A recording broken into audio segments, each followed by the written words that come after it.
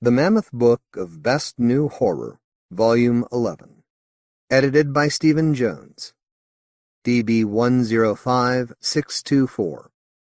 Collection and editorial material, copyright Stephen Jones, 2000. Read by Doug Tisdale, Jr.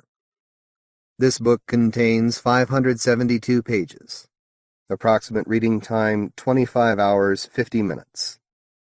This book contains markers allowing direct access to, at Level 1, the front matter, table of contents, acknowledgments, introduction, stories, novellas, and back matter, at Level 2, the chapters, parts, and sections, and at Level 3, the chapters. Library of Congress Annotation. A selection of 21 scary stories from 1999, with 2 festive tales by Steve Rasnic Tem, Halloween Street, and Tricks and Treats One Night on Halloween Street. Authors in the collection include James Herbert, David J. Schow, F. Paul Wilson, and more. Violence, strong language, and descriptions of sex. 2000. From the book jacket.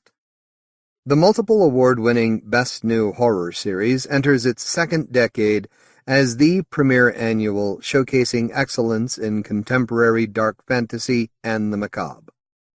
As usual, acclaimed horror anthologist Stephen Jones has chosen the finest short stories and novellas of supernatural and psychological terror by today's top authors to reflect the best in contemporary horror fiction. With the most comprehensive review of the year, useful contact lists, and a fascinating necrology as a bonus, this is the one book that every horror fan must have. About the editor. Stephen Jones lives in London.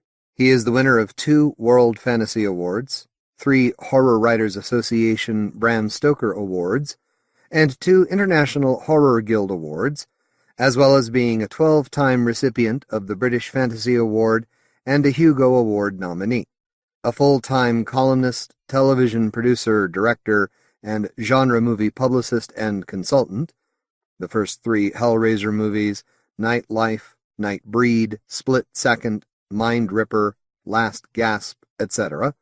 He is the co-editor of Horror 100 Best Books, The Best Horror from Fantasy Tales, Gaslight and Ghosts, Now We Are Sick, H.P. Lovecraft's Book of Horror, The Anthology of Fantasy and the Supernatural, Secret City, Strange Tales of London, and The Mammoth Book of Best New Horror, Dark Terrors, Dark Voices, and Fantasy Tales series.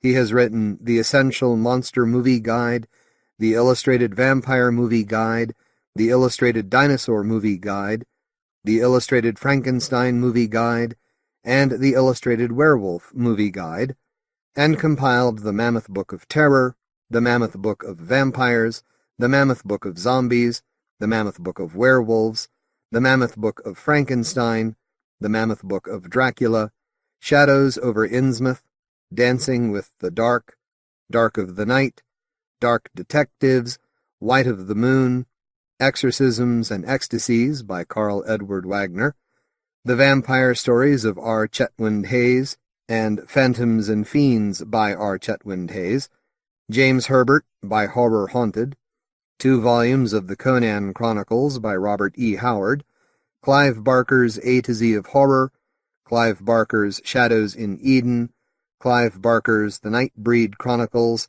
and the Hellraiser Chronicles.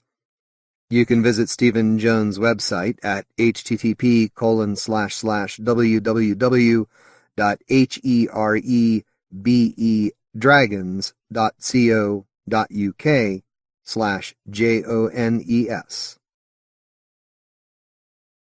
The Mammoth Book of Best New Horror, Volume 11. Contents. Acknowledgments. Page Roman 11. Introduction. Horror in 1999. The Editor. Page 1. Halloween Street. Steve Rasnic Tem. Page 68. Others. James Herbert. Page 75. Growing Things. Ted Klein. Page 85. Unhasped, David J. Schow. Page 92. The Emperor's Old Bones. Gemma Files. Page 106. The Entertainment. Ramsey Campbell. Page 126. Harlequin Valentine. Neil Gaiman. Page 149. The Stunted House. Terry Lamsley. Page 159. Just Like Eddy. Kim Newman. Page 173. The Long Hall on the Top Floor. Caitlin R. Kiernan. Page 187. Lulu. Thomas Tessier. Page 199. The Ballyhooly Boy. Graham Masterton. Page 221. Welcome. Michael Marshall Smith. Page 243. Burden. Michael Morano. Page 265. Naming the Dead. Paul J. McCauley. Page 280. Aftershock. F. Paul Wilson. Page 302. A Fish Story. Gene Wolfe. Page 338. Jimmy. David Case. Page 343. White. Tim Levin. Page 390. Pork Pie Hat. Peter Straub. Page 451. Tricks and Treats One Night on Halloween Street. Steve Rasnic Tem. Page 513. Necrology, 1999. Stephen Jones and Kim Newman. Page 528. Useful Addresses. Page 566. Acknowledgements.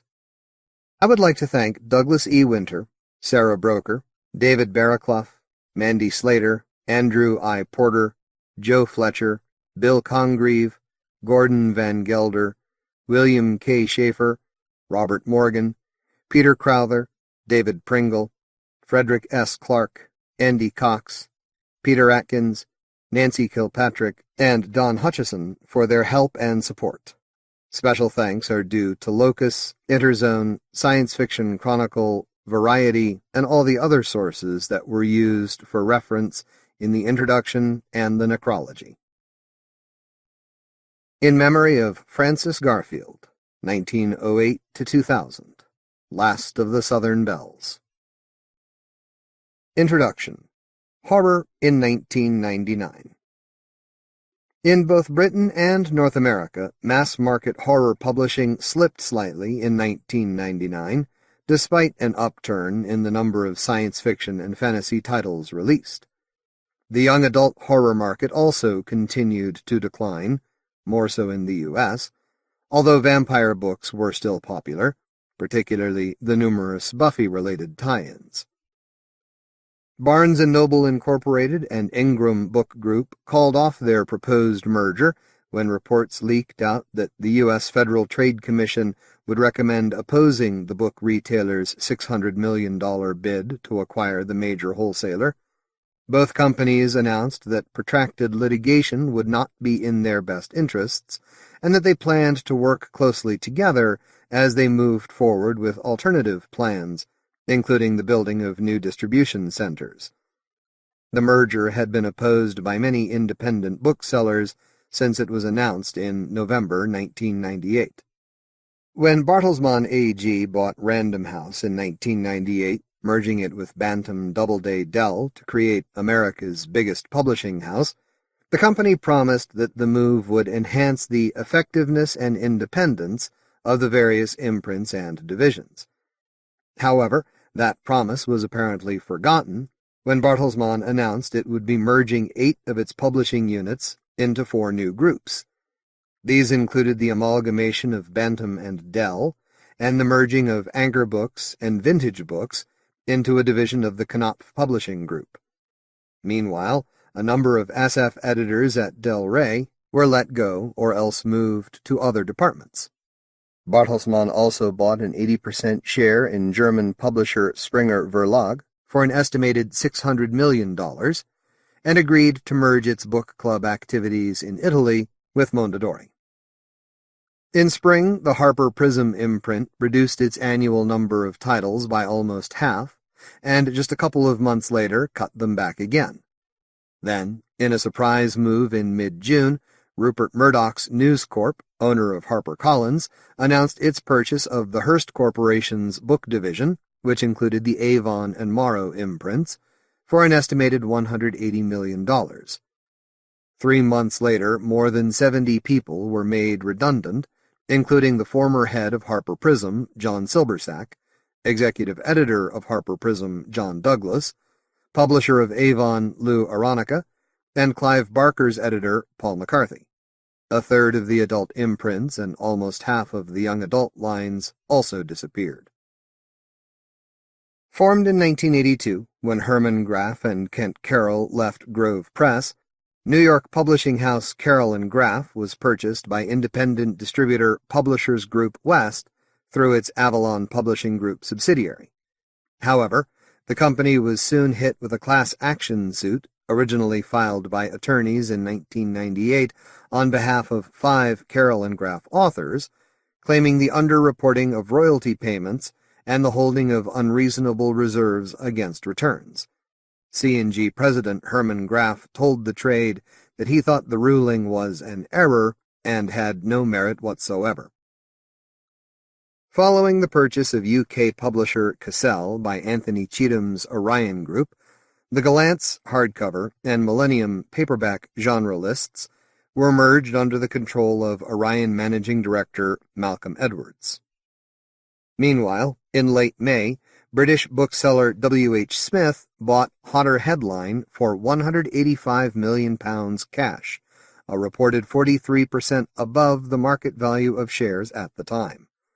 The sale included all the company's publishing divisions, including Hodder and Stoughton, Headline, New English Library, and others. As an immediate result, shares in the publisher jumped 40%, while W. H. Smith's shares fell 28 pence. Nick Robinson and Ben Glazebrook announced in November that they had agreed terms to transfer their shareholdings in Robinson Publishing Limited and Constable and Company Limited into a single publishing company, Constable and Robinson Limited. Robinson's staff moved into Constable's London offices the following month, with the production, sales, and marketing and accounts departments merged at a cost of only 2 redundancies. For the next year, Robinson and Constable would continue to publish under their respective imprints. California's General Publishing Group, which published Forrest J. Ackerman's World of Science Fiction, amongst other titles, went bankrupt and had its assets sold at auction in mid-June. Carroll Publishing, whose imprints included Citadel Press, Lyle Stewart, and Birch Lane Press, ceased business in August after its proposed sale to distributor LPS fell through.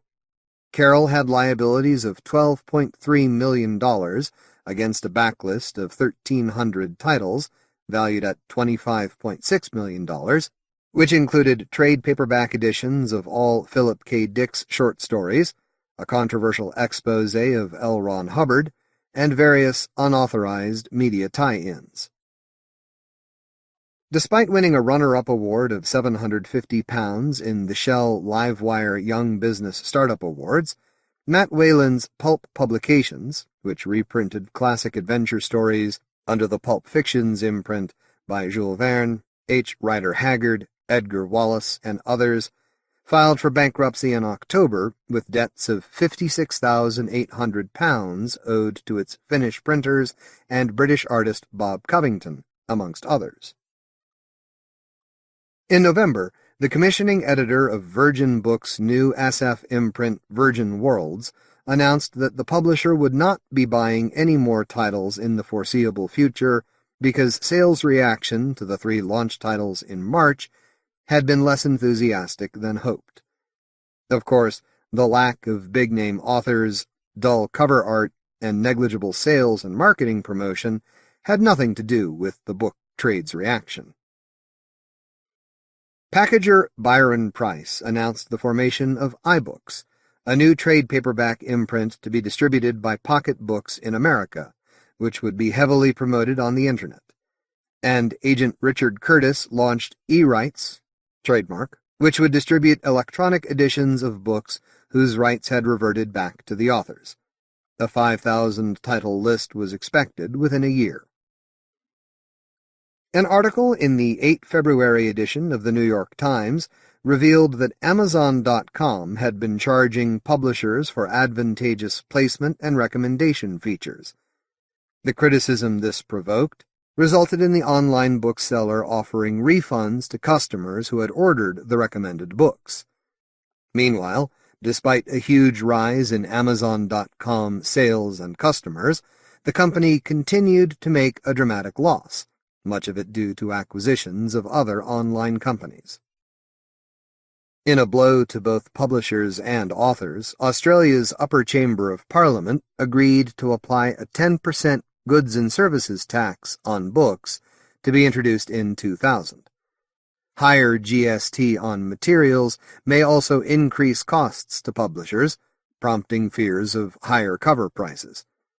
However, the tax would not apply to overseas books ordered through email retailers outside the country.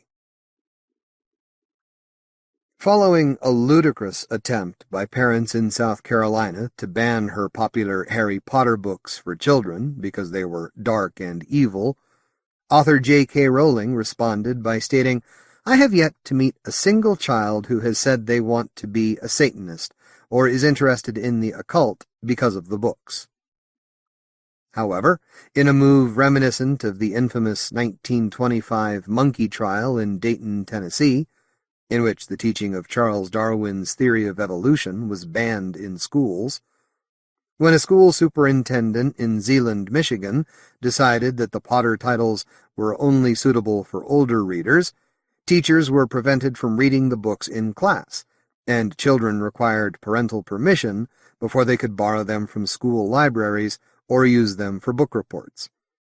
Incredibly, the Potter books were then banned in schools in a dozen other American states, and the titles were named by the American Library Association as the most challenged books of 1999. Yet, despite the negative reaction of some narrow-minded Americans, Rowling was the biggest-selling author of 1999. Her debut fantasy novel Harry Potter and the Philosopher's Stone, retitled Harry Potter and the Sorcerer's Stone for its U.S. publication, sold almost 500,000 copies in Britain alone, closely followed by the sequel, Harry Potter and the Chamber of Secrets. The third book in the series, Harry Potter and the Prisoner of Azkaban, was published in July. In a poll of the UK's highest-paid women, 35-year-old Rowling ranked third with an estimated income of £14.5 million after worldwide sales of the books she started writing in an Edinburgh cafe while an unemployed single parent reached a reported $30 million. Warner Brothers bought the film and merchandising rights for an estimated £1 million. According to a top 100 list submitted by book publishers to Publishers Weekly, John Grisham was the best-selling author of the 1990s, with combined sales of more than 60 million copies. Stephen King narrowly beat out Danielle Steele for second place, with cumulative sales of 38.3 million, with his six-part series The Green Mile being the author's top-selling title during the decade. In 1999, King's fantastical prison drama was reissued in a single, soon-to-be-a-major-movie volume. To tie in with the ABC TV miniseries shown during the February sweeps period, King's original 300-page screenplay for Storm of the Century was published as a trade paperback, which also included an introduction by the author in which he discussed the filming. King also surprised his fans with a previously unannounced new novel, The Girl Who Loved Tom Gordon, which appeared in April.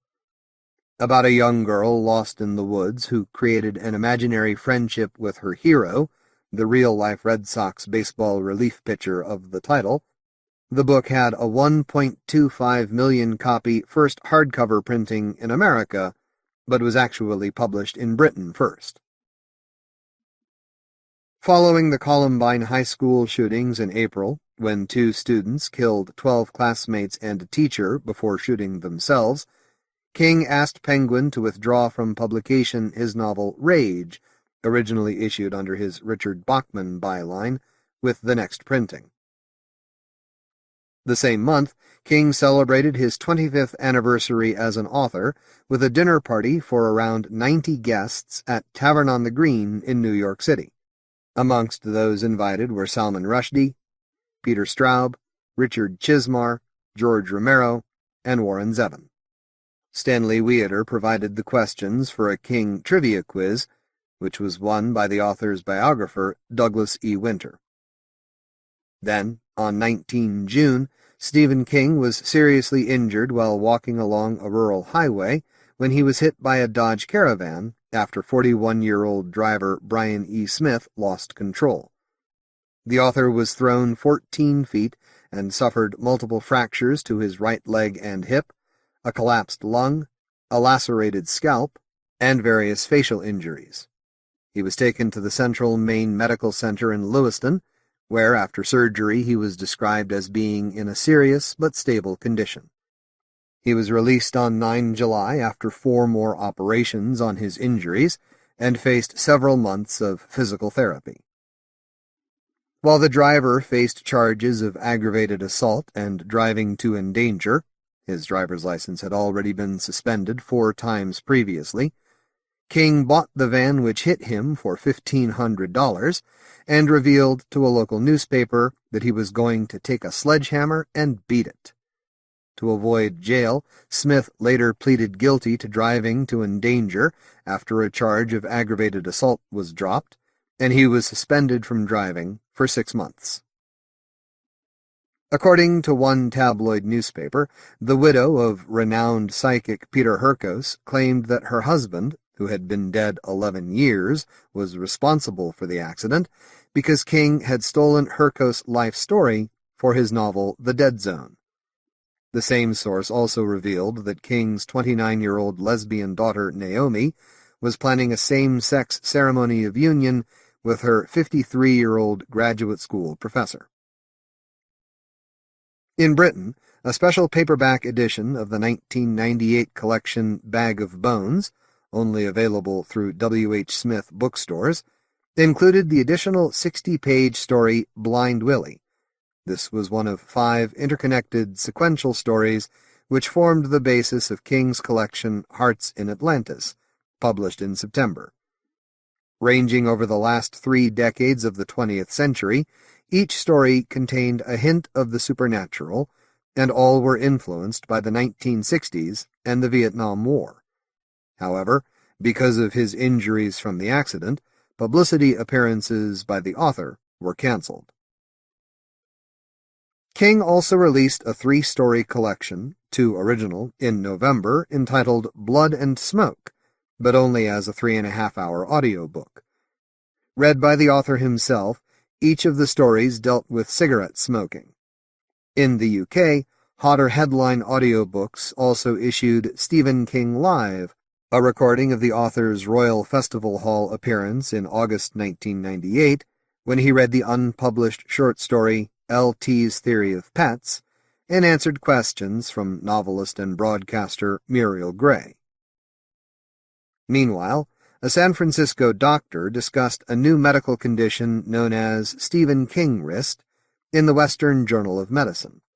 Its symptoms of pain in the wrist and weakness in the hand's grip were apparently caused by reading King's books in bed and holding the hefty tomes with just one hand.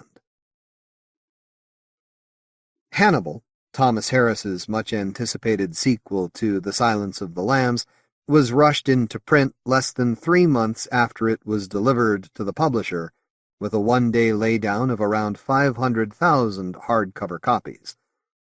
Once again, FBI agent Clarice Starling was forced to confront the evil Dr. Lecter, whose whereabouts had been discovered by one of his surviving victims looking for revenge.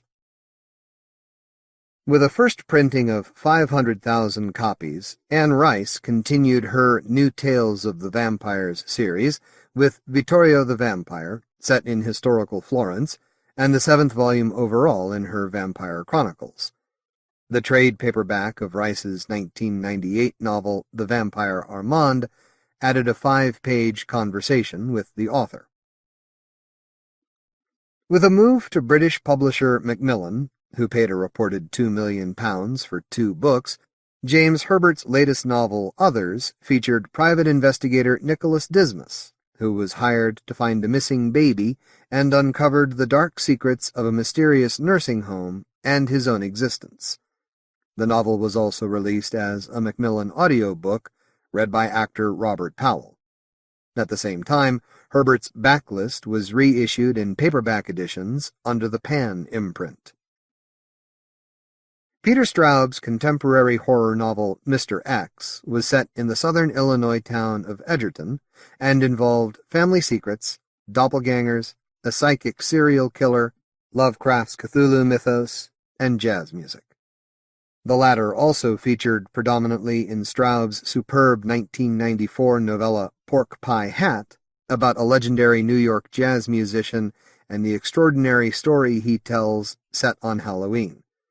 It was published in Britain as a slim hardcover in the Criminal Records series, edited by Otto Penzler. Dean Koontz's False Memory was about mind control and had a first hardcover printing in America of more than 400,000 copies. Robin Cook's latest medical thriller, Vector, involved the effects of bioterrorism. John Saul's The Right Hand of Evil was a Southern Gothic about a Louisiana family's dark history, and Thomas M. Dish's Blackley comic The Sub, A Study in Witchcraft, concerned a substitute teacher who was haunted by the ghost of her apparently abusive father and discovered that she had the power to transform humans into beasts. Olivia was the 5th and final volume in the pseudonymous Logan family series of Gothic horror novels credited to the late V.C. Andrews, registered trademark, probably Andrew Niederman. From presumably the same author came Misty, Star, Jade, Cat, and Into the Garden, which formed the Wildflowers series about a group of girls undergoing therapy. Under his own name, Niederman published Neighborhood Watch, about a Stepford-like community. According to his official website, author Robert R. McCammon decided to retire from the publishing business. Jeff Long's The Descent was an ambitious Lost World horror novel in which mankind discovered a labyrinth of demon-haunted caverns beneath the Earth's surface.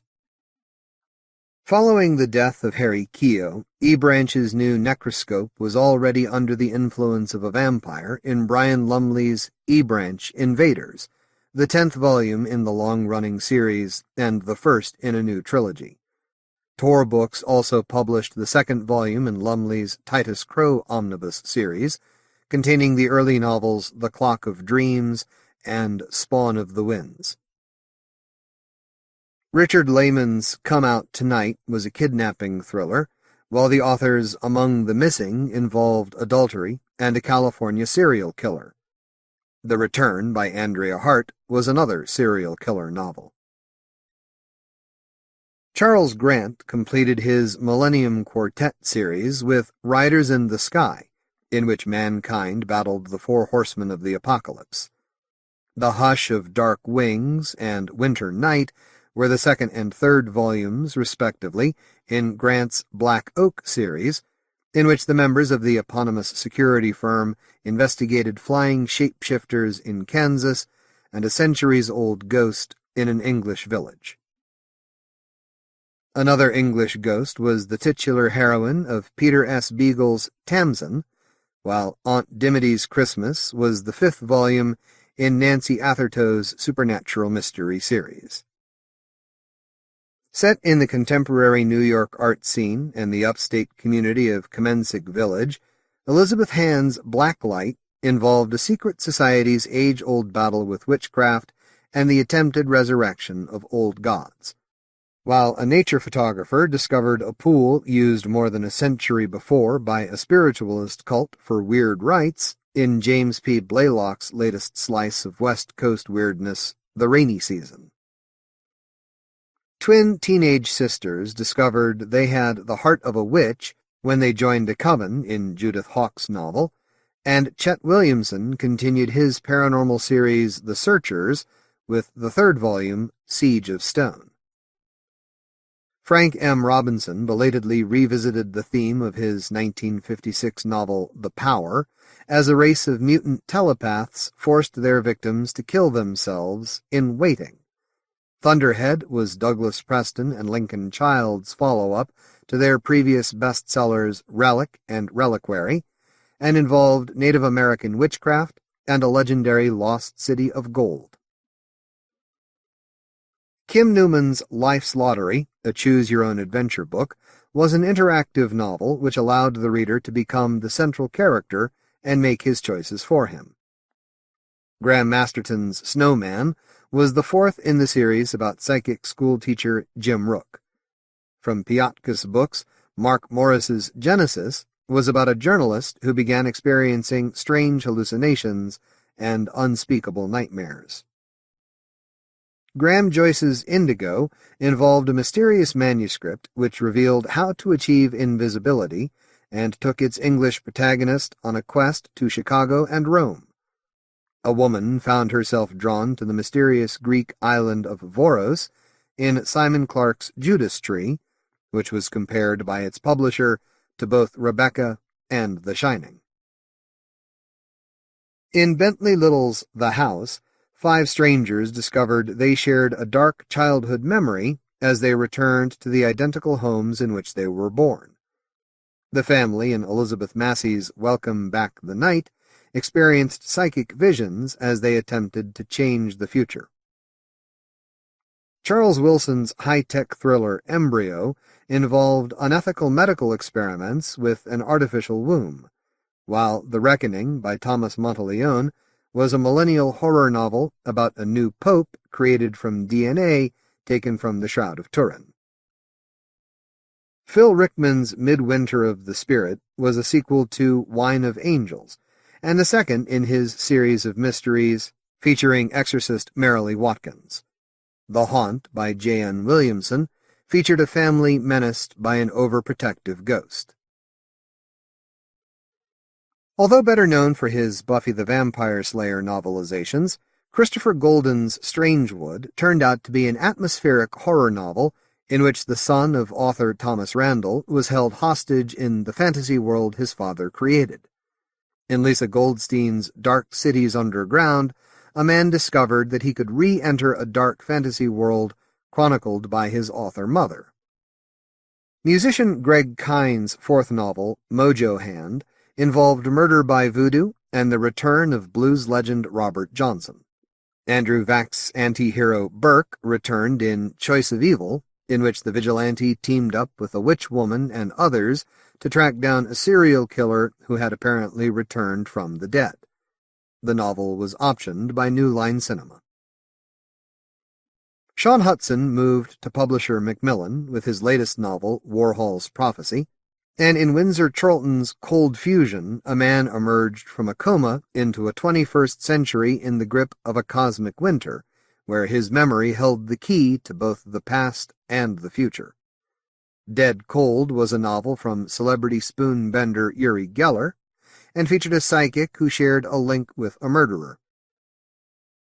A serial killer was hunted by a reluctant psychic and others in The Visionary by Don Passman.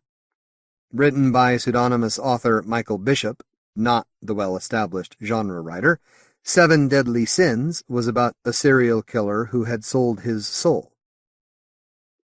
Tom Piccirilli published 2 new novels, Hexes and Sorrow's Crown, the latter a sequel to the author's The Dead Past. Owl Goingback's Darker Than Night featured a house which was a gateway to another world, and a woman developed a psychic link with the dead in Elizabeth McGregor's Second Sight. Martha C. Lawrence's Aquarius Descending was the 3rd novel in the series about psychic detective parapsychologist Elizabeth Chase, and a young woman discovered her telekinetic powers in Teak by Steve Crane, a.k.a. Stephen Swiniarski, S. Andrew Swan. New York City detective Charlie Parker used an old psychic and necromantic visions to track a serial killer in John Connolly's Every Dead Thing. Graveyard Dust by Barbara Hambly was the third in the author's historical mystery series featuring Free Creole Benjamin January, who was threatened by a voodoo curse while investigating a murder. The Visitant was the first in Kathleen O'Neill Gear and W. Michael Gear's Anasazi Mysteries series. A horror novelist moved into one of those pesky haunted houses in Barbara Rogan's Suspicion, while scientifically created ghosts were conjured up in Skeptic by Holden Scott. Richard Bowes' Minions of the Moon was an urban supernatural novel based on a series of stories, one of which won the 1998 World Fantasy Award for Best Novella.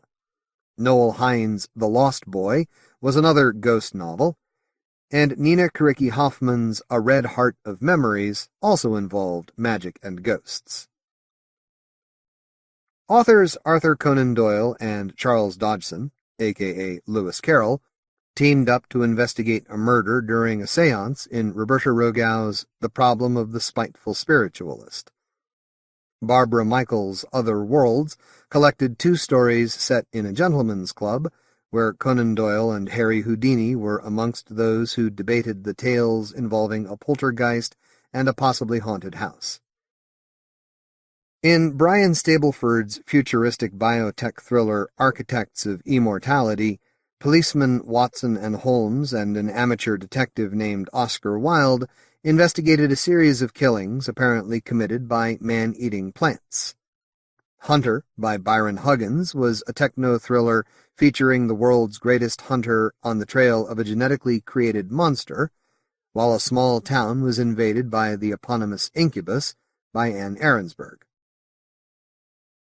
Originally published by Arrow Australia, Aurelius Award-winning author Kim Wilkins' Grimoire involved a group of power-hungry academics trying to reassemble a Victorian volume to summon up Satan in present-day Melbourne. There was more magic in Tracy Harding's Alchemist's Key, set in an English village, while Victor Kelleher's Into the Dark was about the real Count Dracula and the young boy he took into his service.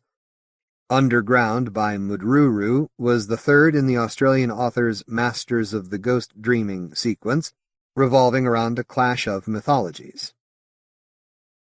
The spirit of a 19th-century suffragette appeared to her modern descendant in Kate Muir's Suffragette City, and Jilly Cooper's mainstream novel Score also featured ghosts.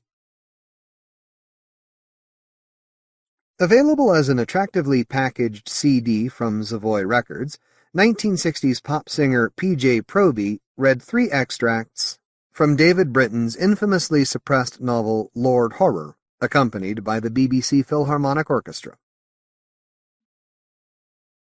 Communion Blood was the 12th volume in Chelsea Quinn Yarborough's series featuring vampire Comte de Saint-Germain, while The Soul of an Angel was the 2nd volume in Yarborough's Sisters of the Night, a packaged series about Dracula's trio of undead brides, illustrated by Christopher H. Bing.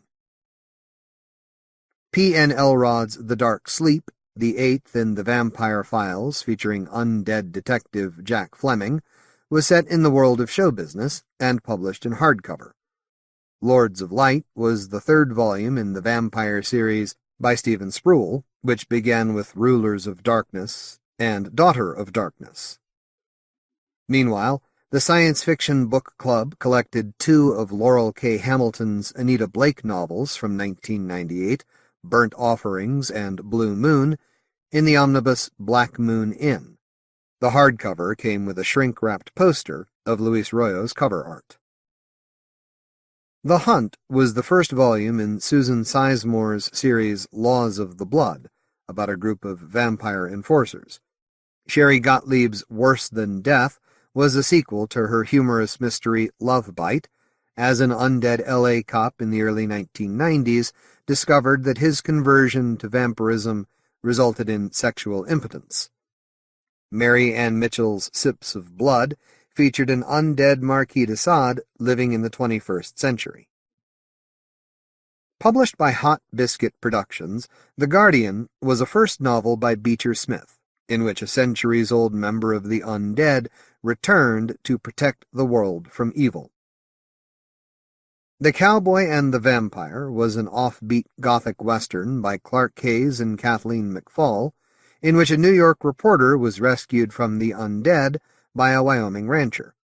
The third volume in Mark Sumner's comedy mystery series News from the Edge, Vampires of Vermont, involved tabloid reporter Savvy McKinnon investigating the existence of Count Yorga in the eponymous state and encountering some men in black along the way. The Fifth Elephant, the 24th volume in Terry Pratchett's never-ending humorous Discworld series, involved officers from the Ankh-Morpork City Watch who found themselves in the land of vampires, werewolves, and big lumps of mythical elephant fat. Anne Rice's sister Alice Borchardt was back with Night of the Wolf, a sequel to her 1998 historical werewolf novel The Silver Wolf. Donna Boyd's The Promise was a sequel to the author's romantic werewolf novel The Passion. It was about a woman in Alaska who discovered an injured wolf and a mysterious diary.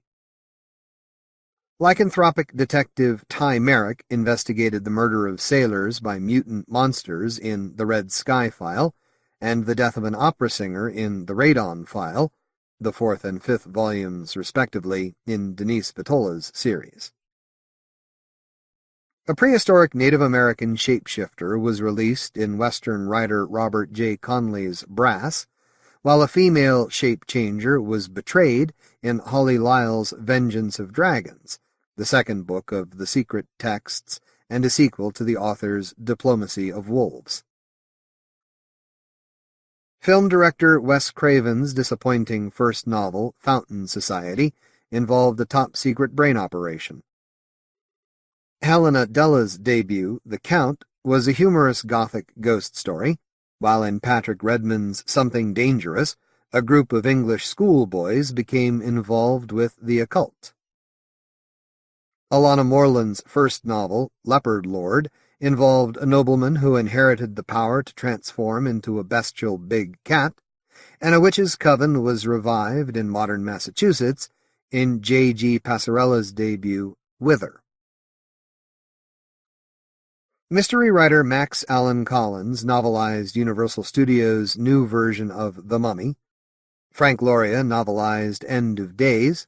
Robert Tyne novelized The Astronaut's Wife, and Bruce Bethke novelized the misguided Wild Wild West movie, which included 8 pages of black and white stills. David Cronenberg's Existence was novelized by John Luther Novak in Britain, although the American edition revealed that its true author was Christopher Priest. As a nice added bonus, Peter Larangus's novelization of Sleepy Hollow also included Washington Irving's original story. Richard Matheson's A Stir of Echoes and Shirley Jackson's The Haunting of Hill House were 2 classic ghost novels from the 1950s reissued to tie in with film adaptations. S.P. Somtow's Temple of Night was the latest original novel in the Crow series. Predator, Big Game was an original novelization based on the movies and Dark Horse Comics series by Sandy Schofield, a.k.a. Dean Wesley Smith, and Christine Catherine Rush. And War was the latest in the Aliens vs. Predator series by S.D. Perry.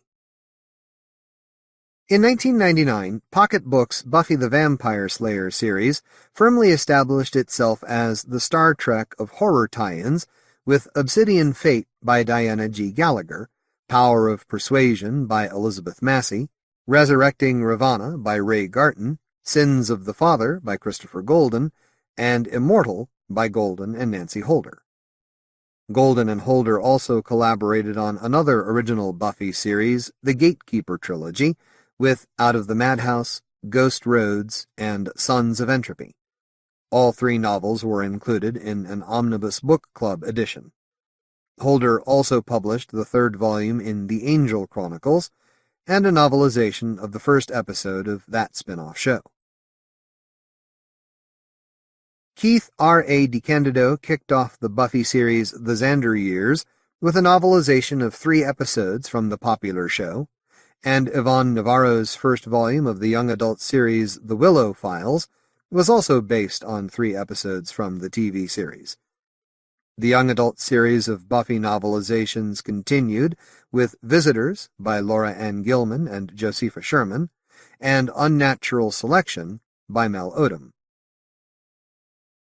A skin graft from a car crash victim resulted in FBI agents Mulder and Scully traveling to Thailand and uncovering a decades-old plot from the Vietnam War in the adult novel The X-Files Skin by Ben Mesrick. The X-Files young adult series continued with Dark Matter by Easton Royce, Howlers by Everett Owens, Grotesque by Ellen Steiber, and Regeneration by Everett Owens. The Legacy, The Hidden Saint by Rick Howdela was based on the Canadian TV series and involved the secret society investigating an apparent ghost of a child killed in a terrorist attack. Dreams of the Dark by Stephen M. Rainey and Elizabeth Massey was a novelization of the old Dark Shadows series, with an introduction by actress and author Laura Parker. Publishing editor Ginger Buchanan was the author of the Highlander novelization White Silence, and Eliza Willard's Charmed, The Power of Three was a young adult novelization of the TV show about a trio of witchy sisters.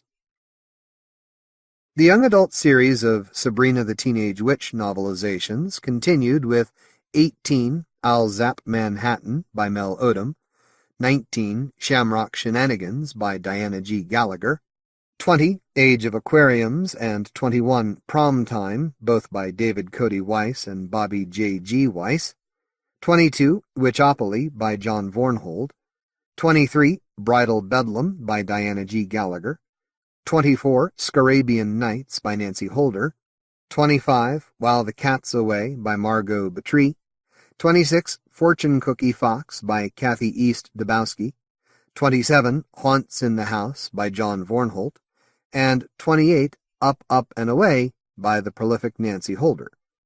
29, Millennium Madness was an anthology of 12 stories based on the TV series and Archie comic book, while Sabrina Down Under was an anonymous novel based on the TV movie of the same title.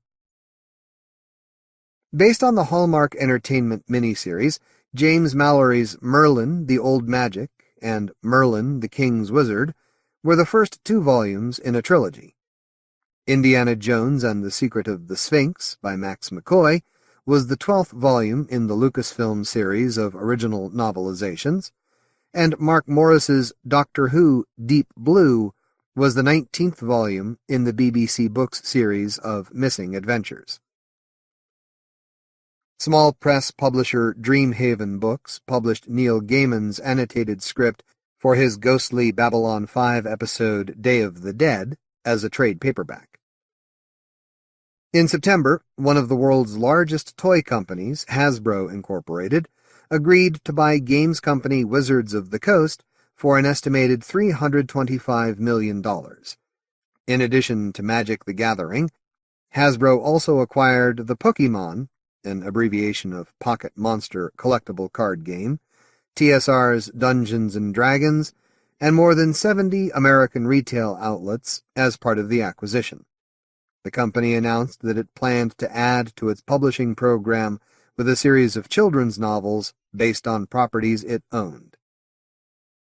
White Wolf's World of Darkness series continued with Toreador by Stuart Week, Tzimisce by Eric Griffin, Gangrel by Gerbod Fleming, Satit by Kathleen Ryan, La Sombra by Richard E. Dansky, and Ventru and Asamite, both by Fleming again, all based on the Clan role-playing game. Also published by White Wolf, Lucy Taylor's Eternal Hearts was an erotic vampire novel set in modern-day Washington and based on the Vampire the Masquerade role-playing game. It was stylishly illustrated by John Bolton. Ravenloft, Spectre of the Black Rose by James Lauder and Veronica Whitney Robinson was a sequel to the same author's Night of the Black Rose, also based on the TSR role-playing game, and probably one of the last titles to be published under that imprint following the Hasbro acquisition. Resident Evil 3, City of the Dead, and 4, Underworld, both by S.D. Perry, were based on the zombie video game, while Greg Rucka's Batman No Man's Land was set in a post-Holocaust Gotham City destroyed by earthquakes. Meanwhile, Berkeley Books' series of Marvel Comics tie-ins was suspended when Marvel Entertainment claimed that its contract with Byron Price's various packaging companies had been breached because of non-payment of royalties and other considerations. Copies of titles already printed were not distributed until an agreement was eventually reached amongst all the parties involved. Jonathan Carroll's mainstream novel The Marriage of Styx concerned a New York rare book dealer who was haunted by tangential ghosts from her past and present and had the power to change her own fate. The first printing was actually published in Poland in a 25,000-copy edition, which quickly became a bestseller there. Salman Rushdie used the myth of Orpheus as the basis of his contemporary novel of magical realism, The Ground Beneath Her Feet, about a singer lost in an earthquake. Robert Irwin's novel Satan Wants Me dealt with sex and Satanism in the 1960s. Brian Hodge moved into the crime and suspense genre with Wild Horses, a tale of dark secrets and retribution, while Don Webb's dark crime novel Essential Salts, an experiment, involved the theft of a murder victim's ashes. Barry Yorgrau's Haunted Traveler charted the strange journey of its eponymous character, and Stuart Onan's A Prayer for the Dying was a thin novel set in the last half of the 19th century, when a deadly plague infected the inhabitants of a rural Wisconsin town. A psychiatrist, a spiritualist, and a ghost confronted each other over a girl apparently possessed by a spirit from Atlantis in Brooks Hanson's Perlman's Ordeal. As part of its World's Classic series, the Oxford University Press, OUP, reissued Oscar Wilde's short 1891 novel The Picture of Dorian Gray in hardcover with a new introduction by Edmund White, while a new edition of the book from Tor included a foreword and afterword by Nancy Springer. Also from OUP, Miss or Mrs., The Haunted Hotel, The Guilty River was a collection of 3 novellas by Wilkie Collins, the middle tale being a ghost story, edited and with an introduction by Norman Page and Toru Sasaki. Thorne Smith's humorous fantasies Topper Takes a Trip and The Nightlife of the Gods were reprinted as trade paperbacks with new introductions by Carolyn C. Dark Ladies was a welcome omnibus reprint of Fritz Leiber's classic novels Conjure Wife and Our Lady of Darkness in trade paperback. Jack Williamson's classic 1948 werewolf thriller Darker Than You Think was also reissued in trade paperback, with a new introduction by Douglas E. Winter and evocative illustrations by David G. Klein, taken from a 1984 edition. The Pit and the Pendulum and Other Stories by Edgar Allan Poe was a young adult collection of 7 stories illustrated by James Prunier with notes by Henry Justin, while The Pit and the Pendulum and Other Stories collected 17 tales by Poe with an introduction by Christopher Bigsby. Mary Shelley's Frankenstein was published as an illustrated hardcover by Doubleday in a New York Public Library collector's edition. Penguin published H.P. Lovecraft's The Call of Cthulhu and Other Weird Stories in their 20th Century Classics series. With an introduction and notes by S.T. Joshi, it collected 18 classic tales. More annotated H.P. Lovecraft, edited by John Gregory Betancourt and Lee Grossman, was an illustrated trade paperback collection of 10 Lovecraft stories annotated by Joshi and Peter H. Cannon. Dennis Etchison's 1982 collection The Dark Country, with an introduction by Ramsey Campbell, and David J. Schow's 1990 collection Seeing Red, with an introduction by T.E.D. Klein, were both reissued by California's Alexander Publishing. Great Weird Tales, 14 stories by Lovecraft, Blackwood, Machen, and others, also included fiction by Frank Belknap Long and F. Marion Crawford, and was edited by S. T. Joshi. Following reports that R. L. Stine, whose combined sales are more than 300 million, would be ending his popular Goosebumps volumes because of lawsuits and infighting with Scholastic Press, his packager Parachute Press announced that the author would be moving to HarperCollins with a new series, The Nightmare Room, based on his book The Nightmare Hour, and a 12-book limited Goosebumps series. The Nightmare Hour, Stine's first original hardcover for children, included 10 stories, each illustrated by a different artist, including Bernie Wrightson and John Collier, and was supported by a signing tour and a nationwide contest.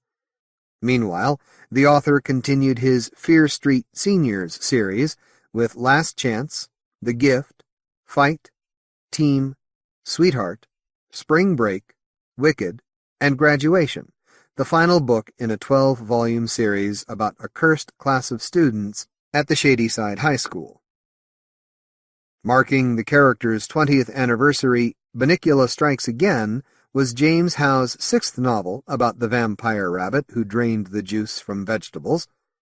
A group of teenagers were trapped in another world in Christopher Pike's The Grave, and Brad Stickland continued John Bellairs' Johnny Dixon series with The Wrath of the Grinning Ghost, with a cover illustration by Edward Gorey as usual. Nancy Springer's Sky Rider was about a teenager's dying horse and a ghost, while Helen V. Griffith's novella Cougar featured a boy at a new school who faced up to bullies with the help of a ghostly horse. In Louise Hawes' Rosie in the Present Tense, the ghost of a teenager's dead girlfriend could only be seen by him and his dying grandmother. A boy was haunted by a girl from the First World War in The Rinaldi Ring by Jenny Nimmo. A young man killed in an accident was given the opportunity to live his life over and over again in William Slater's Rewind. And a family had more than just ghosts to contend with in Paulina by Leslie Howarth. Susan Price's The Ghost Wife was possessed by a murderous spirit in the Point Horror Unleashed title. The series also included Face Taker by Philip Gross, about a photo booth which captured souls, and Skinners by John Gordon, in which a horror writer began to believe his own stories. In the tradition of James Herbert, Paul Zindell's Rats involved mutant rodents from a New York City dump, and there were more killer rats in The Boy Who Kicked Pigs by Doctor Who actor Tom Baker, illustrated by David Roberts.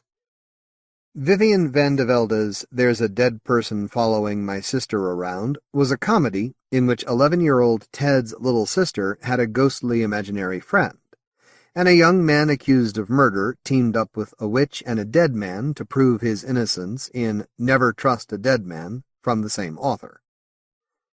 In The Apprentice by Gordon Houghton, Death picked a zombie to become his new assistant. Neil Shusterman's Downsiders involved the discovery of a lost civilization living in forgotten tunnels beneath New York City, and a young girl was afraid that the eponymous character would punish her in Pete Johnson's The Creeper. The first in the Secret Circle series by L.J. Smith, The Initiation, was about a high school coven of witches. Bloodstone and Dark Paths were the 6th and 7th volumes, respectively, in Alan Fruin Jones's Dark Paths series, involving ancient sacrifices on a Greek island. A vampire's past came back to haunt her in Amelia Atwater Rhodes' debut novel In the Forests of the Night, and the omnibus Vampire Heart by J.B. Couchman collected 2 previously published novellas, Kiss of the Vampire and Dance of the Vampire, along with a new one, Touched by the Vampire. Thomas McKean's Into the Candlelit Room was a collection of 5 original young adult stories. Odder Than Ever collected 9 stories about unusual creatures by Bruce Coville, while Bruce Coville's Shapeshifters was an anthology of 14 stories, 11 new, by such writers as Jane Yolen, Jack Dan, Lawrence Watt Evans, and Jessica Amanda Salmonson. The Essential Clive Barker was a mixed-bag sampler of 4 stories, 53 novel and play script excerpts, and a pretentious foreword by Armistead Maupin, with each section introduced by the author. Michael Marshall Smith celebrated his first decade as a writer with What You Make It, a hardcover collection of 17 superior short stories, including the previously unpublished title story, and a poem. Uncut was a retrospective trade paperback collection of 21 short stories, 2 original by Christopher Fowler, with an introduction by the author about his experience at a particularly bad signing in Rochester. Douglas Clegg's The Nightmare Chronicles was another paperback original, collecting 13 linked short stories, based around a family of serial killers and their not quite what he appears to be child victim. Peter Crowther had 2 collections of stories published in 1999. The Longest Single Note and Other Strange Compositions from Cemetery Dance Publications was an impressive volume containing 26 stories and poems, 3 original plus a novel extract, covering the past 7 years, with an introduction by Michael Marshall Smith. It was available in a signed edition of 500 copies and a lettered edition. Crowther's Lonesome Roads from Welsh publisher Razorblade Press shared 1 story with his other collection and contained 3 novellas, 1 original, plus an introduction by Graham Joyce. Just in time for the Australian World Science Fiction Convention, Australia's MP Books released Antique Futures, The Best of Terry Dowling, which collected 13 tales with an introduction by Jack Dan. From Hotter Headline Australia, Gary Crew's Force of Evil was a collection of crime and horror police procedurals, illustrated by Sean Tan. Tanya Huff's collection What Ho Magic included 15 stories, 4 featuring vampire hunter Vicki Nelson, while Edgar Allan Poe's Dead Brides from Creation Books was billed as a collection of 5 classic vampire stories, with a foreword by James Havoc and an introduction by Jeremy Reed. Wolves of Darkness was the second volume in the Collected Stories of Jack Williamson, published in hardcover by Hafner Press and containing 10 stories, plus essays and letters, from 1931 to 33. Harlan Ellison contributed the introduction, and there was an afterword by the author. A signed and slip-cased edition limited to 100 copies was also available. Amongst much publicity fanfare and rumors of a $300,000 advance, the anthology 999, New Stories of Horror and Suspense, was launched with a series of online discussions and readings in September. Intended to represent the state of the horror field at the end of the millennium, its neat 666 pages featured 29 never-before-published stories and novellas by William Peter Blatty, Joe R. Lansdale, David Morrell, Ramsey Campbell, Stephen King, Thomas Ligotti, Kim Newman, F. Paul Wilson, Gene Wolfe, Neil Gaiman, T.E.D. Klein, Tim Powers, and Michael Marshall Smith, amongst others. Editor Al Sarantonio not only included one of his own stories, but in his introduction claimed that there are literally no professional markets for good horror fiction. Although many of the stories were very good, few were exceptional. At least one was an uncredited reprint, and a couple of others were obviously rescued from bottom drawers. Subterranean Gallery was a much more accurate representation of the current state of modern horror fiction, ably edited by Richard T. Chismar and Subterranean Press publisher William K. Schaefer. Containing 20 stories of horror and crime, 4 reprints, and published in signed editions of 500 numbered and 26 lettered copies, its list of contributors included Jack Ketchum, David J. Schow, Graham Joyce, Joe R. Lansdale, Terry Lamsley, Krista Faust, Richard Lehman, Chaz Brenchley, and Norman Patridge. Canada's Aurora Award-winning anthology series Northern Frights reached its 5th volume, with 18 stories and a poem, under the editorship of Don Hutchison. Although it included new fiction by Hugh B. Cave, Nalo Hopkinson, Gemma Files, Nancy Kilpatrick, and Robert Charles Wilson, amongst others, one of the best stories in the book was an atmospheric reprint from Rebecca Bradley about an ancient Irish mud monster.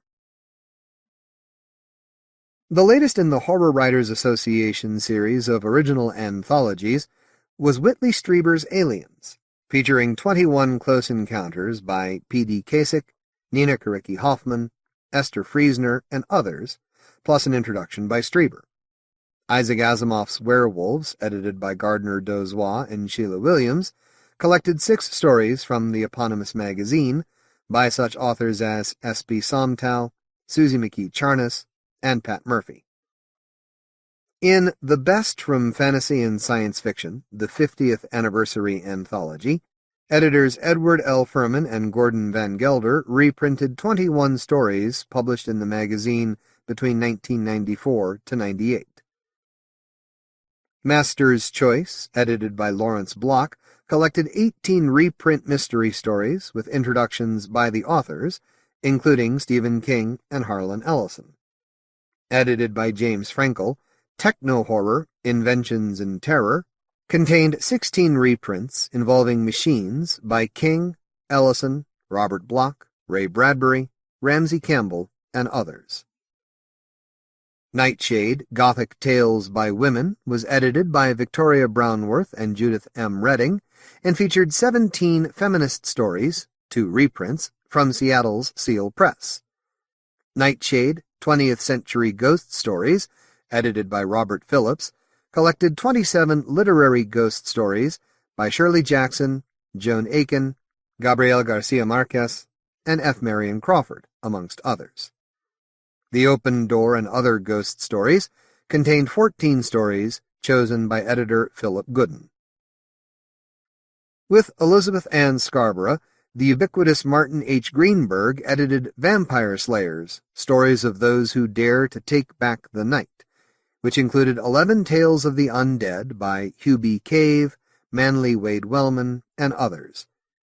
Greenberg was also the uncredited co-editor with Denise Little of A Dangerous Magic, which collected 15 stories of supernatural lovers by Peter Crowther, Andre Norton, actor John DeChancy, and others.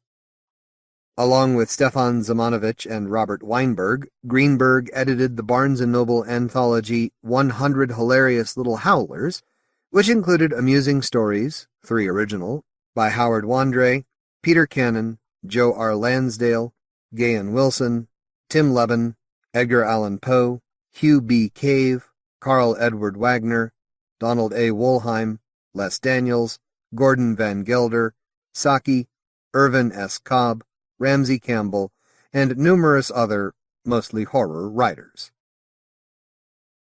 Neonlit, Time Out Book of New Writing Volume 2, was again edited by Nicholas Royal and included 25 new stories by such authors as Margaret Drabble, Joel Lane, Ramsey Campbell, Jonathan Coe, and the editor himself. Michael Moorcock, who contributed the introduction, chose Rhonda Carrier's story from the book as the winner of his Jack Trevor Story Memorial Cup prize of £500. Royal also edited the Time Out Book of Paris short stories, and included Kim Newman and Christopher Kenworthy amongst its 17 authors. Edited by Maxim Jakubowski, Chronicles of Crime, the second Ellis Peters Memorial Anthology of Historical Crime, included a surprising new variation on the Jekyll and Hyde narrative from Kim Newman and a Burial Alive story by Basil Copper, along with contributions from Ian Rankin, Ed Gorman, and Peter Tremaine, amongst others. The year's best fantasy and horror 12th annual collection, edited by Ellen Datlow and Terry Windling, contained 38 stories and 8 poems, with many of the shorter stories falling into Windling's fantasy category, and the longer tales reflecting Datlow's horror choices. Edited by Stephen Jones, The Mammoth Book of Best New Horror celebrated its 10th anniversary with 19 stories and novellas, along with the usual overview of the previous year, necrology, list of useful addresses, and short testimonials by numerous well-known authors and editors. Only 3 stories, by Dennis Etchison, Peter Straub, and Kelly Link, appeared in both year's best volumes. The progenitor of genre small press publishers, Arkham House, marked a return to form with New Horizons, Yesterday's Portraits of Tomorrow, the final science fiction anthology edited by the late August Derleth, which was published in an edition of 3,000 copies. The volume, which collected 13 stories from the 1920s and 30s, included fiction by H.G. Wells, Frank Belknap Long, and Murray Leinster, plus 2 previously unpublished tales by David H. Keller, completed by Paul Spencer, and Derleth and Mark Schorer. Also from Arkham, Dragonfly by Frederick S. Durbin was a Halloween tale told from a 10-year-old girl's point of view, while 60 Years of Arkham House was compiled by S.T. Joshi and listed all the imprints, more than 230 books to date, along with a brief history of the company by August Derleth and Joshi, plus various indexes. Minneapolis imprint Fedogan and Bremer finally published Basil Copper's new collection Whispers in the Night, Stories of the Mysterious and Macabre, containing 11 stories and novellas, 3 reprints, an introduction by Stephen Jones, and some excellent illustrations by Stephen Fabian. Jones was also the editor of Dark Detectives, Adventures of the Supernatural Sleuths, published under the F&B Mystery imprint. Illustrated by Randy Broker, it contained 10 stories, 6 reprints, featuring psychic detectives by Peter Tremaine, William Hope Hodgson, Basil Copper, Manly Wade Wellman, Brian Lumley, R. Chetwynd Hayes, Brian Mooney, Clive Barker, J. Russell, and Neil Gaiman, along with an original 8-part novel by Kim Newman and an extensive historical introduction by the editor. As usual, both books were also published in signed and numbered 100-copy slipcased editions. Fedogan and Bremer also reissued its first book, the 1989 collection Colossus, the collected science fiction of Donald Wandrei, in a revised and expanded 10th anniversary edition of 1,000 copies, edited by Philip J. Rahman and Dennis Weiler, with an introduction by Richard L. Tierney. Subterranean Press announced that it had signed a long-term contract with author Joe R. Lansdale for a mid-5-figure advance. Lansdale's Something Lumber This Way Comes was a short children's story about a vampiric house, illustrated by Doug Potter, and available in a signed edition of 500 copies. There was more twisted Texas weirdness in Waltz of Shadows, the first in Subterranean's Lost Lansdale series, and originally intended for the Mysterious Press until the author discarded it. It was published in a signed edition of 1,000 copies and a $195 lettered edition. Subterranean's regular edition of the late Charles Beaumont's collection A Touch of the Creature was limited to 1,000 copies, signed by the author's son, Christopher Beaumont, and priced at $40. Meanwhile, a 13-copy signed and lettered edition was bound in cloth and leather and contained 2 previously unpublished stories, The Blind Lady and the Child, plus an original sketch by Beaumont. This extremely limited tray-cased edition was also signed by Richard Matheson, who contributed the afterword, and was priced at $650. Lovingly edited and introduced by David J. Schow, The Devil with You, The Lost Block, Volume 1, was the first in a proposed series from Subterranean Press, reprinting some of the late Robert Bloch's less accessible fiction. It contained 4 novellas from the 1940s and 50s, a foreword by Stefan Zamanovich, and an interview with Bloch by the editor. All of Us Are Dying and Other Stories was a long-overdue collection of 23 new and reprint stories, plus teleplays and nonfiction, by Twilight Zone author George Clayton Johnson. Published as a 600-copy signed and numbered hardcover and a 26-copy signed and lettered edition, the book also included an introduction/interview by Christopher Conlon and an afterword by Dennis Etchison. Kafka Americana was an attractive, slim hardcover that collected 5 bizarre short stories by Jonathan Lethem and Carter Schultz, signed by the authors and limited to 600 numbered and 26 lettered copies. Subterranean also reissued Ray Garton's first novel, the 1984 Seductions, in a new 500-copy hardcover edition with a foreword by the author, an afterword by Richard Lehman, and illustrations by Earl Geyer. British independent publisher Pumpkin Books marked its 3rd year with well-deserved World Fantasy and British Fantasy Award nominations, and added to its impressive raft of titles with Hugh B. Cave's new novel Isle of the Whisperers, in which an archaeologist accidentally opened a doorway to another dimension and released an evil which preyed upon an island community during darkness. It was illustrated by John Colthart.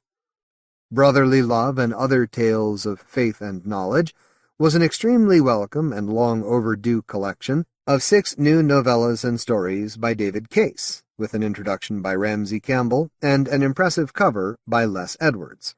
Both books were published in 750-copy hardcover editions.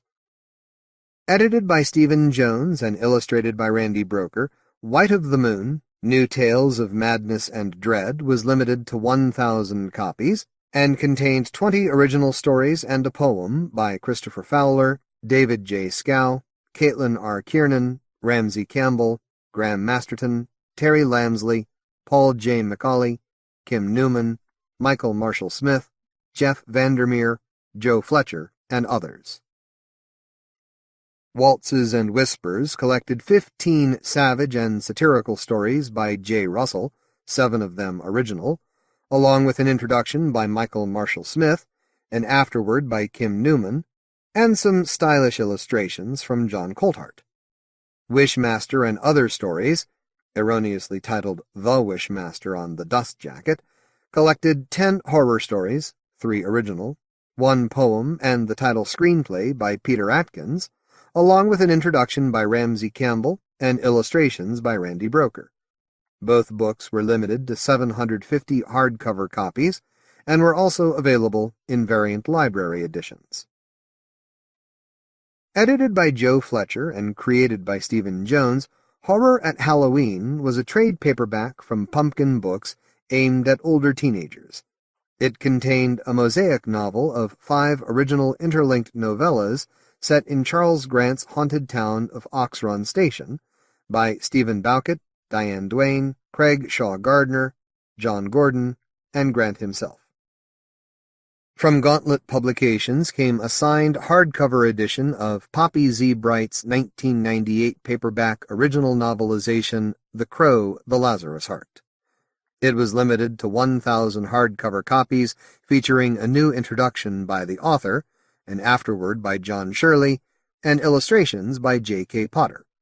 Also from Gauntlet, F. Paul Wilson's second Repairman Jack novel, Conspiracies, was published in an edition of 450 copies signed by the author and Ed Gorman, who supplied the afterword, with illustrations by Harry O. Morris.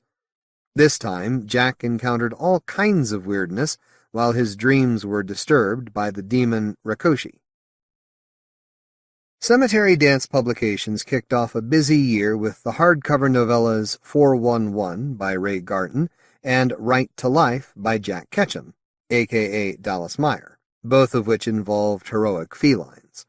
They were followed by Garton's dark suspense novel Biofire and Lynch, a Gothic Western, a hardcover novella by Nancy A. Collins about a gunslinger brought back from the dead. Returning from the Grave was also the theme of the aptly titled Rot, Gary Brandner's riff on The Monkey's Paw, published as a slim but expensive signed limited hardcover of 1,000 copies. Other signed CD editions included The Poker Club by Ed Gorman, limited to 750 copies, Come Out Tonight by Richard Lehman, limited to 1,250 copies, and Layman's Cuts, limited to 1,500 copies. California Sorcery, edited by William F. Nolan and William K. Schaefer, collected 12 stories, 9 original, by such West Coast writers as Ray Bradbury, Richard Matheson, and Charles Beaumont. It was issued in a limited edition of 1,500 copies, signed by both editors. From Overlook Connection Press came a 1,000-copy, signed and leather-bound edition of Stephen J. Spinisi's The Lost Work of Stephen King, a guide to unpublished manuscripts, story fragments, alternative versions, and oddities.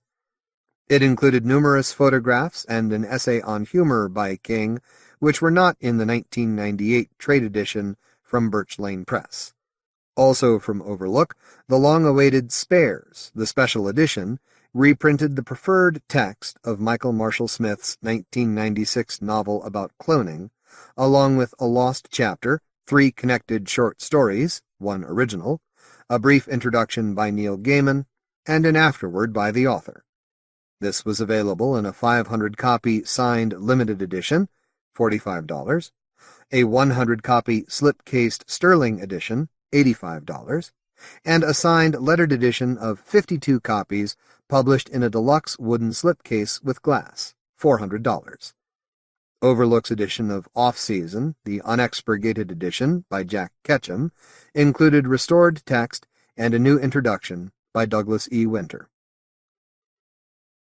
After a delay, Seattle's Silver Salamander Press published Simon Clark's short story collection Salt Snake and Other Bloody Cuts in a 500-copy trade paperback edition, a 100-copy numbered hardcover edition, and a 50-copy lettered edition bound in leather. The book collected 25 stories, 2 original, by the British author. Crossroads Press issued Joe R. Lansdale's hard-boiled novel Freezer Burn, about a petty crook who encountered a traveling carnival and freak show in the East Texas swamps. Illustrated by George Pratt, it was available in a signed edition of 400 copies and a leather-bound lettered edition. Published by Barrett Sheet Shadowlands and edited by John Pelan, The Last Continent, New Tales of Zothique was an original hardcover anthology of 19 stories inspired by the dying fantasy world created by Clark Ashton Smith. With an introduction by Donald Sidney Fryer and illustrated by Alan Kozowski and Frederick King, contributors included Gene Wolfe, Brian Stableford, Mark Chadburn, Lucy Taylor, Don Webb, Jessica Amanda Salmonson, Charlie Jacob, Mark McLaughlin, and Reese Hughes. It was available in a signed edition of 500 copies and a slip-cased deluxe edition of 50 copies, which included a limited edition art print. From artist Alan M. Clark's new IFD publishing came Bedtime Stories to Darken Your Dreams, edited by Bruce Holland Rogers and designed and illustrated by the publisher. It featured 23 short horror stories and poems, 11 original from Jane Yolen, Steve Rasnic Tem, Melanie Tem, Elizabeth Massey, and others. My Own Private Spectres was a welcome English-language collection of 16 stories by Belgian author Jean Ray, edited and translated by Hubert van Collenberg, for publisher Midnight House. Available in an edition of 350 numbered copies, the book also included a useful bibliography, plus artwork by Alan Kozowski. From Meisha Merlin, Adam Niswander's novel The Repository involved the late Ambrose Bierce, Satan, and a war between the Fellowship of Magic and a witch. Deep into the Darkness Peering was a massive retrospective of Tom Piccirilli's fiction from Terminal Fright Press, containing 40 stories, 6 original, an introduction by Poppy Z. Bright, and an interview with the author by Richard Lehman. Britain's new Birmingham-based publishing imprint Toxic launched in August with crime author Mark Timlin's post-apocalyptic novel I Spied a Pale Horse, set in the near future, where a modern Black Death had decimated the world population. Edited by Christopher C. Teague, Nasty Snips was a paperback anthology of 35 short, sharp shocks, 5 reprints, and 4 poems by D.F. Lewis, Steve Lockley, Tim Leben, Simon Clark, Ado von Belkom, Amy Gretsch, James S. Dorr, Mark McLaughlin, and others. It was the first publication from M.T. Enterprises of Wales. The House Spider and Other Strange Visitors contained 10 stories, 3 original, by Kurt Newton. It was published by Delirium Books in a signed and numbered hardcover edition of just 50 copies, with an introduction by Charlie Jacob and artwork by Roddy Williams. A detective was on the trail of a Cthulhu-worshipping serial killer in Nightmare's Disciple by Joseph S. Pulver, Sr., published by Chaosium.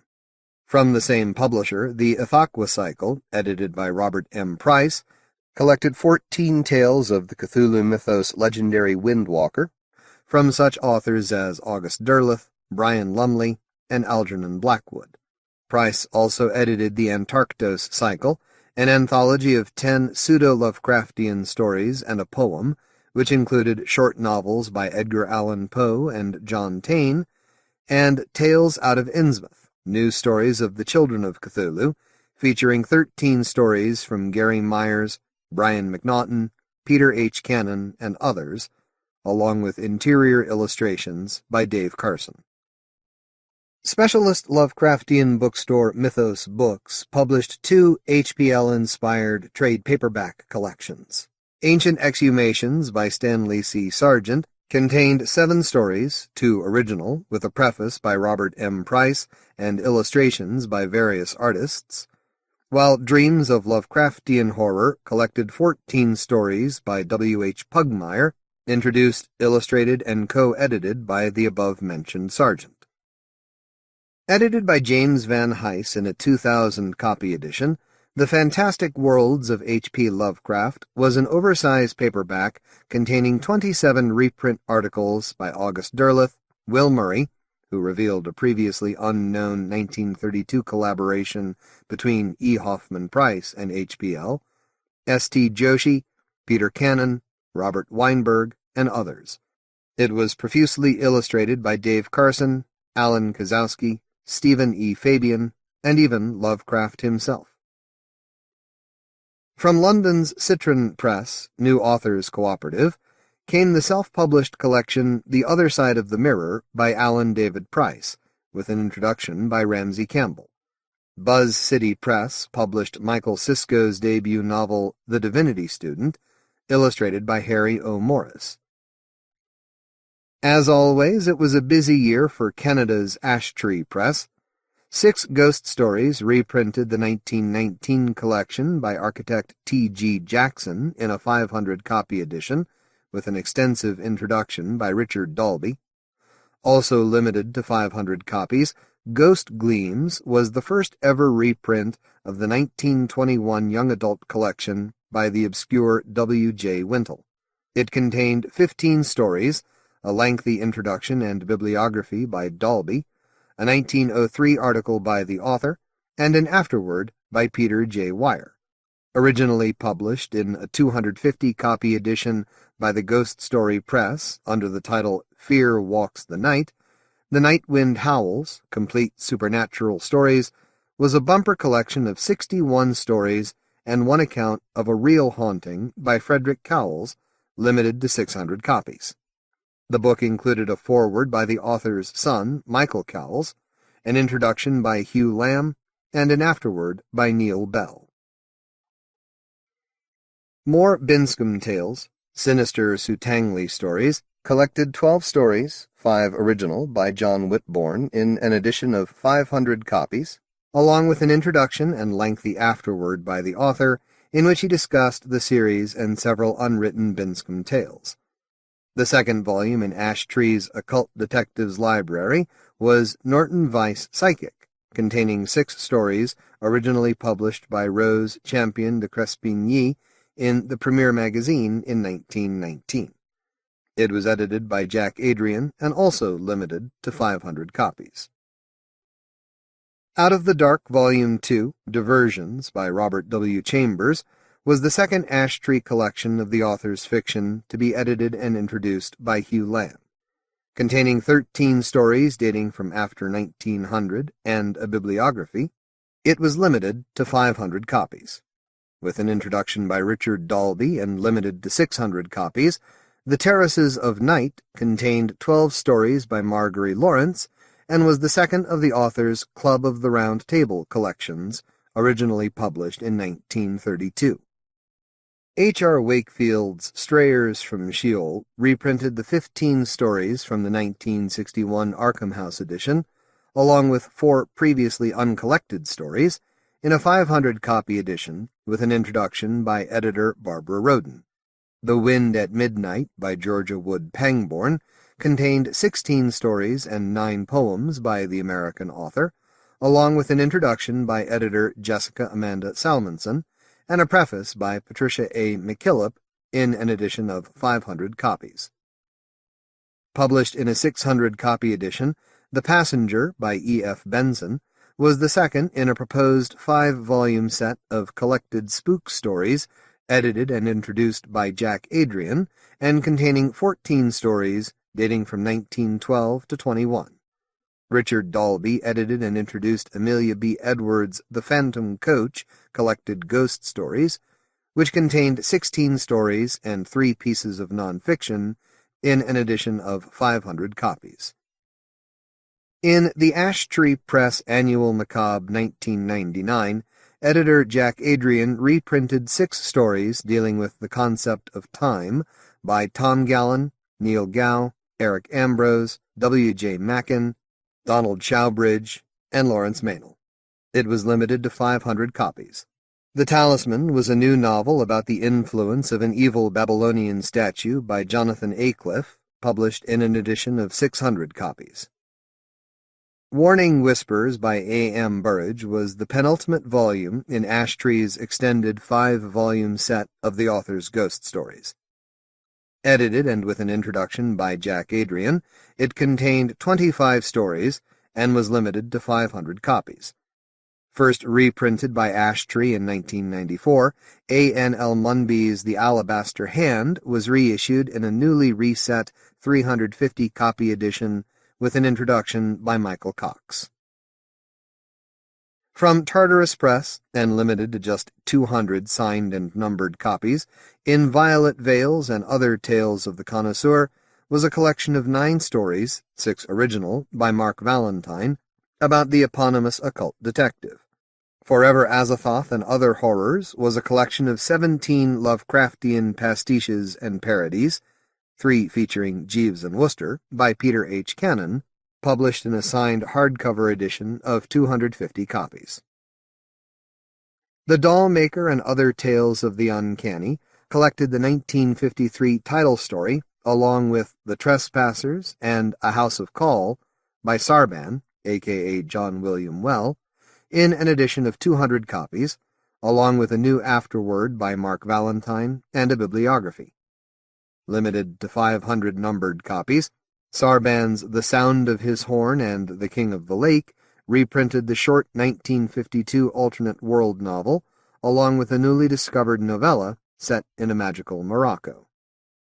The Collected Strange Stories of Robert Aikman was a massive 2-volume collection of 49 stories by the late British author, published by Tartarus in association with Dertro Press.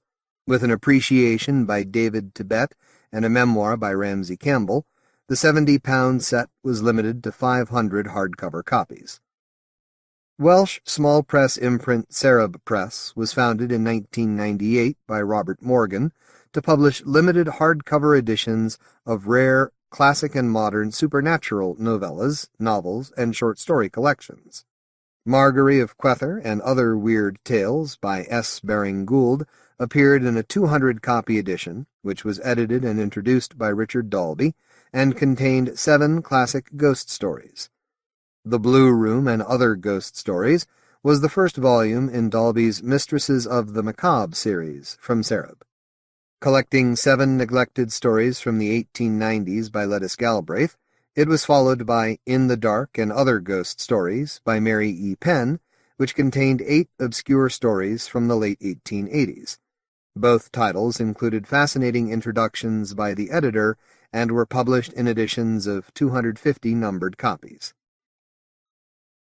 Also from Sareb came a welcome 200-copy reissue of L. H. Maynard and M. P. N. Sims' 1979 collection Shadows at Midnight, illustrated by Douglas Walters. The authors significantly revised all 10 stories for the new edition, as well as adding 2 new tales of ghostly manifestations. First published in book form in 1875, Vampire City, by French author Paul Féval, was a forgotten Gothic parody translated and edited, with an introduction, afterword, and notes, by Brian Stableford, in an edition of 250 numbered copies. It was illustrated by Tim Denton.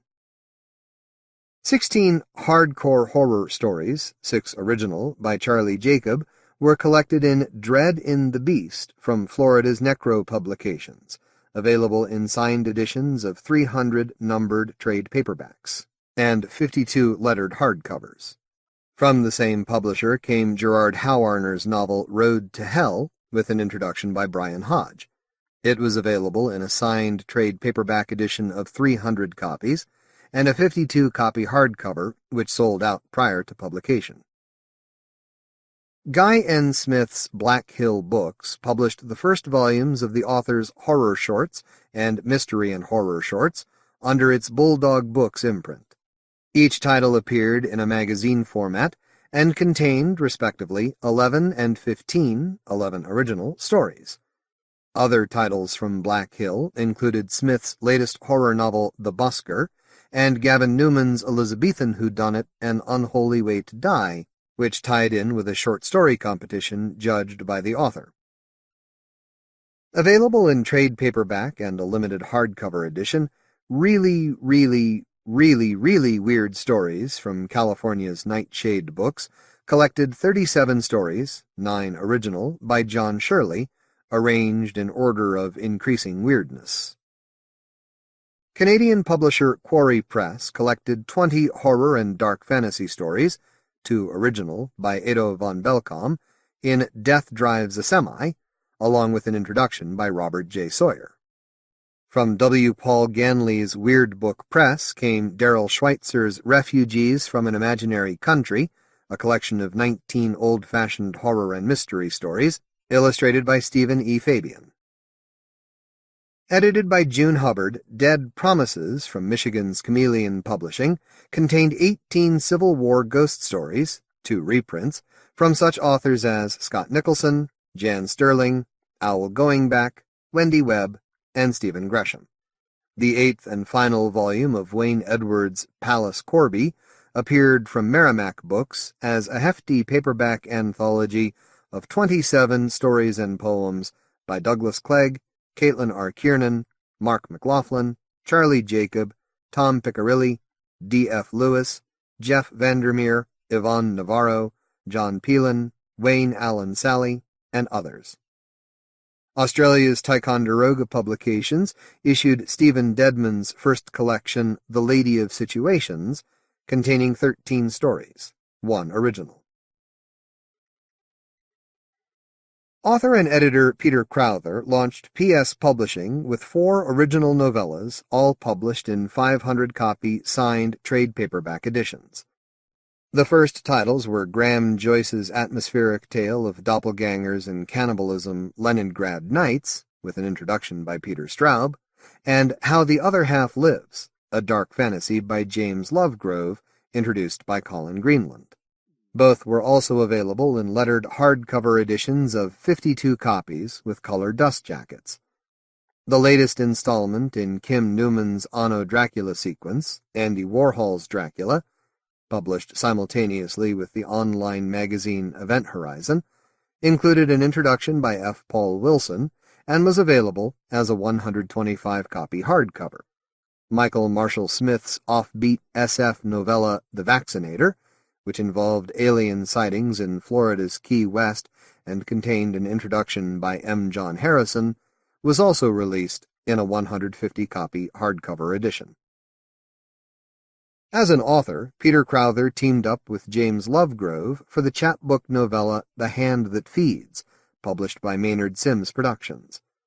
In fact, along with their magazine Enigmatic Tales, Mick Simms and Len Maynard dominated the UK market with their series of enigmatic novellas chapbooks, which included The Dark Fantastic by Paul Finch, Candlelight Ghost Stories by Anthony Morris, In the Mirror by Sarah Singleton, and Alternate Lives by Paul Bradshaw.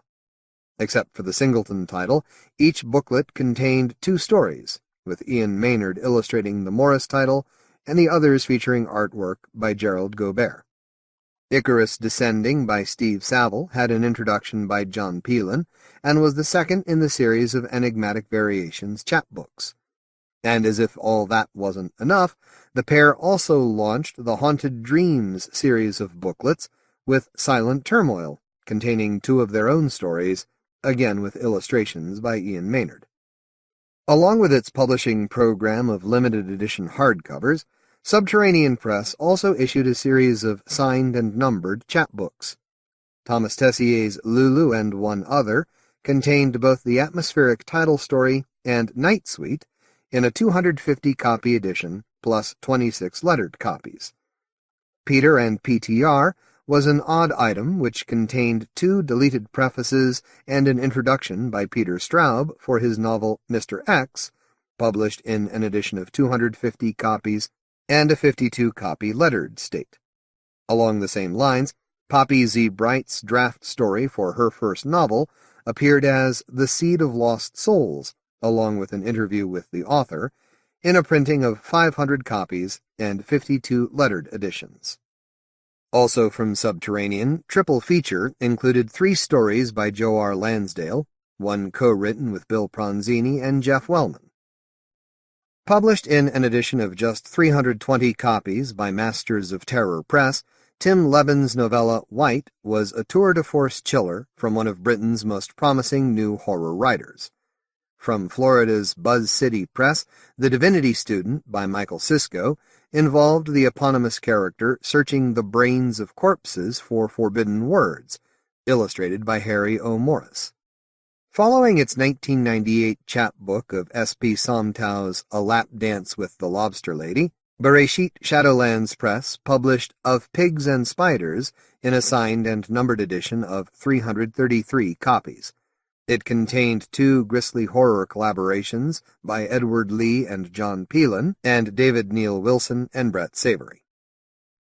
Jeff Vandermeer continued to chronicle the alternate world he created in The Ho-Begotten Guide to the Early History of Ambergris by Duncan Shriek, a novella in the form of a guidebook published by Necropolitan Press. Winner of the 1999 Blood and Guts horror story competition, Steve Vernon's A Fine Sacrifice was published by Canada's Bad Moon Books.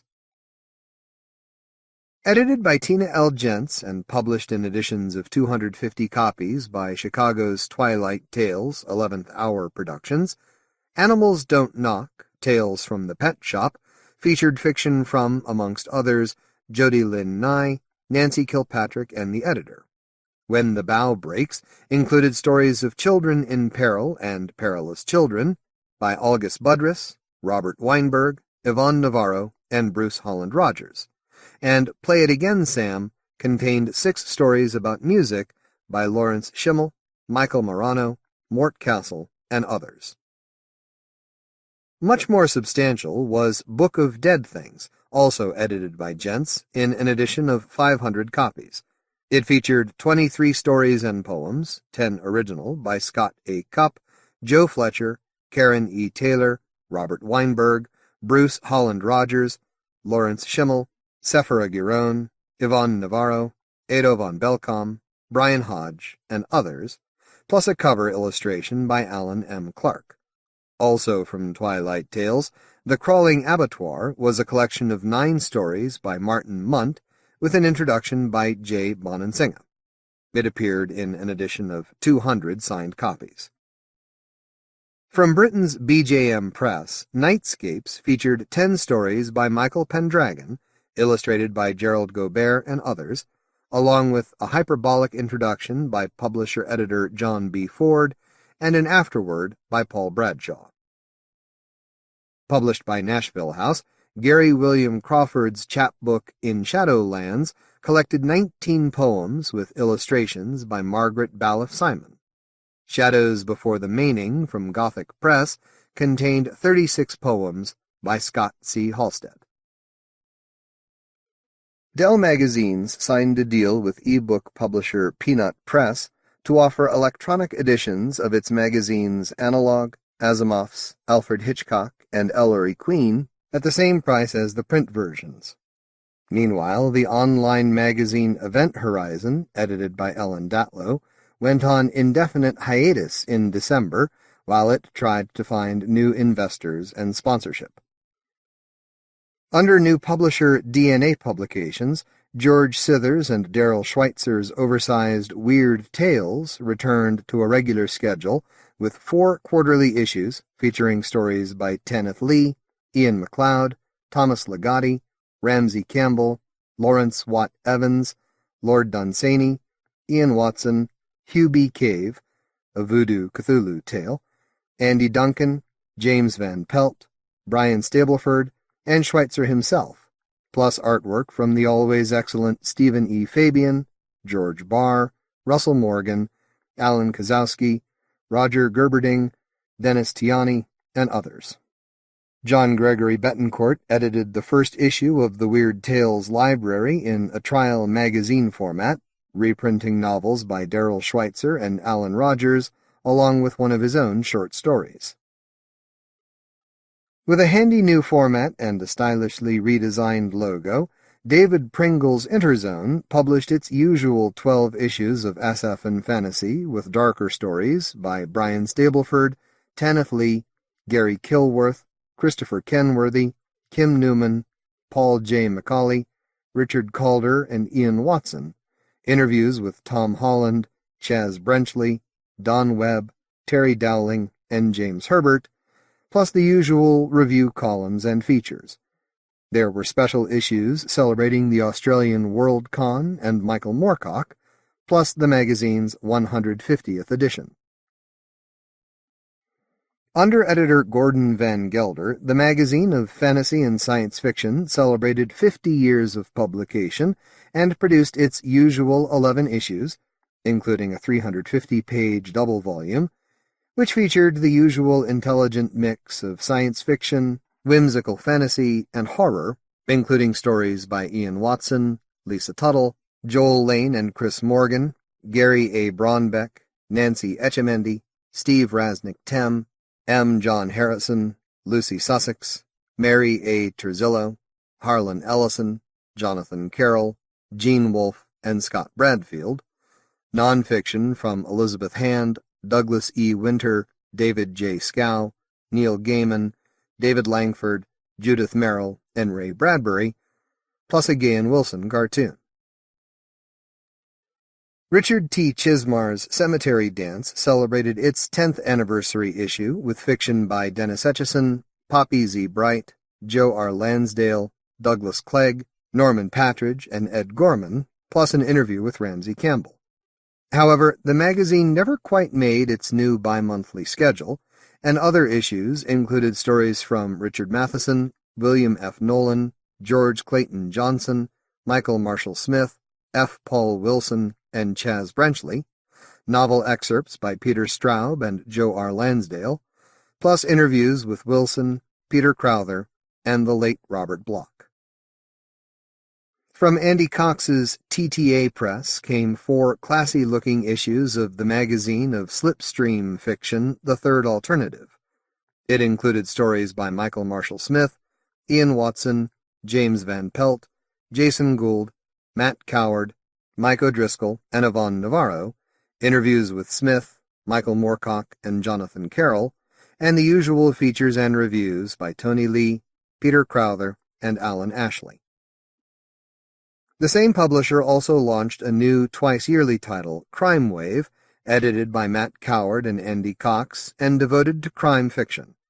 Each Perfect Bound edition included fiction from unknown writers and such well-known names as Ian Rankin, Molly Brown, Peter Crowther, Mike O'Driscoll, Steve Rasnic Tem, and Tom Piccirilli.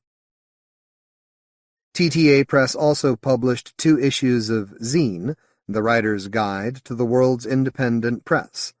It featured guidelines for markets in Britain, Ireland, Canada, America, and Australia, plus news about conventions, meetings, workshops, organizations, and competitions. Writers supplied a guide to current publishers. Rhys Hughes debunked another horror cliché and also looked at zombies. Anthony Mann discussed submission protocol, and Paul Williams investigated the importance of research. TTA also set up an email discussion group called Storyville 1, where anyone involved in fiction, writing, reading, or publishing, and other creative media were able to get together and chat about anything that interested them. Those curious could contact ttapress@aol.com and ask to be added to the list. The British SF fiction magazine Odyssey, which was launched in 1997 and edited by Liz Holliday, folded after 8 issues. A failure to attract enough advertising was blamed. Canada's glossy bi-monthly Rue Morgue magazine, edited by Rod Godino, celebrated its 2nd year of publication around Halloween. With a reported circulation of 50,000, it included a mix of news, reviews, and articles about books, films, and music, along with an interview with Neil Gaiman. Patrick and Hannah Swenson's quarterly digest magazine of science fiction and dark fantasy, Tailbones, published 4 attractive-looking issues containing fiction and poetry from, amongst others, Larry Tritton, Hugh Cook, Mary Soon Lee, Bruce Boston, and Bruce Holland Rogers, interviews with Connie Willis, Jonathan Lethem, and Ed Bryant, plus review columns by Bryant, Jana Silverstein, and others. Following its launch in 1998, Sherry Decker and Evelyn Gratrix's Indigenous Fiction released 2 digest-sized issues with fiction and poetry by Mike O'Driscoll, Stepan Chapman, Paul Lewis, and others. In France, the 50th issue of Mark Bailey's Phoenix, La Revue de l'Imaginaire, appeared as a special 500-plus page paperback with stories by Graham Masterton, Robert McCammon, and others. Meanwhile, Daniel Conrad and Benoit Damas Ténèbres reached its 6th issue with fiction from, amongst others, Ian Watson, Ramsey Campbell, and Daniel Perlman, along with interviews, news, and reviews. Black River, a novelette by Dean Koontz, appeared in issue 63 of Mystery Scene. Barry Hoffman's Gauntlet, exploring the limits of free expression, included fiction by F. Paul Wilson, along with interviews with Wilson and Neil Gaiman, plus various articles about strip clubs and exotic dancers. The February issue of Book and Magazine Collector contained Richard Dalby's in-depth profile of author Basil Copper, along with a bibliography of his first editions. Matt Leishon's Blood from Stones, published by Manchester's Waterstones bookstore, featured a number of book reviews, fiction by Simon Bestwick, Don Webb, D. F. Lewis, and Tim Leben, articles by D. M. Mitchell and Damon Jerry Butterworth, and interviews with Michael Marshall Smith and Stephen Jones. The summer issue of Florida's Journal of the Fantastic in the Arts, edited by W. A. Senior, included academic articles on Dracula and other Bram Stoker titles, plus the vampire books of Stephen King, Dan Simmons, and others. Bite Me was a new glossy magazine aimed at vampire fans, edited by Arlene Russo and published quarterly from Scotland. The second issue of the glossy Bloodstone, the magazine for vampires, featured The Bizarre World of Anne Rice, a reappraisal of the 1994 movie Interview with the Vampire, a 6-page review of the Vampiria 2 convention, and an astonishing personal attack on critic and novelist Kim Newman.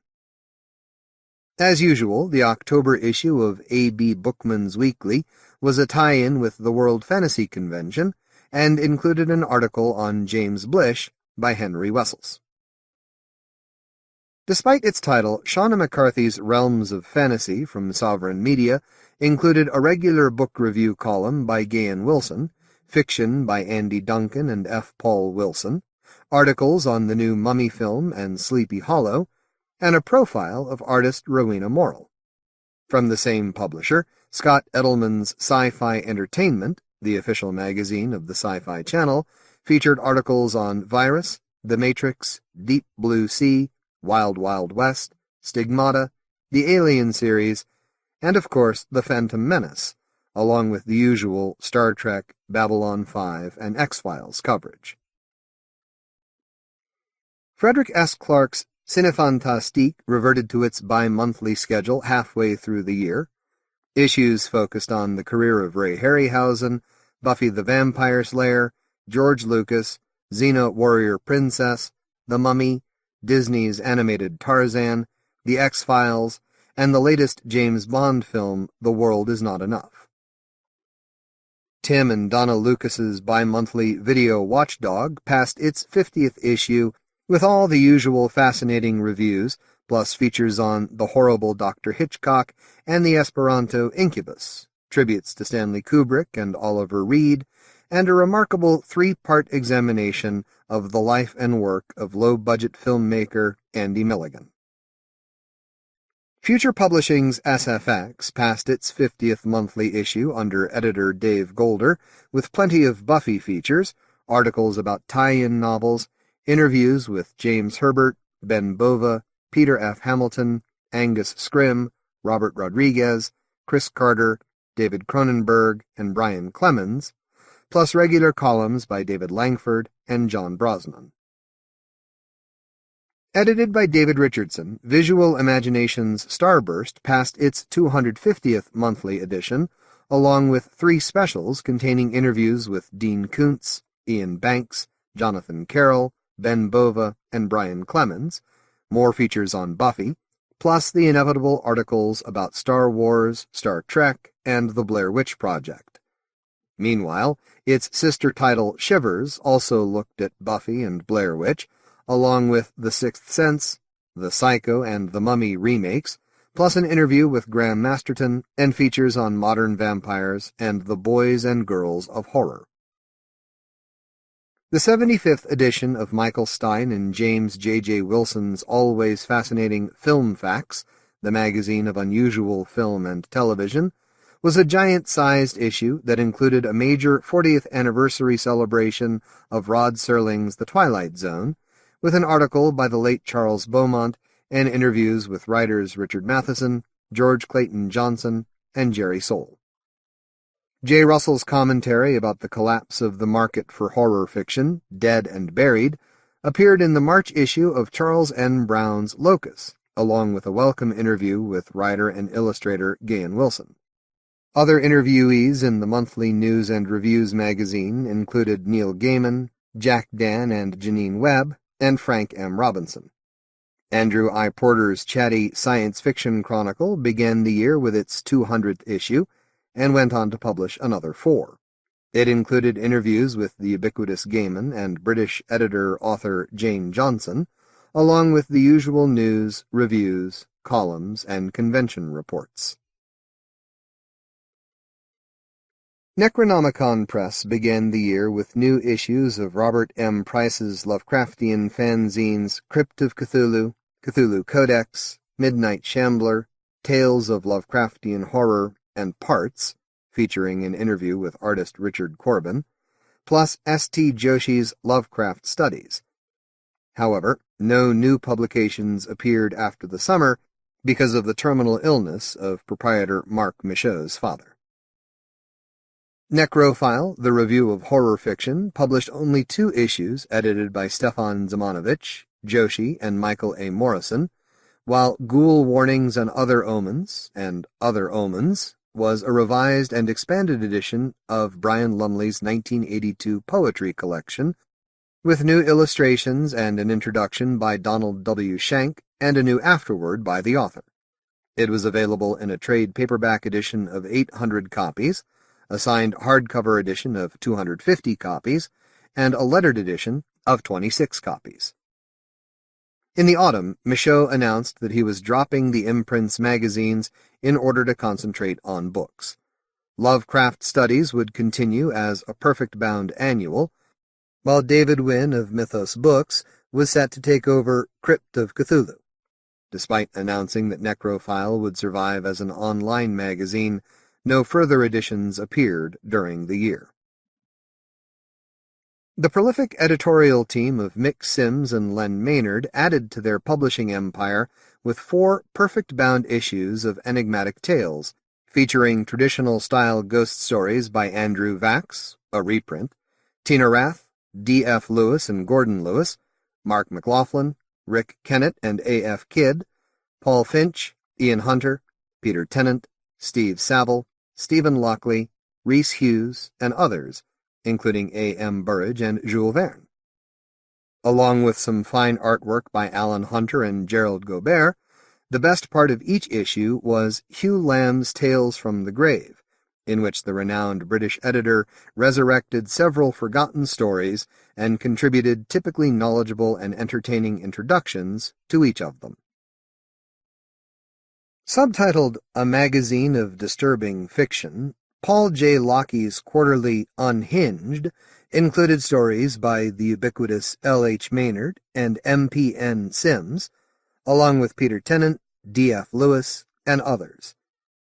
The duo also had a story in Sue Phillips and Anna Franklin's quarterly Strix, along with Paul Finch, Simon Bestwick, and others. However, the magazine folded with its 17th issue in November. With stories in 3 out of the 4 issues published, the Maynard and Sims team were also regulars in Cyan Ross's Sci-Fright, which also featured fiction and poetry by Rhys Hughes, D.F. Lewis, Paul Finch, Simon Bestwick, Peter Tennant, Steve Sneed, and Mark McLaughlin. The first issue of Cullen Bunn's Whispers from the Shattered Forum, published by Undaunted Press, contained stories and poetry by McLaughlin and others, as did the 4th issue of Jack Fisher and Matt Doden's Flesh and Blood, which also featured Charlie Jacob, Mary Soon Lee, Todd French, Wendy Rathbone, and others, along with an interview with Poppy Z. Bright. The ever-busy McLaughlin also turned up in Tracy Martin's quarterly Mind Mares with an interview and story, along with Scott H. Urban, Todd French, and the equally productive Charlie Jacob, who also appeared in the 11th issue of McLaughlin's own annual magazine, The Urbanite, which was devoted to strange nourishment. Jeffrey Osier was the featured writer and artist, and there was also fiction and poetry by Marnie Scofidio Griffin, John Peelan, Joe Fletcher, and others. Under the editorship of David Bell, Peeping Tom only managed 2 issues in 1999. These included contributions from Ian Watson, Mark Chadburn, Peter Tennant and Keith Brooke, Alan Ashley, and Tim Levin and D.F. Lewis.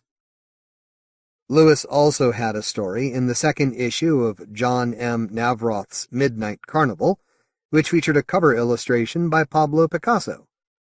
From the same publisher, Pentagram Publications, came the Masters of the Macabre 1999 calendar, with each month dedicated to an individual author, including Edgar A. Poe, H.P. Lovecraft, Robert Bloch, Clark Ashton Smith, August Derleth, M.R. James, Arthur Machen, and Ray Bradbury.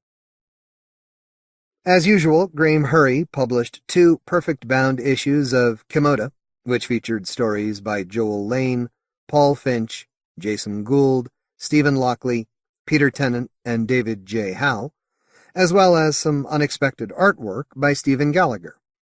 Kimoda Publishing also published Mason's Rats, a little booklet containing 3 linked stories by Neil L. Asher.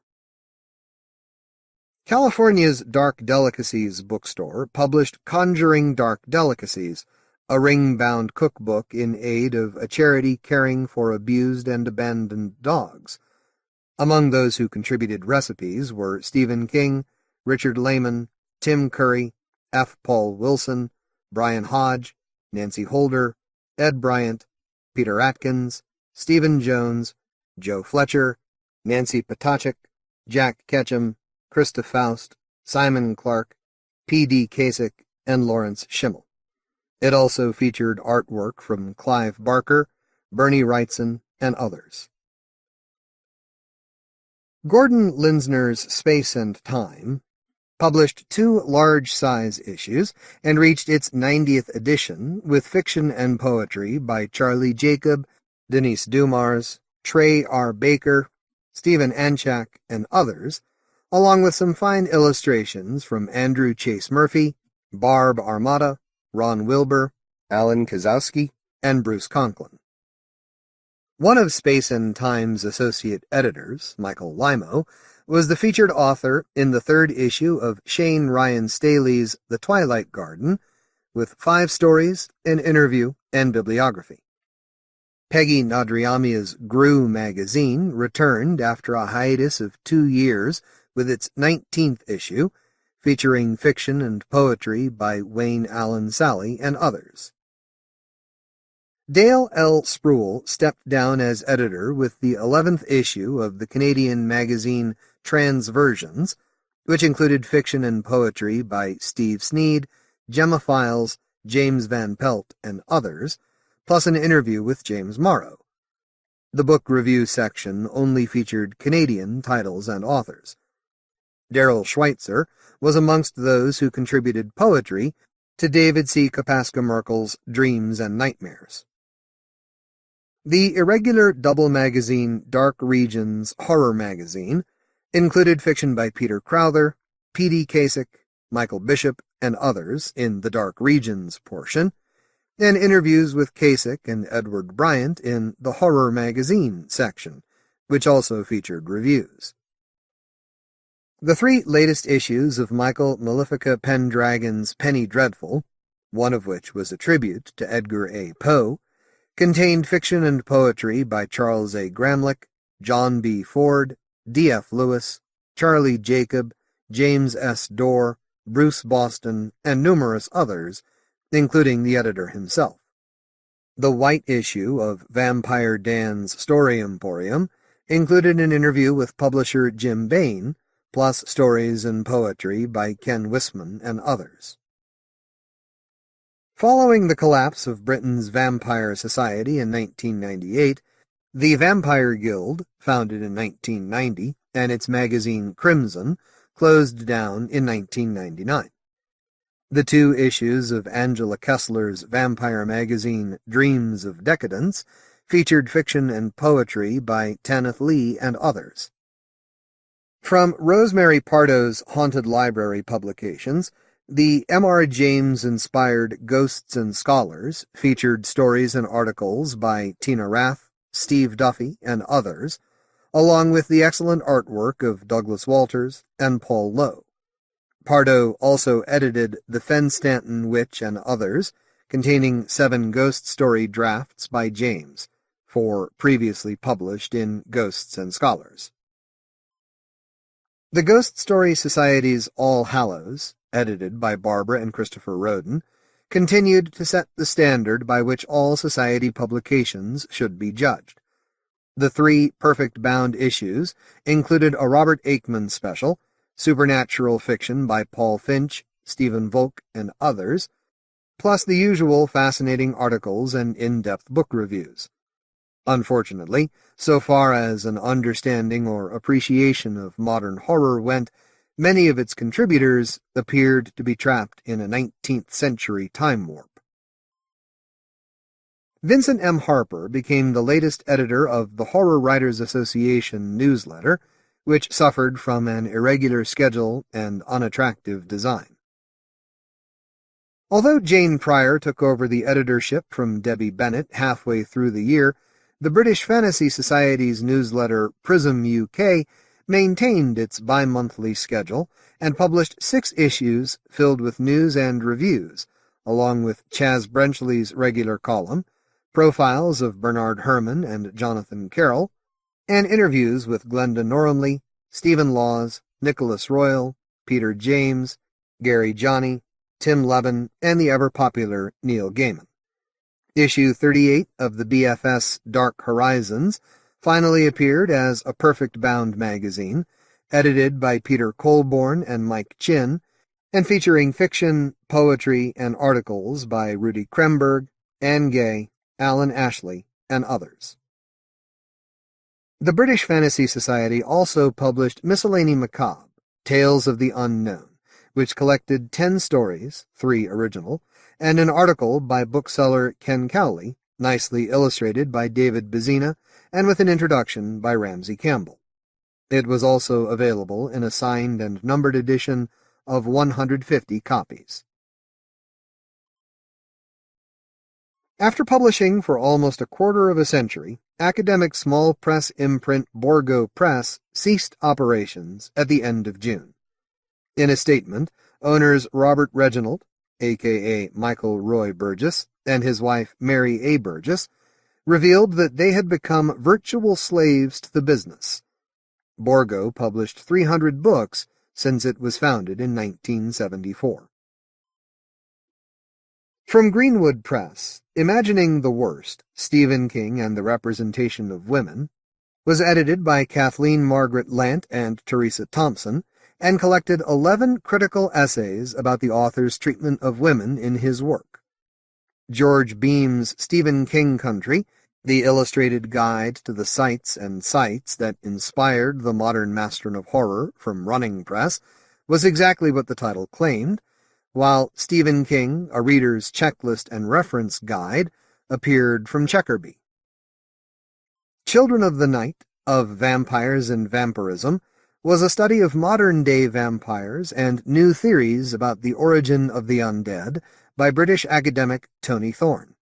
Edited by Leonard G. Heldreth and Mary Farr, The Blood is the Life, Vampire and Literature, from Bowling Green State University Popular Press, contained 18 critical essays about vampire fiction, including the works of Stephen King, Anne Rice, Chelsea Quinn Yarborough, S. P. Somtow, and Nancy A. Collins. Weighing in at nearly 1,000 pages, the second edition of J. Gordon Melton's The Vampire Book was an impressive A-to-Z encyclopedia of the undead, completely revamped by Visible Ink Press. In American Nightmares, the haunted house formula in American popular fiction, also published by Bowling Green State University Popular Press, Dale Bailey took a critical look at haunted house motifs in works by Stephen King, Shirley Jackson, Edgar Allan Poe, and Nathaniel Hawthorne, amongst others. From Cornell University Press, Dan McCall's Citizens of Somewhere Else, Nathaniel Hawthorne and Henry James, compared the work of the two authors. The University of Georgia Press's Nursery Realms, Children in the Worlds of Science Fiction, Fantasy, and Horror, was a collection of critical essays edited by Gary Westfall and George Schlosser.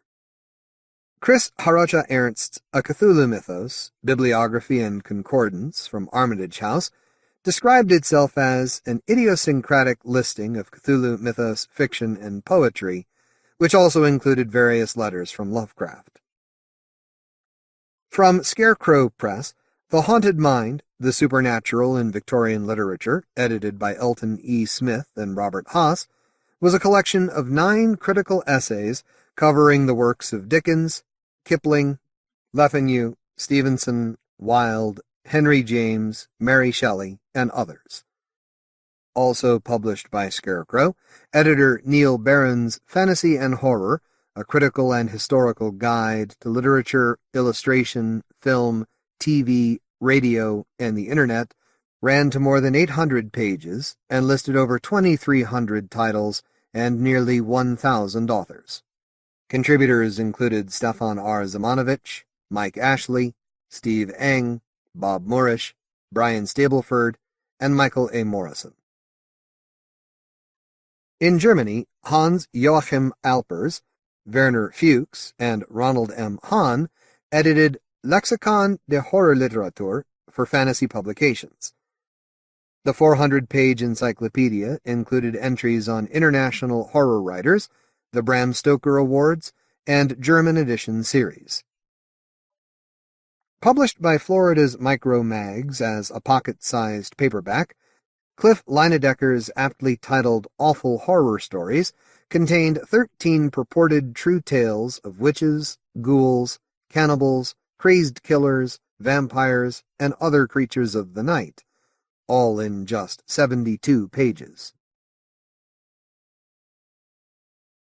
From Titan Books, Stephen Jones's The Essential Monster Movie Guide contained reviews of nearly 4,000 films, TV shows, and videos based around 10 classic monster characters, along with hundreds of mini-biographies of key actors and technicians, and an extensive introduction by the legendary Forrest J. Ackerman.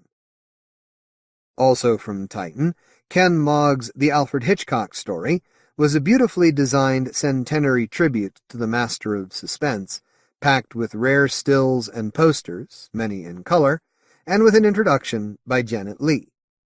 As part of the centenary celebrations, on 13 August, Pat Hitchcock O'Connell unveiled an English Heritage blue plaque in Cromwell Road, West London, to honor her father.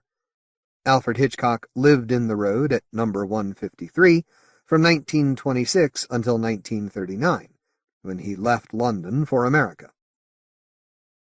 Kim Newman's fascinating look at Jacques Tourneur's 1943 film Cat People was published as part of the BFI's Film Classics series of illustrated trade paperbacks. Cynthia A. Freeland's The Naked and the Undead, Evil and the Appeal of Horror was a critical examination of horror movies. From McFarland, Women in Horror Films, 1930s and 1940s, was a 2-volume set by the knowledgeable William Gregory Menck, which looked at the careers of such past screen queens as Mae Clarke, Miriam Hopkins, Gloria Stewart, Fay Wray, Elsa Lanchester, Valerie Hobson, Evelyn Ankers, Simone Simon, Aquanetta, and Gail Sondergaard. John Carradine, The Films, was a long-overdue book-length study of the actor's 60-year career, expertly detailed by Tom Weaver. In Jack the Ripper, His Life and Crimes in Popular Entertainment, Gary Coville and Patrick Luciano investigated the representations of the real-life serial killer in fiction, films, and TV. Count Dracula Goes to the Movies, Stoker's novel adapted 1922 to 1995 by Lyndon W. Joslin, was a critical study of the celluloid count, while Lee Kovach looked in depth at 9 supernatural movies, including Wuthering Heights, The Uninvited, Lilium, and Ghost, in The Haunted Screen, Ghosts in Literature and Film, also from McFarland. The Buffy Chronicles was an unofficial companion to the TV series by Canadian writer N.E. Jenge. Andy Meisler's Resist or Serve, the official guide to the X-Files, was the 4th volume in the series, and a guide to the 5th season episodes. Written by Peter Haining and profusely illustrated, The 9 Lives of Doctor Who was the first biography of the 9 actors who played the television time traveler.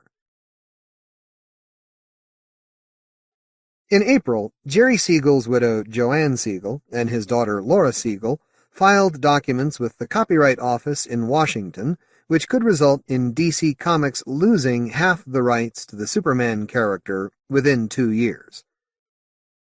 Due to a loophole in the copyright law, Siegel's family reclaimed certain rights 5 months later, resulting in them sharing in 50% of the revenue from products featuring Superman and related characters produced after the date of the claim. In 1938, Siegel and Joe Shuster sold DC the rights to Superman for $130, and it was not until 1978 that the company agreed to pay the co-creators $20,000 per year until their deaths. DC still retained half the rights held by Shuster, who left no direct heirs. Batman: The Complete History was a follow-up to Les Daniels's equally impressive 1998 volume on Superman. The stunning 4-color tribute to the life and times of the Dark Knight was beautifully designed by Chip Kidd. Neil Gaiman returned to the Sandman mythos he created with the text and graphic novel The Dream Hunters, based on an ancient fairy tale and illustrated by the highly stylized brushstrokes of famous Japanese artist and film animator Yoshitaka Amano. Meanwhile, Hy Bender's The Sandman Companion was an illustrated hardcover dreamer's guide to the award-winning comics series from DC Vertigo. It included extensive interviews with Gaiman and asked such questions as, why should I read a comic book, and why is the series so long? Writer Joe R. Lansdale and comics artist Sam Glanzman collaborated on Red Range, a graphic novel series for Mojo Press, in which 19th-century Texas Avenger the Red Mask battled both the Klan and dinosaurs. Published by Oneros Books in trade paperback, H.P. Lovecraft's The Haunter of the Dark and Other Grotesque Visions collected numerous black-and-white illustrations and 3 comic strip adaptations of Lovecraft's stories by British artist John Coltart, with an introduction by Alan Moore. Spectrum 6, the best in contemporary fantastic art from Underwood Books, contained exactly what its title said, more than 200 pieces of full-color art chosen by a jury and edited by Kathy Fenner and Arnie Fenner. From the same imprint, Legacy, selected paintings and drawings by the Grand Master of Fantastic Art, was the second superlative selection of art by Frank Frazetta, with a foreword by Danton Burrows, the grandson of Edgar Rice, which was also published in a limited edition of 2,500 copies containing an extra 16 pages of illustrations.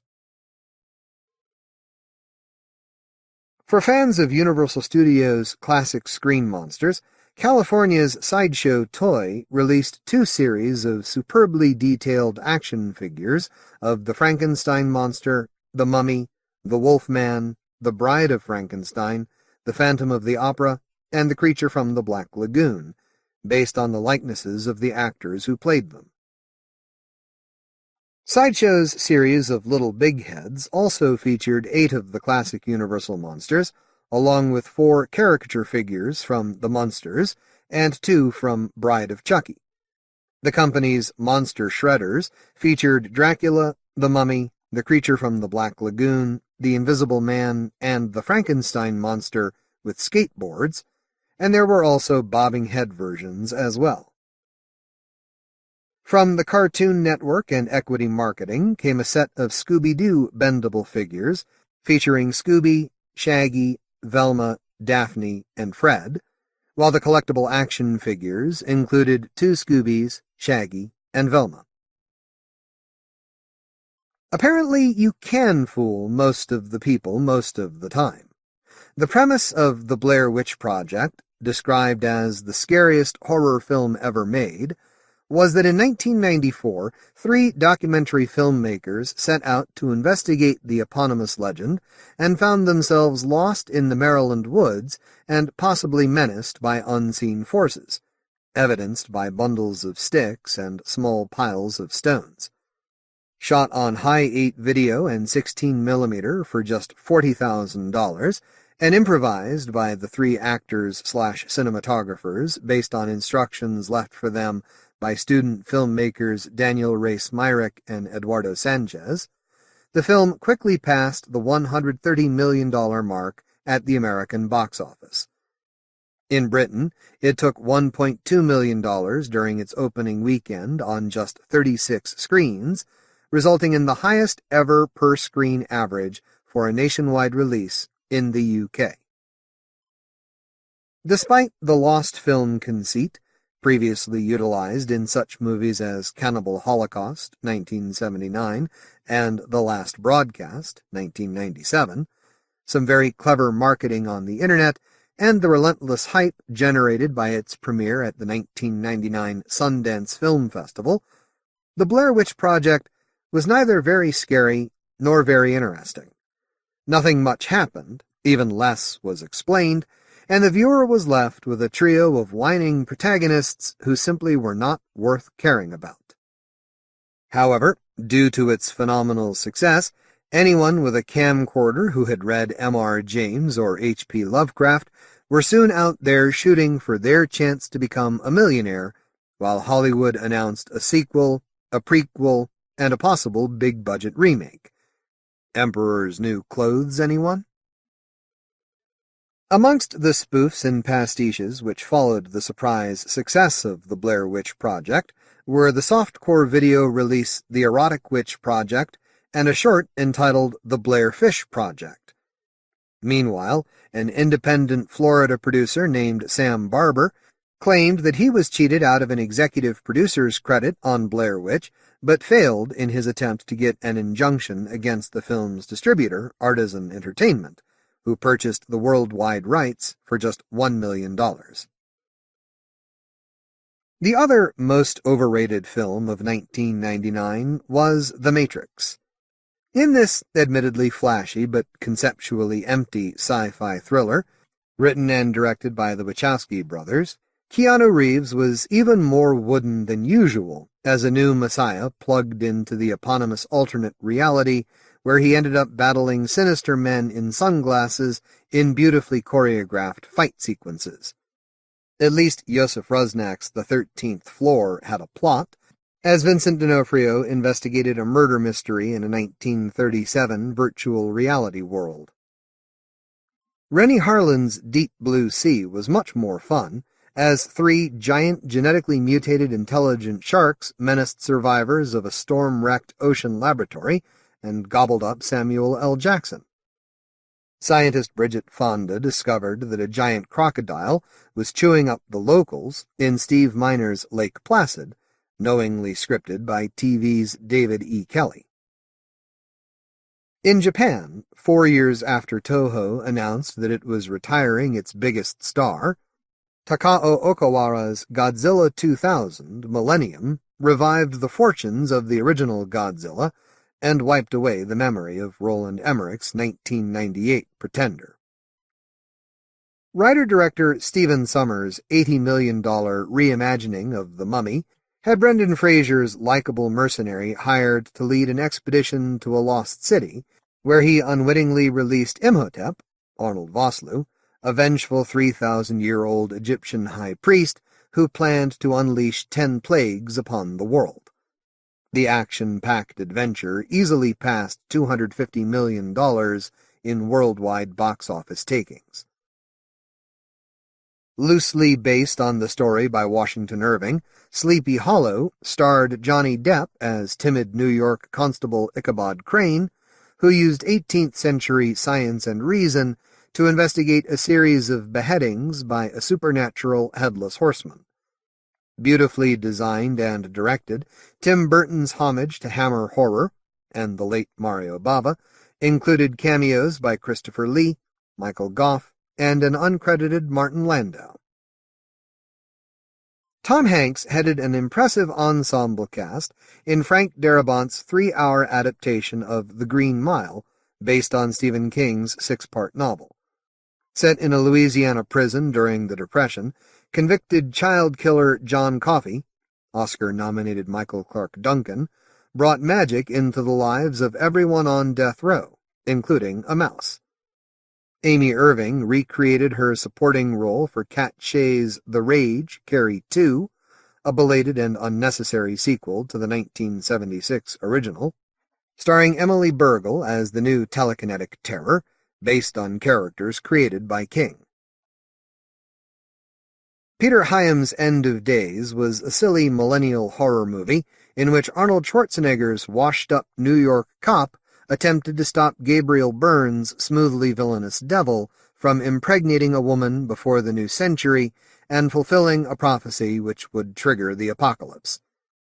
Byrne was also playing on the other team when, much to the church's consternation, Patricia Arquette's Pittsburgh hairdresser began displaying mysterious wounds in Rupert Wainwright's flashy Stigmata.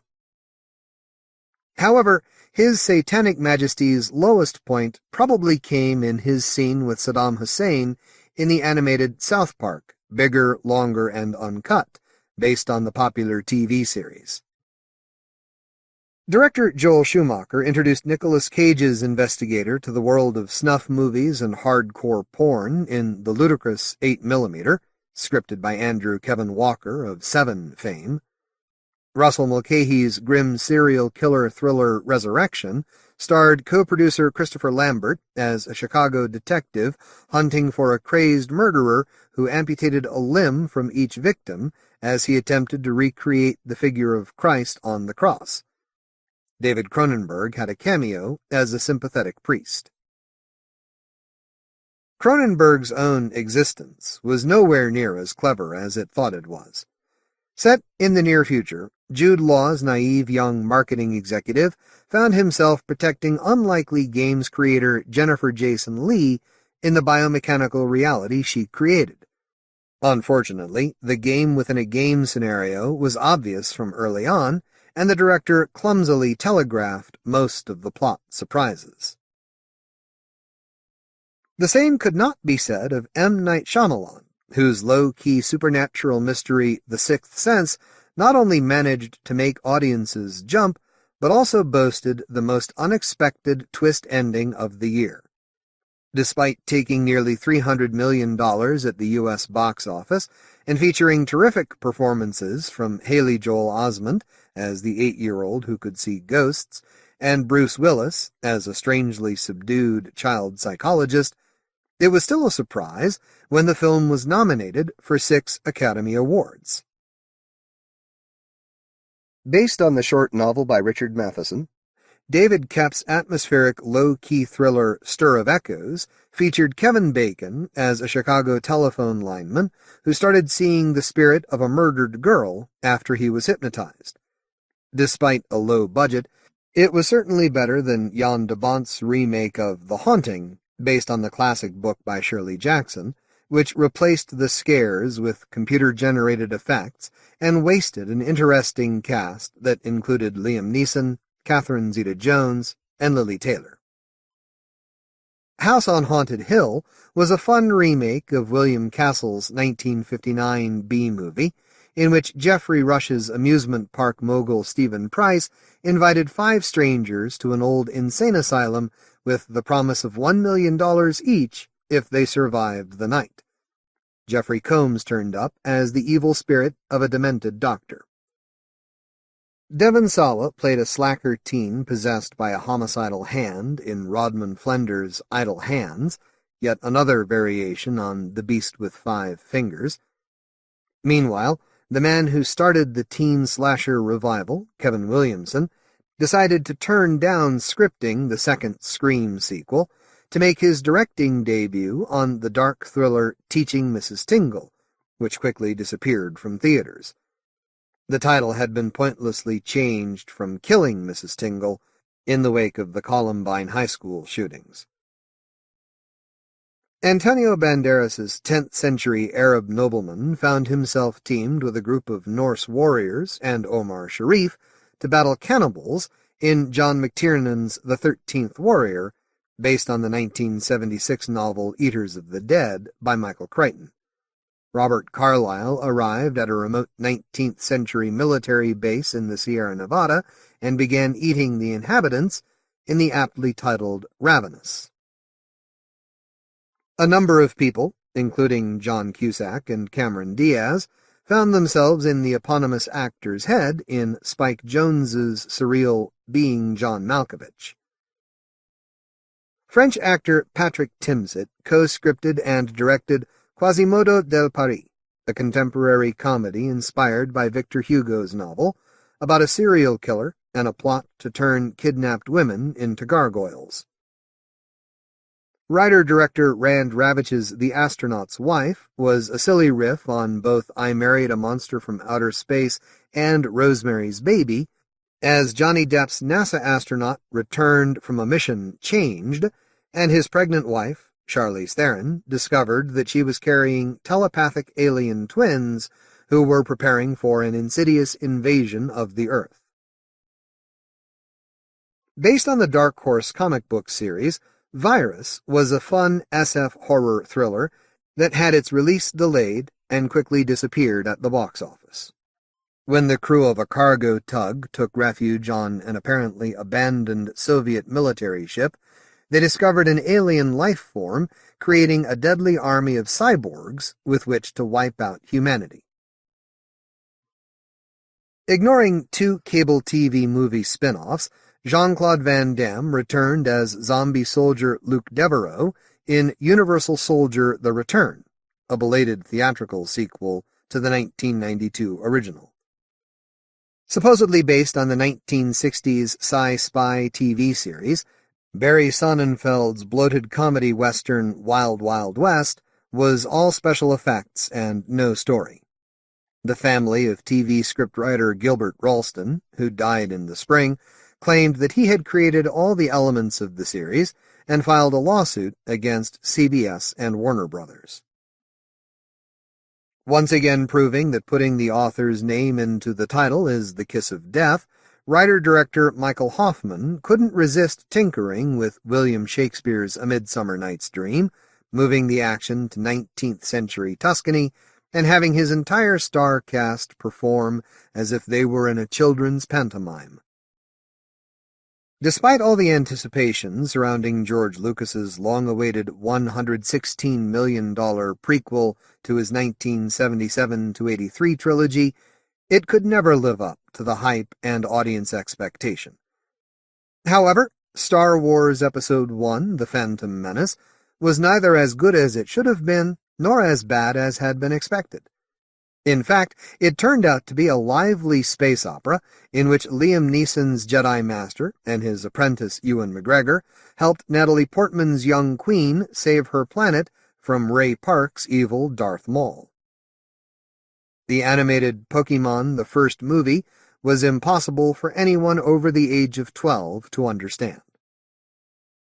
The year's 5 top-grossing films at the U.S. box office were all genre titles: Star Wars Episode I, The Phantom Menace, The Sixth Sense, Austin Powers, The Spy Who Shagged Me, The Matrix, and Disney's animated Tarzan.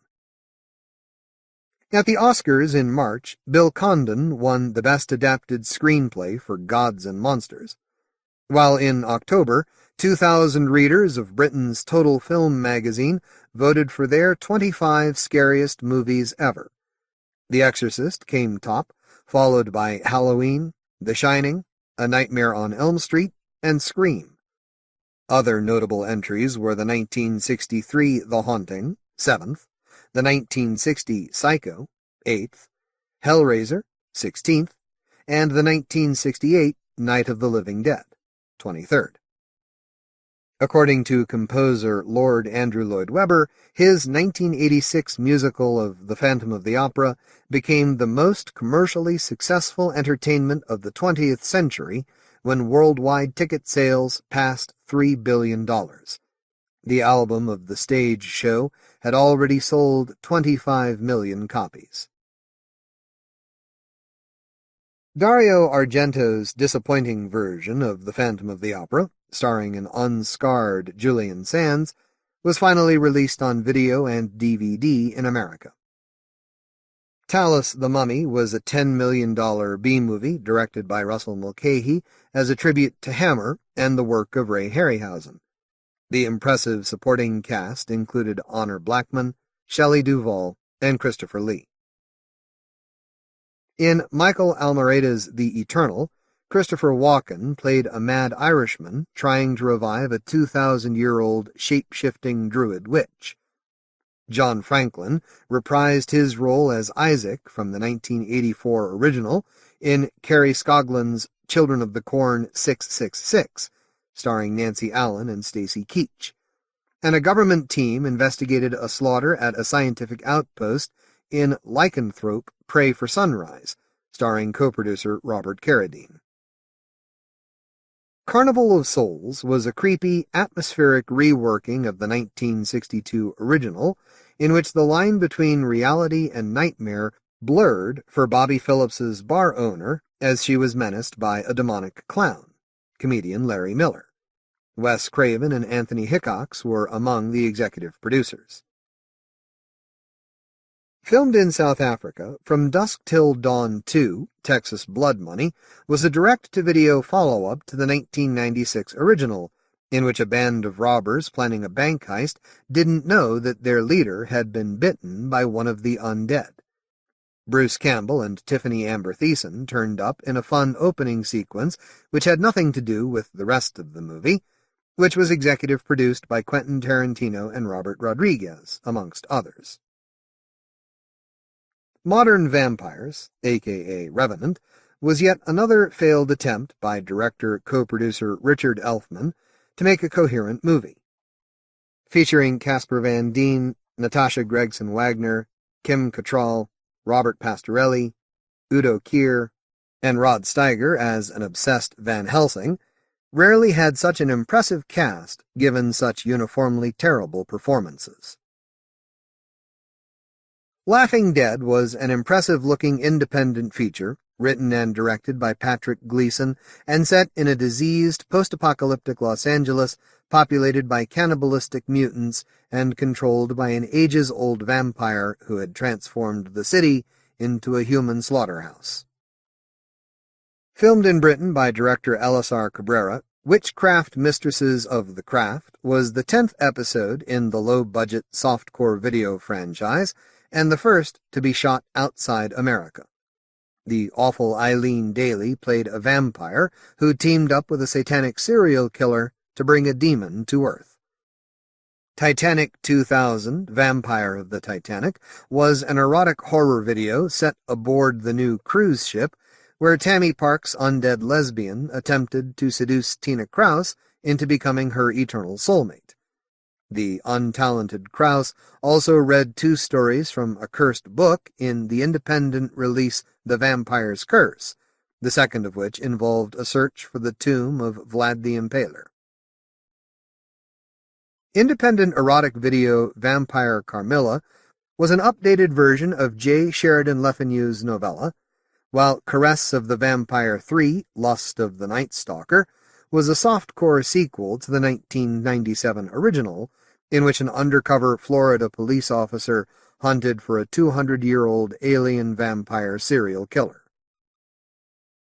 Universal's cartoon feature Alvin and the Chipmunks Meet Frankenstein involved Alvin, Simon, and Theodore encountering the real Dr. Frankenstein and his monster in a movie studio attraction. Over 23 to 24 October, at London's Royal Festival Hall, the Kronos Quartet performed Philip Glass's new music score for the 1931 film version of Dracula, which appeared on new prints of the film released on both video and DVD. Writer-director David J. Schow created a number of documentary supplements to accompany the reissue on DVD of such classic Universal movies as Frankenstein, Bride of Frankenstein, Dracula, The Wolfman, and The Mummy. These fascinating extras included contributions from Donald F. Glutt, Rick Baker, Sarah Karloff, Christopher Bram, Bill Condon, Clive Barker, the late Ivan Butler, John Landis, Kurt Siodmak, and many others. Schow and Sam Irvin also produced a half-hour supplement for the DVD of Gods and Monsters, featuring interviews with Ian McKellen, Brendan Fraser, Lynn Redgrave, Gloria Stewart, Curtis Harrington, Bill Condon, Clive Barker, and Christopher Bram.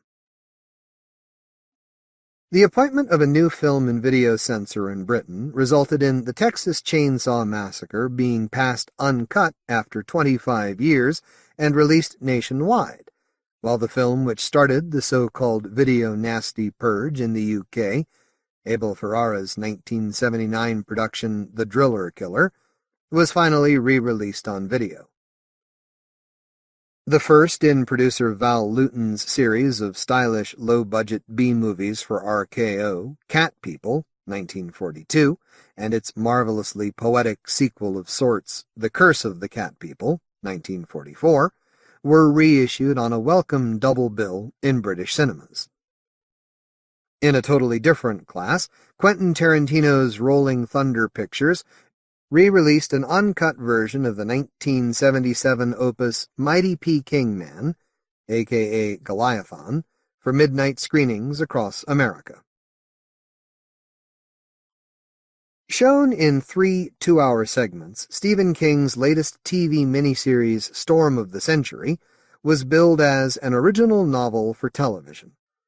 Colm Feore played the demonic stranger who arrived on a remote island off the New England coast during a massive snowstorm and started killing the locals until they gave him what he wanted. The Turn of the Screw was director Ben Bolt's heavy-handed TV movie based on the often filmed story by Henry James, in which an impressionable young governess, Jodie May, believed that her 2 secretive charges were under the corrupting influence of the ghosts of a pair of dead lovers. Tony Marchant's Bad Blood was an overwrought miniseries directed by Tim Fywell and shown in 3 one-hour episodes on British TV. Desperate to adopt a child, infertile British heart surgeon Joe Harker, Alex Jennings, and his wife traveled to Romania, where their adoption of 3-year-old Valentine resulted in Joe apparently being possessed by evil. Based on the novel Alchemist by Peter James, The Alchemists was a dull 2-part genetic engineering thriller involving a drug which created cyclopic newborn babies. Much more engrossing was Doomwatch, Winter Angel, a TV movie based on the 1970s sci-fact series created by Kit Pedler and Jerry Davies. Trevor Eve played a scientist who discovered that an energy corporation would not stop at murder to protect the first man-made black hole. Despite an all-star voice cast that included Kelsey Grammer, Ian Holm, Patrick Stewart, and Peter Ustinov, it was the animatronic effects created by Jim Henson's Creature Shop which were the real stars of John Stevenson's new version of George Orwell's nightmarish Animal Farm. Filmed in Australia, Sabrina Down Under was the 3rd in an alternative series of TV movies in which the teenage witch, again played by producer Melissa Joan Hart, discovered a colony of merfolk living in a remote lagoon. Although star David Duchovny threatened to sue 20th Century Fox and creator Chris Carter for what he claimed were millions of dollars in unpaid royalties, The X-Files kicked off its 7th season with a story involving an alien spacecraft discovered on the West African coast which could create blank-eyed zombies. More traditional members of The Walking Dead were featured in a scary episode set on the eve of the new millennium, in which FBI agents Mulder, Duchovny, and Scully, Gillian Anderson, consulted with former profiler Frank Black, played by Lance Henriksen, who reprised his role from Carter's cancelled Millennium series. In another episode, the duo encountered Andrew J. Robinson's cryptozoologist, who had been bitten by an apparently extinct Chinese dog and turned into a murderous shapeshifter. Carter's new SF series Harsh Realm was cancelled by the Fox network after just 3 episodes, leaving a further 5 episodes completed but unaired. Following April's Littleton High School massacre in Colorado, the second part of the season finale of Buffy the Vampire Slayer was pulled from TV screens in America, along with Nancy Holder's novelization, The Evil That Men Do. The episode was eventually screened in July. During the show's 3rd season, Buffy, Sarah Michelle Gellar, and Willow, Allison Hannigan, went to college, where the teenage vampire hunter fell in love with a soldier, Mark Blucas, from a covert organization of demon hunters. Werewolf Oz, Seth Green, betrayed Willow with another lycanthrope. A scientist created a patchwork monster from human and demon parts, and James Marsters' sardonic vampire Spike became a series regular. Creator Joss Whedon's spin-off series Angel had the tortured vampire, David Boreanaz, move to Los Angeles, where he teamed up with Cordelia, Charisma Carpenter, and demonic guardian angel Doyle, Glenn Quinn, to save the souls of others. Other Buffy regulars guest-starred in various episodes. During the truncated final season of Hercules the Legendary Journeys, Kevin Sorbo's Greek muscle man discovered that his old comrade, Prince Vlad, was actually the king of the vampires and wanted Hercules' blood to make himself more powerful.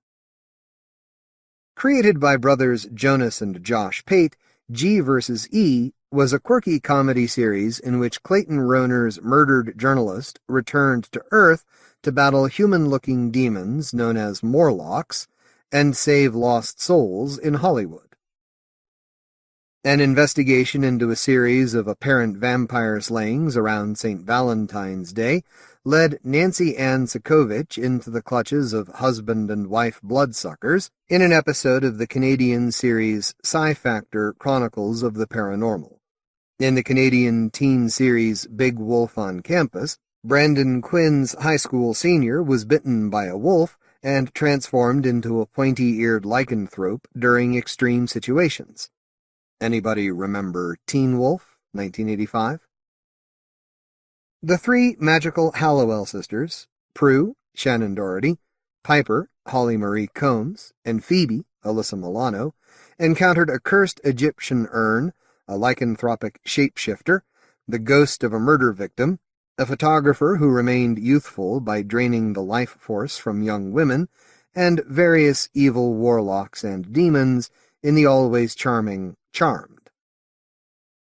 The Christmas episode of the British police procedural series The Bill involved an all-night stakeout in a reputedly haunted pumping station and an encounter with a murder victim from the 1950s.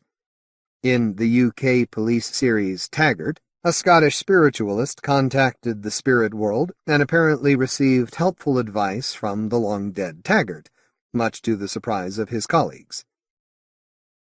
The wonderful Diana Rigg starred in The Mrs. Bradley Mysteries, a short-lived BBC series based on the detective mystery novels by Gladys Mitchell. As high society sleuth Adela Bradley, she investigated sightings of a ghostly soldier and unmasked a killer who was the disciple of a satanic cult leader.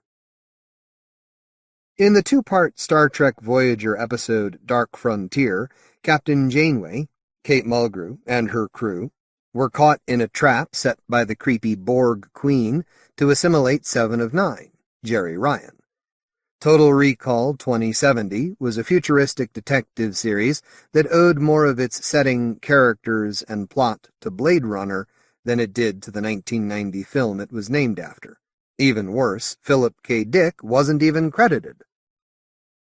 Based on a series of young adult books, Roswell, a.k.a. Roswell High, concerned the adventures of three alien teenagers and their friends living in the desert town of the title. William Sadler played the suspicious local sheriff, and guest stars included executive producer Jonathan Frakes and Carol Baker. In Disney's So Weird, Cara Delizia played 14-year-old computer whiz Fiona Phillips, who traveled across America on board a tour bus with her rock star mother and used her web page to investigate paranormal and supernatural encounters. These included a young girl who turned out to be a red-eyed werewolf. Henry Winkler made an appearance as a ghost and was also one of several co-executive producers. In the third season of the Canadian-German series Lex, the motley crew of the intelligent insectoid spaceship traveled around the universe and ended up on a planet of the Walking Dead. More blank-eyed zombies turned up in the British comedy sitcom Spaced, about a pair of mismatched flatmates. Based on the novel by Robert Heinlein and the 1997 movie, Roughnecks, Starship Troopers Chronicles was a stunning-looking computer-animated series aimed at children. Paul Verhoeven was co-executive producer on some episodes. Roswell Conspiracies, Aliens, Myths, and Legends was a confusing cartoon series with the premise that aliens had been on Earth for centuries and were the basis for such myths and legends as vampires, lycanthropes, and zombies.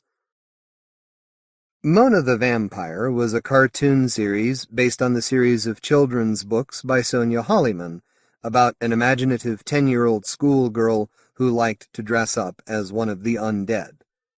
Sabrina, the animated series, was another cartoon series for young children, in which Melissa Joan Hart voiced Aunt Hilda and Aunt Zelda, and her sister Emily played Sabrina.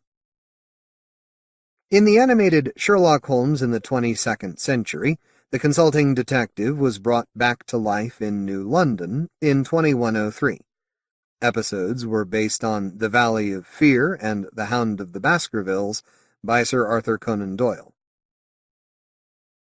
The Simpsons episode 30 Minutes Over Tokyo featured the dysfunctional family being attacked by giant Japanese monsters Godzilla, Mothra, Gamera, and Rodan, while Bart dressed up as a vampire. Star Trek's George Takei was the special guest voice. In The Simpsons Halloween Special 10, Marge accidentally ran over Ned Flanders, who turned out to be a werewolf. Bart and Lisa were exposed to X-rays and became superheroes, and Homer's failure to fix the Y2K bug resulted in the end of the world. The guest voice was Xena star Lucy Lawless. The irreverent South Park included a boxing match between Jesus and Satan, and a Halloween episode involving ghostly pirates. The Halloween episode of MTV's clay animation comedy show Celebrity Deathmatch featured a wrestling match between Frankenstein's monster and the Wolfman. The Sci-Fi Channel's Curse of the Blair Witch was an hour-long spoof documentary from the writers-directors of the Blair Witch Project, which purported to investigate the true Maryland legend through fake interviews, TV reports, and newsreel footage. Presented and scripted by deadpan radio DJ Mark Kermode from a dark wood, The Blair Witch Phenomenon was a Channel 4 documentary which looked at the hype surrounding the film when it was released in the UK in October. Escape from Witch Island was a Blair Witch-inspired episode of the teenage soap opera Dawson's Creek, created by Kevin Williamson. The busy Mark Kermode also interviewed a surprisingly candid John Carpenter for the BBC documentary The Night He Came Home, John Carpenter's Halloween, which celebrated the film's 30th anniversary. Andy Stark and Pete Toombs created a series of fascinating documentaries which were shown as part of Channel 4's low-budget erotica season of exploitation films. With each half-hour show devoted to such subjects as British director Michael Reeves, Spanish filmmakers Jess Franco, José Ramón Larraz, and Paul Naschy, French director Jean Rollin, Italian filmmakers such as Mario Bava, Renato Polselli, Dario Argento, and Lucio Fulci, and mad doctors in European horror films. Amongst those interviewed were Franco, Larraz, Naschy, Rollin, Polselli, Ian Ogilvy, Ian Sinclair, Tony Tenser, Michel Lemoyne, Peter Blumenstock, Monica Swin, Brigitte Lahaya, Kim Newman, Erica Blanc, Luigi Cozzi, Amandu de Osorio, Jorge Grau, Caroline Munro, and many others. Ray Harryhausen created his first new stop-motion sequence in 20 years for the Channel 4 documentary Working with Dinosaurs, the stop-motion world of Ray Harryhausen, in which the master animator discussed his career along with tributes from many of his contemporaries, friends, and fans, including James Cameron, Dennis Muren, Stan Winston, Forrest Ackerman, Joe Dante, Professor Christopher Frayling, Charles H. Schneer, and John Philip Law. It was narrated by Tom Baker. Over 5 days in October, Universal Studios' new media department presented Stage Fright, The Haunting of Stage 13, on the Internet. In Blair Witch style, it presented footage, photos, and documents recently discovered by a pair of independent film historians, which detailed the troubled production of a silent version of Carmilla and the legendary ghost of its female star. There was even a live webcast from the site of the actress's supposed death. Ramsey Campbell received the Grand Master Award at the World Horror Convention 1999, held over 4 to 7 March in Atlanta, Georgia. The convention, whose other guests of honor included authors John Shirley and Michael Bishop, artist Lisa Snellings, and Toastmaster Neil Gaiman, attracted more registrations than any previous WHC. The 5th Annual International Horror Guild Awards were also presented by Gaiman at the WHC convention on 6 March. The winners were Fogheart by Thomas Tessier in the novel category, a tie between Michael Morano's Dawn Song and Caitlin R. Kiernan's Silk for first novel, John Shirley's Black Butterflies for collection, and Dark Terrors 4, edited by Stephen Jones and David Sutton, for outstanding achievement in the anthology category. Peter Straub's Mr. Clubb and Mr. Cuff, from Murder for Revenge, won for long form, Lucy Taylor's Dead Blue, from Imagination Fully Dilated, won for short form, and the nonfiction award went to The St. James Guide to Horror, Ghosts, and Gothic Writers, edited by David Pringle. DC Vertigo Comics' Transmetropolitan Back on the Street by Warren Ellis and Derek Robertson won in the Graphic Stories category. David B. Silva and Paul F. Olson's weekly e-zine Hell Notes won for publication, and the Artist Award went to Edward Gorey. Bill Condon's Gods and Monsters was voted top in the movie category, and Buffy the Vampire Slayer beat out the competition for television. IHG Judge Hank Wagner announced Ray Bradbury's Living Legend Award. Bradbury himself suffered a mild stroke in November, but after experiencing temporary paralysis on his right side, was expected to make a full recovery. The 1999 Bram Stoker Awards honoring superior achievement in horror during 1998 were announced on 5 June by the Horror Writers Association in Hollywood, California. Bill Condon's Gods and Monsters and Alex Proyas' Dark City tied for screenplay. Nancy Etchemendy's story Bigger Than Death, from Cricket, won Work for Young Readers, and the nonfiction award went to Paula Gurin's e-zine Dark Echo. The Anthology Award was presented to Horrors, 365 Scary Stories, edited by Stefan Zamanovich, Martin H. Greenberg, and Robert Weinberg. John Shirley's Black Butterflies picked up collection, and Bruce Holland Rogers' The Dead Boy at Your Window, from the North American Review, was honored in short fiction. Peter Straub's Mr. Clubb and Mr. Cuff won again in the long fiction category. Michael Morano's Dawn Song collected first novel, and the novel winner was Bag of Bones by Stephen King. Bram Stoker Awards for Life Achievement went to Roger Corman, who sent a videotaped acceptance, and Ramsey Campbell, and the HWA trustees also honored Barry Hoffman of Gauntlet Press with the Specialty Press Award. No awards were presented in the illustrated narrative and other media categories. Edgar Allan Poe, Illustrations of a Tormented Mind, was an international festival commemorating the 150th anniversary of the author's death, held in the Czech city of Prague from 3 August until 30 October. Organized by the Edgar Allan Poe Society of Prague, the ambitious event included paintings and illustrations, many rare books, manuscripts, and signed editions, exhibits, theater, opera, and films. The 4th Necronomicon returned to Providence, Rhode Island over 20 to 22 August, with author Fred Chappell, publisher W. Paul Ganley, and artist Jason Eckhart as guests of honor. Despite some problems with the organization, this Lovecraft-inspired gathering included the usual talks, panels, and readings, along with a Lovecraft exhibit at the John Hay Library, a walking tour of College Hill, and former Baptist minister Robert M. Price's Sunday Cthulhu Prayer Breakfast. The 1998 British Fantasy Awards were presented at FantasyCon 23 in Birmingham over 17 to 19 September. Guests of honor were Louise Cooper, Raymond E. Feist, Graham Masterton, Robert Rankin, and Mike Tucker.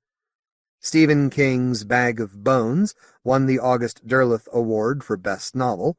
Best Anthology was Dark Terrors 4, edited by Stephen Jones and David Sutton, and Ramsey Campbell's Ghosts and Grisly Things was voted Best Collection. Stephen Laws's The Song My Sister Sang, From Scaremongers 2, Red Brick Eden, collected Best Short Fiction. Bob Covington was voted Best Artist, and Andy Cox's The Third Alternative picked up the Best Small Press Award. The Carl Edward Wagner Special Award went to Diana Wynne Jones. To mark the 20th anniversary of Rosemary Pardo's Ghosts and Scholars magazine, an M.R. James weekend was held in Rochester, Kent, over 30 to 31 October. Professor Christopher Frayling was the guest of honor, and the event included talks, a quiz, and a mini-auction. Although the 25th World Fantasy Convention returned to its spiritual home of Providence, Rhode Island over 4 to 7 November, there was a distinct lack of things Lovecraftian. This was reflected in the choice of Robert Silverberg, Patricia A. McKillop, artists Leo and Diane Dillon, and Charles DeLint as guests of honor, Samuel R. Delaney as special guest, and John M. Ford as Toastmaster. In the World Fantasy Awards, the Best Novel Award went to The Antelope Wife by Louise Erdrich. Best Novella was Ian R. MacLeod's The Summer Isles from Asimov's, and the Best Short Story was The Specialist's Hat by Kelly Link from Event Horizon. Karen Joy Fowler's Black Glass was voted Best Collection. The Best Anthology Award went to Dreaming Down Under, edited by Jack Dan and Janine Webb, and Charles Vest's was voted Best Artist. The late Jim Turner was given the Special Award Professional for Golden Griffin Press, and Richard Chismar received the Special Award Non-Professional for Cemetery Dance Publications. The Life Achievement Award went to Hugh B. Cave. California book dealer Barry R. Levin announced his 12th Annual Collectors Awards, with Neil Stevenson and Avon Books winning the Collectors Award for 1999 as Most Collectible Author of the Year and Most Collectible Book of the Year for the limited edition of Stevenson's Cryptonomicon, respectively. Matthew D. Hargreaves was presented with the Special Lifetime Collectors Award for his outstanding bibliographic contributions to the study of the works of Anne McCaffrey. According to a panel at the 1999 Frankfurt Book Fair, there are only 5 years left for traditional publishing and bookselling. After that, the process of producing physical books will have to radically change or else become extinct. Meanwhile, Microsoft optimistically predicts that by the year 2020, 90% of all books will be sold in electronic format. Of course, Microsoft would say that, wouldn't they? But as the world enters a new millennium, there is no question that publishing is changing. During the final decades of the 1990s, cheaper printing costs and the growth in home technology resulted in a proliferation of so-called small press publishers. Of course, that was nothing new in the genre of fantastic literature. Ever since the early days of science fiction fandom, there had been mimeographed magazines and booklets produced on stencils. Arkham House was one of the first specialist hardcover publishers, created by August Derleth and Donald Wandry in 1939 to keep the work of H.P. Lovecraft in print. Their first book, the Lovecraft collection The Outsider and Others, was published in a hardcover edition of 1,200 copies, and at $5 it took many years to sell out. However, that did not dissuade other specialist imprints such as Fantasy Press, Gnome Press, and Shasta from springing up, and by the 1970s and 80s there were a multitude of small publishers, albeit mostly American, producing some very handsome volumes, often in signed, numbered, and limited editions. Unfortunately, the propagation of these limited volumes, coupled with the increased cost of many so-called collectible editions being bought up by speculators, who justifiably found themselves stuck with titles which were not increasing in value and which they could no longer sell, resulted in a collapse of the market at the end of the 1980s. It is probably just a coincidence that this depreciation also mirrored the boom and bust which the commercial horror field was going through at the same time. Yet, ironically, it was the small press which came to the rescue of the moribund horror genre. At a time when mass-market publishers on both sides of the Atlantic were frantically culling their horror lines and thus neatly supporting their own self-created collapse of the field, small press imprints such as Cemetery Dance Publications, Subterranean Press, Fedogan and Bremer, Gauntlet Press, Mark V. Ziesing, Tangen, Pumpkin Books, Overlook Connection Press, Terminal Fright Press, Silver Salamander Press, and myriad others, including the venerable Arkham House, stepped in to publish many of those horror authors who suddenly found themselves orphaned by their editors, and allowed some of the new and upcoming writers an opportunity to appear in book form for the first time. Because of their relatively low overheads and a desire to issue the type of books which they wanted to see published, these smaller imprints were also willing to take risks, to produce anthologies and single-author collections, which the big publishers had mostly ignored, along with shorter chapbooks and novellas. It is arguable whether all the books produced by these new imprints deserved publication, and far too often such basic considerations as editing and design were overlooked in favor of big names and a bewildering selection of different limited formats. Yet, despite the emergence of an apparent small-press horror mafia, you publish my book and I'll publish yours, you blurb my book and I'll blurb yours, you vote for me and I'll vote for you, many of these volumes were handsome productions, and there were numerous worthy works which only saw publication in these limited editions. The other trend to emerge from the independent imprints in the 1990s was the reissuing of classic collections of supernatural fiction from the 19th and early 20th century. Ash Tree Press, Tartarus Press, Cerebr Press, and others began rediscovering out-of-print authors and bringing their long-forgotten or barely anthologized stories back into print. Despite the dedicated work of such editors as Hugh Lamb, Richard Dalby, Jack Adrian, and Mark Valentine, to name only a few, it was often obvious why some of this fiction had stayed out of circulation for so long. Much of it had little affiliation to modern horror fiction, nor could it all be considered worth preserving between expensive hardcovers. Also, while these books flooded the limited edition horror market, they were also effectively squeezing out new and original titles by contemporary authors. Any market, even the small press market, can only support so much until it collapses under its own weight. After all, that is exactly what had happened to mass-market horror back in the 1980s. The problem was that with the proliferation of home computers and cheap printing, anybody could set themselves up as a publisher, whether they had any skill or not. Soon, writers who had never bothered to hone their craft through training and experience were churning out their own novels, collections, chapbooks, and anthologies in often cheap and nasty-looking editions. Many of these cottage entrepreneurs were also apparently unable to differentiate between their home-produced products and the world of professional publishing. Suddenly, anybody and everybody could call themselves a published author, no matter how few copies they produced or whether these were mostly distributed amongst family and friends. These publications might have a patina of professionalism, but in reality, they were not much better than vanity publications.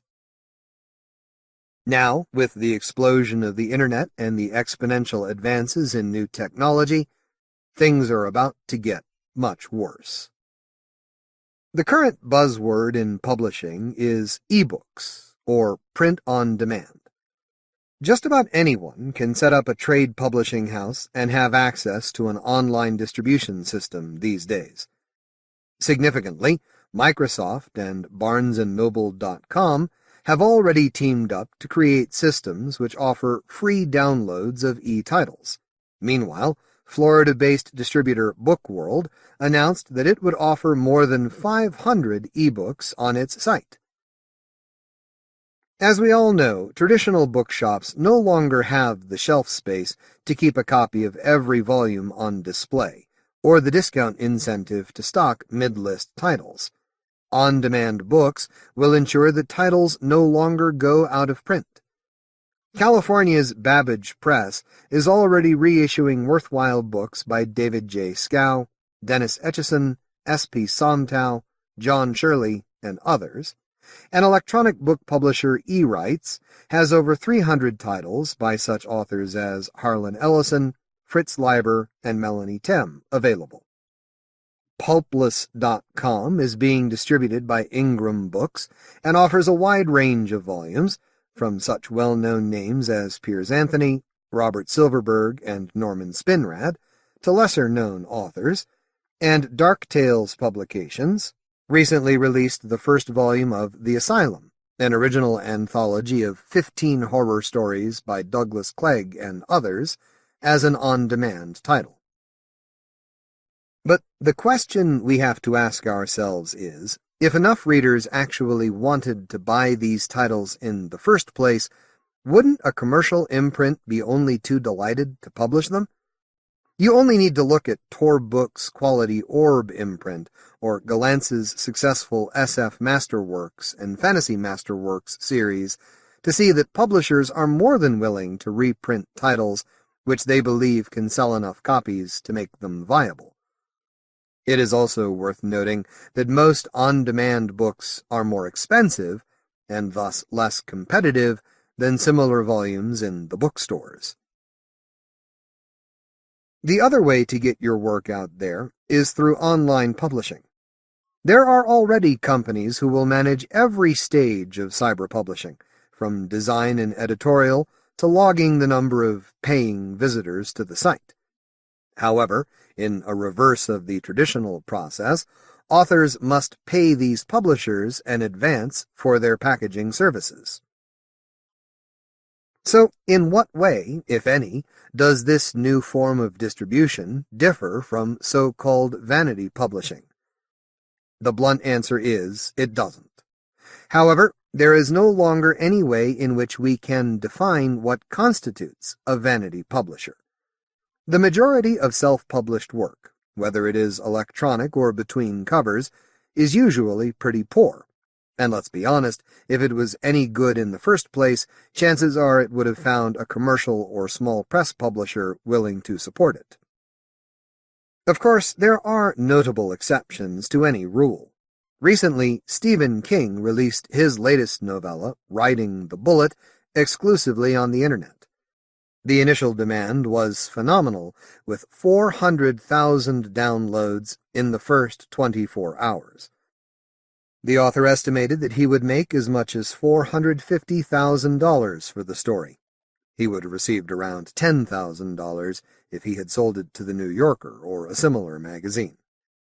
Sure, someone like King can put a new 16,000-word novella up on the web at $2.50 a hit, and it will be a big success. But how many people will pay, or even bother to read, e-serials by lesser-known or unknown authors? Horror writer Douglas Clegg was one of those who pioneered e-serials with his novel Naomi, subsequently published in book form by Subterranean Press and Leisure Books, and several other horror authors have jumped on the bandwagon since, but to less effect.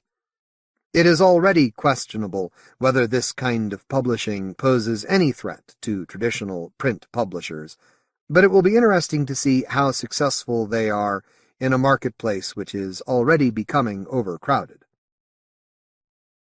One of the areas where electronic publishing has already established itself is in magazine, or if you prefer, fanzine, publishing. The horror genre already has established online news magazines such as Dark Echo and Hell Notes, and even Locus runs its own separate web version. Even such esteemed SF titles as Galaxy and Omni have attempted to make the move to online editions, with variable results. It has yet to be proved that any of these online magazines are making any profit, as the failure of Ellen Datlow's critically acclaimed Event Horizon proved when it was put on indefinite hiatus in December while a wealthy investor was sought. So what will happen to books such as the one you are now holding? Does the success of King's novella sound a death knell for the printed and bound book? I, for one, certainly hope not. If people want to read books in electronic format, then let them do so. But I still want to experience the feel and smell of a nicely bound volume, which I can dip into on a train or bus, in the garden, on the beach, or in bed. And, perhaps most importantly of all, as a collector, I want a book which is actually designed and edited and will look good on my shelf. Although this new technology is still in its infancy, there is little doubt that electronic publication is here to stay, and that electronic books are set to play an important role in the future of the publishing industry. However, I would like to believe that no matter what advances we see over the coming years, no e-book is ever going to replace the purely tactile pleasure of holding a handsomely crafted volume. And if a title is truly worth preserving, then it will make it back into print somehow. All publishing is dictated by market forces, and in the end it will be you, the reader, who will make that final choice. The Editor, May 2000. Steve Rasnic Tem, Halloween Street. Steve Rasnic Tem has had more than 250 short stories published in such magazines and anthologies as Fantasy Tales, Weird Book, Whispers, Twilight Zone, Crime Wave, the Magazine of Fantasy and Science Fiction, The Third Alternative, New Terrors 1, Shadows, Cutting Edge, Dark at Heart, Forbidden Acts, Meta-Horror, Dark Terrors 3, Horrors 365 Scary Stories, White of the Moon, The Year's Best Fantasy and Horror, and previous volumes of The Best New Horror. A collection entitled Ombres sur la route appeared in France several years ago, and he won the 1988 British Fantasy Award for his story Leaks. He lives in Denver, Colorado, with his wife, horror author Melanie Tem. They have 4 children and 3 grandchildren. About the following story, which will serve as the title tale in a new German-language collection, the author reveals, "I've always had a thing for Halloween stories, having published over a half-dozen of them so far. Perhaps because it is the one time of the year that even conservative, repressed types celebrate the dark side. Certainly it's become commercialized, and kids and adults running around in scary masks no doubt have little or no understanding of the deeper meanings of the figures they are emulating, but to my mind that only heightens the frisson. We wear masks of monsters and the dying, while hiding from ourselves that we are indeed monsters and dying. We're a funny old race." Halloween Street. No one could remember who had first given it that name. It had no other. There was no street sign, had never been a street sign. Halloween Street bordered the creek, and there was only one way to get there, over a rickety bridge of rotting wood. Gray timbers had worn part way through the vague red stain. The city had declared it safe only for foot or bike traffic.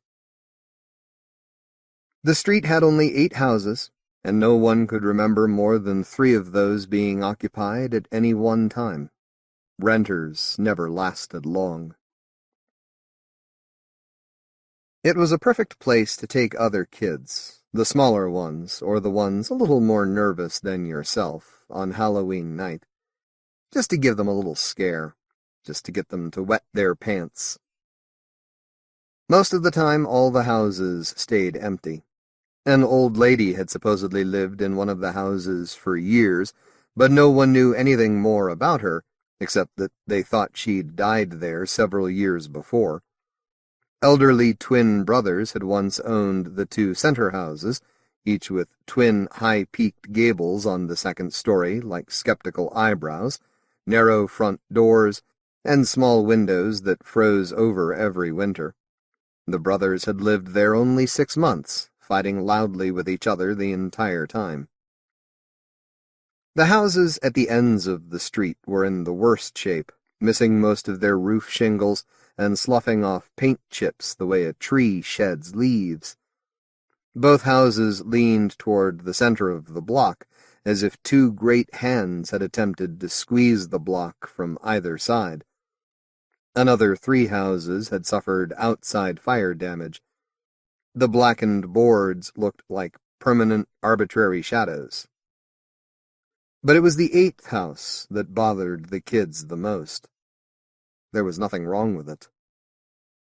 It was the kind of house any of them would have liked to live in, painted bright white like a dairy so that it glowed even at night, with wide, friendly windows and a bright blue roof, and flowers that grew naturally, and a lawn seemingly immune to weeds.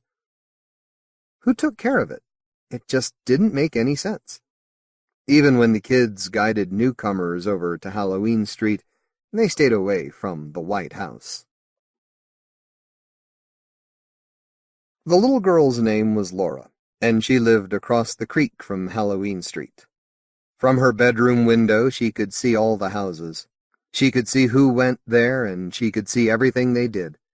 She didn't stop to analyze or pass judgments. She merely witnessed, and now and then spoke an almost inaudible hi to her window and to those visiting on the other side. An occasional hi to the houses of Halloween Street. Laura should have been pretty. She had wispy blonde hair so pale it appeared white in most light, worn long down her back. She had small lips and hands that were like gauges to her health, soft and pink when she was feeling good, pale and dry when she was doing poorly. But Laura was not pretty. There was nothing really wrong about her face. It was just vague. A cruel aunt with a drinking problem used to say that it lacked character. Her mother once took her to a lady who cut silhouette portraits out of crisp black paper at a shopping mall. Her mother paid the lady $5 to do one of Laura. The lady had finally given up in exasperation, exclaiming, "The child has no profile." Laura overheard her mother and father talking about it one time. "I see things in her face," her mother had said. "What do you mean?" Her father always sounded impatient with her mother. "I don't know what I mean. I see things in her face, and I can never remember exactly what I saw. Shadows and white. Something so white I feel like she's going to disappear into it, like clouds or a snowbank." Her father had laughed in astonishment. "You're crazy. You know what I mean," her mother shouted back. "You don't even look at her directly anymore because you know what I mean. It's not exactly sadness in her face, not exactly. Just something born with her, something out of place. She was born out of place. My God, she's 11 years old. She's been like this since she was a baby." "She's a pretty little girl." Laura could tell her father didn't really mean that. "What about her eyes? Tell me about her eyes, Dick." "What about her eyes? She has nice eyes. Describe them for me, then. Can you describe them? What color are they? What shape?" Her father didn't say anything. Soon after the argument, he'd stomped out of the house. Laura knew he couldn't describe her eyes. Nobody could. Laura didn't make judgments when other people talked about her. She just listened and watched with eyes no one could describe, eyes no one could remember. No, it wasn't that she was sad, Laura thought. It wasn't that her parents were mean to her, or that she had a terrible life. Her parents weren't ever mean to her, and although she didn't know exactly what kind of life she had, she knew it wasn't terrible. She didn't enjoy things like other kids did. She didn't enjoy playing, or watching television, or talking to the other kids. She didn't enjoy, really. She had quiet thoughts instead. She had quiet thoughts when she pretended to be asleep, but was really listening to all her parents' conversations, all their arguments. She had quiet thoughts when she watched people. She had quiet thoughts when people could not describe her eyes. She had quiet thoughts while gazing at Halloween Street, the glowing white house, and all the things that happened there. She had quiet thoughts pretending that she hadn't been born out of place, that she hadn't been born any place at all. Laura could have been popular, living so close to Halloween Street, seeing it out of her bedroom window. No other kid lived so close or had such a good view. But of course, she wasn't popular. She didn't share Halloween Street. She sat at her desk at school all day, and didn't talk about Halloween Street at all. That last Halloween, Laura got dressed to go out. That made her mother happy. Laura had never gone trick-or-treating before. Her mother had always encouraged her to go, had made or bought her costumes, taken her to parties at church or school, parties the other kids dressed up for. Ghosts and vampires and princesses, giggling and running around with their masks like grotesquely swollen heads. But Laura wouldn't wear a costume. She'd sit solemn-faced, unmoving, until her mother finally gave up and took her home. And she'd never go trick-or-treating, never wear a costume. After she'd told her mother that she wanted to go out that night, her mother had driven her around town, desperately trying to find a costume for her. Laura sat impassively on the passenger side, dutifully got out at each store her mother took her to, and each time shook her head when asked if she liked each of the few remaining costumes. "I don't know where else we can try, Laura," her mother said, sorting through a pile of mismatched costume pieces at a drugstore in a mall. "It'll be dark in a couple of hours, and so far you haven't liked a thing I've shown you." Laura reached into the pile and pulled out a cheap face mask. The face was that of a middle-aged woman or a young man, cheeks and lips rouged a bright red, eyeshadow dark as a bruise, eyebrows a heavy and coarse dark line. "But, honey, isn't that a little—" Laura shoved the mask into her mother's hand. "Well, all right." She picked up a bundle of bright blue cloth from the table. "How about this pretty robe to go with it?" Laura didn't look at the robe. She just nodded and headed for the door, her face already a mask itself. Laura left the house that night after most of the other trick-or-treaters had come and gone. Her interest in Halloween actually seemed less than ever this year. She stayed in her bedroom as goblins and witches and all manner of stunted, warped creatures came to the front door singly and in groups, giggling and dancing and playing tricks on each other. She could see a few of them over on Halloween Street, not going up to any of the houses, but rather running up and down the short street close to the houses in I Dare You races, but not near as many as in years past. Now and then her mother would come up and open her door. "Honey, don't you want to leave yet? I swear everybody'll be all out of the goodies if you don't go soon." And each time Laura shook her head, still staring out the window, still watching Halloween Street. Finally, after most of the other kids had returned to their homes, Laura came down the stairs wearing her best dress and the cheap mask her mother had bought for her. Her father and mother were in the living room, her mother having retrieved the blue robe from the hall closet. "She's wearing her best dress, Anne. Besides, it's damned late for her to be going out now." Her mother eyed her nervously. "I could drive you, honey." Laura shook her head. "Well, okay. Just let me cover your nice dress with the robe. Don't want to get it dirty." "She's just a kid, for Christ's sake. We can't let her decide." Her father had dropped his newspaper on the floor. He turned his back on Laura so she wouldn't see his face, wouldn't know how angry he was with both of them. But Laura knew. And that mask! Looks like a whore's face. Hell, how can she even see? Can't even see her eyes under that. But Laura could see his, all red and sad-looking. "She's doing something normal for a change," her mother whispered harshly. "Can't you see that? That's more important." Without a word, Laura walked over and pulled the robe out of her mother's arms. After some hesitation, after Laura's father had stomped out of the room, her mother helped her get it on. It was much too large, but her mother gasped, "How beautiful!" in exaggerated fashion. Laura walked toward the door. Her mother ran to the door and opened it ahead of her. "Have a good time," she said in a mock-cheery voice. Laura could see the near panic in the eyes above the distorted grin, and she left without saying goodbye.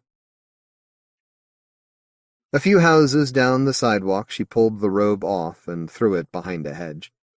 She walked on, her head held stiff and erect, the mask's rouge shining bright red in the streetlights, her best dress a soft cream color in the dimness, stirred lightly by the breeze. She walked on to Halloween Street. She stopped on the bridge and looked down into the creek. A young man's face, a middle-aged woman's face, gazed back at her out of dark water and yellow reflections. The mouth seemed to be bleeding. She walked on to Halloween Street. She was the only one there, the only one to see. She walked on in her best dress and her shiny mask with eyes no one could see. The houses on Halloween Street looked the way they always did, empty and dark, except for the one that glowed the color of clouds or snow. The houses on Halloween Street looked their own way, sounded their own way, moved their own way, lost in their own quiet thoughts, born out of place. You could not see their eyes. Laura went up to the white house with the neatly trimmed yard and the flowers that grew without care, its color like blowing snow, its color like heaven. She went inside.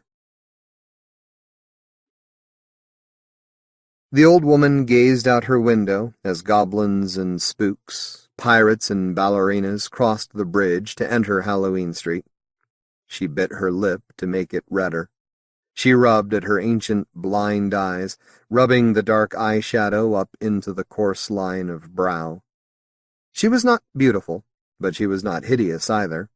Not yet. In any case, no one ever remembered her face.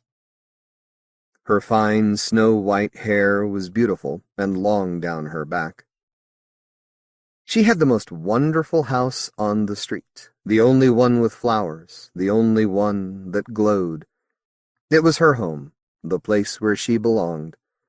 All the children who dared, came to her house every Halloween for treats. "Come along," she said to the window, staring out at Halloween Street. "Come along," she said as the treat bags rustled and shifted around her.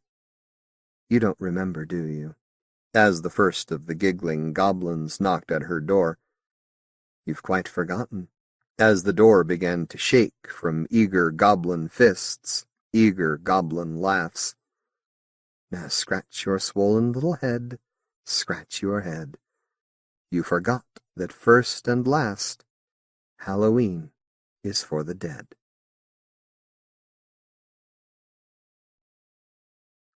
James Herbert. Others. James Herbert is not just Britain's #1 best-selling writer of horror thriller fiction, a position he has held ever since the publication of his first novel, The Rats, in 1974, but he is also one of our greatest popular novelists, whose books are sold in 33 other languages, including Russian and Chinese. Widely imitated and hugely influential, his 18 novels, which include Fluke, Shrine, The Magic Cottage, Haunted, Creed, Portent, The Ghosts of Sleeth, and 48, have sold more than 42 million copies worldwide. The following story is extracted from his latest novel, Others, in which private investigator Nicholas Dismas is hired to find a missing baby, apparently taken away at birth. The trail leads to a mysterious nursing home called Perfect Rest, where Dismas not only discovers the dark secret of the others, but also the enigma of his own existence. This story stands on its own, explains the author, and is certainly a good indication of where I stand now as a writer.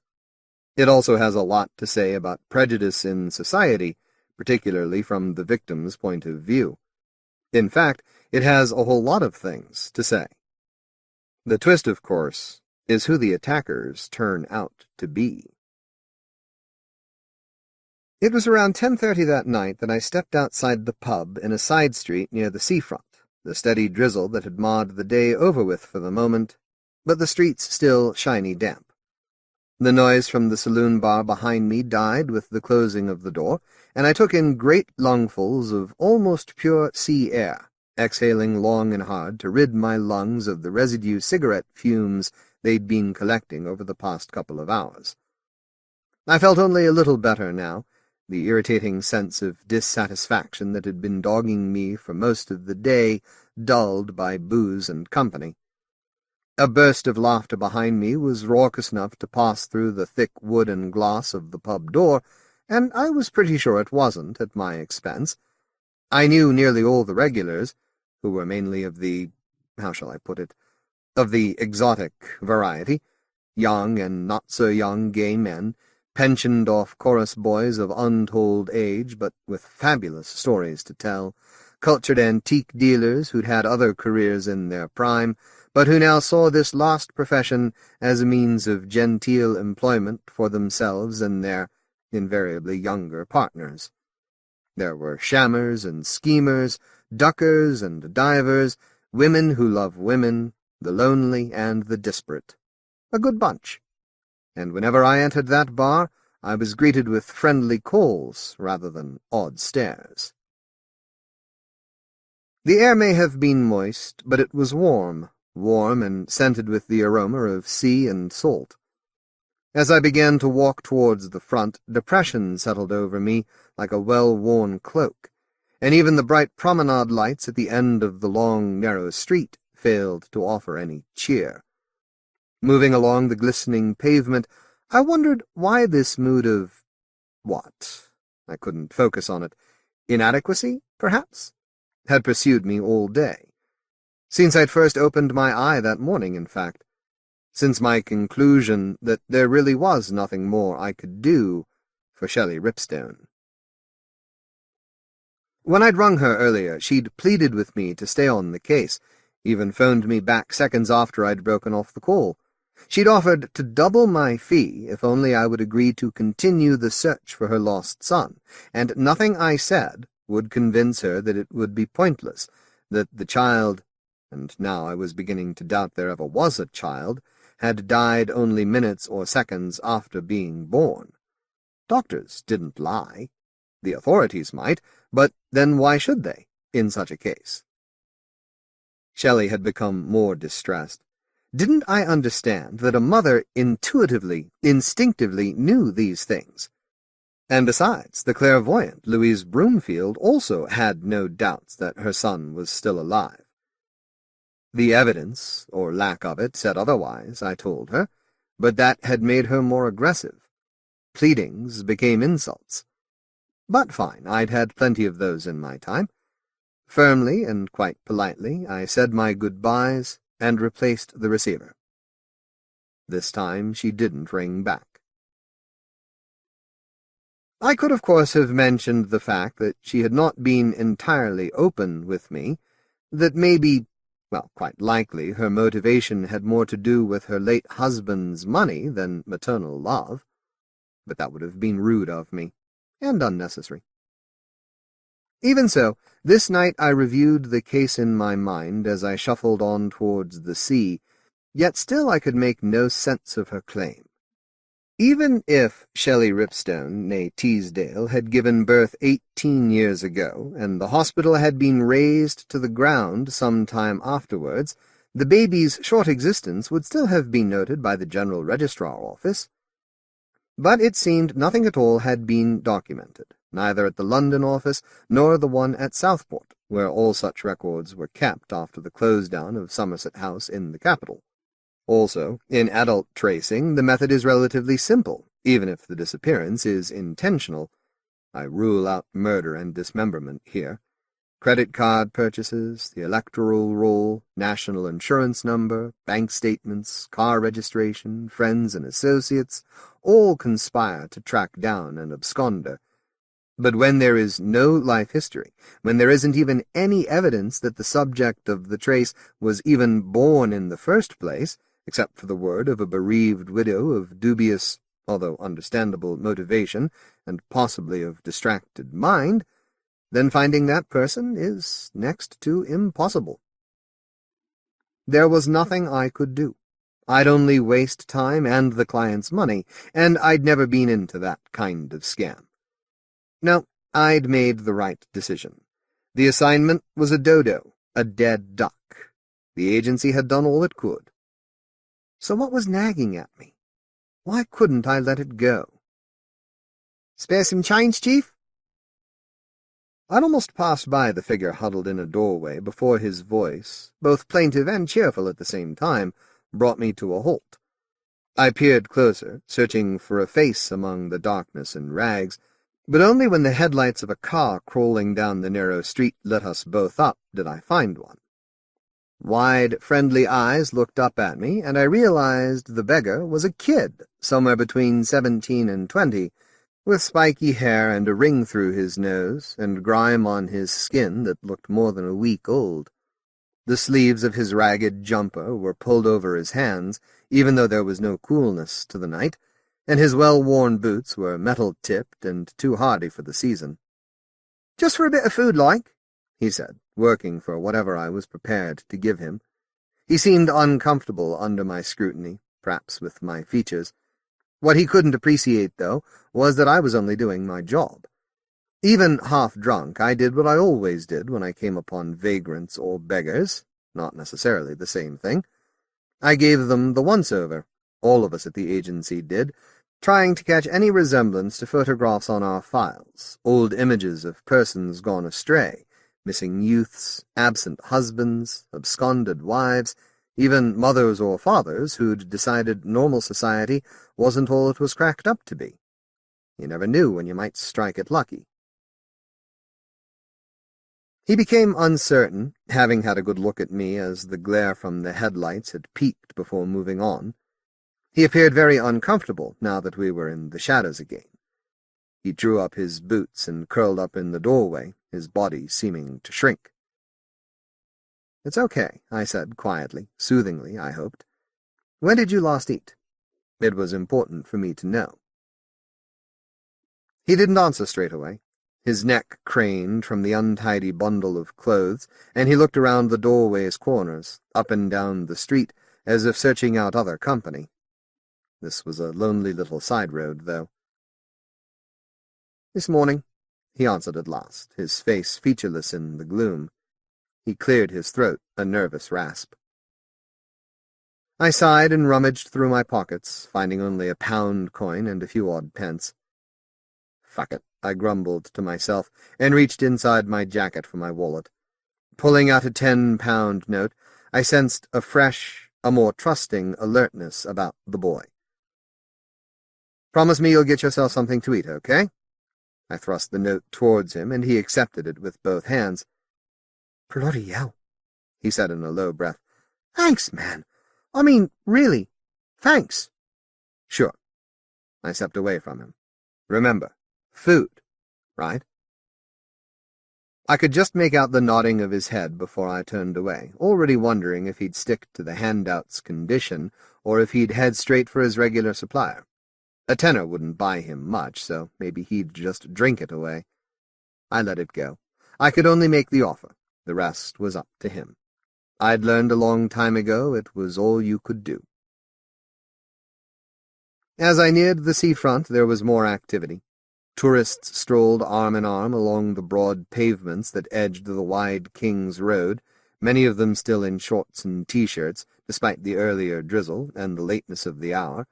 All of this, the people, the coast road, the edge of the beach below the promenade railings, lit up by street lamps and festive lights, lights from hotels, restaurants, the big cinema and theater complex, lights from traffic rushing by as if late for curfew.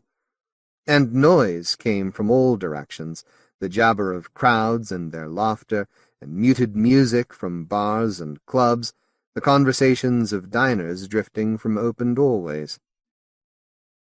I stepped over a puddled gutter that rainbowed oil or spilt petrol in its waters, and waited anxiously for a break in the traffic, a chance to cross the broad expanse of road at my own lively but slow speed. The gay lights of the palace pier stretched out into the blackness, their mirror image on the sea below dancing with every wave that rushed to shore. The pier resembled an ocean liner in celebratory mood.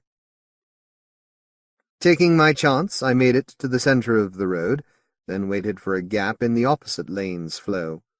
Faces stared out at me from passing cars, one or two vehicles even slowing down so that their occupants could take a more leisurely look, and I saw myself with their eyes, a ridiculous stunted shape, bent as if cowering in the roadway, a clown of a figure whose mask was not funny in transient headlights, its shadows too severe, mean too crooked, the body too unseemly. Laughter passed me by as I waited. Someone even took the trouble to wind down a passenger window and call out to me, call out something I didn't quite hear and did not want to hear.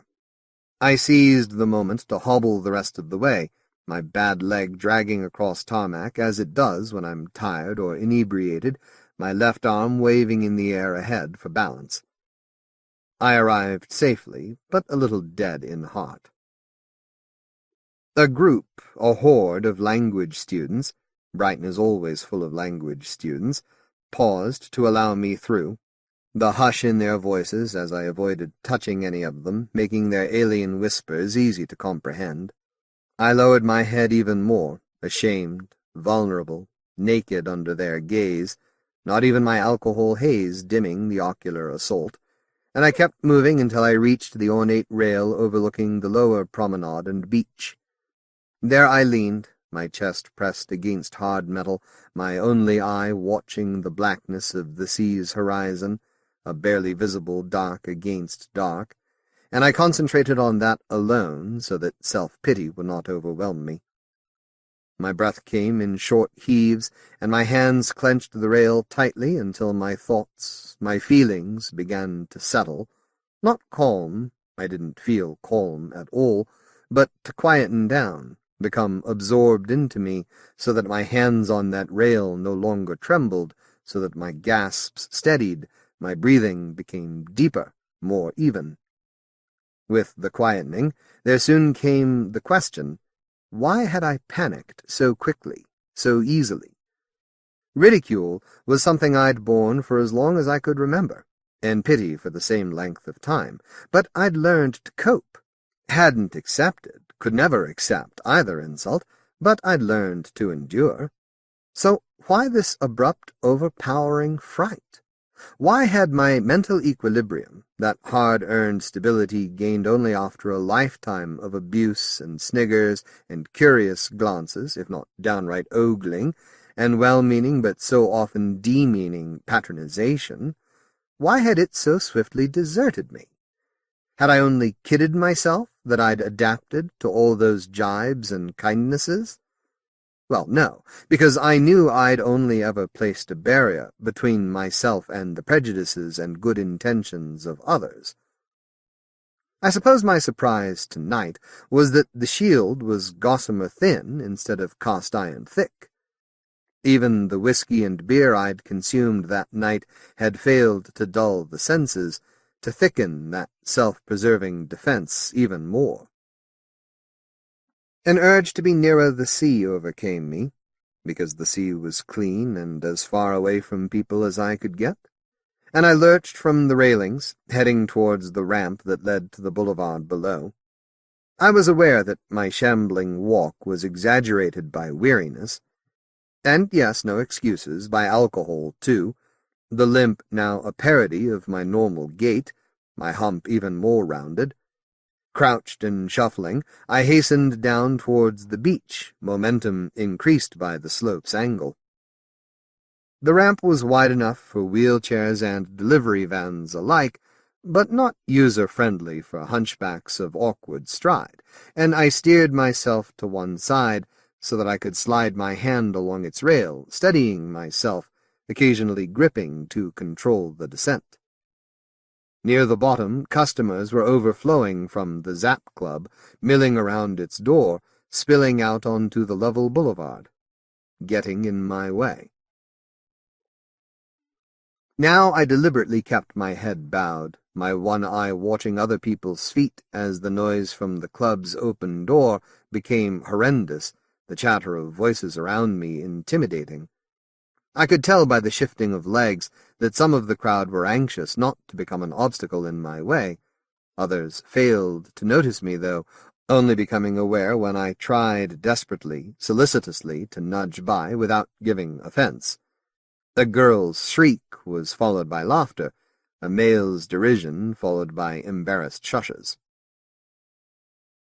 At last I was through, but as I raised my head to see the way ahead, I was confronted by the customers of the Cuba bar, a large section of its patronage seated at tables arranged in an open area outside the bar itself. I slunk around them, regretting my impulse to reach the seashore, aware that not only did people en masse stare harder, but that they felt anonymous enough to voice their humor or shock. Several of them pointed me out, and one or two shouted comments, and only when my feet crunched pebbles did I stop running. I sneaked away from the bright lights towards sweet-covering darkness, away from mocking sounds and cries of pity, making my way diagonally across the beach so that I'd also be moving closer to home in my sea quest. Noise behind me became a general hum of voices and music. The stony shore grew dimmer with every shuffling pace, and I'd almost reached my tidal sanctuary when I heard the insult that was the worst of all, the one I dreaded because it was never the end of it. It was always the precursor to further torment. "Oi! Fucking Quasimodo!" They were sitting around in a circle on the stones, unnoticed in my rush, difficult to see in their mainly dark attire. They drank from cans of beer, but the smell that drifted across our neutral ground was pure weed. Their spliffs glowed in the gloom, bright one moment, a dull amber the next, each burning dot thick with Jamaican promise. I ignored the call, hurrying on, my feet sliding on the little pebble hills that spoiled any rhythm I could build, but something large and hard struck the hump of my back. The stone clunked onto the beach, and I went on. "The bells! The bells!" Someone behind me wailed, to much snickering. I stopped, hung my head, closed my eye for a moment, then turned to face them. I was between the group and the boulevard, between it and the broad stretch of light from the roadway above, so that as they collectively stood, some moving sluggishly as though heavy with dope and booze, one, the nearest to me, rising almost sprightly, fired by youth's arrogance, I could see their shapes in the muted illumination, could take in their leathers and amulets, their spiked collars, their freaked hair and high-laced boots. They were an unlovely bunch. I could just make out the peppy one's leering grin. No mercy in that expression. "Going swimming, Quasi? Only swim at night, do you?" The others enjoyed the taunt, adding their own drolleries. Didn't know the freak show was in town. What you do for sex, Spazzy? Didn't know abortions could walk about. You know, remarks of that ilk, and others that were plain degenerate. Every one seemed to inspire the next, and the gang had great fun. "Oh, shit," I said quietly to myself, then turned away and began moving again, not rushing, just taking it steady, not wanting them to see how much I was shaking. Shaking with rage, with fear, with impotence. A beer can hit me this time, half full so that liquid spilt into my hair, ran down the back of my neck. "Hey, we're talking to you, Humpback." I didn't reply. I kept going. Footsteps crunching after me. Knowing I couldn't outrun them, I whirled around, and it must have been my expression that stopped them dead, shadows formed by the dim light probably deepening my scowl, maybe even making me look fearsome. "Listen to me," I said, allowing anger to override my nervousness. "I'm not bothering you, so just leave me alone, okay?" But the sprightly one, the arrogant one, the one I assumed was the leader, swaggered towards me, features screwed up into a grimace that was as ugly as mine. "You got it wrong, Quasi. You are bothering us." Another step closer allowed me to see a face so full of loathing and bigotry that it surely must have poisoned this one's soul. It came in waves, a silent rant against everything this zealot thought of as abnormal and not up to the perceived order of things. Although my gaze never left those venomous eyes, I was aware that the others were outflanking me, so that soon I was surrounded. I took a step back. My main tormentor took a step forward. I sensed no euphoria among them, no laid-back pleasantry that the fat Jamaicans and drink should have induced, and I began to suspect that they had all been on something harder earlier that evening. Maybe ice, which was the drug of the moment in Brighton around that time, a street methamphetamine, pure crystal shit that gave a big rush that ultimately and invariably fucked up the brain with its worsening withdrawals. Sometimes the tweakers freaked out with meth psychosis and hallucinations, and that was never a time to be around them. I consoled myself with the thought that this merry little band of junkheads could just as easily be on GHB, or liquid ecstasy, both popular drugs around the clubs, whose come-downs sometimes could be scary as well. Then again, they could be on the nutter stuff, Special K. Whichever, I figured their smoking, mixed with booze, was their way of making the descent easy on themselves. Only it didn't seem to be working. Aggression was bristling from this mob. "Look," I said placatingly, hoping the tremble in my voice wasn't too noticeable. "What do you want from me? Do you want money? I've got money. I can give you some." I reached for my wallet, an action replay of a short time earlier when I'd willingly offered charity to the beggar. I wasn't proud of myself at that moment, but if that was what it took to get me off the hook, then so be it. "Yeah, we want money." Eyes looked greedily at the notes in my hand. "But we don't want some. We want all of it." My wallet, as well as the notes, was snatched away, and when I reacted, reflexively reaching out to grab it back, cash was one thing, credit cards and driving license was another, something whacked against my head. I think it must have been another, even larger stone from the beach, because I heard it crack as it struck my temple, and it hit me so hard I fell to my knees. My brain went numb for a second or two, and I brought both hands up to the wound, rocking there on the beach on my knees. I remember crying out, pleading with them to stop it there and then, not to let it go further, that I was hurt enough, but then they were on me, kicking, punching, pounding me, until everything became a blur, everything except the pain, and I was tumbling forward and curling into a fetus position, a frightened, confused, malformed thing scrunched up as small as I could make myself, there to be pummeled and humbled because I was an oddity with money, because I was an oddity with money who wouldn't fight back. I don't know how long it went on for. 1,000 years, 2 minutes. In its way, it was a lifetime. But I heard them calling me names, snarling their hatred, screeching their bile, and I absorbed it, let the pain and the name-calling sink into my system, so that soon my body and my mind had swallowed it whole, and then I allowed it, blows and words, to deaden me. That was the only way I could make it tolerable. And when it was finally over, and the 5 leather and amulet-clad girls had walked off, I cursed them under my breath, and prayed that one day the sickness inside each and every one of them would cause them to suffer the way I had suffered that night.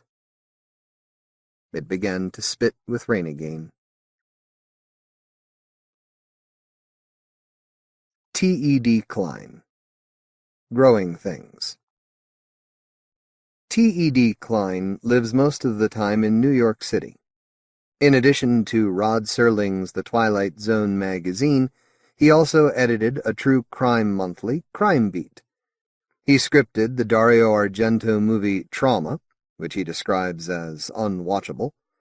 His novel The Ceremonies, a New York Times bestseller, won a British Fantasy Award for Best Novel, and one of the stories in his collection Dark Gods won a World Fantasy Award for Best Novella.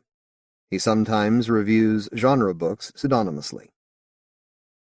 As the author recalls, in the late 1980s, with time on my hands after leaving Twilight Zone magazine, I waited till precisely the height of the real estate market, and, fueled by an inheritance and revenue from the ceremonies, I bought myself a country house in upstate New York, just across the dirt road from the cabin where Whitley Strieber claims to have been buggered by aliens.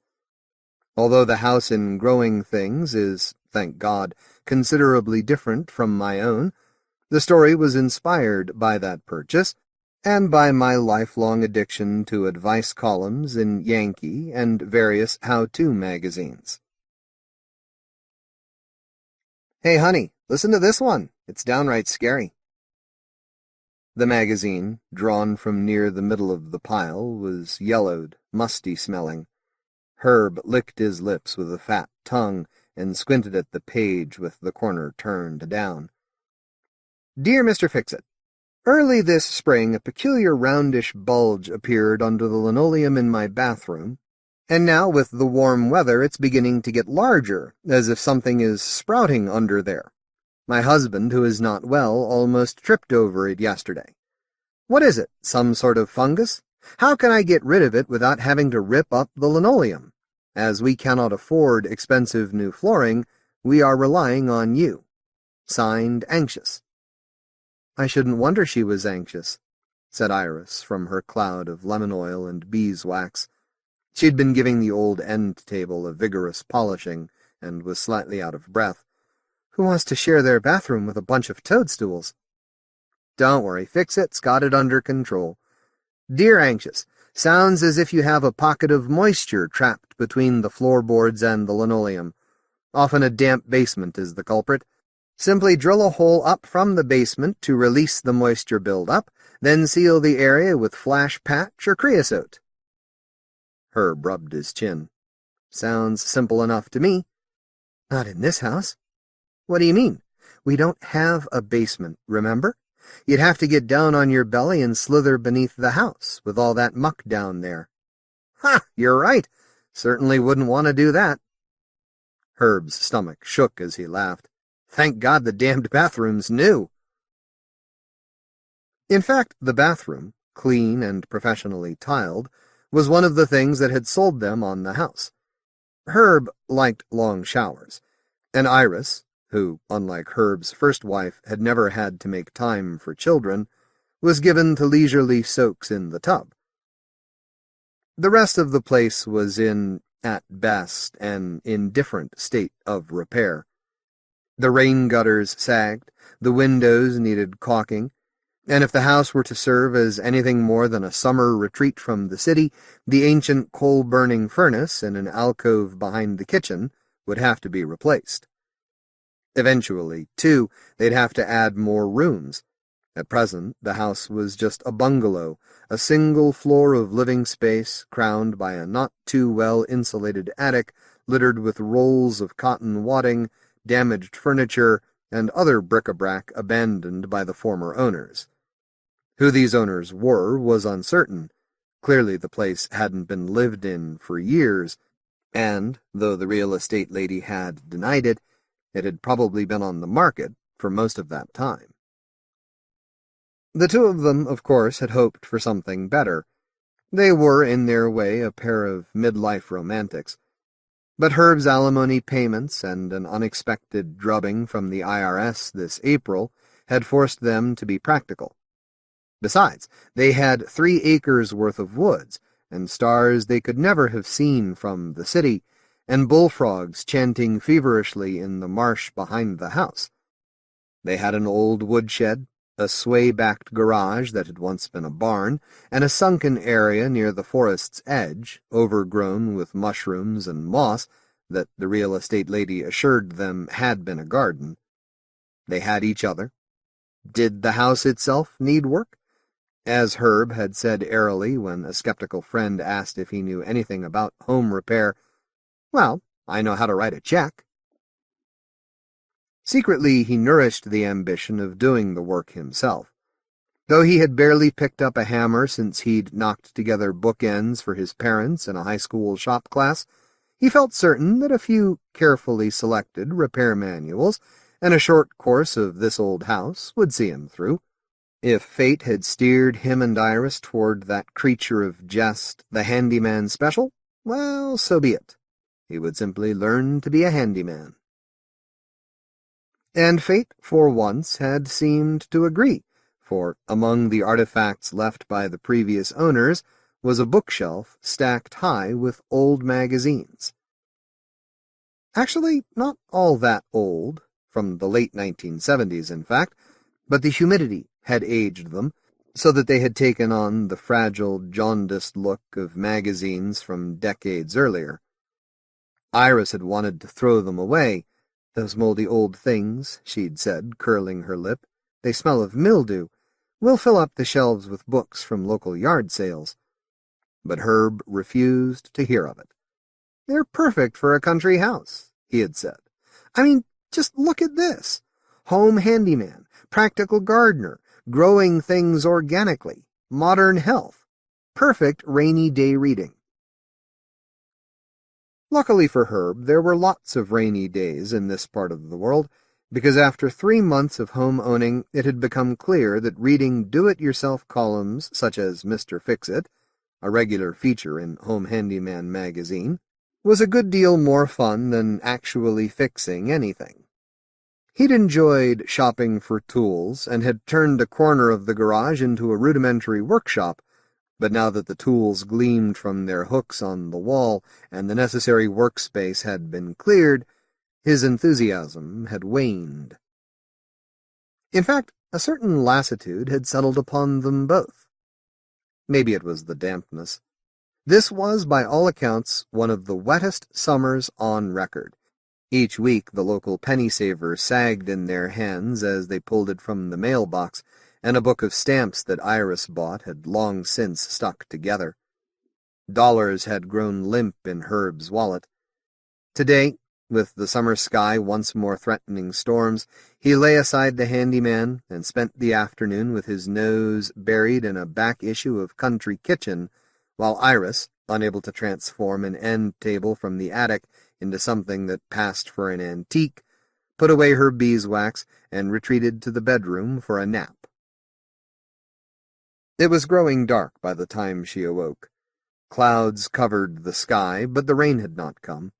Despite the afternoon's inactivity, they were both too tired to cook.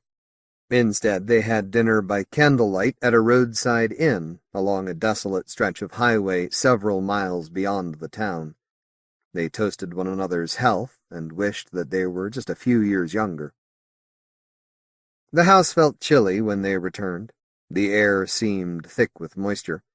They'd already had to buy themselves wool mattress pads to keep their sheets from growing clammy. Tonight, To take the dampness off, Herb built a fire, carefully examining the logs he carried inside for spiders and insects that could drop off and infest the house.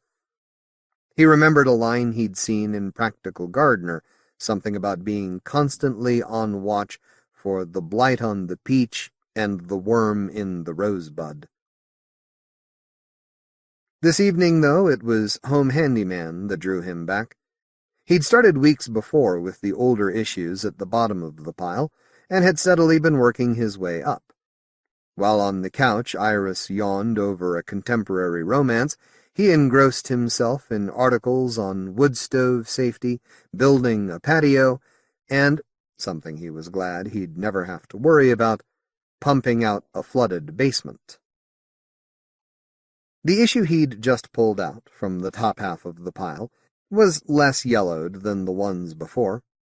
"Here's a letter," he announced, "from a man who's had trouble removing a tree stump next to his house. Mr. Fixit says he'd better get rid of it fast, or it'll attract termites." Herb shook his head. "Christ, you can't let down your guard for a second out here. And here's one from a man who built a chimney but didn't seal it properly." He chuckled. "The damn fool. Filled his attic with smoke." He eyed their fireplace speculatively, but it looked solid and substantial, the flames merry.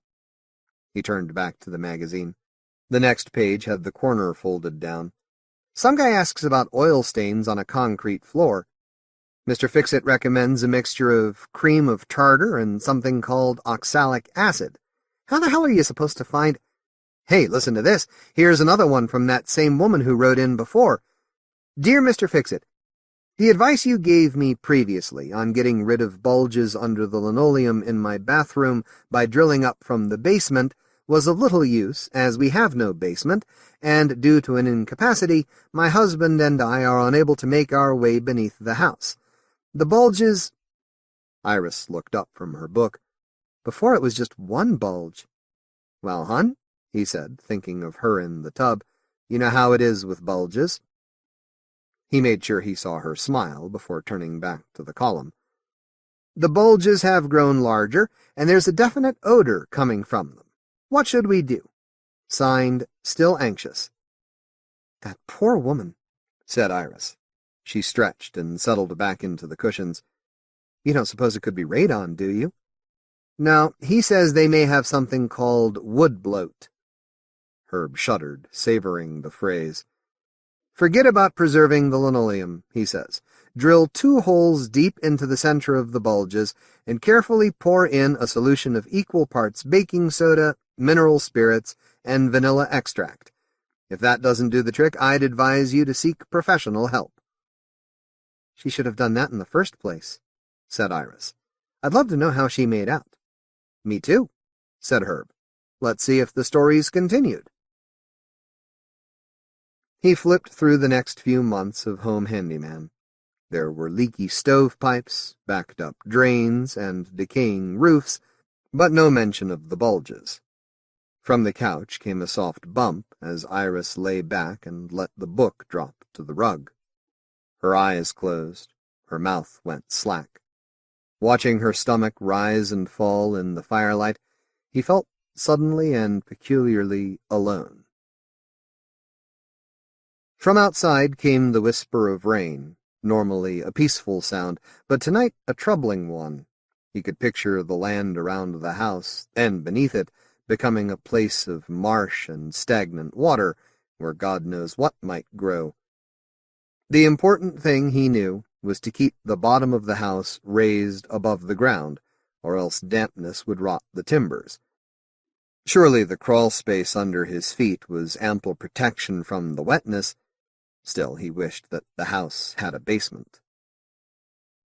Softly, so as not to wake his wife, he tiptoed into the bathroom, still smelling pleasantly of paint and varnish, and stared pensively at the floor. For a moment, alarmed, he thought he noticed a hairline crack between 2 of the new tiles, where the floor was slightly uneven between the toilet and the shower stall, but the light was bad in here, and the crack had probably been there all along. By the time he returned to the front room, the fire was beginning to go out. He'd have liked to add more wood, but he didn't want to risk waking Iris. Seating himself back on the rug with a pile of magazines beside him, he continued his search through the remaining issues of Home Handyman, right up till the point, more than 3 years in the past, when the issues stopped. He found no further updates from Anxious.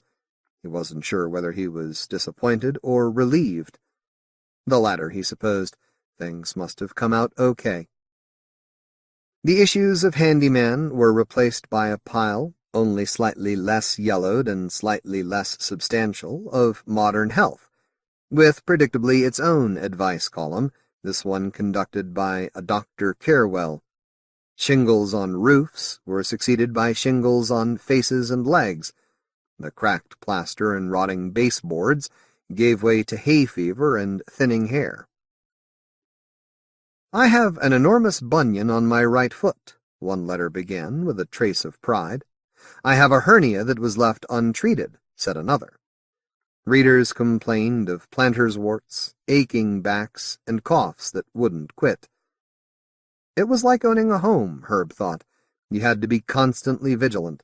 Sooner or later, something always gave way, and the rot seeped in. "Dear Dr. Carewell," one letter began, where the page corner had been turned down, "my husband and I are both increasingly incapacitated by a rash that has left large rose-red blotches all over our bodies. Could it be some sort of fungus? There is no pain or itching, but odd little bumps have begun to appear in the center." It was signed Bedridden. All this talk of breakdown and disease was depressing, and the mention of bed had made him tired. The fire had almost gone out. Glancing at the doctor's reply, it was cheerily reassuring, something about plenty of exercise and good organic vegetables. He got slowly to his feet.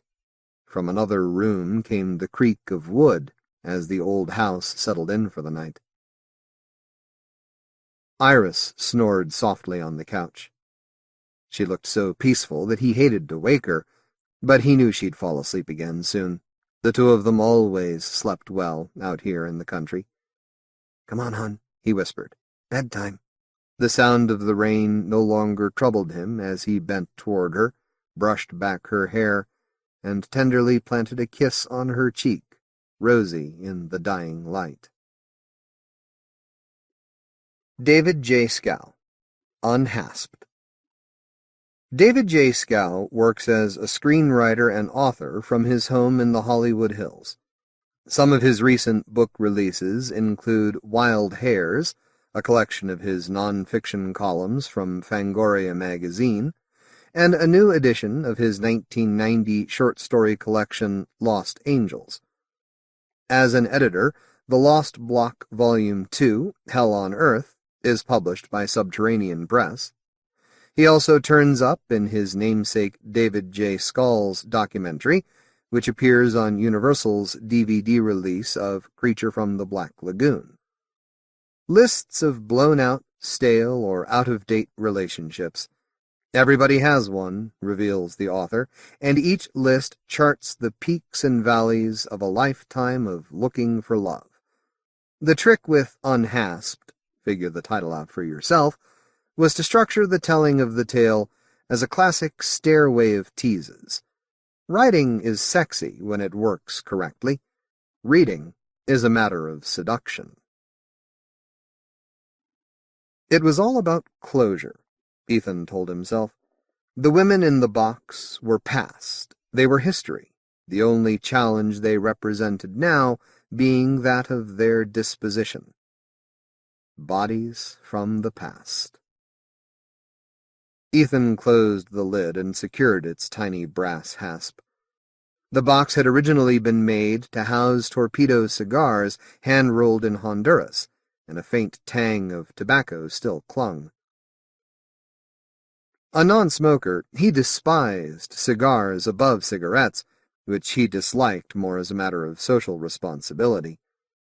The flash fad of cigar smoking had made life a photo-op for feckless humanoids who swathed their fat asses in docker khaki and helmed the steroidal station wagons recently euphemized into suburban utility vehicles to distinguish their priapism from the flaccidity of vans. It was all very American. Big butt, big car, big stogie. Drive something you can't control, puff, and grin with the moronic joy of a dog gnawing a cat turd. Click. Your life is the perfect consumer snapshot. It made slow, helpless rage flex inside Ethan, snapping his hands into fists against the ephemeral. He hated being taken for just another whore of fashion. He hated SUVs and trendoids. He hated cigars. But cigar boxes he liked. His grandfather had kept radio serial collector's pins in a cigar box. Just as some wine bottles were far too elegant to contain mere fermented grape juice, the containers for cigars were always cooler than the contents. At the top of the pile in the cigar box was Valerie. Snugged in with her were Scylla, Barbara, Jennifer, Tokay, Wendy, Sherry. Ethan allowed himself a guilty little grin. A complete inventory would require that he spill out the box again and take notes. The women in his life numbered too many to permit eidetic recall of them all, or even get them in the right order. The most important ones had left evidence of their passage through his existence, small pockets of happiness in the memory quadrant of his mind, letters and cards and photos, some still aromatic with spicy private scents, some actually beginning to yellow with age. He recalled his amusement at trying to remember the women in his life who had, by coincidence or a quirk of astrology, used the same fragrance or employed identical brands of stocking.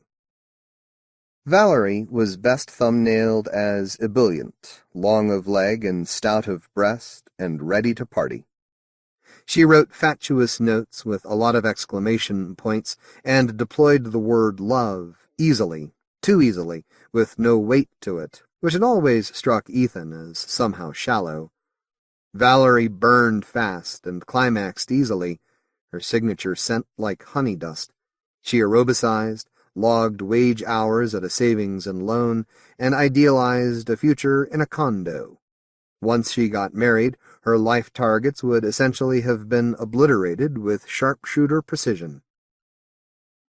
Scylla was a college student, a lit major who looked devastating in those little round glasses, who enjoyed arguing poets, drinking Pinot Grigio, and any movie in which Barbara Stanwyck played hard-bitten.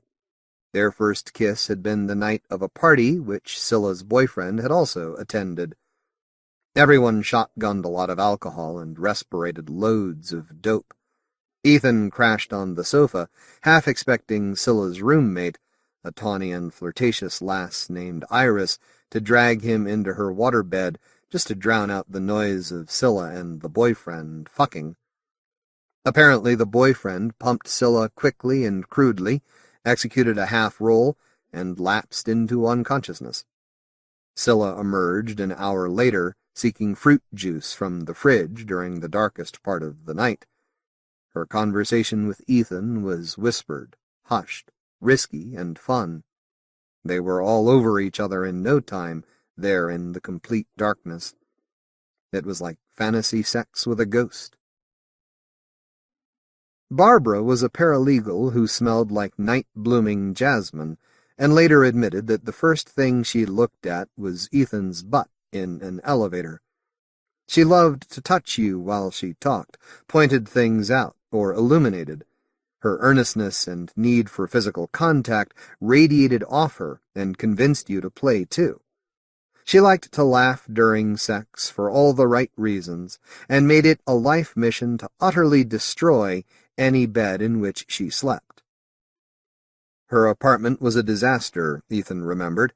It always looked as if it had just been ransacked by burglars.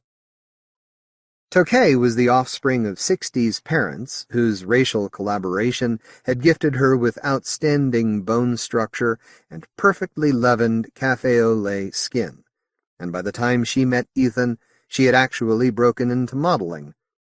Lanky and girlish, she looked exactly like that phylum of two young up-and-comers whose film debuts always displayed them as one step shy of jailbait.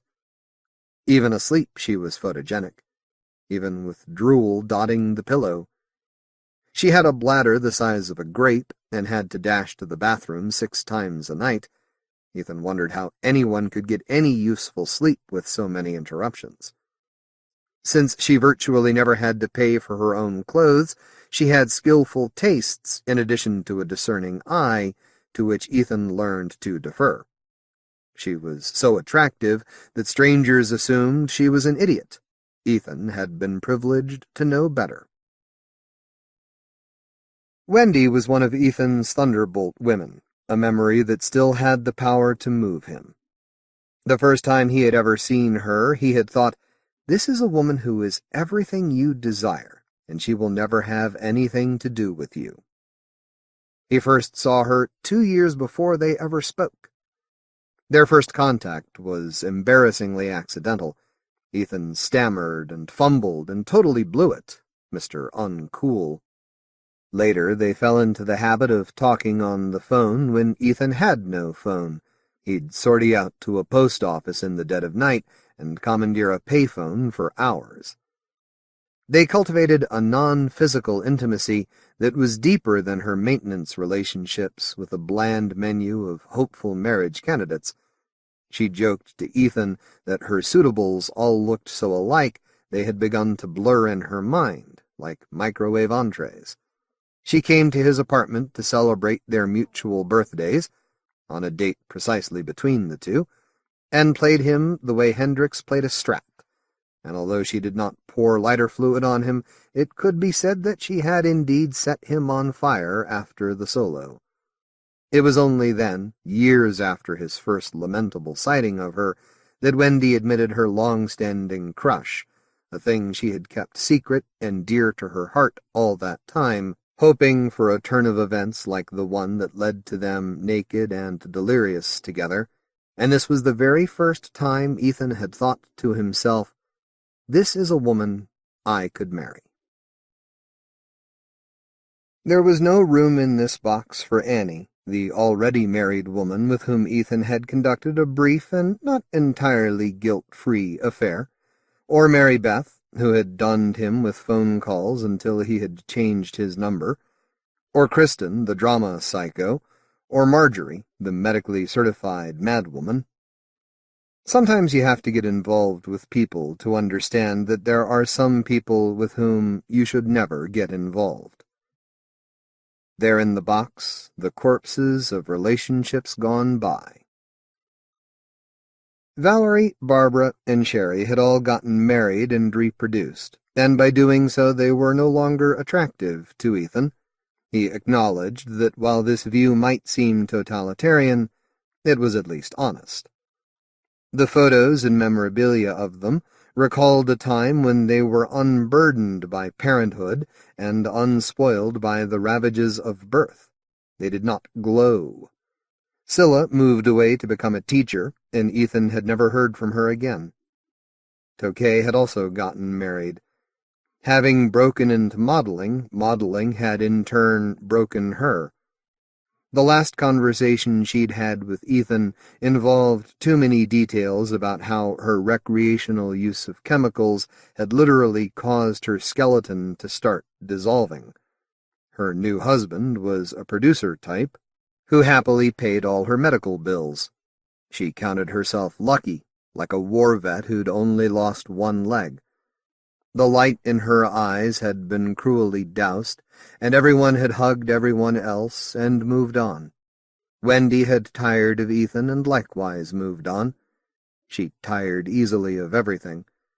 There was love, and there was security, and she had vanished on a quest for the latter, leaving Ethan with his box of memories. He remembered Talus, and Joni, and Celeste, and Stacy, and all the others, and dredged up one-liners to tag and distinguish each of them: Charisse's French model breasts, the dusk violet of Darien's eyes. He found it to be a no-win contest with low aims, a colorless list of statistics concerning whose clitoris was the largest, or whose gaze ran the deepest, or who was the best kisser. Measurements and personal bests, an accountant's view of the erotic that emphasized how fleeting some of these encounters had been. Not Ethan's flavor at all, especially since such a line of thought inevitably led to the one who had been the biggest mistake.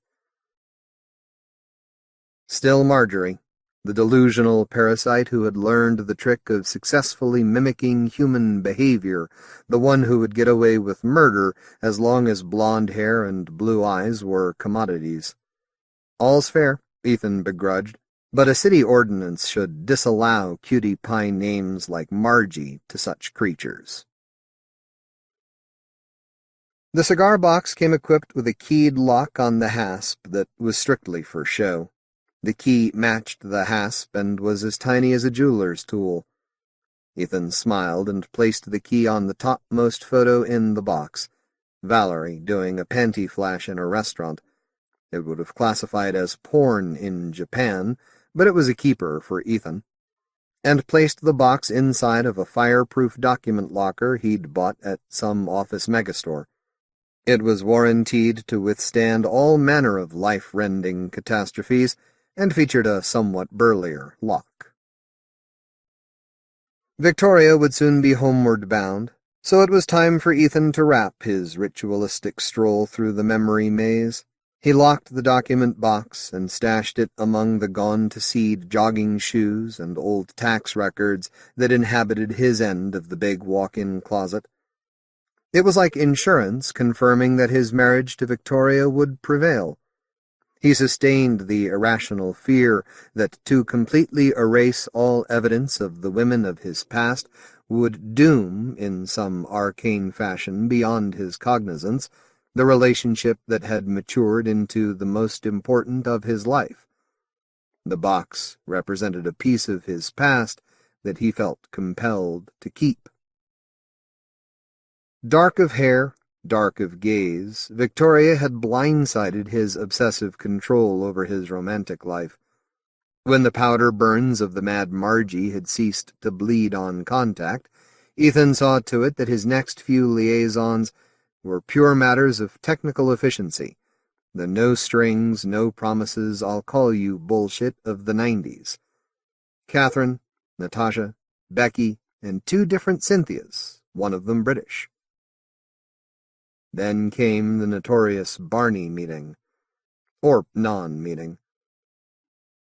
It was utterly out of character for Ethan to pit-stop at a coffee-house, which he had not liked ever since insectal yupsters had invented crass compound words like mochaccino.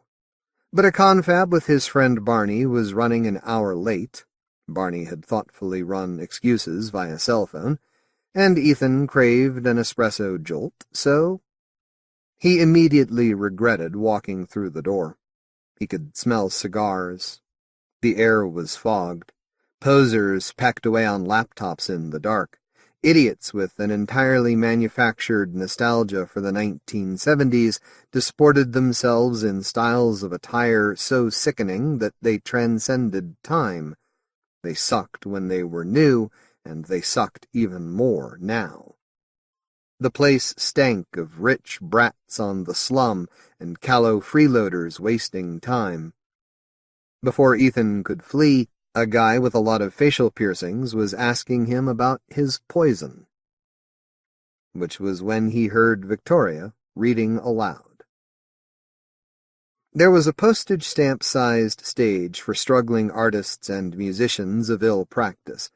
One had to angle sideways past the stage to get to the bathrooms, and, this being a Java emporium, the traffic was a nearly unbroken, ant-like flow. The dark-haired, dark-gazed woman on the platform paid them no notice, directing her occasional glances toward the 5 people grouped closest to her in a crescent of rapt attention. She acknowledged them from time to time during her narrative, as all the best readers do, with rewarding little glances up from her manuscript pages, neither breaking the flow of words nor reading her work too quickly. Ethan noticed that she seemed to miss all the pitfalls that transformed good writers into bad performers.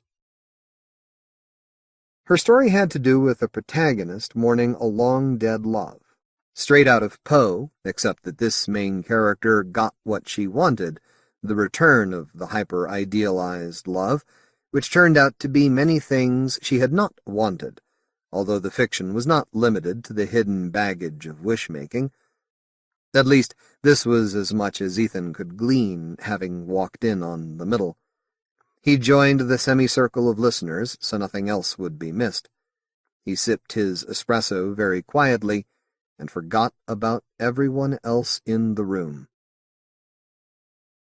She read with total concentration and complete conviction, threading her tale to its end, whereupon Ethan made sure he was the first to applaud and the foremost to quiz her on the story.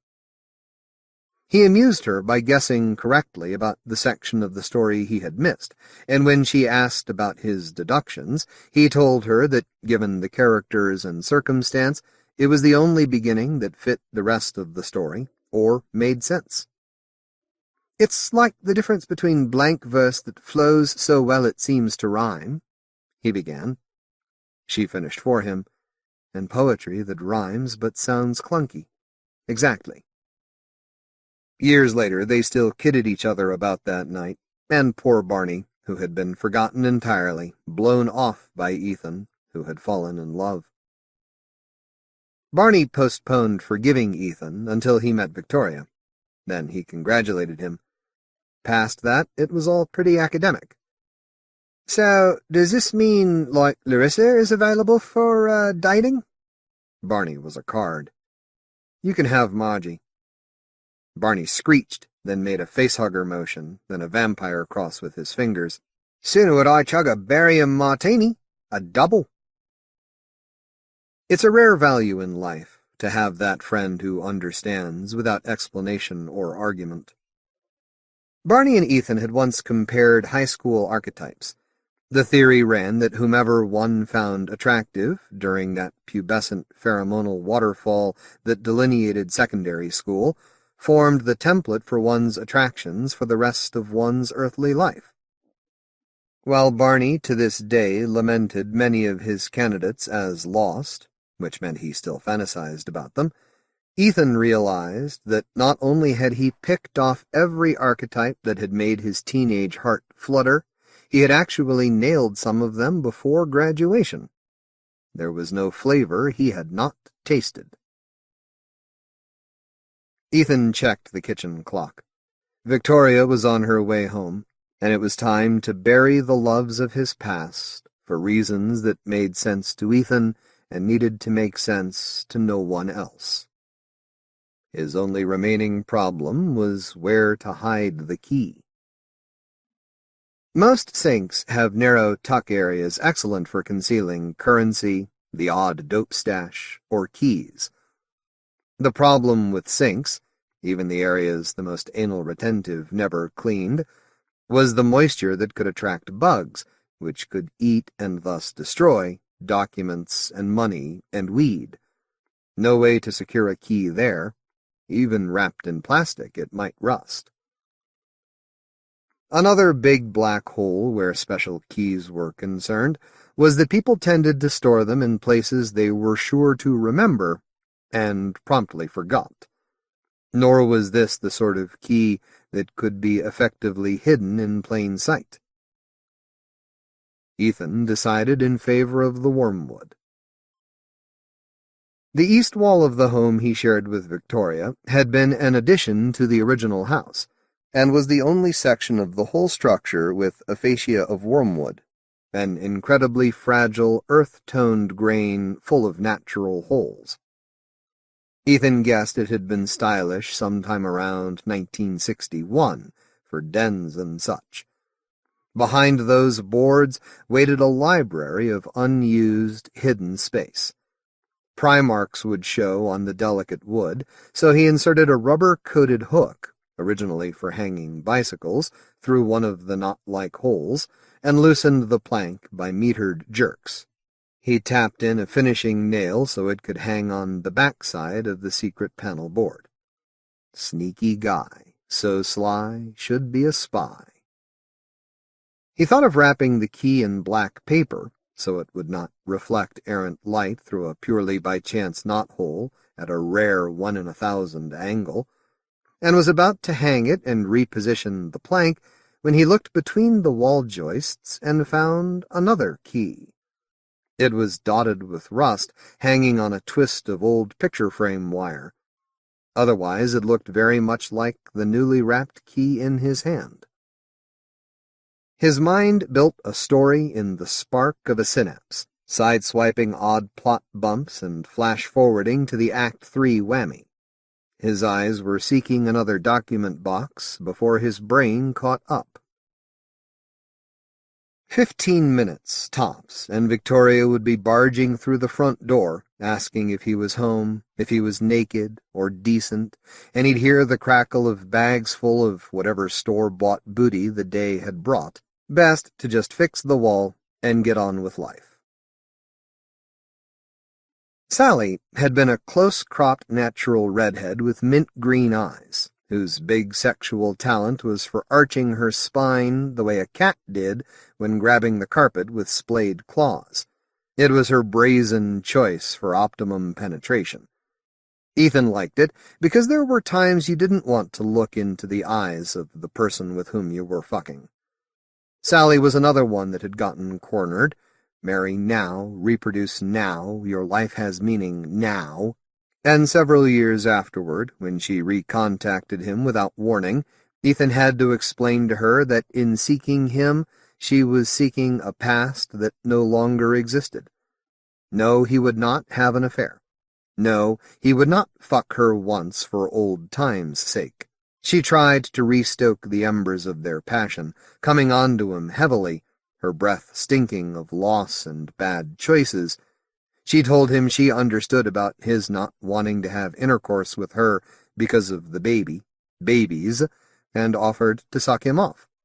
Ethan watched in horror as the woman he thought he once knew seemed to slide from pixie-ish to pixelated, like a beaver shot clunking down in a slide projector to replace a Monet.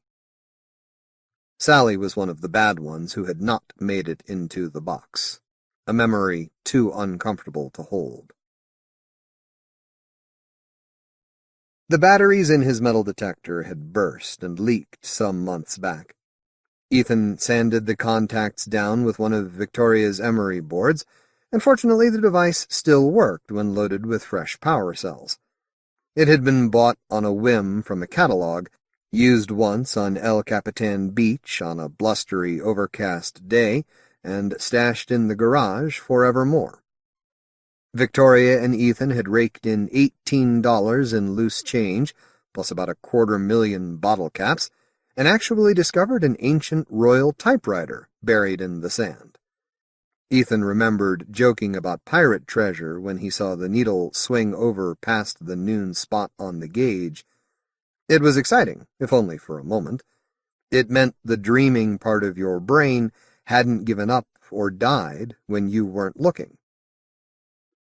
Bang! The needle swung over, and that old thrill was back. Ethan was standing in front of the fireplace.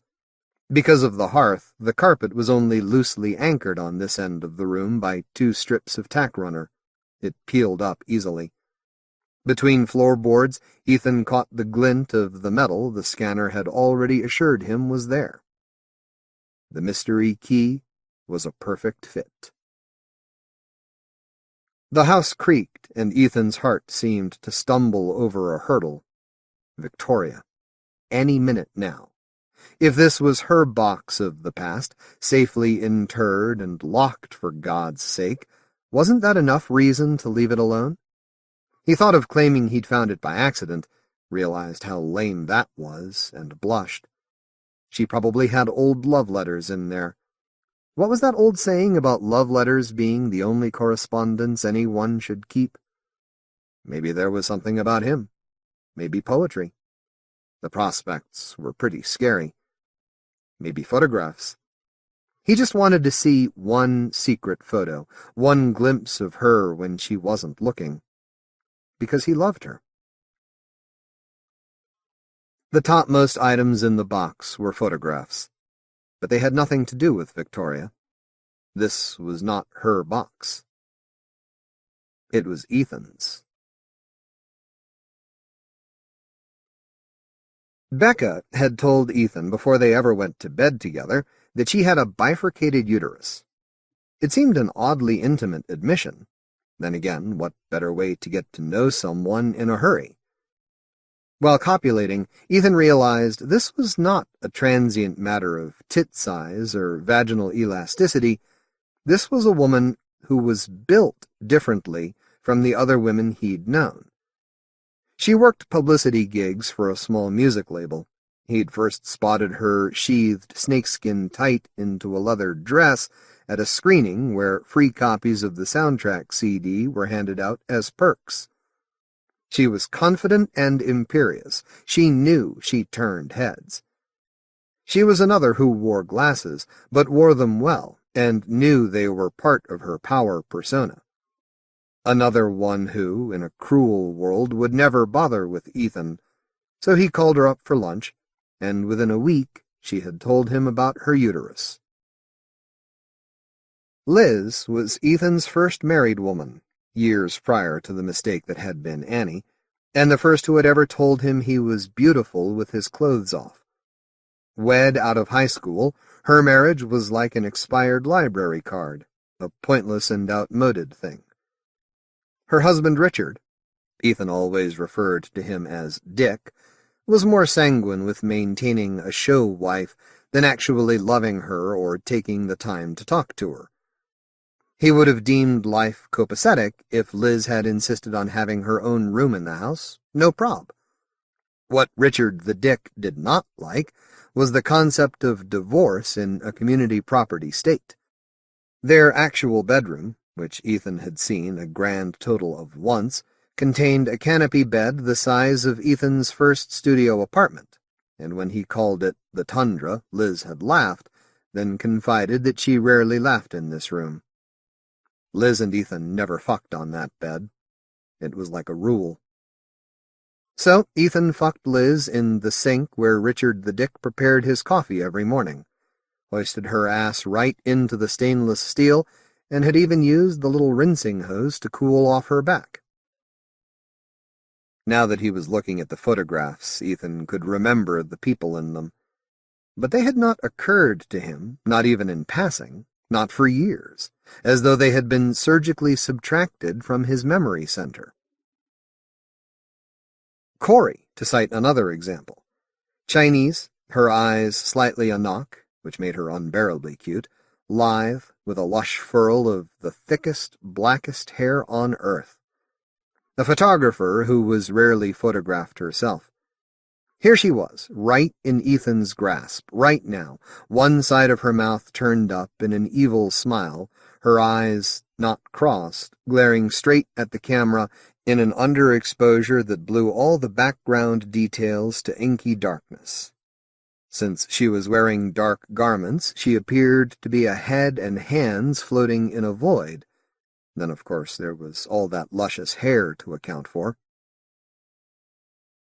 Staring at the picture, Ethan tried to remember making love to Corey, and only caught fragments, snap images, single-frame impressions that sped past as though being chased. Corey was the one who always dug her heels into his ass when she orgasmed, or, accounting for position, grabbed him so hard when she came that she raised bruises. She had strong hands and a grip like a trash compactor. Ethan could not recall what had become of Corey, where the split was, whether their breakup had been good or bad. Victoria was half an hour late. Typical. Ethan could not resent his wife's absolute disdain for the clock, because it was one of his top 10 personality traits as well.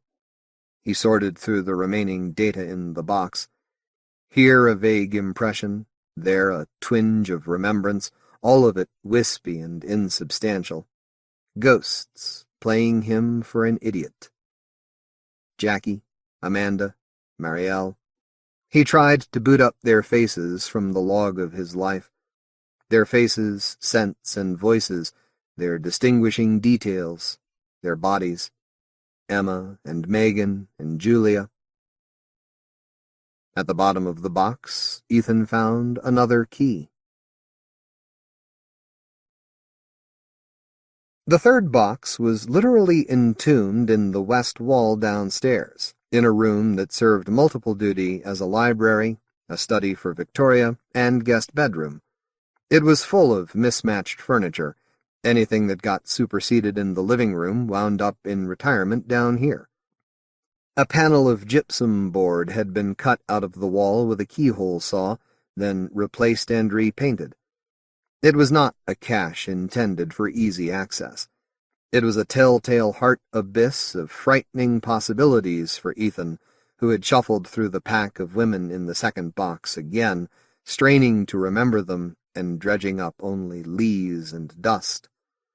He recalled childhood meals with more individuality. The box inside the wall was another cigar box, something familiar at least. It was caked in leaf powder and firmly bound with filament tape that had completely dried out, giving it a mummified aspect, strands of fiber floating away from it like errant eyebrows or threads from ghost shrouds. The smokes, Ethan noted, had been imported Laguna Negra rectangulares, and he knew them to be vile, dense as plugged tobacco formed into a stick. That much he remembered. A car passed on the hill outside, and Ethan listened to the motor. Not Victoria's car, some rice-burning SUV piece of junk. The damned sun was going down out there in the world, and she had not thought to call. Ethan usually let the machine grab calls. He would have picked up right now for Victoria. He felt himself descending into a sort of Chinese box puzzle in which he might become mentally imprisoned.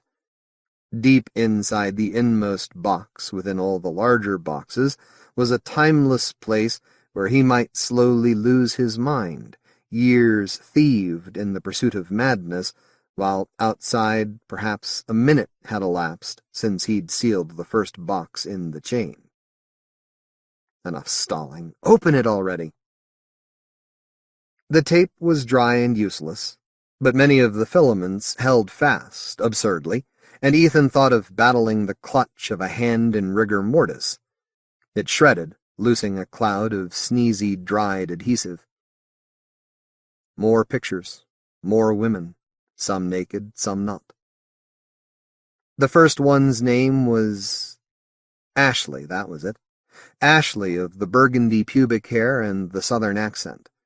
She had made up some forgotten nickname for his cock and spoke to it in a little girl voice, which made him feel like a child molester when he was in a bad mood. Ethan had smashed her face with a garden trowel while they were fucking, and he had climaxed while she shuddered gently into death. He could remember now. The photograph helped, because he had snapped it after Ashley's head was all bloody. And Lorelei, strangled with picture-hanging wire while he pumped her from behind. He'd made a bonfire out of her remaining parts in the desert the following night. Coyote barbecue. Here was Lorelei, face purpled, eyes white with death. A real Kodak moment. Trish he'd shot through the heart. Clean, neat, quick, small caliber, like a film noir murder, almost bloodless. After taking her picture, he'd dumped her in the bay near Point Pitt. Bettina and Sarah were the Hammer twins, not because they were actual twins, but because Ethan had killed them with the same hammer, a carpenter's whack with a 14-pound clawed head. They had looked pretty much alike when he'd finished swinging. Bettina had been Ethan's first experiment with corrosive acids, the kind you were not supposed to dispense without using eye and breathing protection because the fumes were murder. Most of Flores he'd eaten. The camera can have a most uncompromising eye, and the photos jogged the appropriate memory. Bridget, drowned and dismembered. Holly, skinned and left for predators. Larissa he had not fucked until after he'd killed her, a straight knife gig that definitely made her no longer available for dating. Ethan tried never to lie to his friends and had told his pal Barney the truth about her. Basically. That bugged him, Barney's habit of pointedly mentioning that Ethan had always been surrounded by women prior to marrying Victoria. Then came new uninvited commentary along the lines of, "What do you care? You're happily married." Barney needed to get out more.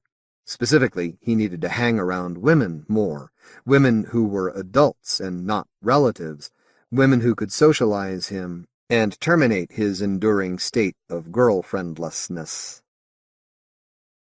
But there was a price, Ethan knew. One could wind up with Kristen the drama psycho or Margie the neural nightmare and finish life as a drained husk. Margie, that cunt, had finally gotten what she deserved, payback for every crime against sanity for which her blue eyes or blonde hair had permitted her to skate. He had kneecapped her with a .22 target pistol. She had shrieked for someone to rescue her. Someone always rescued the Margies of the world, but not today. Ethan put a round into the meat of each of her upper thighs. More screaming, more bullshit pouring from her face in an endless torrent designed to prove her rightness in all things. Ethan saved her face for last. Another soft-nosed slug into each hand. 2 more into her tits, puncturing the implants, her blood adulterated by gushing saline. He let her pass out and wake up before he shot her again in the throat. The yammering ceased. He reduced her to a shit-bag of animal hate, her true face, before he blew her false skin face clean off her skull, destroying most of the teeth. He extracted the rest with pliers and cut off her fingertips with duck-billed tin snips so no one would ever know who she was. Which had always been a big deal to Margie, so it was particularly apt that no one would ever know what had become of her. They might suspect, but never know. Doubly ironic, since no one had ever asked. Ethan remembered something else. It was Margie that had turned him. One bad relationship can do that. But he remained the master of his destiny, determined that not even a word of Margie's could scuttle his happiness with someone as unique as Victoria. The can of paint he would use to mend the wall was in a storage cabinet in the downstairs bathroom, the big bathroom. So it was settled that he had to go into the bathroom. It was unavoidable.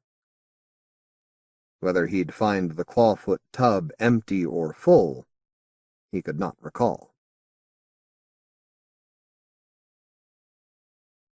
Gemma Files, The Emperor's Old Bones. Gemma Files was born in London, England, and is the daughter of 2 actors, Gary Files, best known for a continuing role on the Australian TV soap opera Neighbours, and Elva May Hoover, nominated for a 1984 Best Supporting Actress Genie Award for her work as Betty Fox in The Terry Fox Story.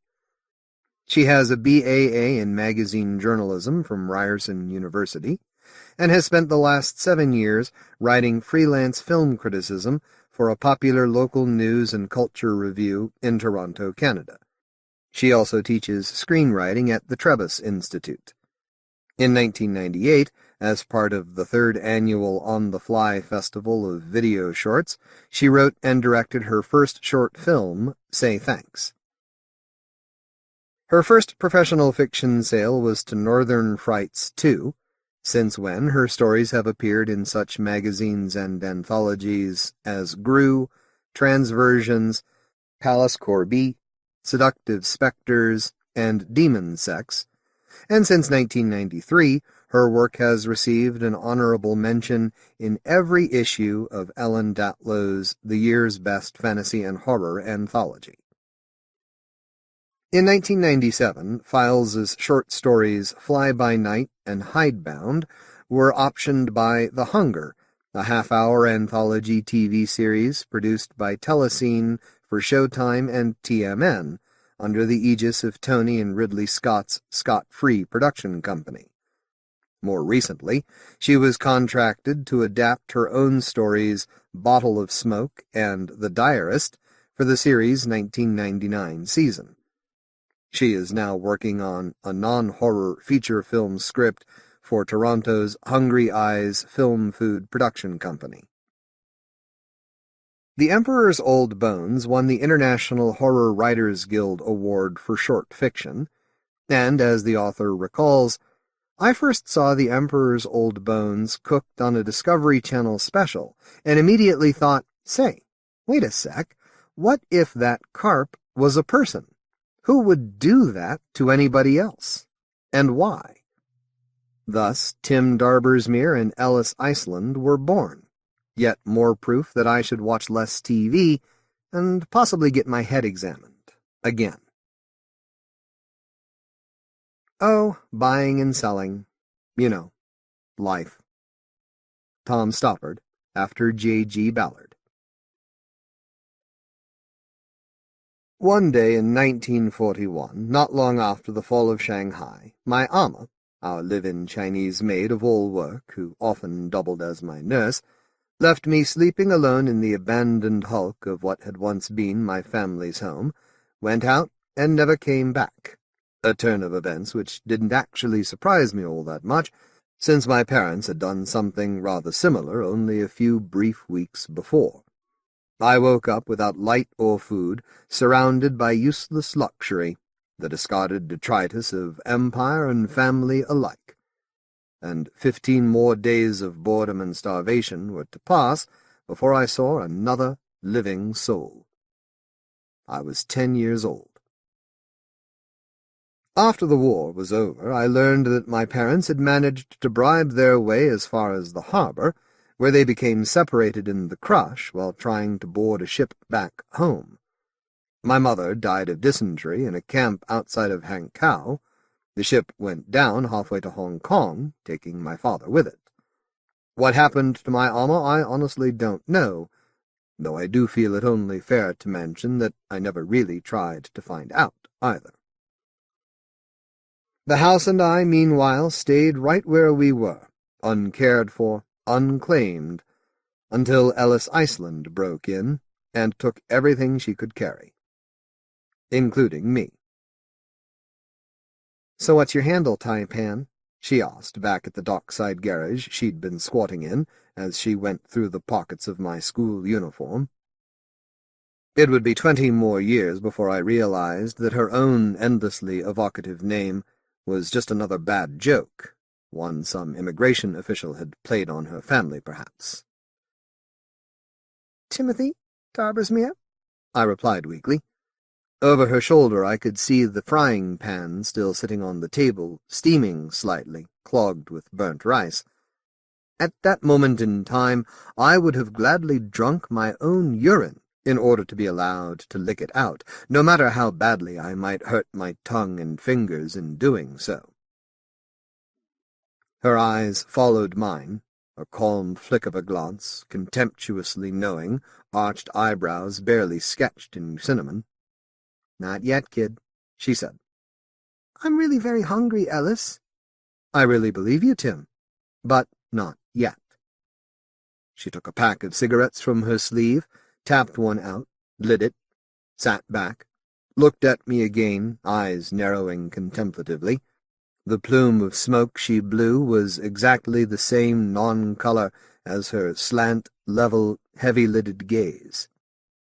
"Just to save time, by the way, here are the house rules," she said. "Long as you're with me, I eat first. Always. That's not fair. Probably not, but that's the way it's going to be, 'cause I'm thinking for two, and I can't afford to be listening to my stomach instead of my gut. She took another drag. Besides which, I'm bigger than you. My father says adults who threaten children are bullies. Yeah, well, that's some pretty impressive moralizing, coming from a mook who dumped his own kid to get out of Shanghai alive. I couldn't say she wasn't right, and she knew it, so I just stared at her. She was exoticism personified, the first full-blown Yank I'd ever met, the first adult Caucasian woman I'd ever seen wearing trousers. Her flat Midwestern accent lent a certain fascination to everything she said, however repulsive. People will do exactly whatever they think they can get away with, Tim, she told me, for as long as they think they can get away with it. That's human nature. So don't get all high-hat about it. Use it. Everything's got its uses.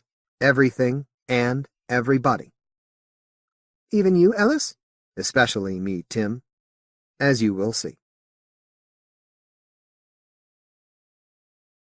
It was Ellis, my diffident ally, the only person I have ever met who seemed capable of flourishing in any given situation, who taught me the basic rules of commerce, to always first assess things at their true value, then gauge exactly how much extra a person in desperate circumstances would be willing to pay for them. And her lessons have stood me in good stead during all these intervening years. At the age of 66, I remain not only still alive, but a rather rich man to boot. Import-export, antiques, some minor drug smuggling, intermittently punctuated, on the more creative side, by the publication of a string of slim, speculative novels. These last items have apparently garnered me some kind of cult following amongst fans of such fiction, most specifically, ironically enough, in the United States of America. But time is an onion, as my third wife used to say. The more of it you peel away, searching for the hidden connections between action and reaction, the more it gives you something to cry over. So now, thanks to the established temporal conventions of literature, we will slip fluidly from 1941 to 1999, to St. Louis, Missouri, and the middle leg of my first ever stateside visit, as part of a tour in support of my recently published childhood memoirs. The last book signing was at 4. 3 hours later, I was already firmly ensconced in my comfortable suite at the downtown Four Seasons Hotel. Huang came by around 8, along with my room service trolley. He had a briefcase full of files and a sly, shy grin, which lit up his usually impassive face from somewhere deep inside. "Backed up a lot of time on this one, Mr. Darbersmere," he said in his second-generation Cockney growl. "Spent a lot of your money, too." I uncapped the tray. Good thing my publisher gave me that advance then, isn't it? "Yeah, good thing. But it don't matter much now." He threw the files down on the table between us. I opened the top one and leafed delicately through, between mouthfuls. There were schedules, marriage and citizenship certificates, medical records, police records going back to 1953, with charges ranging from fraud to trafficking in stolen goods, and listed under several different aliases, plus a sheaf of photos, all taken from a safe distance. I tapped one. "Is this her?" Huang shrugged. "You tell me. You're the one who knew her." I took another bite, nodding absently, thinking, did I? Really? Ever? As much as anyone, I suppose. To get us out of Shanghai, Ellis traded a can of petrol for a spot on a farmer's truck coming back from the market, then cut our unlucky savior's throat with a straight razor outside the city limits, and sold his truck for a load of cigarettes, lipstick, and nylons. This got us shelter on a floating whorehouse off the banks of the Yangtze, where she eventually hooked us up with a pirate trawler full of U.S. deserters and other assorted scum, whose captain proved to be some slippery variety of old friend. The trawler took us up and down river, dodging the Japanese and preying on the weak, then trading the resultant loot to anyone else we came in contact with. We sold opium and penicillin to the warlords, maps and passports to the DPs, motor oil and dynamite to the Kuomintang, Allied and Japanese spies to each other. But our most profitable commodity, as ever, remained people, mainly because those we dealt with were always so endlessly eager to help set their own price. I look at myself in the bathroom mirror now, tall and silver-haired, features still cleanly cut, yet somehow fragile, like Sir Laurence Olivier after the medical bills set in. At this morning's signing, a pale young woman with a bolt through her septum told me, "No offense, Mr. Darbersmere, but you're like a real babe for an old guy." I smiled gently and told her, "You should have seen me when I was 12, my dear." That was back in 1943, the year that Ellis sold me for the first time, or rented me out, rather, to the mayor of some tiny port village who threatened to keep us docked until the next Japanese inspection.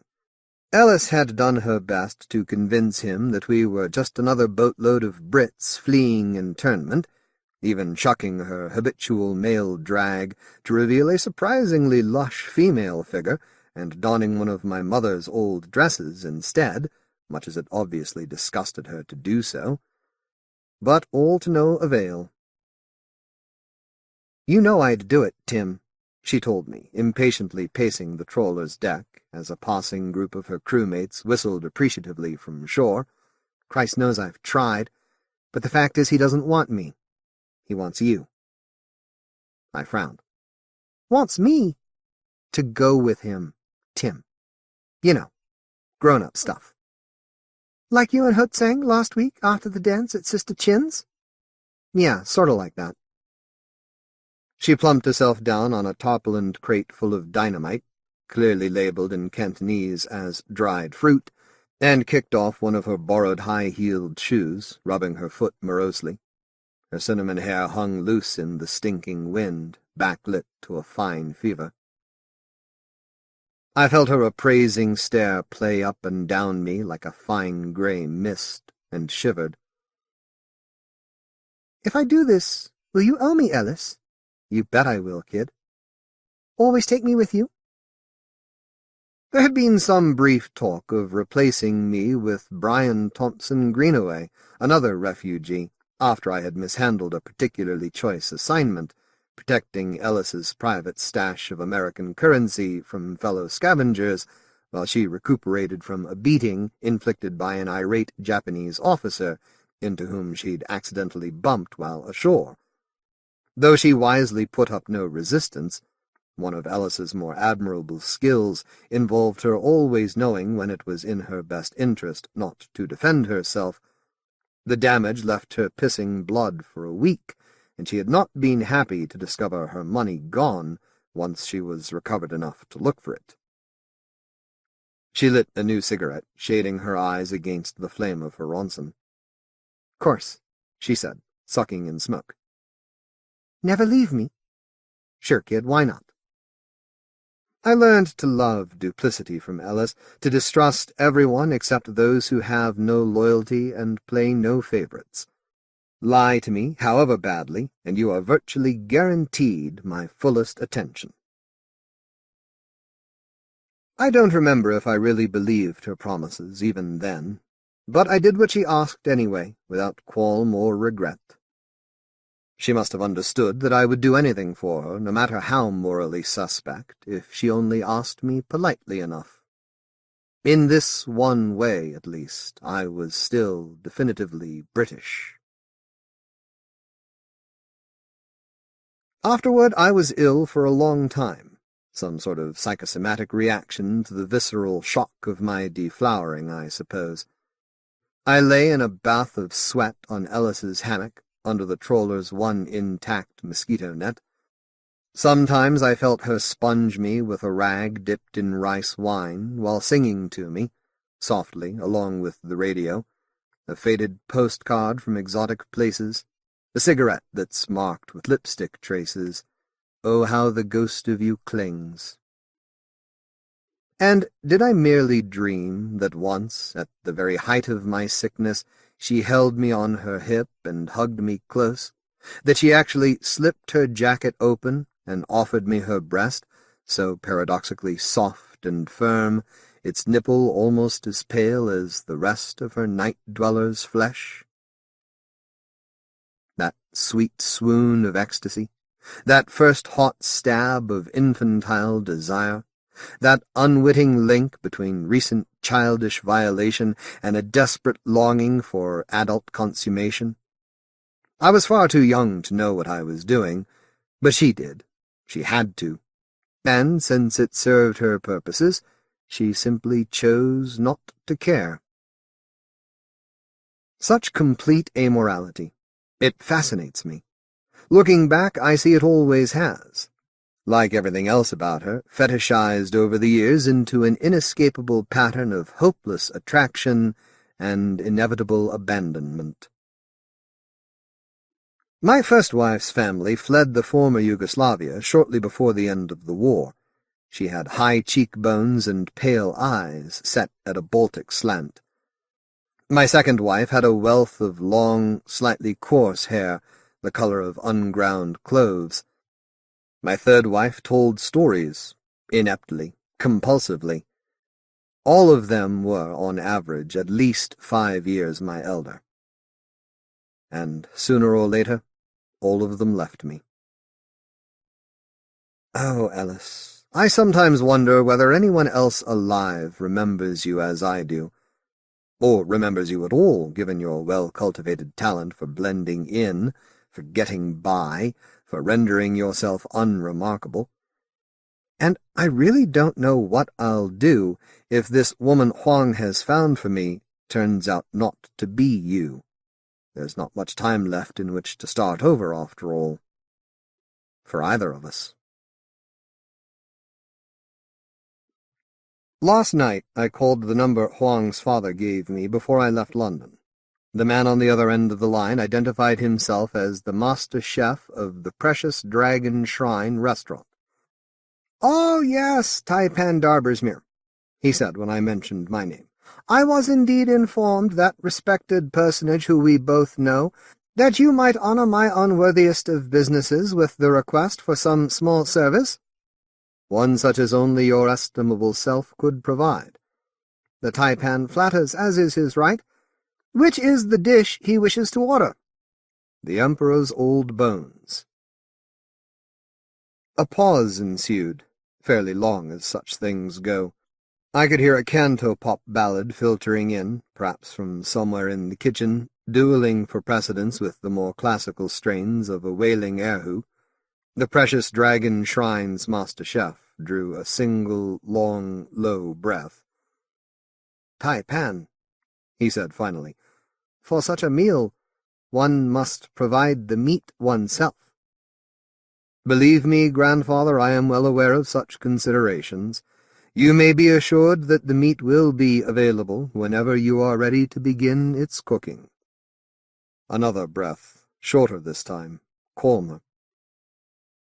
"Realizing that it has probably been a long time since anyone had requested this dish," I continued, "I am of course more than willing to raise the price our mutual friend has already set." "Oh, no, Taipan." "For your trouble. Taipan, please. It is not necessary to insult me."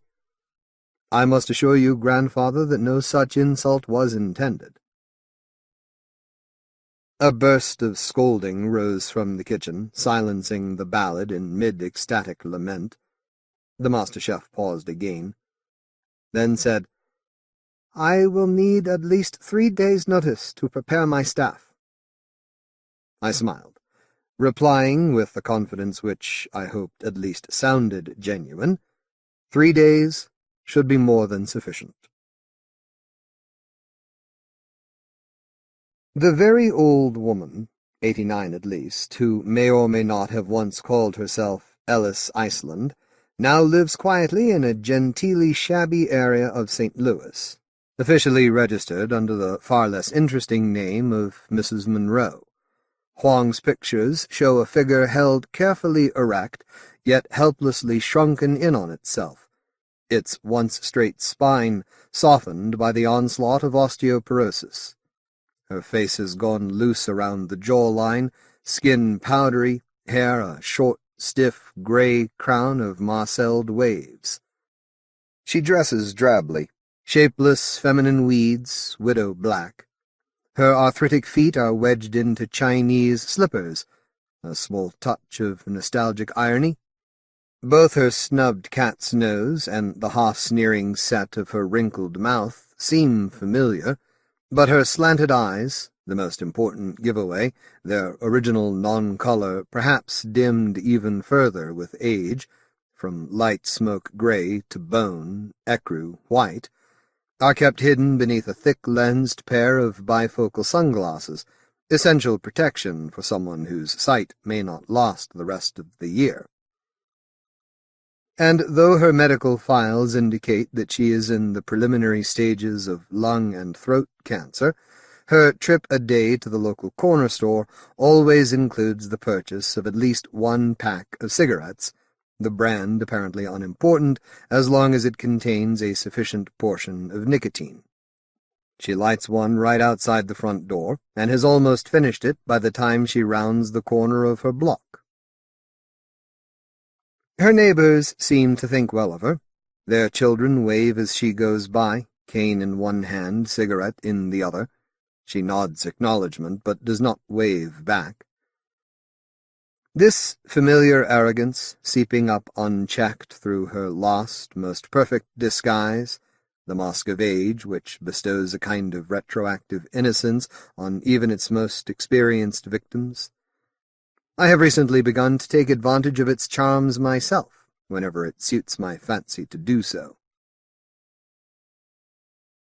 I look at these pictures again and again.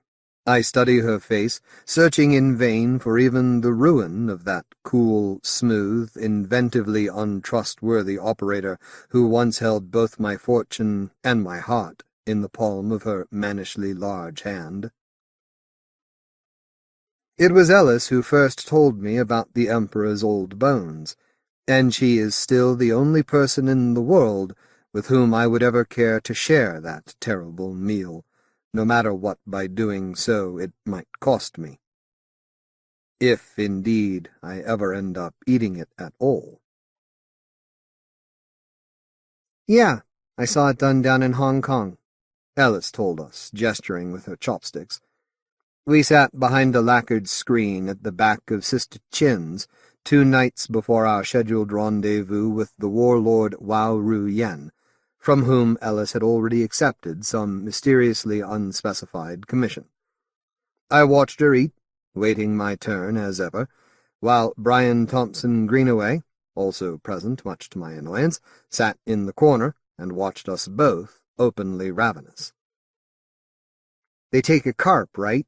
You know those big fish some rich chinks keep in fancy pools out in the garden? Supposed to live hundreds of years if you believe all that Confucius says, hooey. So they take this carp and they fillet it all over, so the flesh is hanging off it in strips. But they do it so well, so carefully, they keep the carp alive through the whole thing. It's sitting there on a plate, twitching, eyes rolling around. Get close enough, you can look right in through the rib cage and see the heart still beating. She popped another piece of mooshu pork in her mouth and smiled down at Brian, who gulped, apparently suddenly too queasy to either resent or envy her proximity to the food. Then they bring out this big pot full of boiling oil, she continued, and they run hooks through the fish's gills and tail, so they can pick it up at both ends. And while it's flopping around, trying to get free, they dip all those hanging pieces of flesh in the oil, one side first, then the other, all nice and neat. Fish is probably in so much pain already it doesn't even notice, so it's still alive when they put it back down. Alive and cooked and ready to eat. And then they eat it. Sure do, Tim. Alive, I mean. Brian now looked distinctly green. Ellis shot him another glance, openly amused by his lack of stamina, then turned back to me. Well, yeah, that's kind of the whole point of the exercise. You keep the carp alive until you've eaten it, and all that long life just sort of transfers over to you. Like magic, I said. She nodded. Exactly. 'Cause that's exactly what it is. I considered her statement for a moment. My father, I commented at last, always told us that magic was a load of bunk. Ellis snorted. And why does this not surprise me? She asked, of nobody in particular. Then, fine, I'll bite. What do you think? I think, I said slowly, that if it works, then who cares? She looked at me, snorted again, and then she actually laughed, an infectious, unmalicious laugh that seemed to belong to someone far younger, far less complicated. It made me gape to hear it. Using her chopsticks, she plucked the last piece of pork deftly from her plate and popped it into my open mouth. Tim, she said, for a spoiled, limey brat, sometimes you're okay. I swallowed the pork without really tasting it. Before I could stop myself, I had already blurted out, I wish we were the same age, Ellis. This time she stared. I felt a sudden blush turn my whole face crimson. Now it was Brian's turn to gape, amazed by my idiotic effrontery. Yeah, well, not me, she said. I like it just fine with you being the kid and me not. Why? She looked at me again. I blushed even more deeply, heat prickling at my hairline. Amazingly, however, no explosion followed. Ellis simply took another sip of her tea and replied, "'Cause the fact is, Tim, if you were my age, good-looking like you are, smart like you're gonna be, I could probably do some pretty stupid things over you." Magic. Some might say it's become my stock in trade, as a writer at least.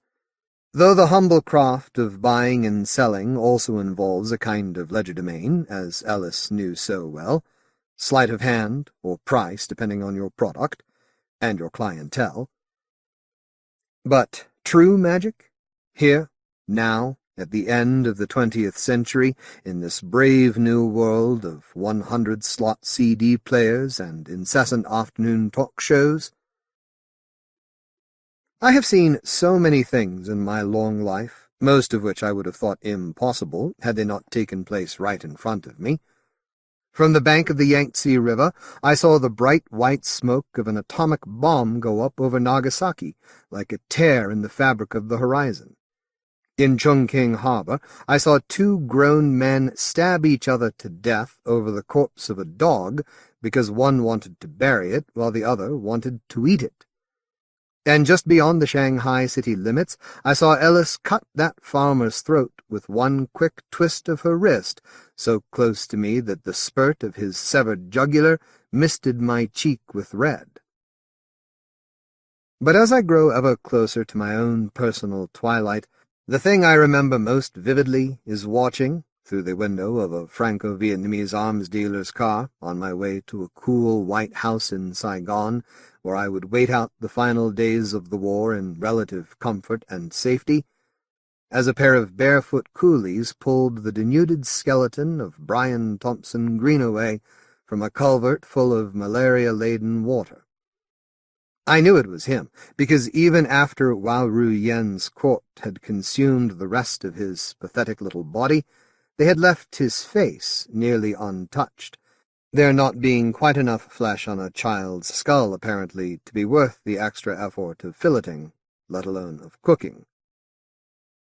And I remember, with almost comparable vividness, when, just a year ago, I saw the former warlord Wao, Huang's most respected father, sitting in a Limehouse nightclub with his number 1 and number 2 wife at either elbow.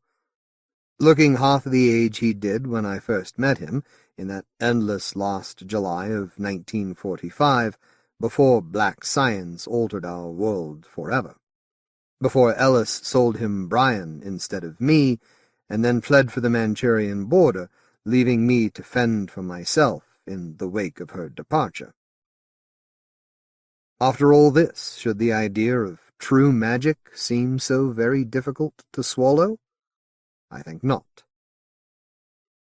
No stranger than the empty shell of Hiroshima, cupped around Ground Zero, its citizenry reduced to shadows in the wake of the blast's last terrible glare.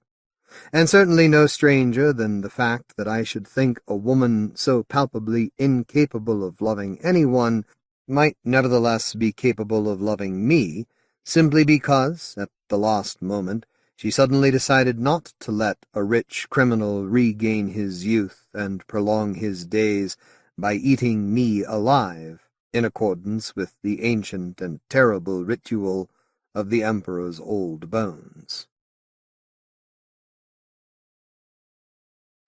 This morning I told my publicist that I was far too ill to sign any books today, a particularly swift and virulent touch of the 24-hour flu, no doubt.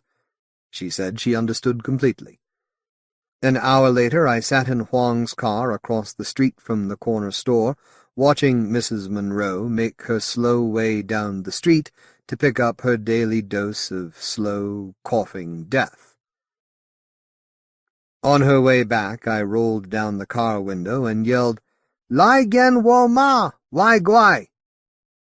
Come with me, white ghost. An insulting little Mandarin phrase, occasionally used by passing Kuomintang jeep drivers to alert certain long-nosed barbarian smugglers to the possibility that their dealings might soon be interrupted by an approaching group of Japanese soldiers. Huang glanced up from his copy of Rolling Stone's Hot List, impressed. "Pretty good accent," he commented. But my eyes were on Mrs. Monroe, who had also heard, and stopped in mid-step, swinging her half-blind grey head toward the sound, more as though scenting than scanning. I saw my own face leering back at me in miniature from the lenses of her prescription sunglasses, doubled and distorted by the distance between us. I saw her raise one palm to shade her eyes even further against the sun, the wrinkles across her nose contracting as she squinted her hidden eyes. And then I saw her slip her glasses off to reveal those eyes, still slant, still grey, still empty. "It's her," I told him. Huang nodded. "Thought so. When you want me to do it?" "Tonight.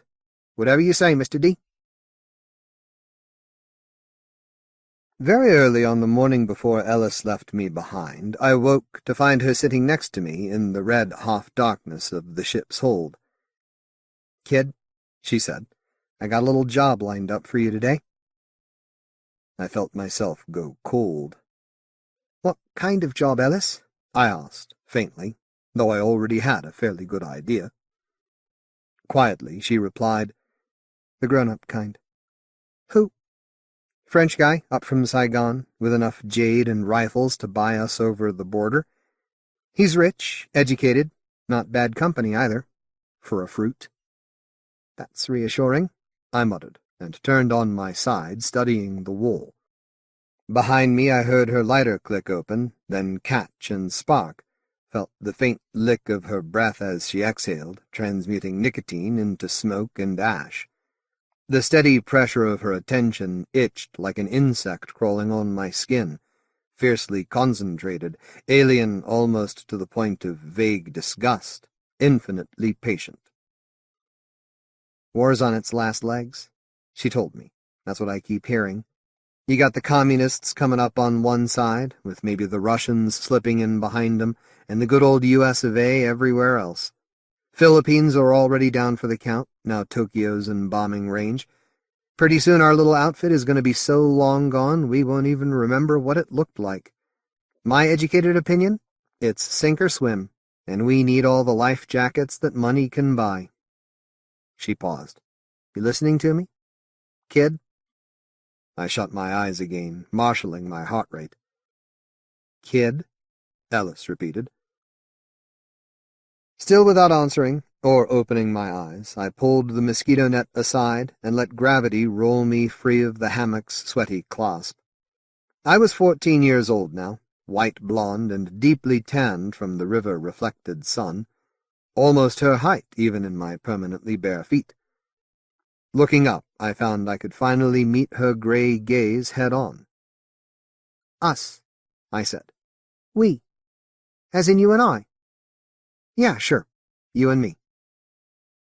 I nodded at Brian, who lay nearby, deep asleep and snoring. "And what about him?" Ellis shrugged.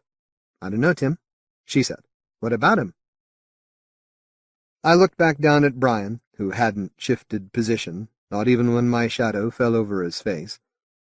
Idly, I inquired, "You'll still be there when I get back, won't you, Ellis?"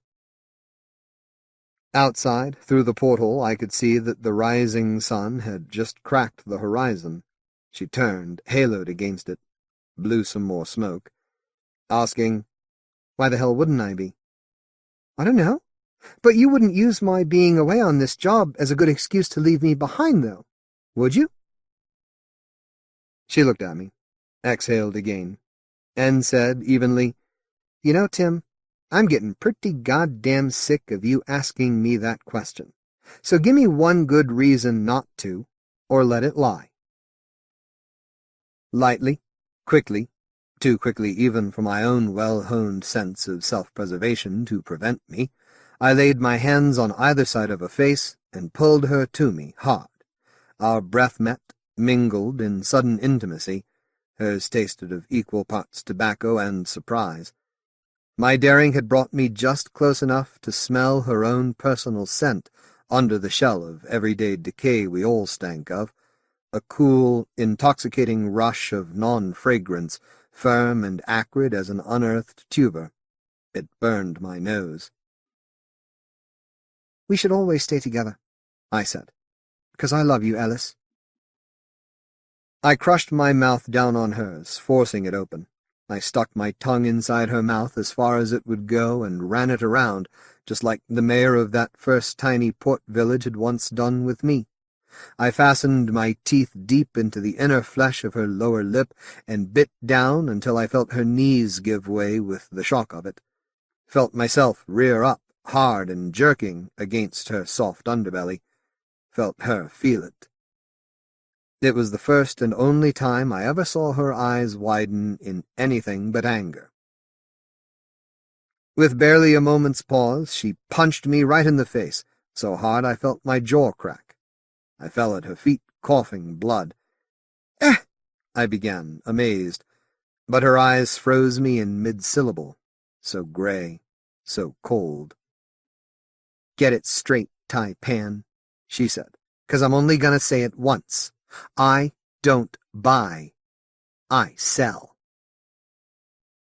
Then she kicked me in the stomach with one steel-toed army boot and leant over me as I lay there, gasping and hugging myself tight, my chest contracting, eyes dimming, her eyes pouring over me like liquid ice, like sleet, swelling her voice like some great Arctic river as she spoke the last words I ever heard her say. "So don't you even try to play me like a trick and think I'll let you get away with it." Was Ellis evil? Am I?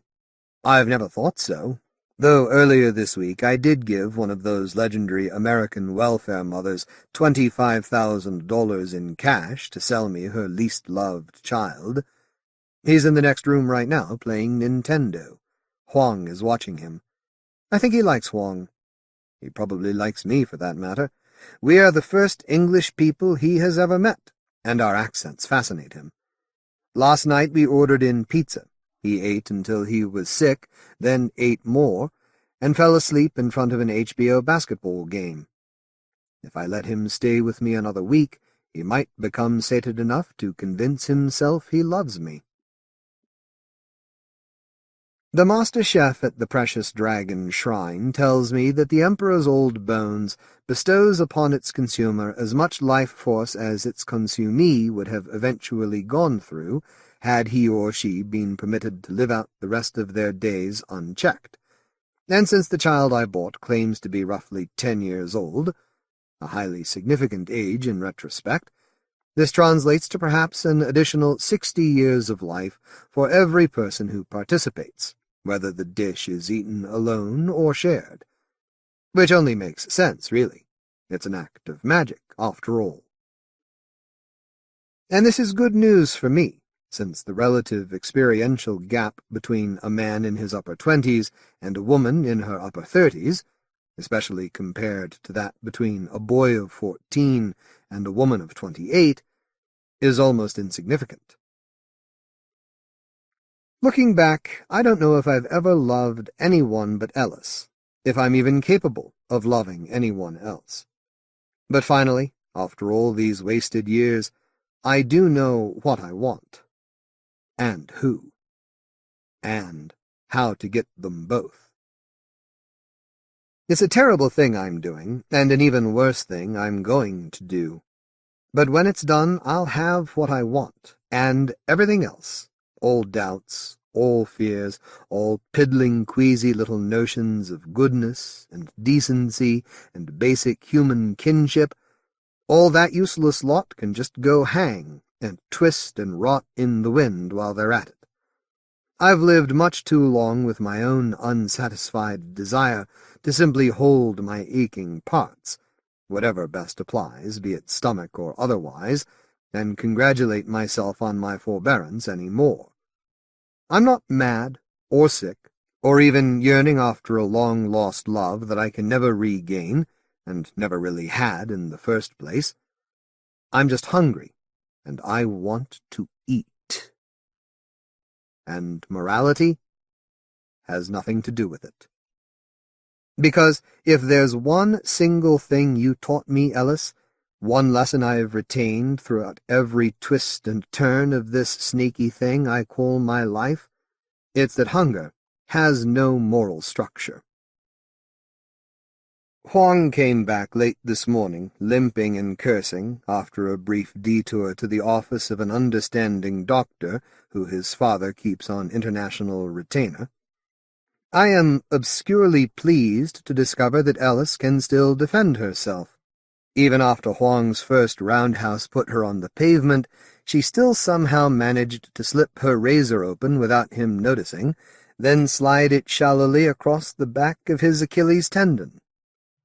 More painful than debilitating, but rather well done nevertheless, for a woman who can no longer wear shoes which require her to tie her own laces. I am almost as pleased, however, to hear that nothing Ellis may have done actually succeeded in preventing Huang from completing his mission, and beating her with methodical skill to within an inch of her corrupt and dreadful old life. I have already contacted my publicist, who witnessed the whole awful scene, and asked her to find out which hospital poor Mrs. Monroe has been taken to.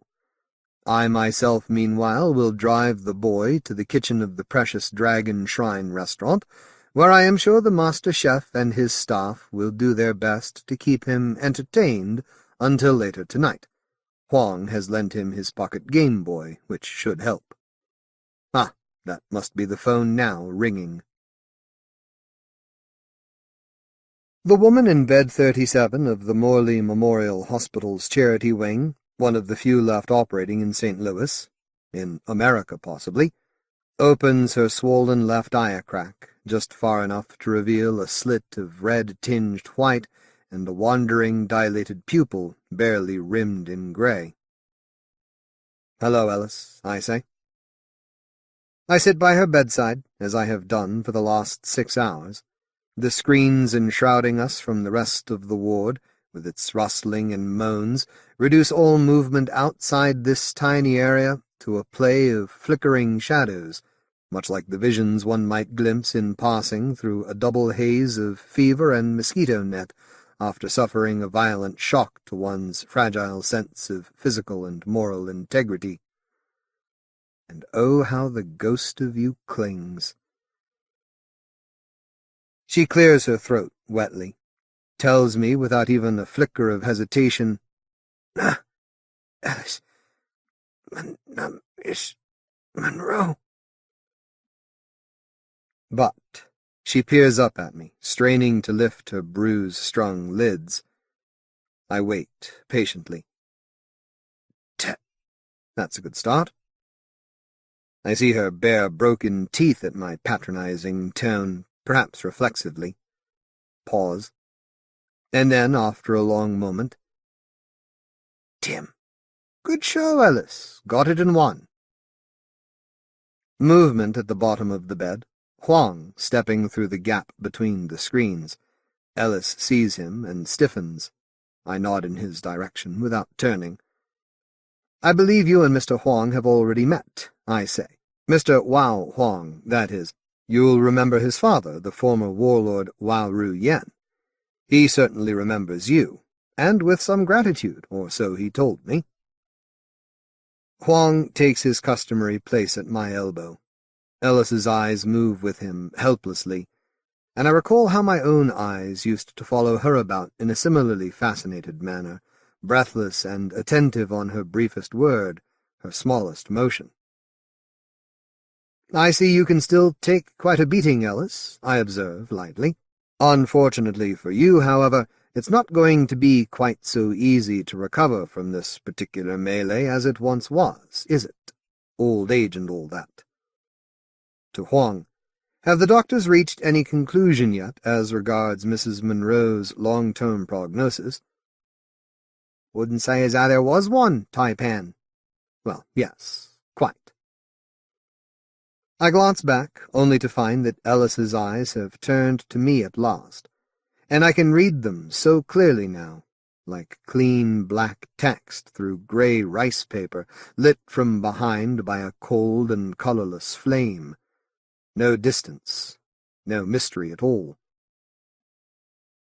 When her mouth opens again, I know exactly what word she's struggling to shape. Deal? Oh, yes. I rise slowly as Huang pulls the chair back for me. Some statements, I find, need room in which to be delivered properly, or perhaps I'm simply being facetious.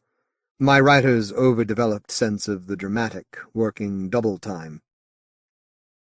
I wrote this speech out last night and rehearsed it several times in front of the bathroom mirror. I wonder if it sounds rehearsed. Does calculated artifice fall into the same general category as outright deception? If so, Ellis ought to be able to hear it in my voice. But I don't suppose she's really apt to be listening for such fine distinctions, given the stress of this mutually culminative moment. I won't say you've nothing I want, Ellis, even now. But what I really want, what I've always wanted, is to be the seller for once, and not the sold. To be the only one who has what you want desperately, and to set my price wherever I think it fair. Adding, with the arch of a significant brow, or know it to be unfair. I study her battered face. The bruises form a new mask, impenetrable as any of the others she's worn. The irony is palpable. Just as Ellis's nature abhors emotional accessibility, so nature, seemingly, reshapes itself at will to keep her motivations securely hidden. I've arranged for a meal, I tell her. The menu consists of a single dish, one with which I believe we're both equally familiar. The name of that dish is the Emperor's Old Bones, and my staff will begin to cook it whenever I give the word. Now, you and I may share this meal, or we may not. We may regain our youth and double our lives, and be together for at least as long as we've been apart. Or we may not. But I promise you this, Ellis. No matter what I eventually end up doing, the extent of your participation in the matter will be exactly defined by how much you are willing to pay me for the privilege. I gesture to Huang, who slips a pack of cigarettes from his coat pocket. I tap one out. I light it, take a drag, savor the sensation.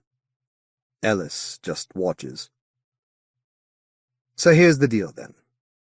If you promise to be very, very nice to me, and never, ever leave me again for the rest of our extremely long partnership— I pause, blow out the smoke, wait, and conclude finally, then you can eat first. I offer Ellis the cigarette, slowly. Slowly she takes it from me, holding it delicately between two splinted fingers. She raises it to her torn and grimacing mouth, inhales, exhales those familiar twin plumes of smoke, expertly, through her crushed and broken nose. Is that a tear at the corner of her eye, or just an upwelling of rheum, or neither? Just like always, she says, and gives me an awful parody of my own smile, which I return with interest. Later, as Huang helps Ellis out of bed and into the hospital's service elevator, I sit in the car, waiting.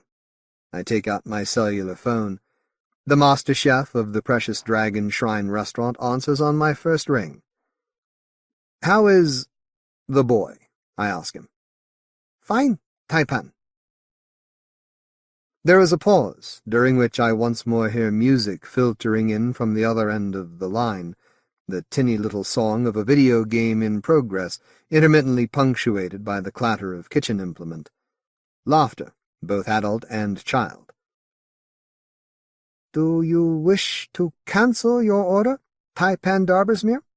the master chef asks me delicately.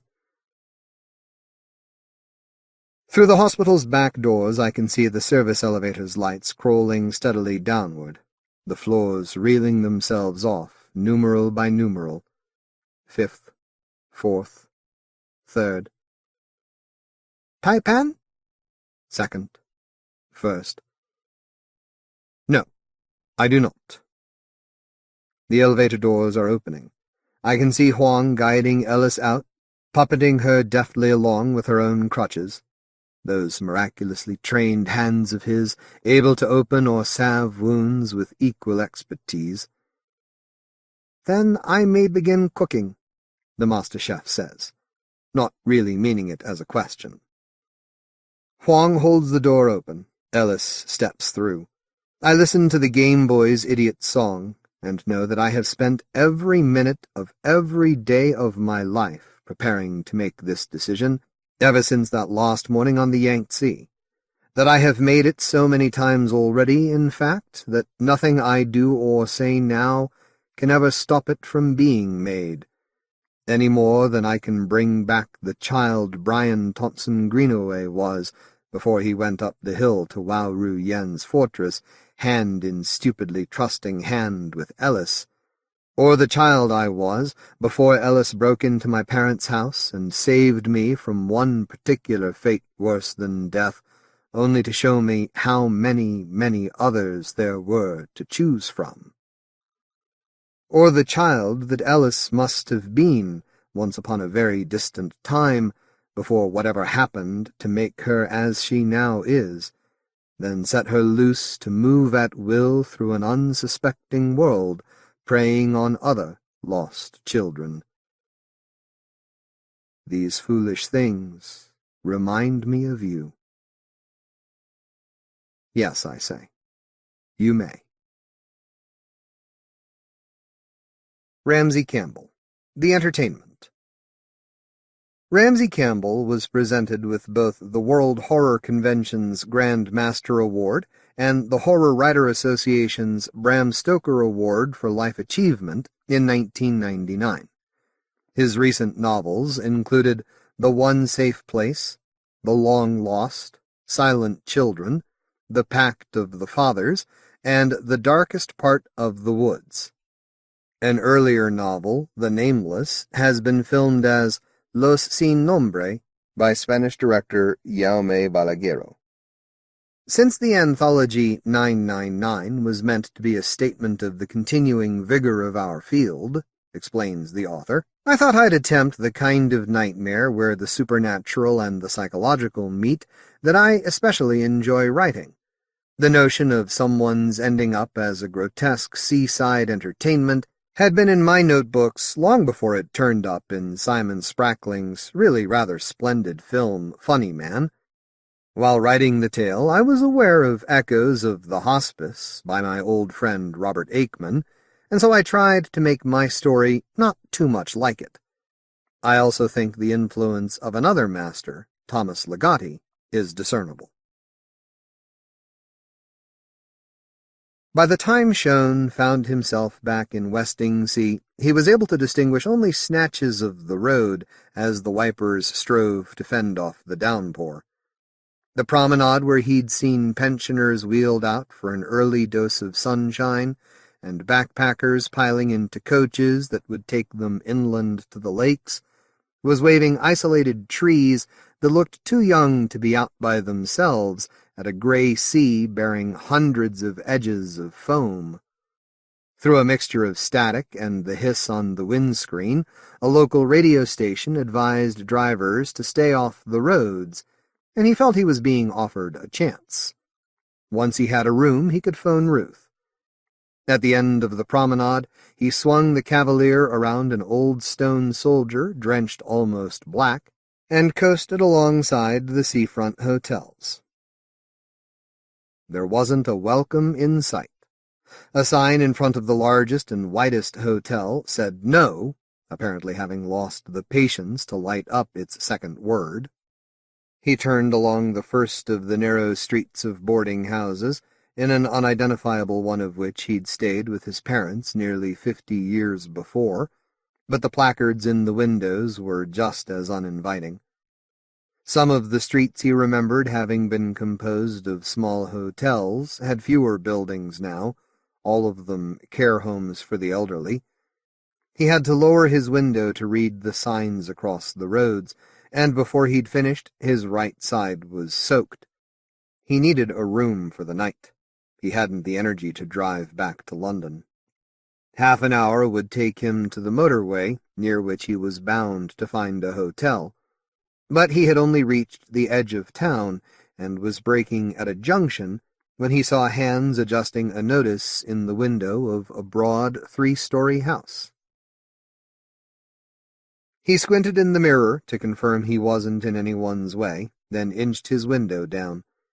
The notice had either fallen or been removed, but the parking area at the end of the short drive was unoccupied, and above the high, thick, streaming wall, a signboard that frantic bushes were doing their best to obscure appeared to say most of Hotel. He veered between the gateposts and came close to touching the right breast of the house. He couldn't distinguish much through the bay window. At least one layer of net curtains was keeping the room to itself. Beyond heavy purple curtains trapping moisture against the glass, a light was suddenly extinguished. He grabbed his overnight bag from the rear seat and dashed for the open porch. The rain kept him company as he poked the round brass bell push next to the tall front door. There was no longer a button, only a socket harboring a large bedraggled spider that recoiled almost as violently as his finger did. He hadn't laid hold of the rusty knocker above the neutral grimace of the letter slot when a woman called a warning or a salutation as she hauled the door open. "Here's someone now!" She was in her 70s, but wore a dress that failed to cover her mottled toadstools of knees. She stooped as though the weight of her loose throat was bringing her face, which was almost as white as her hair, to meet his. "Are you the entertainment?" she said. Behind her, a hall more than twice his height and darkly papered with a pattern of embossed vines, not unlike arteries, led to a central staircase that vanished under the next floor up. Beside her, a long-legged table was strewn with crumpled brochures for local attractions. Above it, a pay telephone with no number in the middle of its dial clung to the wall. Schow was trying to decide if this was indeed a hotel when the question caught up with him. Don't worry, there's a room waiting. She scowled past him and shook her head like a wet dog. And there'd be dinner and a breakfast for anyone who settles them down. He assumed this referred to the argument that had started or recommenced in the room where the light he'd seen switched off had been relit. Having lost count of the number of arguments he'd dealt with in the hackney kindergarten where he worked, he didn't see why this should be any different. "I'll have a stab," he said, and marched into the room. Despite its size, it was full of just two women, of the breasts of one at least as wide as her bright pink dress, who was struggling to lever herself up from an armchair with a knuckly stick and collapsing red-faced, and of the antics of her companion, a lanky woman in the flapping jacket of a dark blue suit and the skirt of a grayer outfit, who'd bustled away from the light switch to flutter the pages of a television listings magazine before scurrying fast as the cartoon squirrel on the television to twitch the cord of the velvet curtains, an activity Schow took to have dislodged whatever notice had been in the window. Both women were at least as old as the person who'd admitted him, but he didn't let that daunt him. "What seems to be the problem?" he said, and immediately had to say, "I can't hear you if you both talk at once." "The light's in my eyes," the woman in the chair complained, though of the 6 bulbs in the chandelier, one was dead, another missing. "Unity keeps putting it on when she knows I'm watching. Amelia's had her cartoons on all afternoon," Unity said, darting at the television, then drumming her knuckles on top of an armchair instead. "I want to see what's happening in the world." "Shall we let Unity watch the news now, Amelia? If it isn't something you like watching, you won't mind if the light's on?"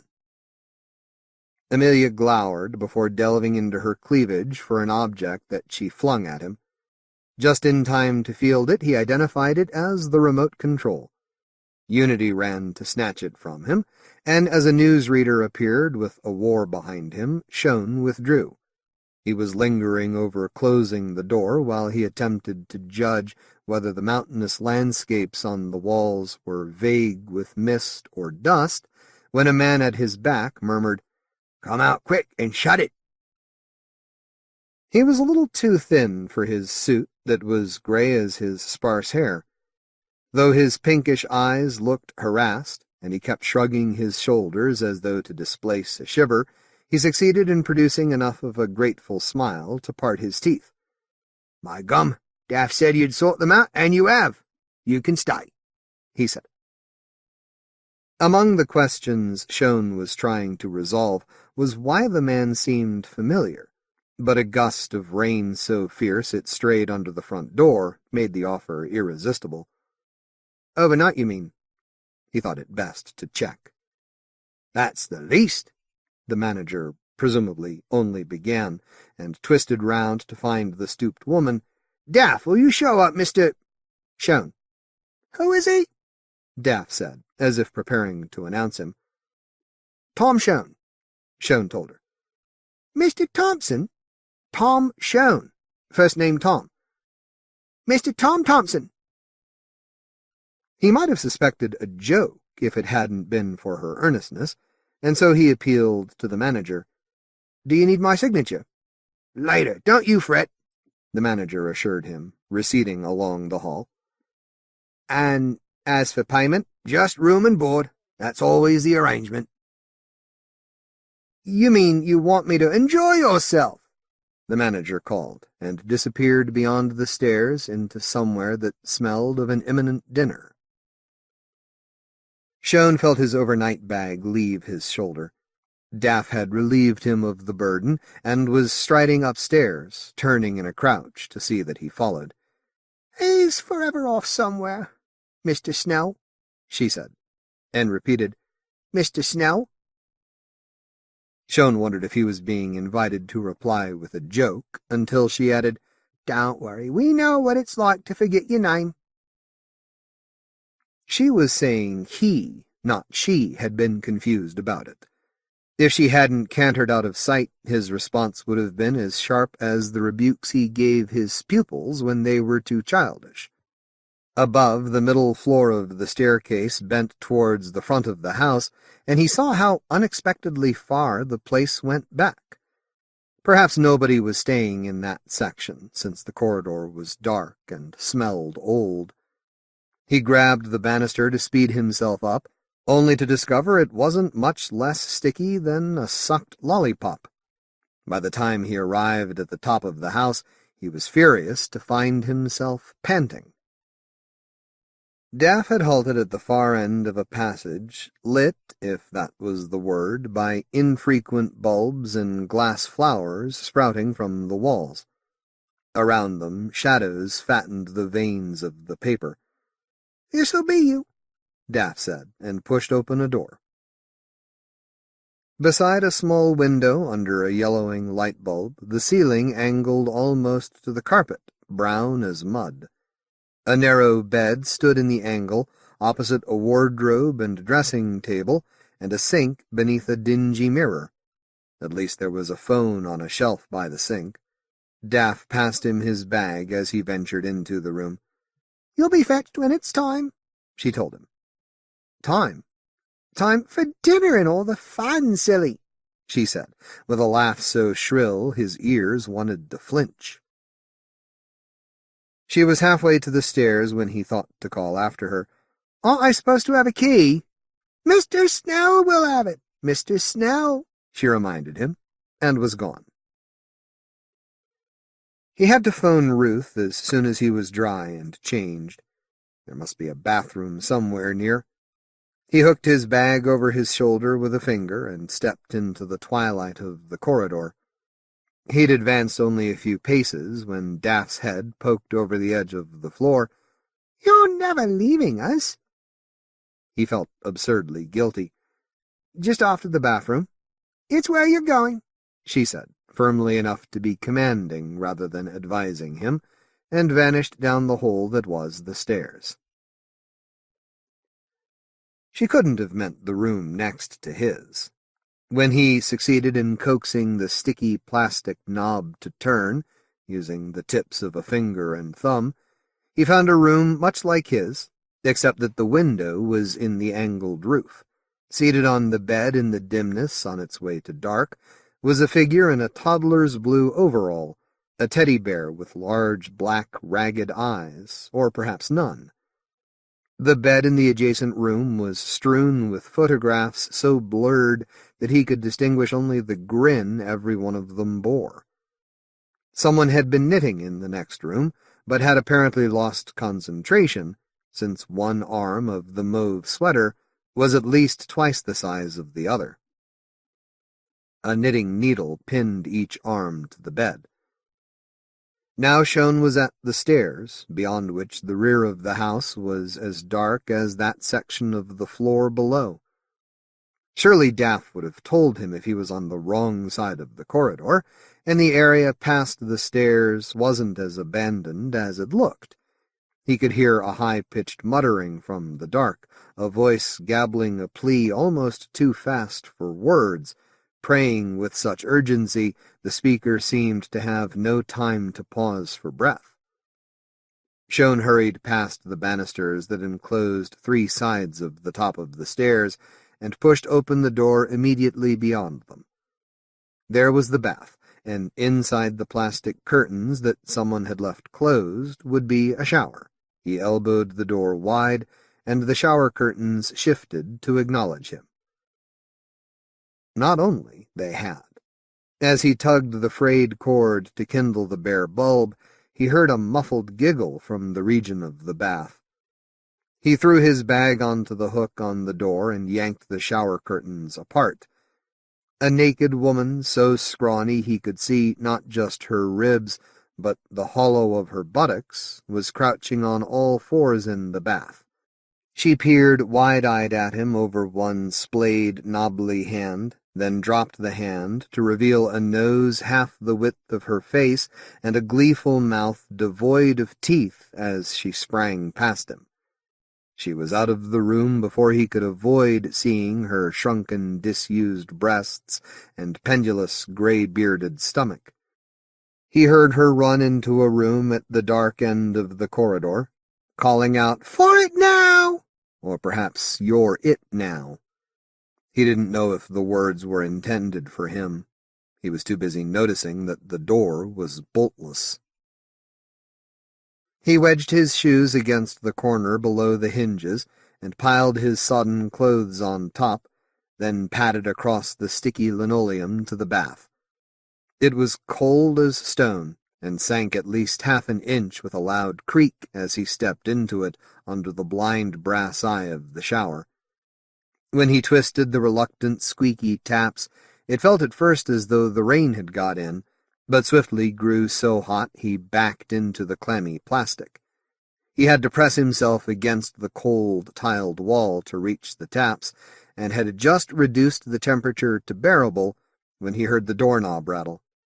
"Taken!" he shouted. "Someone's in here! My turn!" The voice was so close the speaker's mouth must be pressed against the door. When the rattling increased in vigor, Schow yelled, "I won't be long! 10 minutes! My turn!"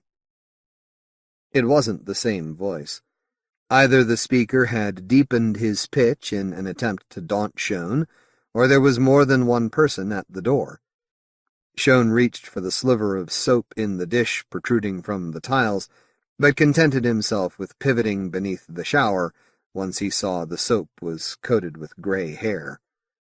"Wait out there," he shouted. "I've nearly finished." "No, don't wait. Come back in 5 minutes." The rattling ceased, and at least one body dealt the door a large, soft thump. Schow wrenched the curtains open in time to see his clothes spill across the linoleum. "Stop that!" he roared, and heard someone retreat, either a spectacularly crippled person or two people bumping into the walls as they carried on a struggle down the corridor. A door slammed, then slammed again, unless there were two. By then he was out of the bath and grabbing the solitary bath towel from the shaky rack. A spider with legs like long gray hairs and a wobbling body as big as Schow's thumbnail scuttled out of the towel and hid under the bath. He hadn't brought a towel with him. He would have been able to borrow one of Ruth's. He held the towel at arm's length by 2 corners and shook it over the bath. When nothing else emerged, he rubbed his hair and the rest of him as swiftly as he could. He unzipped his case and donned the clothes he would have sported for dining with Ruth. He hadn't brought a change of shoes, and when he tried on those he'd worn, they squelched. He gathered up his soaked clothes and heaped them with the shoes on his bag, and padded quickly to his room. As he kneed the door open, he heard sounds beyond it. A gasp, another, and then voices spilling into the dark. Before he crossed the room, having dumped his soggy clothes and bag in the wardrobe that, like the rest of the furniture, was secured to a wall and the floor, he heard the voices stream into the house. They must belong to a coach party. Brakes and doors had been the sources of the gasps.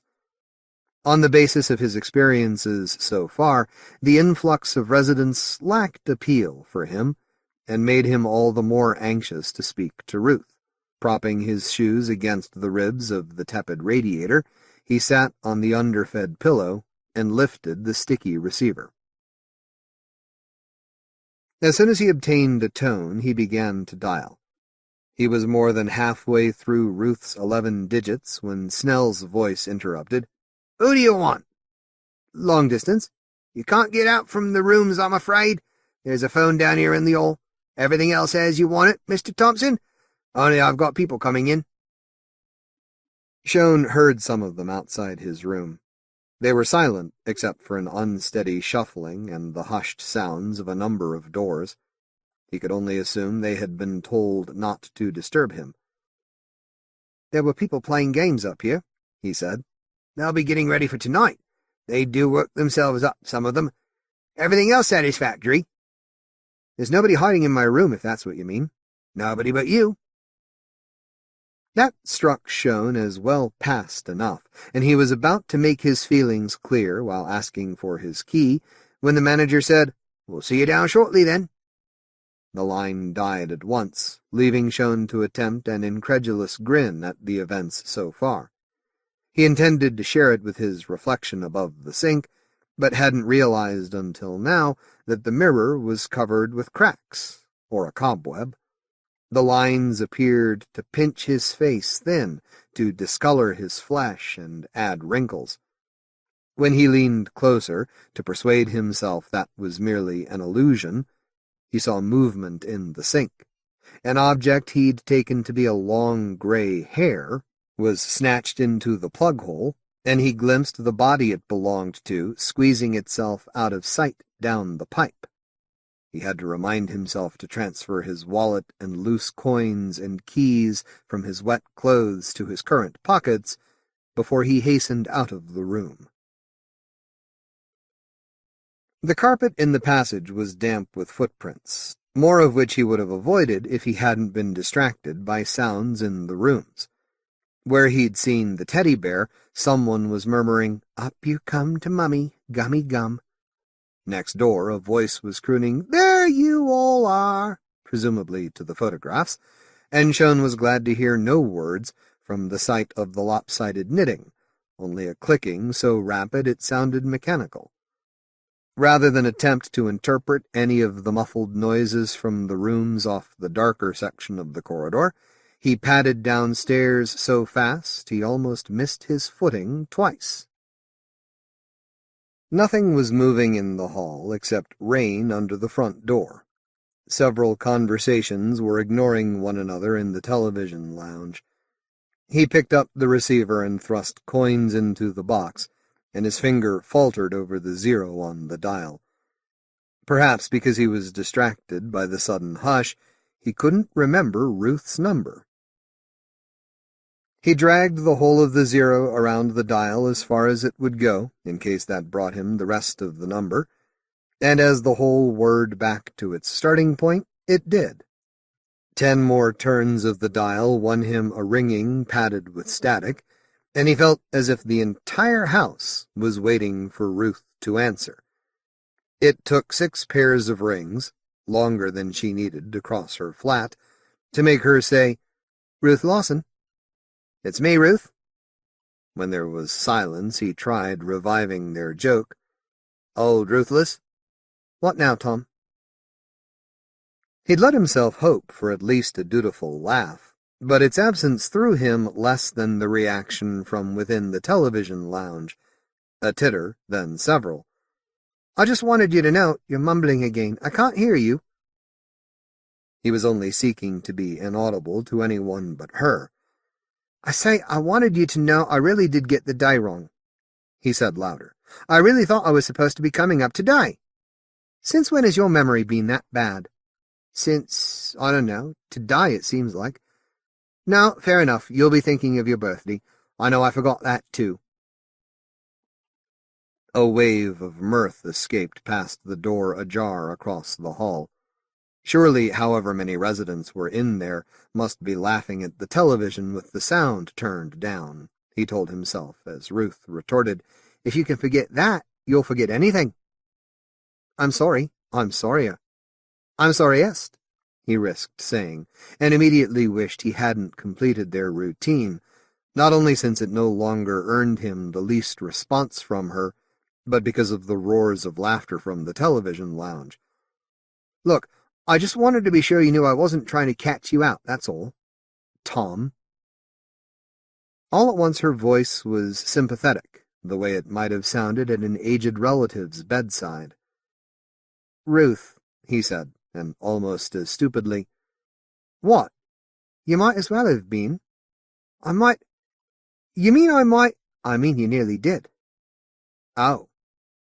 After a pause as hollow as he felt, he repeated the syllable, this time not with disappointment, but with all the surprise he could summon up. He might have uttered yet another version of the sound, despite or even because of the latest outburst of amusement across the hall, if Ruth hadn't spoken. I'm talking to him now. Talking to who? Before the words had finished leaving him, Schow understood that she hadn't been speaking to him, but about him, because he could hear a man's voice in her flat. Its tone was a good deal more than friendly to her, and it was significantly younger than his. "Good luck to you both," he said, less ironically and more maturely than he would have preferred, and snagged the hook with the receiver. A single coin trickled down the chute and hit the carpet with a plop. Amidst hilarity in the television lounge, several women were crying, "To-hoo! To-hoo!" like a flock of owls. "He's good, isn't he?" someone else remarked, and Schow was trying to decide where to take his confusion bordering on panic when a bell began to toll as it advanced out of the dark part of the house.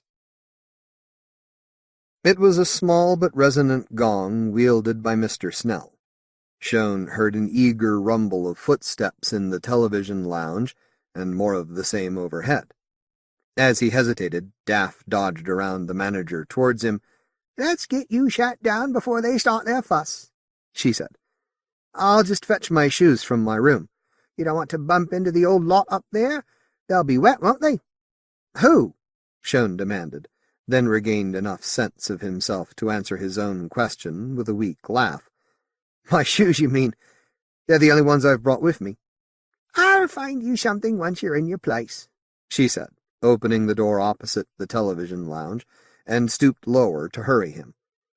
As soon as he trailed after her, she bustled the length of the dining room and patted a small, isolated table until he accepted its solitary straight chair. This faced the room and was boxed in by 3 long tables, each place at which was set like his with a plastic fork and spoon. Beyond the table opposite him, velvet curtains shifted impotently as the windows trembled with rain.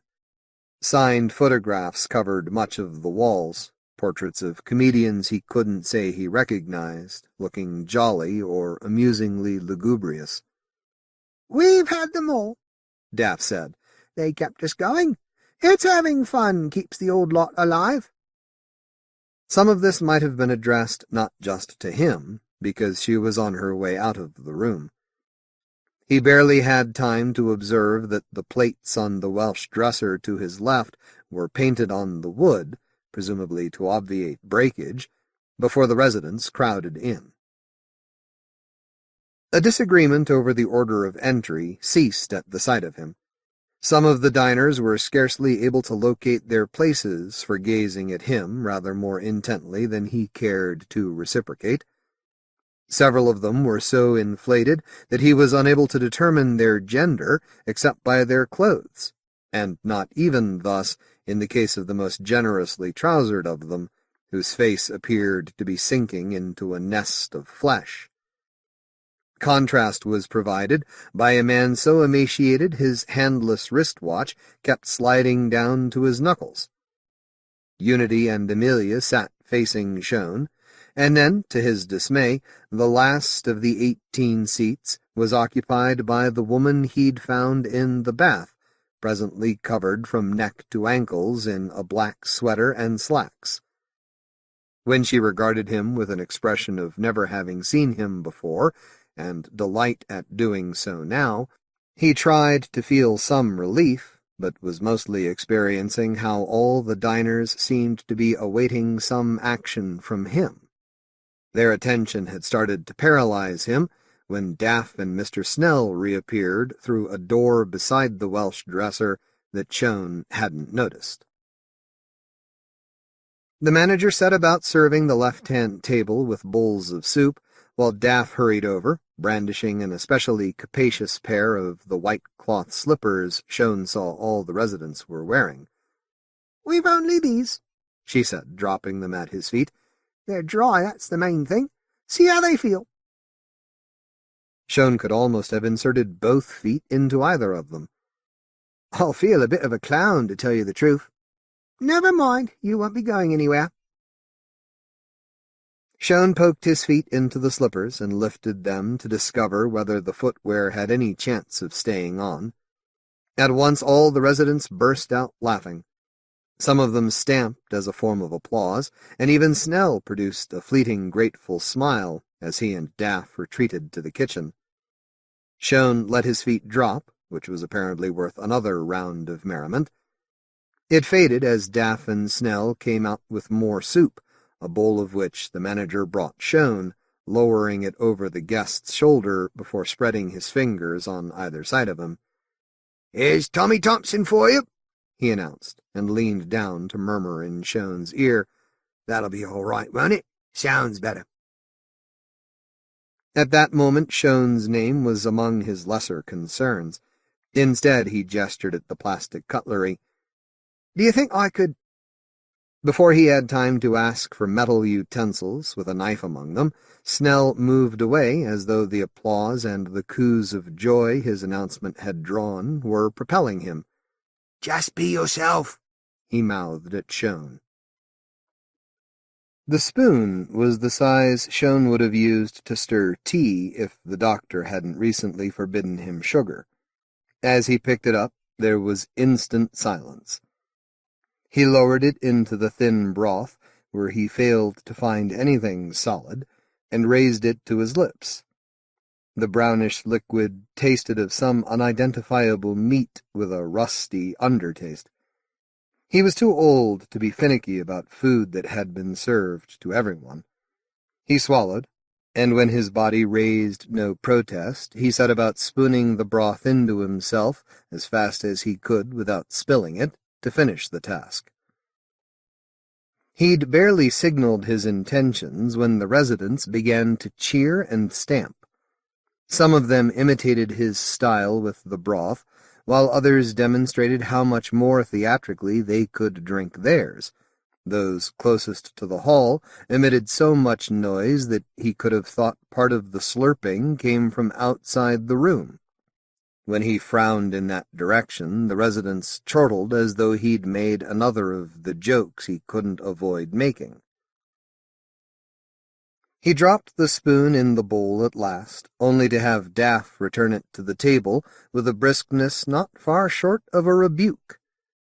While she and Snell were in the kitchen, everyone else gazed at Schow, who felt compelled to raise his eyebrows and hold out his hands. One of the expanded people nudged another, and both of them wobbled gleefully, and then all the residents were overcome by laughter that continued during the arrival of the main course, as if this was a joke they were eager for him to see. His plate proved to bear 3 heaps of mush, white and pale green, and a glistening brown. "What is it?" he dared to ask Daff. "What we always have," she said, as if to a child or to someone who'd reverted to that state. "It's what we need to keep us going." The heaps were of potatoes and vegetables, and some kind of mince with an increased flavor of the broth. He did his utmost to eat naturally, despite the round of applause this brought him. Once his innards began to feel heavy, he lined up the utensils on his by no means clear plate, attracting Daff to stoop vigorously at him. "I've finished," he said. "Not yet." When she stuck out her hands, he thought she was going to return the fork and spoon to either side of his plate. Instead, she removed it and began to clear the next table. While he'd been concentrating on hiding his reaction to his food, the residents had gobbled theirs, he saw. The plates were borne off to the kitchen, leaving an expectant silence broken only by a restless shuffling. Wherever he glanced, he could see nobody's feet moving, and he told himself the sounds had been Daff's as she emerged from the kitchen with a large cake iced white as a memorial. "Daff's done it again," the hugest resident piped. Schow took that to refer to the portrait in icing of a clown on top of the cake. He couldn't share the general enthusiasm for it. The clown looked undernourished and blotchily red-faced, and not at all certain what shape his wide, twisted, gaping lips should form. Snell brought in a pile of plates on which Daff placed slices of cake, having cut it in half and removed the clown's head from his shoulders in the process. Though the distribution of slices caused some debate, "Give Tommy Thompson my eye," a man with bleary, bloodshot eyeballs said. "He can have my nose," offered the woman he'd seen in the bath. "I'm giving him the hat," Daff said, which met with hoots of approval. The piece of cake she gave him followed the outline almost precisely of the clown's sagging, pointed cap. At least it would bring dinner to an end, he thought, and nothing much could be wrong with a cake. He didn't expect it to taste faintly of the flavor of the rest of the meal. Perhaps that was why, provoking a tumult of jollity, he began to cough and then choke on a crumb. Far too eventually, Daff brought him a glass of water in which he thought he detected the same taste. "Thanks," he gasped anyway, and as his coughs and the applause subsided, managed to say, "Thanks. All over now. If you'll excuse me, I think I'll take myself off to bed." The noise the residents had made so far was nothing to the uproar with which they greeted this. "We haven't had the entertainment yet," Unity protested, jumping to her feet and looking more than ready to dart the length of the room. "Got to sing for your supper, Tommy Thompson? We don't want any songs and we don't want any speeches," Amelia declared. "We always have the show." "The show!"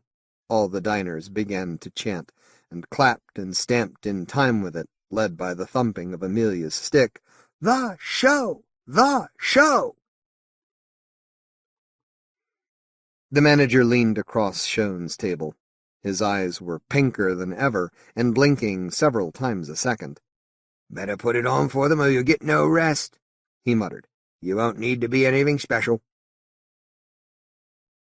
Perhaps it was the way Snell was leaning down to him that let Schow see why he seemed familiar.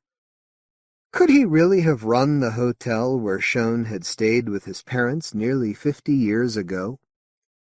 How old would he have to be? Schow had no chance to wonder while the question was, "What are you asking me to do?" "Nothing much. Nothing someone of your age can't cope with. Come on and I'll show you before they start wanting to play their games." It wasn't clear how much of a threat this was meant to be.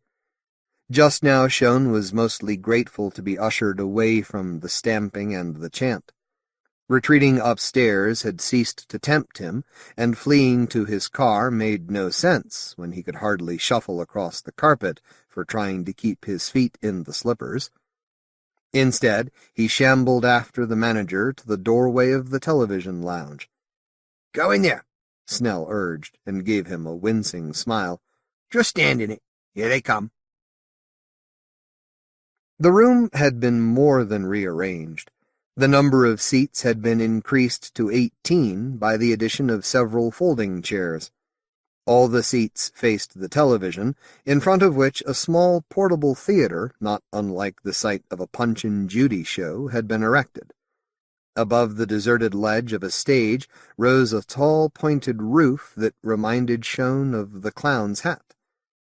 Whatever words had been inscribed across the base of the gable were as faded as the many colors of the frontage. He'd managed to decipher only "Enter Here" when he found himself hobbling towards the theater, driven by the chanting that had emerged into the hall. The rear of the theater was a heavy velvet curtain, black where it wasn't greenish. A slit had been cut in it up to a height of about 4 feet. As he ducked underneath, the moldy velvet clung to the nape of his neck. A smell of damp and staleness enclosed him when he straightened up.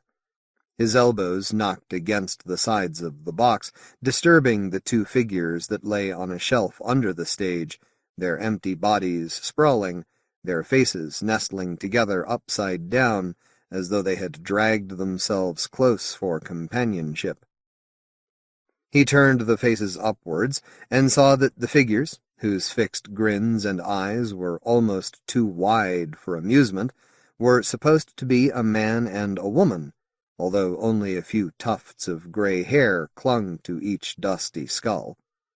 He was nerving himself to insert his hands in the gloves of the bodies when the residents stamped chanting into the room. Unity ran to a chair, and then, restless with excitement, to another. Amelia dumped herself in the middle of a sofa and inched groaning to one end. Several of the Jumbo residents lowered themselves onto folding chairs that looked immediately endangered. At least the seating of the audience put paid to the chant, but everyone's gaze fastened on Schow until he seemed to feel it clinging to the nerves of his face. Beyond the residents, Snell mouthed, "Just slip them on!" Schow pulled the open ends of the puppets toward him and poked them gingerly wider, dreading the emergence of some denizen from inside one or both. They appeared to be uninhabited, however, and so he thrust his hands in, trying to think which of his kindergarten stories he might adapt for the occasion. The brownish material fitted itself easily over his hands, almost as snug as the skin it represented, and before he was ready, each thumb was a puppet's arm, the little fingers too, and 3 fingers were shakily raising each head as if the performers were being roused from sleep. The spectators were already cheering, a response that seemed to entice the tufted skulls above the stage. Their entrance was welcomed by a clamor in which requests gradually became audible. "Let's see them knock each other about like the young lot do these days. Football with the baby. Make them go like animals. Smash their heads together." They must be thinking of Punch and Judy, Schow told himself, and then a wish from the floor succeeded in quelling the rest. "Let's have Old Ruthless." Old Ruthless was the chant as the stamping renewed itself, as his hands sprang onto the stage to wag the puppets at each other.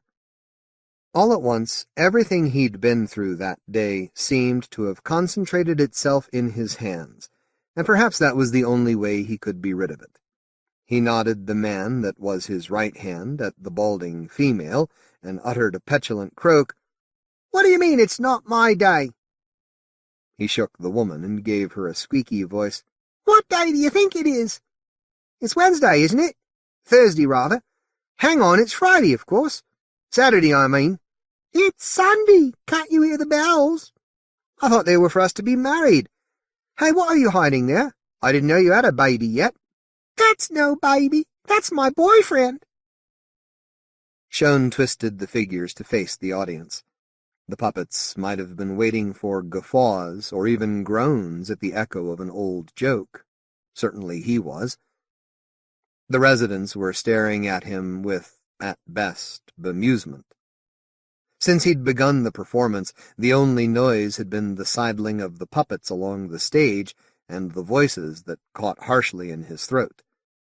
The manager and Daff were gazing at him over the heads of the residents. Both of them seemed to have forgotten how to blink or grin. Schow turned the puppets away from the spectators, as he would have liked to turn himself. "What's up with us?" he squeaked, wagging the woman's head. "We aren't going down very well." "Never mind, I still love you. Give us a kiss," he croaked, and made the other puppet totter a couple of steps before it fell on its face. The loud crack of the fall took him off guard, as did the way the impact trapped his fingers in the puppet's head. The figure's ungainly attempts to stand up weren't nearly as simulated as he would have preferred. "It's these clown's shoes. You can't expect anyone to walk in them," he grumbled. "Never mind looking as if I'm an embarrassment." "You're nothing else, are you? You'll be forgetting your own name next." "Don't be daft," he croaked, no longer understanding why he continued to perform, unless to fend off the silence that was dragging words and antics out of him. "We both know what my name is. Not after that crack you fetched your head. You won't be able to keep anything in there now. Well, that's where you couldn't be wronger. My name—" He meant the puppets, not his own. That was why he was finding it hard to produce. "It's, you know perfectly well. You know it as well as I do. Say, it's gone? Tell me or I'll thump you till you can't stand up." Schow snarled in a rage that was no longer solely the puppets, and brought the helplessly grinning heads together with a sound like the snapping of bone. The audience began to cheer at last, but he was scarcely aware of them. The collision had split the faces open, releasing the top joints of his fingers, only to trap them in the splintered gaps. The clammy bodies of the puppets clung to him as his hands wrenched at each other. Abruptly, something gave, and the female head flew off as the body tore open. His right elbow hit the wall of the theater, and the structure lurched at him. As he tried to steady it, the head of the puppet rolled under his feet. He tumbled backwards into the moldy curtains. The theater reeled with him, and the room tipped up. He was lying on his back, and his breath was somewhere else. In trying to prevent the front of the theater from striking him, he'd punched himself on the temple with the cracked male head. Through the proscenium he saw the ceiling high above him, and heard the appreciation of the audience. More time passed than he thought necessary before several of them approached. Either the theater was heavier than he'd realized, or his fall had weakened him. Even once he succeeded in peeling old Ruthless off his hand, he was unable to lift the theater off himself, as the puppet lay like a deflated baby on his chest. At last Amelia lowered herself towards him, and he was terrified that she intended to sit on him. Instead, she thrust a hand that looked boiled almost into his face to grab the proscenium and haul the theater off him. As someone else bore it away, she seized his lapels, and, despite the creaking of her stick, yanked him upright, while several hands helped raise him from behind. "Are you fit?" she wheezed. "I'll be fine," Schow said, before he knew. All the chairs had been pushed back against the windows, he saw. "We'll show you one of our games now," Unity said behind him. "You deserve it after all that," said Amelia, gathering the fragments of the puppets to hug them to her breasts. "I think I'd like—" "That's right, you will. We'll show you how we play. Who's got the hood?" "Me," Unity cried. "Someone do it up for me." Schow turned to see her flourishing a black cap. As she raised it over her head, he found he was again robbed of breath. When she tugged it down, he realized that it was designed to cover the player's eyes, more like a magician's prop than an element of any game. The man with the handless watch dangling from his wrist pulled the cords of the hood tight behind her head and tied them in a bow, then twirled her round several times, each of which drew from her a squeal only just of pleasure. She wobbled around once more as, having released her, he tiptoed to join the other residents against the walls of the room. She had her back to Schow, who had stayed by the chairs, beyond which the noise of rain had ceased. She darted away from him, her slippered feet patting the carpet, then lurched sideways towards nobody in particular, and cocked her head. She was well out of the way of Schow's route to the door, where Daff and the manager looked poised to sneak out. He only had to avoid the blinded woman, and he would be straight up to his room, either to barricade himself in or to retrieve his belongings and head for the car. He edged one foot forward into the toe of the slipper as Unity swung towards him. "Caught you? I know who that is. Mr. Tommy Thompson."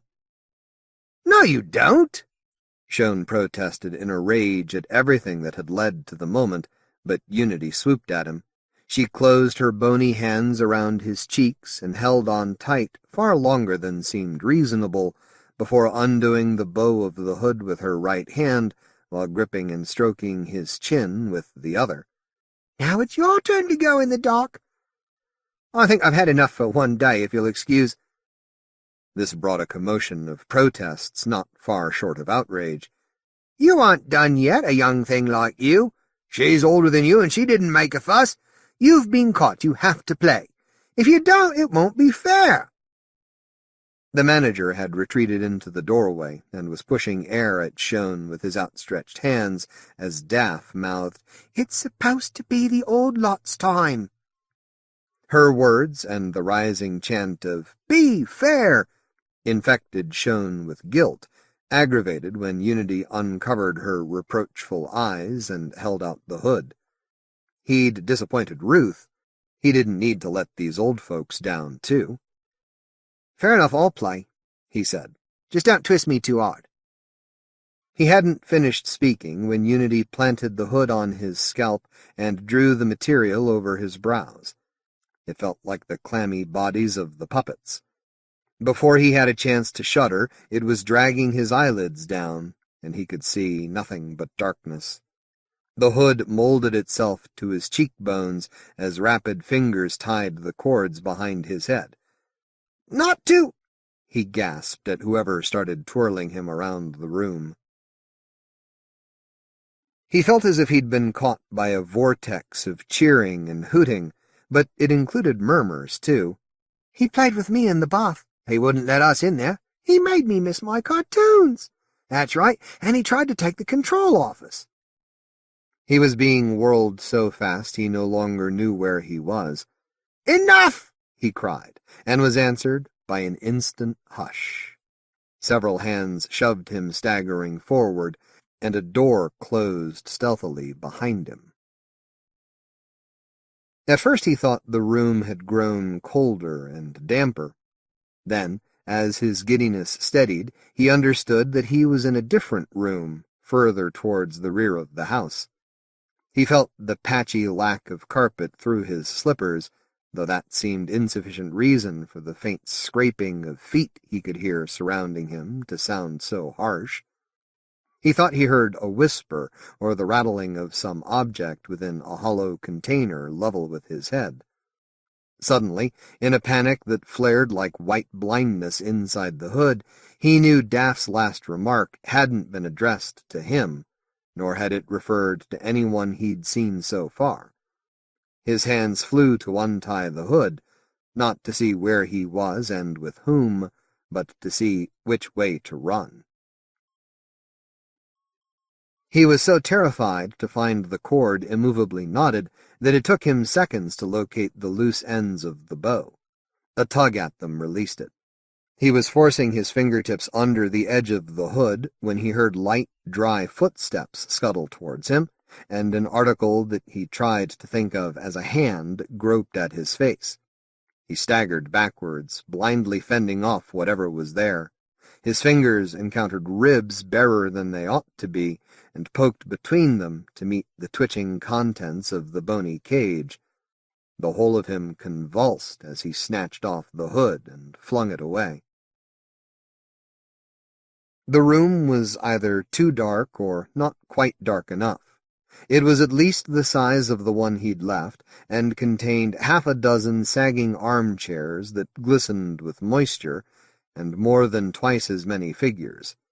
Some were sprawled like loose bundles of sticks, topped with grimacing masks on the chairs, but nonetheless doing their feeble best to clap their tattered hands. Even those that were swaying around him appeared to have left portions of themselves elsewhere.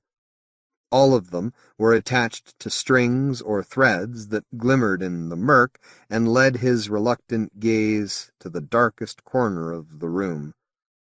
A restless mass crouched in it, a body with too many limbs, or a huddle of bodies that had grown inextricably entangled by the process of withering. Some of its movement, though not all, was of shapes that swarmed many-legged out of the midst of it, constructing parts of it or bearing away fragments, or extending more threads to the other figures in the room.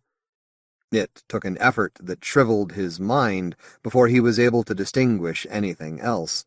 A thin gap between curtains, a barred window beyond. To his left, the outline of a door to the hall.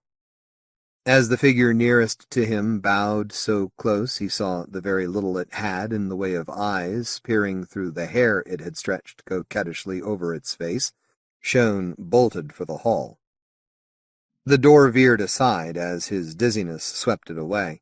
His slippers snagged a patch of carpet and almost threw him on his face. The doorknob refused to turn in his sweaty grasp, even when he gripped it with both hands.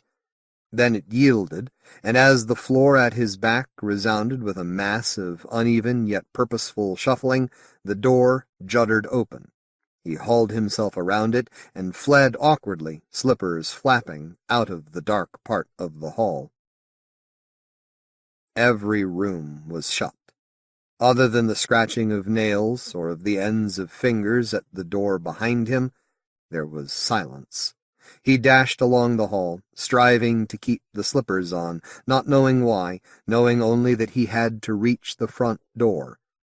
He seized the latch and flung the door wide and slammed it as he floundered out of the house.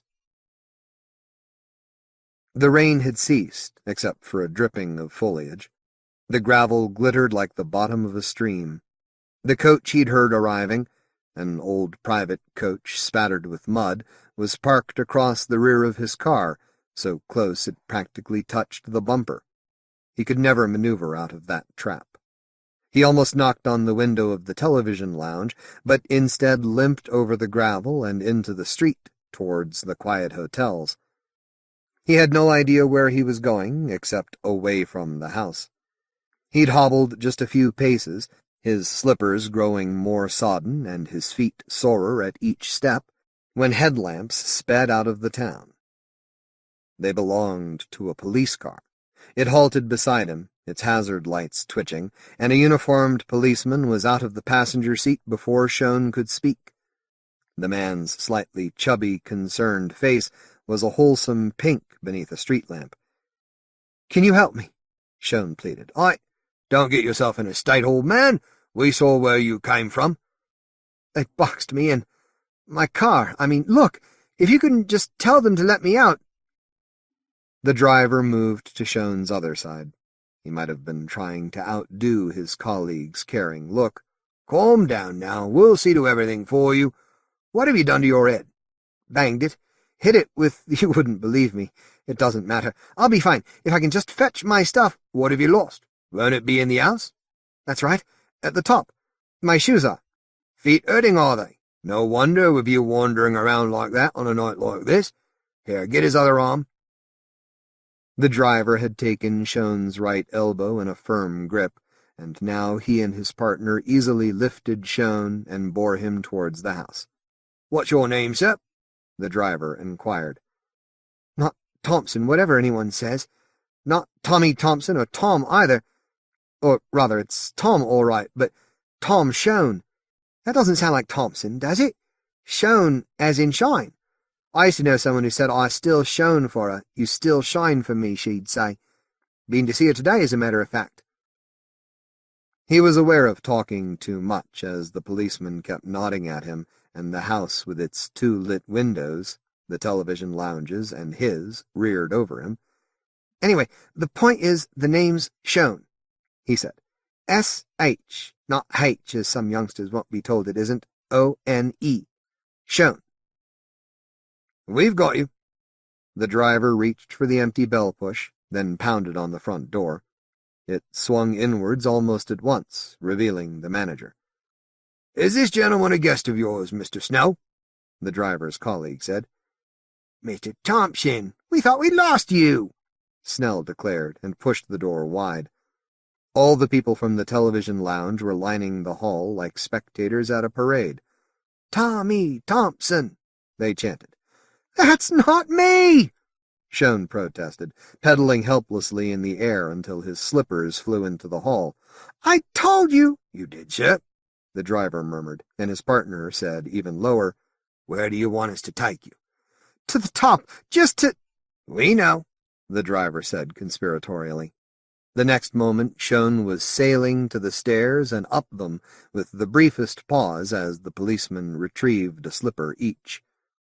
The chant from the hall faded, giving way to a silence that seemed most breathlessly expectant in the darkest sections of the house. He had the police with him, Schow reassured himself. "I can walk now," he said, only to be borne faster to the termination of the stairs. "Where the door's open," the driver suggested. "Where the light is. That's me. Not me, really, anything but, I mean." They swung him through the doorway by his elbows and deposited him on the carpet. "It couldn't be anybody else's room," the driver said, dropping the slippers in front of Schow. "See? You're already here." Schow looked where the policemen were gazing with such sympathy it felt like a weight that was pressing him into the room. A photograph of himself and Ruth, arms around each other's shoulders, with a distant mountain behind, had been removed from his drenched suit and propped on the shelf in place of the telephone. "I just brought that," he protested. "You can see how wet it was," and limped across the room to don his shoes. He hadn't reached them when he saw himself in the mirror. He stood swaying a little, unable to retreat from the sight.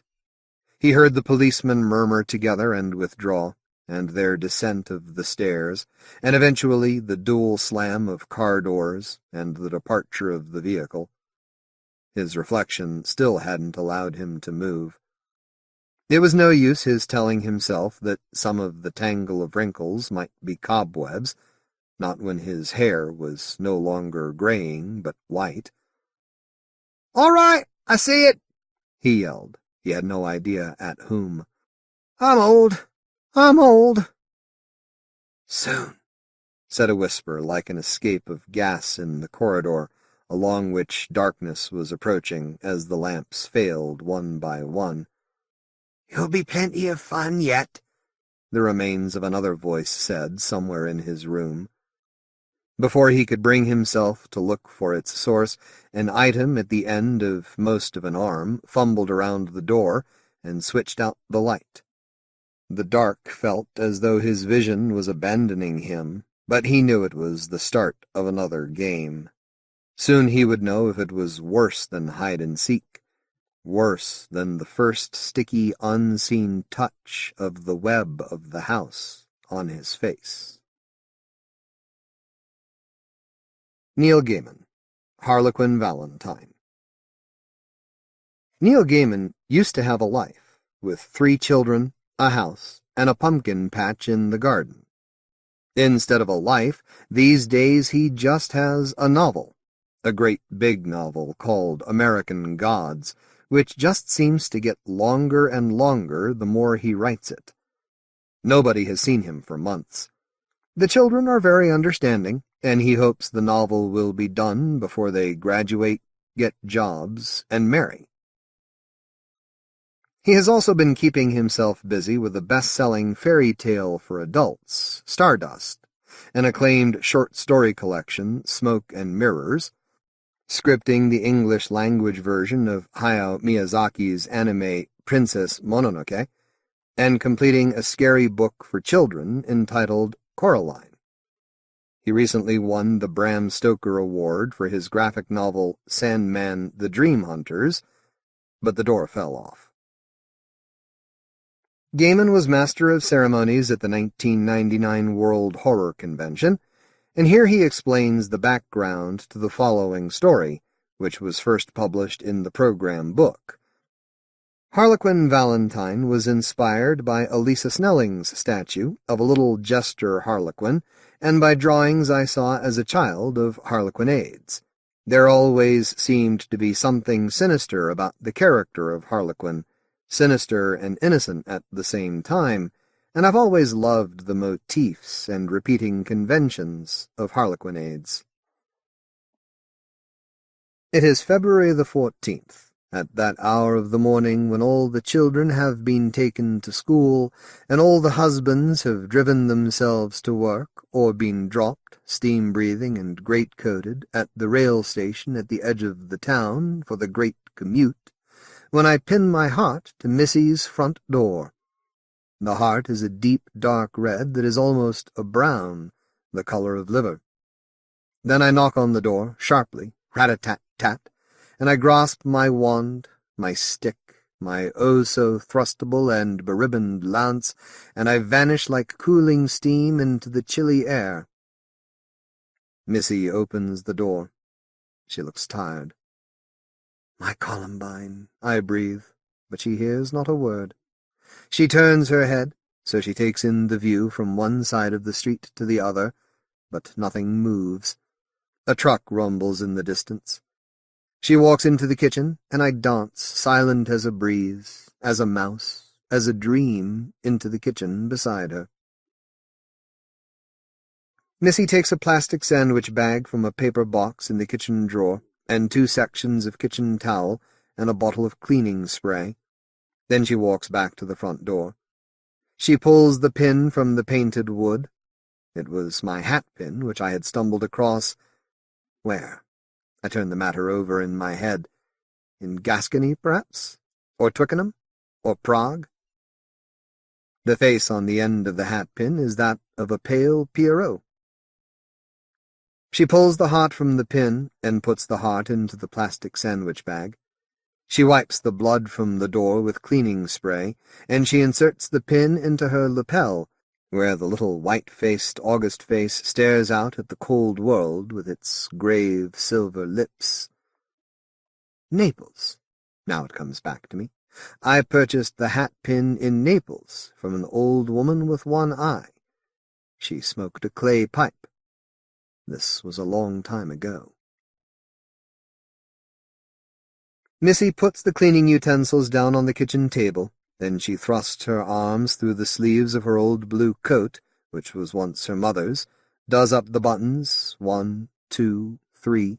Then she places the sandwich bag with the heart in it determinedly into her pocket and sets off down the street. Secret, secret, quiet as a mouse, I follow her, sometimes creeping, sometimes dancing, and she never sees me, not for a moment, just pulls her blue coat more tightly around her, and she walks through the little town and down the old road that leads past the cemetery. The wind tugs at my hat, and I regret for a moment the loss of my hat pin. But I am in love, and this is Valentine's Day. Sacrifices must be made. Missy is remembering in her head the times she has walked into the cemetery, through the tall iron cemetery gates, when her father died, and when they came here at All Hallows, the whole school mob and caboodle of them, partying and scaring each other, and when a secret lover was killed in a 3-car pile-up on the interstate, and she waited until the end of the funeral, when the day was all over and done with, and she came in the evening, just before sunset, and laid a white lily on the fresh grave. Oh, Missy, shall I sing the body and the blood of you, the lips and the eyes? 1,000 hearts I would give you as your Valentine. Proudly I wave my staff in the air and dance, singing silently of the gloriousness of me as we skip together down Cemetery Road. A low gray building, and Missy pushes open the door. She says hi and how's it going to the girl at the desk, who makes no intelligible reply, fresh out of school and filling in a crossword from a periodical filled with nothing but crosswords, page after page of them, and the girl would be making private phone calls on company time if only she had somebody to call, which she doesn't, and I see, plain as elephants, she never will. Her face is a mass of blotchy acne pustules and acne scars, and she thinks it matters, and talks to nobody. I see her life spread out before me. She will die, unmarried and unmolested, of breast cancer in 15 years' time, and will be planted under a stone with her name on it in the meadow by Cemetery Road, and the first hands to have touched her breasts will have been those of the pathologist as he cuts out the cauliflower-like stinking growth and mutters, "Jesus, look at the size of this thing. Why didn't she tell anyone?" which rather misses the point. Gently I kiss her on her spotty cheek and whisper to her that she is beautiful. Then I tap her once, twice, thrice on the head with my staff and wrap her with a ribbon. She stirs and smiles. Perhaps tonight she will get drunk and dance and offer up her virginity upon Hymen's altar, meet a young man who cares more for her breasts than for her face, and will one day, stroking those breasts and suckling and rubbing them, say, "Honey, you seen anybody about that lump?" And by then her spots will be long gone, rubbed and kissed and frottaged into oblivion. But now I have mislaid Missy, and I run and caper down a dun-carpeted corridor until I see that blue coat pushing into a room at the end of the hallway, and I follow her into an unheated room, tiled in bathroom green. The stench is unbelievable, heavy and rancid and wretched on the air. The fat man in the stained lab coat wears disposable rubber gloves and has a thick layer of mentholatum on his upper lip and about his nostrils. A dead man is on the table in front of him. The man is a thin, old black man with calloused fingertips. He has a thin moustache. The fat man has not noticed Missy yet. He has made an incision, and now he peels back the skin with a wet sucking sound, and how dark the brown of it is on the outside, and how pretty the pink of it is on the inside. Classical music plays from a portable radio very loudly. Missy turns the radio off. Then she says, "Hello, Vernon." The fat man says, "Hello, Missy. You've come for your old job back." This is the doctor, I decide, for he is too big, too round, too magnificently well-fed to be Pierrot, too unself-conscious to be Pantaloon. His face creases with delight to see Missy, and she smiles to see him, and I am jealous. I feel a stab of pain shoot through my heart, currently in a plastic sandwich bag in Missy's coat pocket, sharper than I felt when I stabbed it with my hat-pin and stuck it to her door. And speaking of my heart, she has pulled it from her pocket and is waving it at the pathologist, Vernon. "Do you know what this is?" she says. "Heart," he says. "Kidneys don't have the ventricles, and brains are bigger and squishier. Where do you get it?" "I was hoping that you could tell me," she says. "Doesn't it come from here? Is it your idea of a Valentine's card, Vernon? A human heart stuck to my front door?" He shakes his head.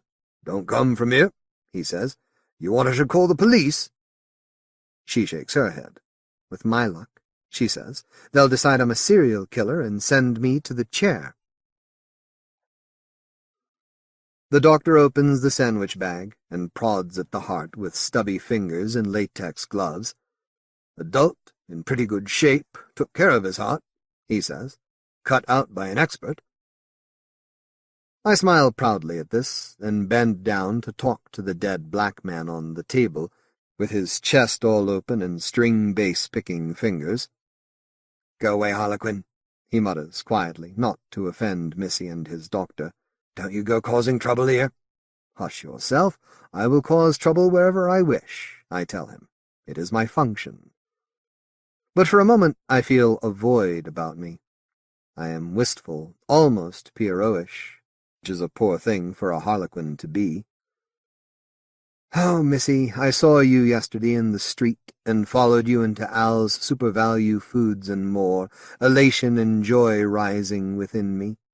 In you, I recognized someone who could transport me, take me from myself. In you, I recognized my Valentine, my Columbine.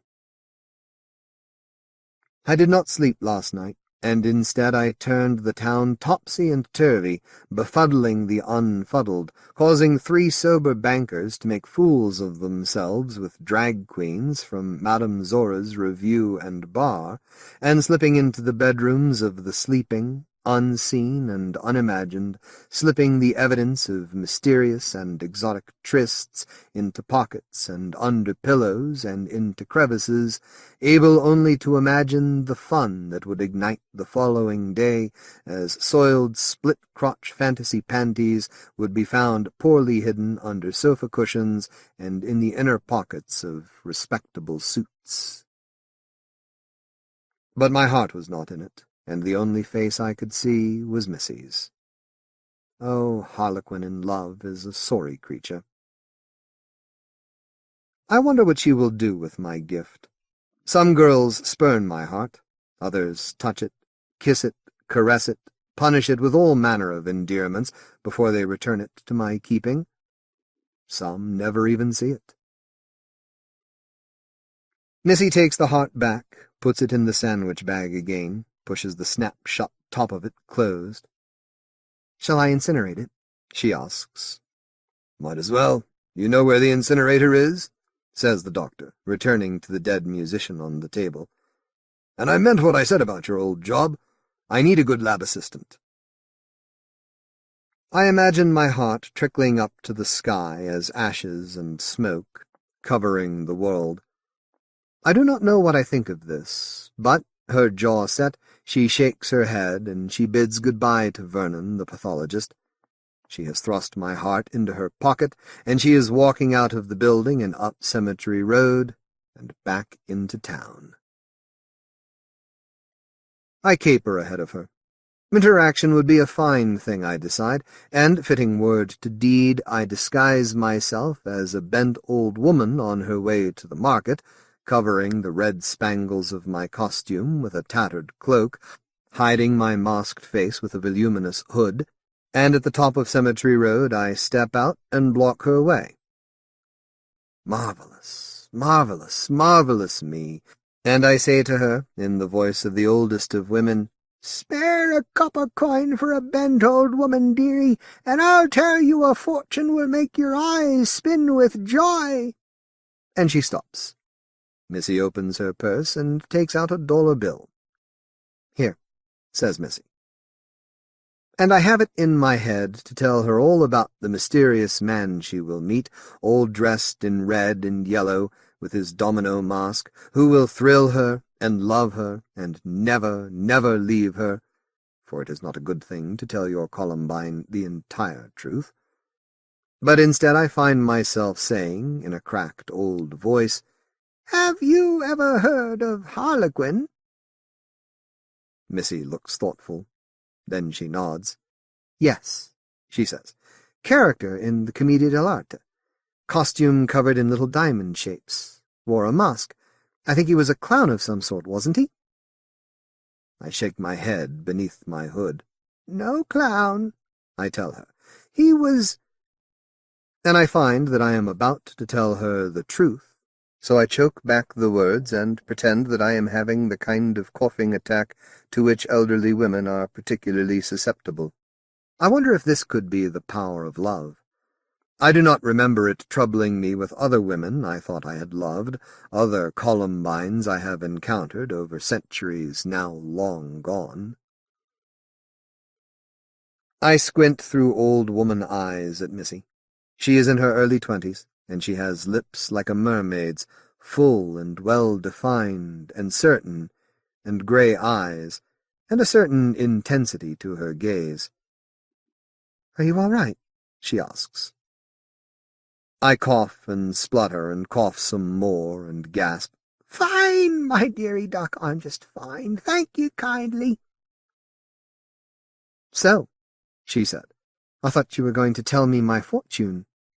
"Harlequin has given you his heart," I hear myself saying. "You must discover its beat yourself." She stares at me, puzzled. I cannot change or vanish while her eyes are upon me, and I feel frozen, angry at my trickster tongue for betraying me. "Look," I tell her, "a rabbit." and she turns, follows my pointing finger, and as she takes her eyes off me, I disappear, pop, like a rabbit down a hole, and when she looks back, there's not a trace of the old fortune-teller lady, which is to say, me. Missy walks on, and I caper after her, but there is not the spring in my step there was earlier in the morning. Midday, and Missy has walked to Al's SuperValue Foods and More, where she buys a small block of cheese, a carton of unconcentrated orange juice, 2 avocados, and on to the County One Bank, where she withdraws $279.22, which is the total amount of money in her savings account, and I creep after her, sweet as sugar and quiet as the grave. "Morning, Missy," says the owner of the Salt Shaker Cafe when Missy enters. He has a trim beard, more pepper than salt, and my heart would have skipped a beat if it were not in the sandwich bag in Missy's pocket, for this man obviously lusts after her, and my confidence, which is legendary, droops and wilts. I am Harlequin, I tell myself, in my diamond-covered garments, and the world is my harlequinade. I am Harlequin, who rose from the dead to play his pranks upon the living. I am Harlequin, in my mask, with my wand. I whistle to myself, and my confidence rises hard and full once more. "Hey, Harv," says Missy, "give me a plate of hash browns and a bottle of ketchup." "That all?" he asks. "Yes," she says. "That'll be perfect. And a glass of water." I tell myself that the man Harv is Pantaloon, the foolish merchant that I must bamboozle, baffle, confusticate, and confuse. Perhaps there is a string of sausages in the kitchen. I resolve to bring delightful disarray to the world, and to bed luscious Missy before midnight, my Valentine's present to myself. I imagine myself kissing her lips. There are a handful of other diners. I amuse myself by swapping their plates while they are not looking, but I have trouble finding the fun in it. The waitress is thin, and her hair hangs in sad ringlets about her face. She ignores Missy, who she obviously considers entirely Harv's preserve. Missy sits at the table and pulls the sandwich bag from her pocket. She places it on the table in front of her. Harv the Pantaloon struts over to Missy's table, gives her a glass of water and a plate of hash-browned potatoes, and a bottle of Heinz 57 varieties tomato ketchup. "And a steak knife," she tells him. I trip him up on the way back to the kitchen. He curses, and I feel better, more like the former me, and I goose the waitress as she passes the table of an old man who is reading USA Today while toying with his salad. She gives the old man a filthy look. I chuckle, and then I find I am feeling most peculiar. I sit down upon the floor suddenly. "What's that, honey?" the waitress asks Missy. "Health food, Charlene," says Missy. "Builds up iron." I peep over the tabletop. She is slicing up small slices of meat on her plate, liberally doused in tomato sauce, and piling her fork high with hash browns. Then she chews. I watch my heart disappearing into her rosebud mouth. My Valentine's jest somehow seems less funny. "You anemic?" asks the waitress on her way past once more with a pot of steaming coffee. "Not any more," says Missy, popping another scrap of raw gristle cut small into her mouth and chewing it hard before swallowing. And as she finishes eating my heart, Missy looks down and sees me sprawled upon the floor. She nods. "Outside," she says. "Now." Then she gets up and leaves $10 beside her plate. She is sitting on a bench on the sidewalk. It is cold, and the street is almost deserted. I sit down beside her. I would caper around her, but it feels so foolish now I know someone is watching. "You ate my heart," I tell her. I can hear the petulance in my voice, and it irritates me. "Yes," she says. "Is that why I can see you?" I nod. "Take off that domino mask," she says. "You look stupid." I reach up and take off the mask. She looks slightly disappointed. "Not much improvement," she says. "Now give me the hat and the stick." I shake my head. Missy reaches out and plucks my hat from my head, takes my stick from my hand. She toys with the hat, her long fingers brushing and bending it. Her nails are painted crimson. Then she stretches and smiles expansively. The poetry has gone from my soul, and the cold February wind makes me shiver. It's cold, I tell her. No, she says. It's perfect, magnificent, marvelous, and magical. It's Valentine's Day, isn't it? Who could be cold upon Valentine's Day? What a fine and fabulous time of the year. I look down. The diamonds are fading from my suit, which is turning ghost white, Pierrot white. What do I do now? I ask her. I don't know, says Missy. Fade away, perhaps? Or find another role, a lovelorn swain, perhaps, mooning and pining under the pale moon. All you need is a columbine. You, I tell her, you are my columbine. Not any more, she tells me. That's the joy of a harlequinade after all, isn't it? We change our costumes, we change our roles. She flashes me such a smile now. Then she puts my hat, my own hat, my Harlequin hat, up onto her head. She chucks me under the chin. And you? I ask. She tosses the wand into the air. It tumbles and twists in a high arc, red and yellow ribbons twisting and swirling about it, and then it lands neatly, almost silently, back into her hand. She pushes the tip down to the sidewalk, pushes herself up from the bench in one smooth movement. I have things to do, she tells me. Tickets to take, people to dream. Her blue coat that was once her mother's is no longer blue, but is canary yellow, covered with red diamonds. Then she leans over and kisses me, full and hard upon the lips. Somewhere a car backfired. I turned, startled, and when I looked back, I was alone on the street. I sat there for several moments, on my own. Charlene opened the door to the Salt Shaker Cafe. Hey, Pete, have you finished out there? Finished? Yeah, come on. Harv says your ciggy break is over, and you'll freeze. Back into the kitchen. I stared at her. She tossed her pretty ringlets and smiled at me briefly. I got to my feet, adjusted my white clothes, the uniform of the kitchen help, and followed her inside. It's Valentine's Day, I thought. Tell her how you feel. Tell her what you think. But I said nothing. I dared not. I simply followed her inside, a creature of mute longing. Back in the kitchen, a pile of plates was waiting for me. I began to scrape the leftovers into the pig bin. There was a scrap of dark meat on one of the plates, besides some half-finished ketchup-covered hash browns. It looked almost raw, but I dipped it into the congealing ketchup, and when Harv's back was turned, I picked it off the plate and chewed it down. It tasted metallic and gristly, but I swallowed it anyhow, and could not have told you why.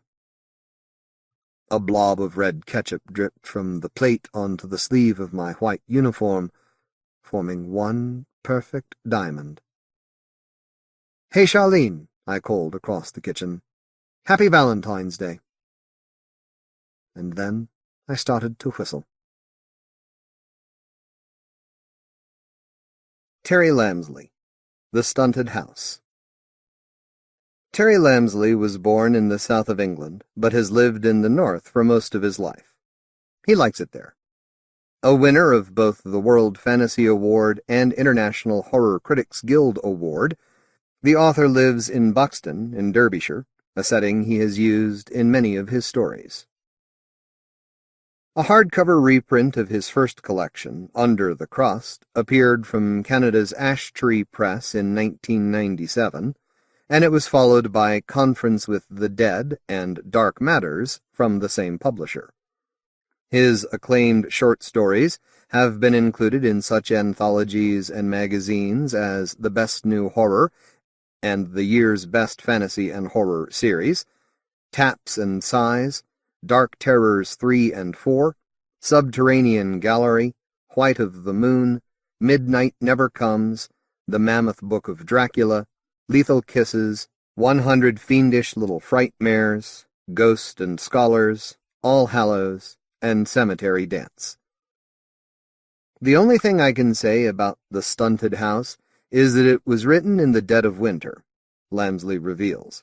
I wanted to dream up a gloriously sunny day, and did so, but it soon all went wrong, for me as it did for my characters, and I ended up with yet another nightmare on my hands. Lady, will you come with me into the extremely little house of my mind? E. E. Cummings. They drove slowly up the hill for 10 minutes, until, around a sharp curve, the road abruptly ended. A couple of concrete posts supporting a rusty iron pole had been set up at the termination of the tarmac to prohibit further progress for vehicles, beyond which a grassed-over track meandered away into the steeply sloping field beyond. When they got out of the car, Mel stood for some time facing the sea with her hands on her hips, deeply breathing the warm, still air, while Ambrose got the shopping bag containing a blanket and their lunch out of the boot. "That was a surprise," he said. "It didn't look like a road to nowhere." "Blame me," Mel said. "I chose the route. I assumed it would take us a good way along the coast. Never mind. It's brought us to this marvelous place." Mel was in a receptive mood, ready to take whatever the day might bring. "Suits me too," Ambrose said. They passed the barrier and picked their way through collapsed coils of old and flaking barbed wire. Mel snapped off a 6-inch section of grayish wire, held it in her fingers, and pretended to sniff it as though it were a delicate flower. Smiling at this pantomime, they made their way down to the bottom of the field until they came to a low wall along the edge of a cliff. A long way below, the ocean was nudging the rocks at the tips of a small beach with tiny, lazy waves. "That's the place to be," Ambrose observed. "Pity we didn't bring towels and costumes." "True, but I can't see how we get down there, can you?" Mel shook her head. "There must be a path somewhere, though. Someone's bathing over there, see?"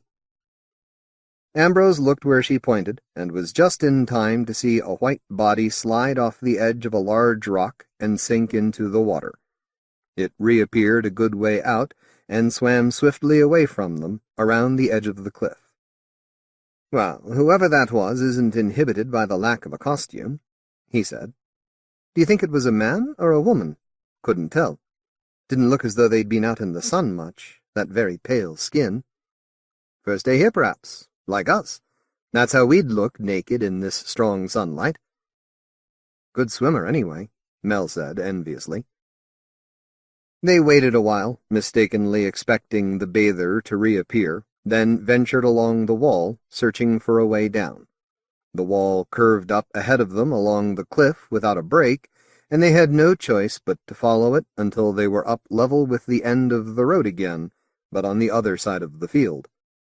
The wall there was too far from the edge of the cliff for them to see down to the beach, and they were becoming somewhat frustrated by this impediment to their progress, when Mel stopped and said, "There's some sort of building up ahead. A house, I think." Part of a green wooden roof had become visible, as though it had risen out of the ground behind the bushes at the top of the field.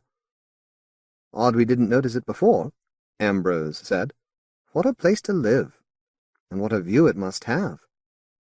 "There's a good chance we are on private land, Mel. I thought that when I saw the barbed wire when we came off the road. That had been there for ages," she said.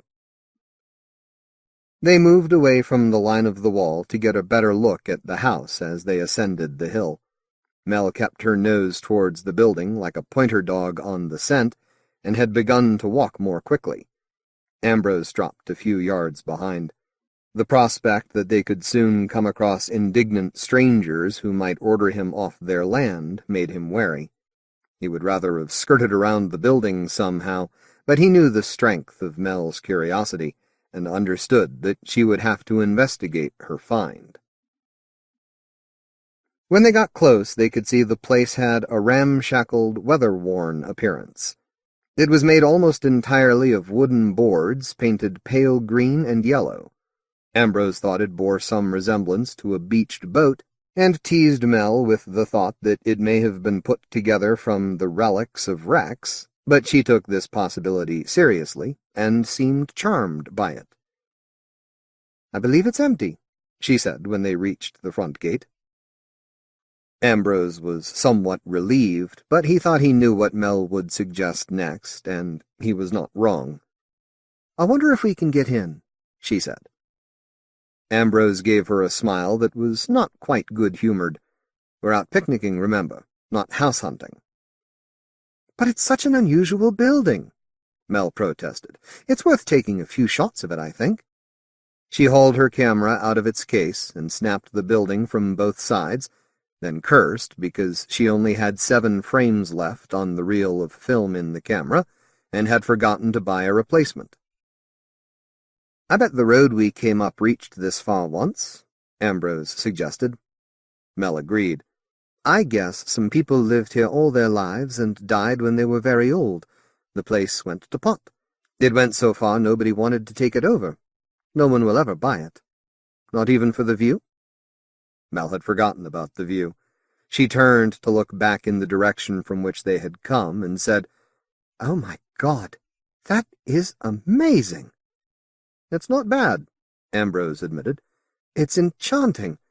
I bet it's even better from up there," Mel said, turning around and pointing upwards. The front section of the ground floor had a flat roof that was railed about like a balcony. It was this feature in particular that gave the structure something of a ship-shaped appearance. A nautical-style brass ladder bolted to the wall next to the front door led up to the balcony. Mel ran up the garden path, ascended the ladder, stepped onto the balcony, waved down to Ambrose, and took a photograph of him. "There's a little bench up here and a table," she said. "This is the perfect place for it." "For what?" "Our picnic. Come on up." From that high position, the silver sunlight, sharply reflected by the glimmering sea, was painful to the eyes.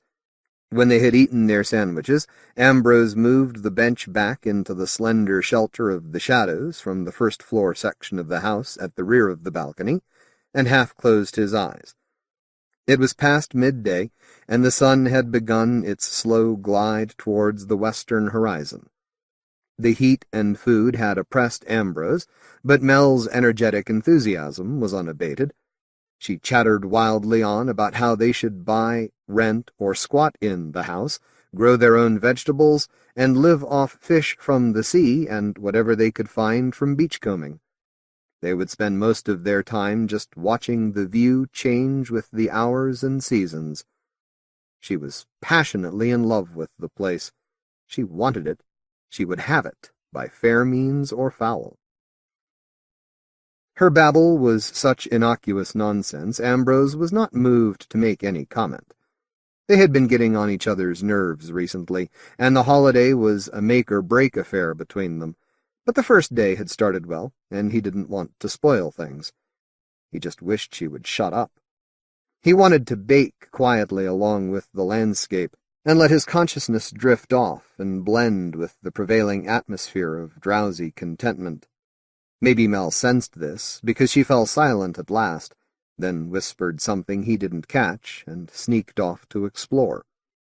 As he heard her descending the ladder, Ambrose grinned with relief, stretched his legs, closed his eyes, and gave himself up completely to the void. The shadow he was sheltering in had stretched forward almost a yard when he woke up. Seen from that dark place, the world spread out before him looked like a fragile, insubstantial display of pure, incandescent light and color, and he watched it blaze for a while, mesmerized, without thinking. Soon he became aware that he was thirsty, and remembered the bottle of mineral water he had left in the shopping bag, but the bag was not where he had left it. Realizing Mel must have taken it with her, he sighed and went to the front of the balcony to look for her. There was no sign of her, and he began to wonder if, with her insatiable curiosity, she had forced an entry into the building. She was capable of doing such a thing. He hurried down the ladder to the ground and began to circle the house, peering through grimy windows into vacant rooms for sight of Mel, expecting at any moment to find a broken pane of glass or a splintered door, her point of entry. When he reached the rear of the building, he saw that the back door stood wide open.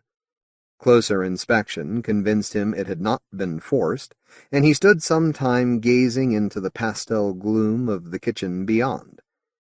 Inside as out, every surface was painted with the same bleached greens and yellows that reminded Ambrose of the insipid colors of garments worn by very young babies.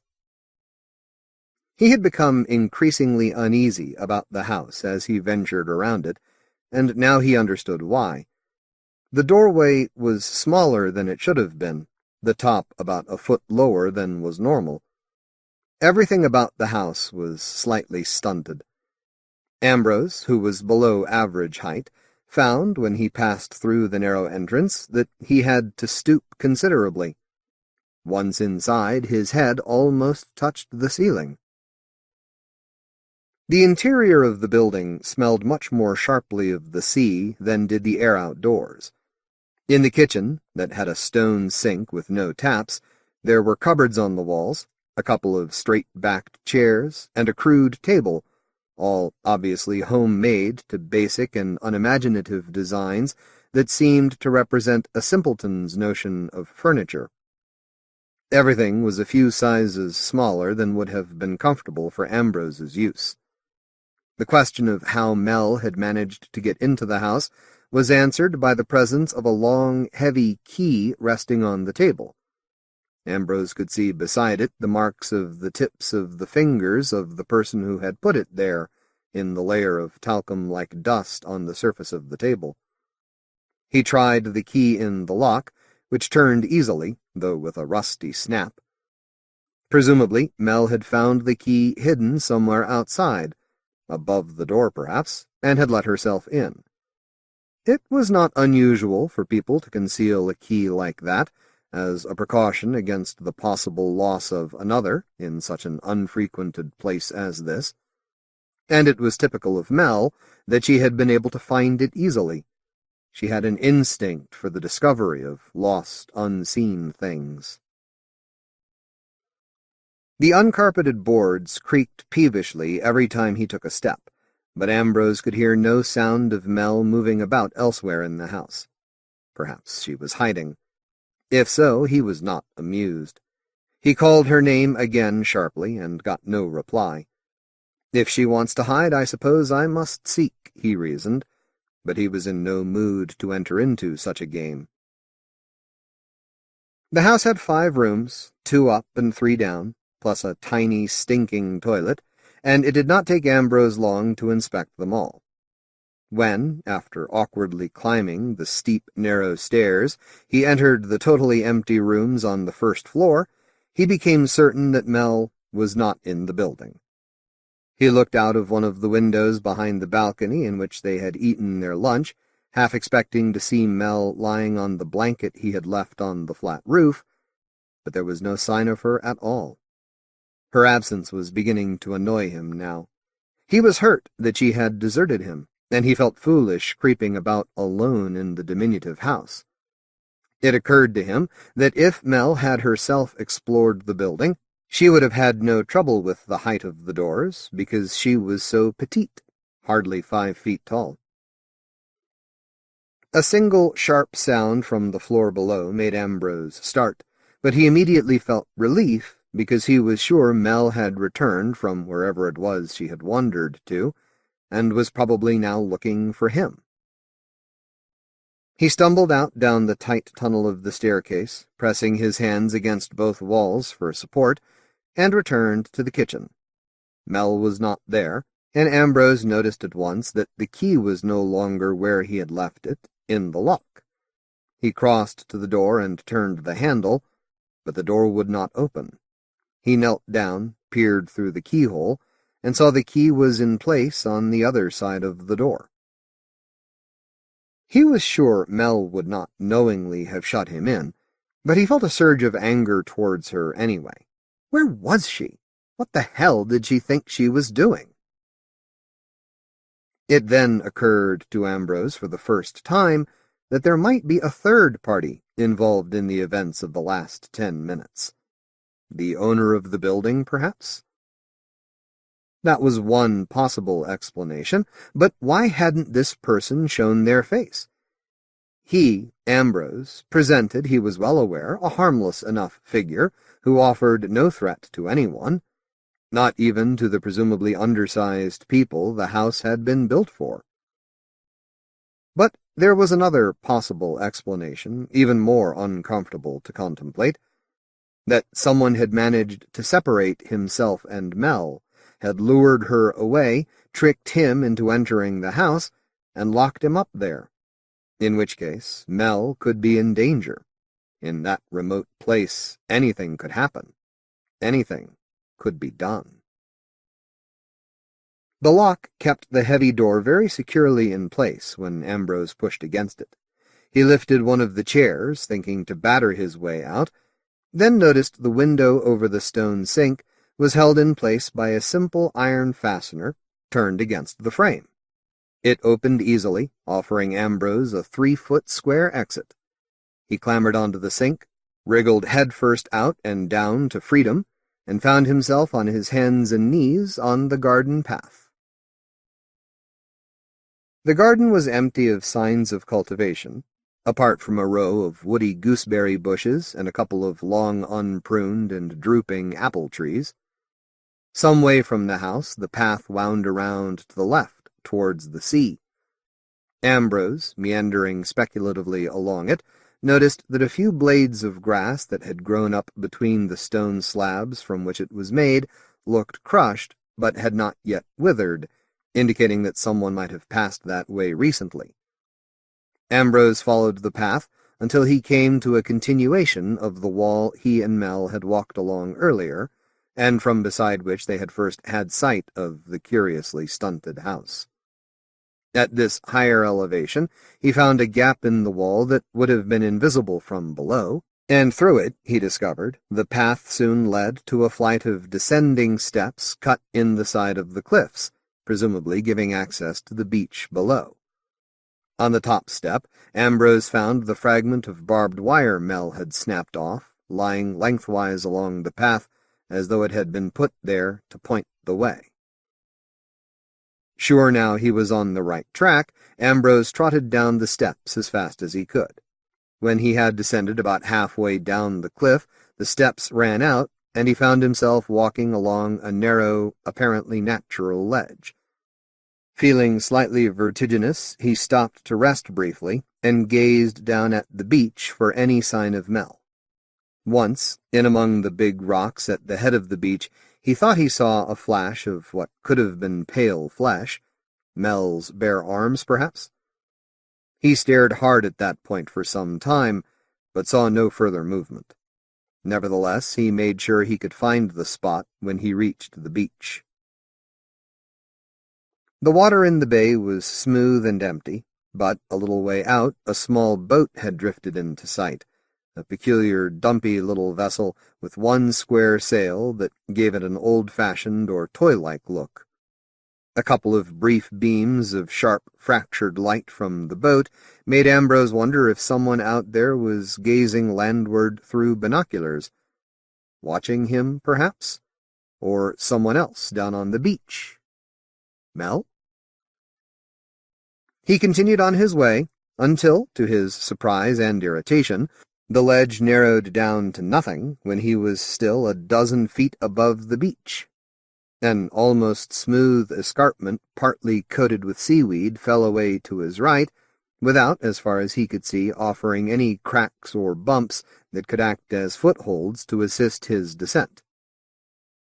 Very cautiously, Ambrose, who was unused to such exercise, knelt at the edge of this precipice, with his back to the beach, and tried to lower his legs towards the sands below. He managed with difficulty to get his lower half hanging over the ledge, but he became nervous when he tried to lower himself further. For a while he was stuck in this undignified position, unable to move up or down. Then, almost in panic, he made an uncoordinated grab upwards, at nothing in particular, and his balance altered, and he fell. His chin hit the edge of the ledge as he went, causing him to bite his tongue.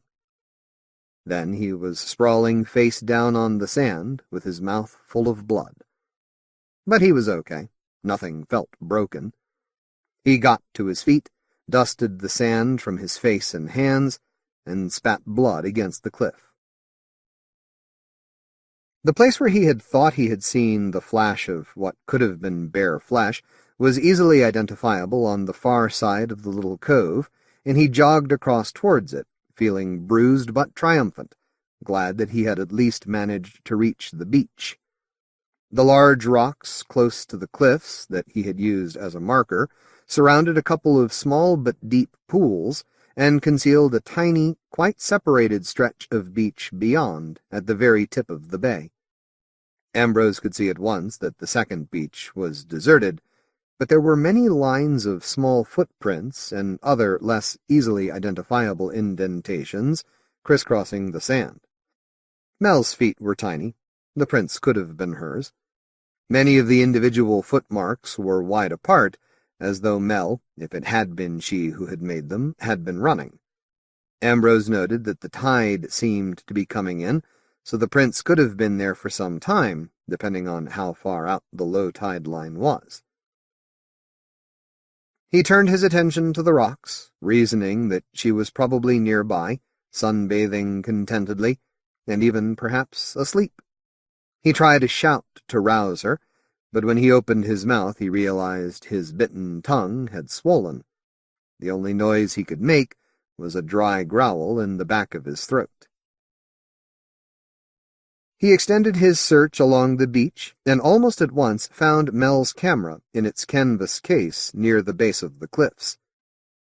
Ambrose flicked open the lid of the case, glanced at the frame counter on the top of the camera, and saw there was only one shot left.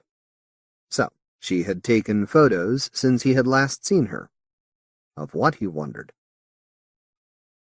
He pulled the instrument out of its case and saw at once that it could take no more pictures. The lens was smashed, and part of the casing cracked and battered.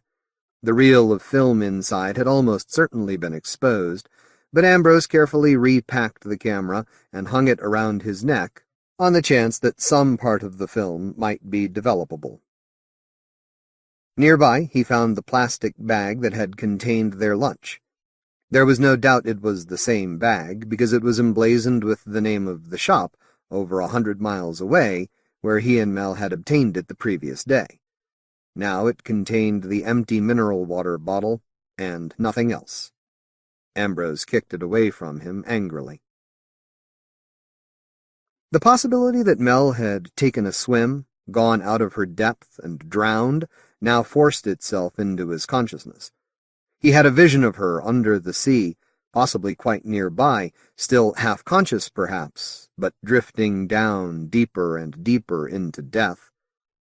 He yelled her name aloud involuntarily, and the grotesque sound of his voice, along with the pain in his mouth, filled him with a surge of desperate helplessness. He stared out across the sea. The surface of the water was peculiarly flat and empty, except for the thin white swirl of the wake of the boat he had noticed earlier, weaving aimlessly around just beyond the mouth of the bay. To his annoyance, he saw another glint of reflected sunlight from the craft, and again sensed he was being observed. He shook his arms above his head, more as a threat than a greeting, and was surprised when the boat lurched forward, circled sharply around towards him, and began to head inshore. It yawed unsteadily through the water, and as it got nearer, Ambrose could see it had an ungainly, homemade look that reminded him of the house at the top of the cliffs. It was painted similar colors, too. A naive, local style of craftsmanship, perhaps? There was a little square cabin at the prow of the vessel, and a raised area in front of the single mast that could have been a hatchway. When the boat was about 100 yards out, it cumbrously changed tack, swung around parallel with the line of the beach, and came to a halt. Ambrose wondered how the thing had been able to sail about at all on such a windless day. He watched the becalmed vessel for a while, quite sure he was being watched back. There was no sign of activity on the deck or in the cabin. For some minutes the boat exercised such a fascination over him, Ambrose forgot why he had come to the beach in the first place. Then the waves of the swiftly incoming tide rolled over his feet, the spell snapped, and the appalling loss of Mel bit back at him and got him moving again. After a further aimless and ultimately fruitless exploration of the beach, Ambrose waded out into the sea until it was up to his waist. Then he turned and stared up at the wooden house in the field at the top of the cliffs. He could see all of one side of the roof, most of one gable end, and the railings along the balcony at the front of the building, where he and Mel had eaten their picnic. Somebody was standing on the balcony, waving a tattered black flag on a long pole. Because this standard was flapping back and forth in front of the individual holding the pole, it was impossible to see clearly what manner of person was manipulating it, but Ambrose could see it was not Mel. Whoever it was about her height, but very broad of shoulder, with a large bearded head topped with dark hair. Ambrose jerked his arm up automatically to make an answering gesture, but he arrested its motion at shoulder height and twisted around to look back at the boat. It had not moved, but the flashing lights he had seen earlier had recommenced. It was possible, he realized, that someone on board might be using the sun's rays to signal to the mainland. But the lights seemed to reflect back out of the empty air just above the craft. There was no sign of life on board. The deck was still unoccupied. The tide was rising so fast Ambrose could now feel the seawater climbing up his chest. The childish fear of deep water he had never been able to conquer stirred uncomfortably within him, and he started to wade ashore, almost losing his balance when he tried to step out too fast on the insubstantial, shifting sand. Realizing, as he got nearer to the beach, that he would soon lose sight of the house above him behind the wall on the cliff top, he glanced up one last time as he stumbled on, and came to an abrupt halt. There were now 2 people standing on the balcony. The sun shone directly into his eyes from its position behind and just above the top of the roof, but when he made a visor of his hand, he could see well enough to make out the individual he had first seen, holding the pole vertically now, with the dark flag hanging limply from its top, and next to that person, standing bolt upright, the figure of a slim, small woman with short blonde hair, wearing a familiar yellow dress. As far as Ambrose could tell, Mel was looking down straight at him, but if she saw him, she did not wave, and for some reason neither did he. He stared fixedly at her and started to shiver, as though he had belatedly and suddenly become aware how cold the water he was immersed in had become. Mel adjusted her position and adopted a more casual posture, hugging herself, with her bare arms folded across her breasts. Her head was tilted slightly forwards and sideways, as though she were calmly contemplating some pleasing sight, the beauty of the landscape she had admired so much earlier that day, perhaps. Ambrose remembered how ardently she had wished she could gaze at it forever through the changing seasons, and said she could do so without ever getting bored. When she had spoken like that, he had been briefly jealous of the house that, to his eyes, had appeared an ugly and thoroughly unworthy rival for his affections and Mel's attention. Ambrose heard a splash in the water some distance behind him. He guessed someone had dived off the boat, but he did not turn to confirm this surmise. Instead, he hurried forward again, starting to run as soon as he was able, making his own wild splashes with his feet as he pelted through the increasingly shallow water. There was hardly any beach left now. A thin strip of sand remained visible, close to the point where he had first dropped onto the beach, but the teeth of the tiny incoming waves were biting greedily into what little remained to be consumed. Ambrose tried to reascend the sheer cliff face, but soon realized this was impossible. Since the path he had taken down was not renegotiable, he looked about for an alternative route up and saw in seconds that there was no other way out. He was trapped on the beach. He made a second, more urgent attempt to return the way he had come, an undignified, desperate scramble against the vertical rock that proved equally unsuccessful. His fingers tore at the layer of still damp, slimy seaweed that coated the bottom 2/3 of the wall. The topmost edge of this vegetation drew a line along the rock indicating the upper limit the water reached during high tide, 2 or 3 inches above his head. A swimmer could perhaps float, rise up with the incoming tide, reach the ledge and haul himself onto it, but Ambrose was not a swimmer. Someone who was a very strong swimmer was now making their way towards him from the direction of the boat. Ambrose assumed their intentions were not good. The only thing he had that he could use to protect himself was Mel's camera, now hanging around his neck, which he could swing about on the end of the strap attached to its case, an ineffective weapon that was already almost in pieces. So badly damaged, it now occurred to him, that its condition could hardly be accounted for by being merely dropped or discarded onto the beach's soft, damp sand. Then, with a burst of insight, he knew without a shadow of a doubt that the camera had been thrown down, along with the plastic bag and bottle, from the top of the cliff. Looking around, he saw that there were no other footprints among his own around the only point of access to the beach. Mel had never been down there. She had found something hidden away up in the house, or something hidden had found her, and she would stay with it now. She had an affinity with hidden things. Somehow, in some way, a bargain had been struck. She had got what she had so desperately wanted, and probably a good deal more beside, but he, Ambrose, would pay the price. Was the price. The swimmer, having reached shallow water, was now forced to use some other means of progress. A stumpy, strongly built, gray-skinned, naked figure, she emerged, crouching from the sea, and shook her long green hair out of her eyes with a flick of her head.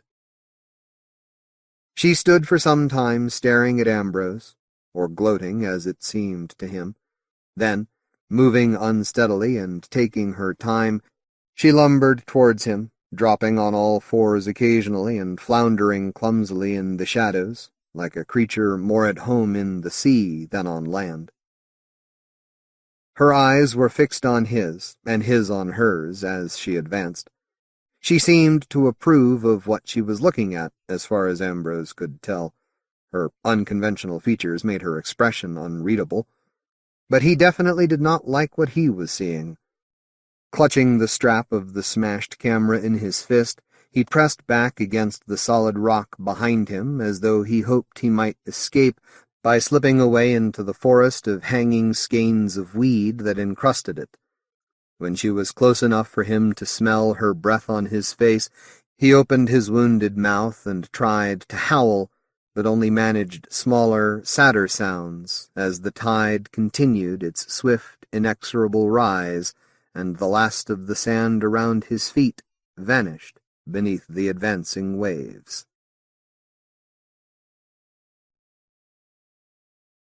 Kim Newman, Just Like Eddy. The ever-busy Kim Newman's latest publications include his third Anno Dracula novel, Dracula Cha-Cha-Cha, a.k.a. Judgment of Tears, and the interactive novel Life's Lottery, the non-fiction film studies Millennium Movies, aka Apocalypse Movies, and BFI Classics, Cat People, plus 3 new collections, Where the Bodies Are Buried, 7 Stars, and Unforgivable Stories. In the pipeline are 3 more novels, an English ghost story, The Matter of Britain, with Eugene Byrne, and Johnny Alucard. I wrote Just Like Eddy for the 150th anniversary of Poe's death in October 1849, explains Newman, and it duly appeared, very carefully proofread, in the issue of Interzone for that month. I keep being drawn back to Poe, who features as a viewpoint character in my hard-to-find Johnny Yeovil novel Route 666, and more extensively as a vampire in The Bloody Red Baron, Anno Dracula 1918. Of the great many books on Eddy, the 2 I most consulted were biographies by Kenneth Silverman, Edgar A. Poe, Mournful and Never-Ending Remembrance, and Geoffrey Myers, Edgar Allan Poe, His Life and Legacy. Poe remains the most consistently misspelled great author of all time. Let me call myself, for the present, Edgar A. Poe. The fair screen now shining before me need not yet be sullied by my full appellation. This has been already too much an object for the scorn, for the horror, for the detestation of my soul. To the uttermost region of the globe have not the indignant winds bruited its unparalleled infamy? O outcast of all outcasts most abandoned, to the earth art thou now not forever dead? To its honors, to its flowers, to its golden aspirations, and a cloud, dense, dismal, and limitless, does it not hang eternally between thy hopes and heaven? Upon my writing desk is a gruesome object in the form of a volume, cheaply produced, ill-set, carelessly glued, issued not a year or 2 gone, but misdated through ignorance of the correct use of Roman numerals. Less an edition than a falling from the presses, this book, for such we must call the damned thing, though to do so assaults our sensitive bibliophile vitals, is cast out to stalls and stores for the penurious and the ignorant. It might be gawped over for an hour or 2 before its pages loosen like the leaves of October and are spilled in the streets. Upon its thin, ready-warped board cover is a rough, ugly woodcut, a grinning skull with eye sockets too small, a downcast black bird with wings too large. And the title of this gathering of butcher's paper, as given on the ready-yellowed coarse frontispiece, is Tales and Poems by Edgar Allan Poe. Tales and poems need not concern us. The texts are a mishmash, lifted entire through ingenious photographic process from several other editions, so the face and size of type changes from page to page, from story to poem. Of course, many errors and misprintings are carelessly scattered throughout the copy, like seed strewn for chickens. And there, on the frontispiece, is the arch error, the primal misprint, the eternal slip of the pen. Since I second ventured into the arena of print, dropping the dignified anonymity of a Bostonian, for so I signed my first published work, Tamerlane and Other Poems, to speak up for myself and proudly state my own true name, to stand by my work and dare the world to take it and myself as they would, this has plagued me. Edgar A-L-L-E-N Poe. A-L-L-E-N. Edgar Allan Poe. All damned Allan. Always Allan. Always Allan. Allan. Allan. Though it is the work of a devil of the printer's variety, I cannot but think it also the product of the machinations of another of his breed, of more sulphurous and princely let tenebrous mien. Never am I rid of this phantom of my own making. The dreadful double has dogged me through the allotted span of my life, and persisted even beyond the supposed release of widely reported death. Edgar Allan Poe mocks my aspirations to art and science, unpicks the threads of my tapestry, gnaws rat-like at the foundations of my endeavor. Allan is my imp of the perverse, my goblin damned, my ravening ghoul, my frightful fiend. For the love of God, shall I never be rid of E. Allan Poe? I concede that the Allan is my own fault, that he is my creation. All evil that he is comes from within me, and he is all that is base and degraded in my person. Yet he has a damnable life of his own, beyond my conscious influence, and directed entirely towards the destruction of myself, my reputation. What is a man's name, if not his reputation, his soul? Each time his name appears in print, my own is devalued, trodden into charnel filth, and forgotten. The appearance of Allan is not confined to cheap, pirated editions that skim my most renowned works and pass them off as the ravings of a madman and a degenerate. Allan appears in learned commentaries, obituaries, scholarly histories, popular lectures, biographies and bibliographies, broadsheets and magazines, the credits of motion pictures and television programs, the collections of major universities, articles in every manner of publication, private letters that have strayed into the public purview, numberless schoolboy essays and compositions, plaques and honors and monuments. Immortalized 1,000,000 times, he is carried abroad through media undreamed of at the time of his, and my, first fame. The 1,003rd tale of Scheherazade is of his rise to prominence in this fabulous age of futurity. Edgar Allan Poe rules, as the graffito has it, and I, le vrai Edgar Poe, am lost, forgotten and impugned, cursed and doomed. Like many of my sorrows, this has its beginning in the actions of the man who was never my father, and acted indeed as no father to me. I write, with distaste bitter still after more than a century and a half, of John Allan, of the trading house of Allan and Ellis. Upon the deaths of my true parents, David and Eliza Poe, I was taken as a babe into the house of Allan, a golden orphan, an ornament for the Philistine businessman. With the death of his own wife, the devoted Frances, Allan began a program of calculated torture by hope, dangling before me the prospect of wealth enough to support my literary endeavors, but always snatching it away. My early failures, at University and West Point, can all be laid at the door of this Torquemada of the modern age, who mockingly refused either to cut me off and cast me out entirely, or to properly finance my launch upon the literary world to which unasked-for poetical genius fit me.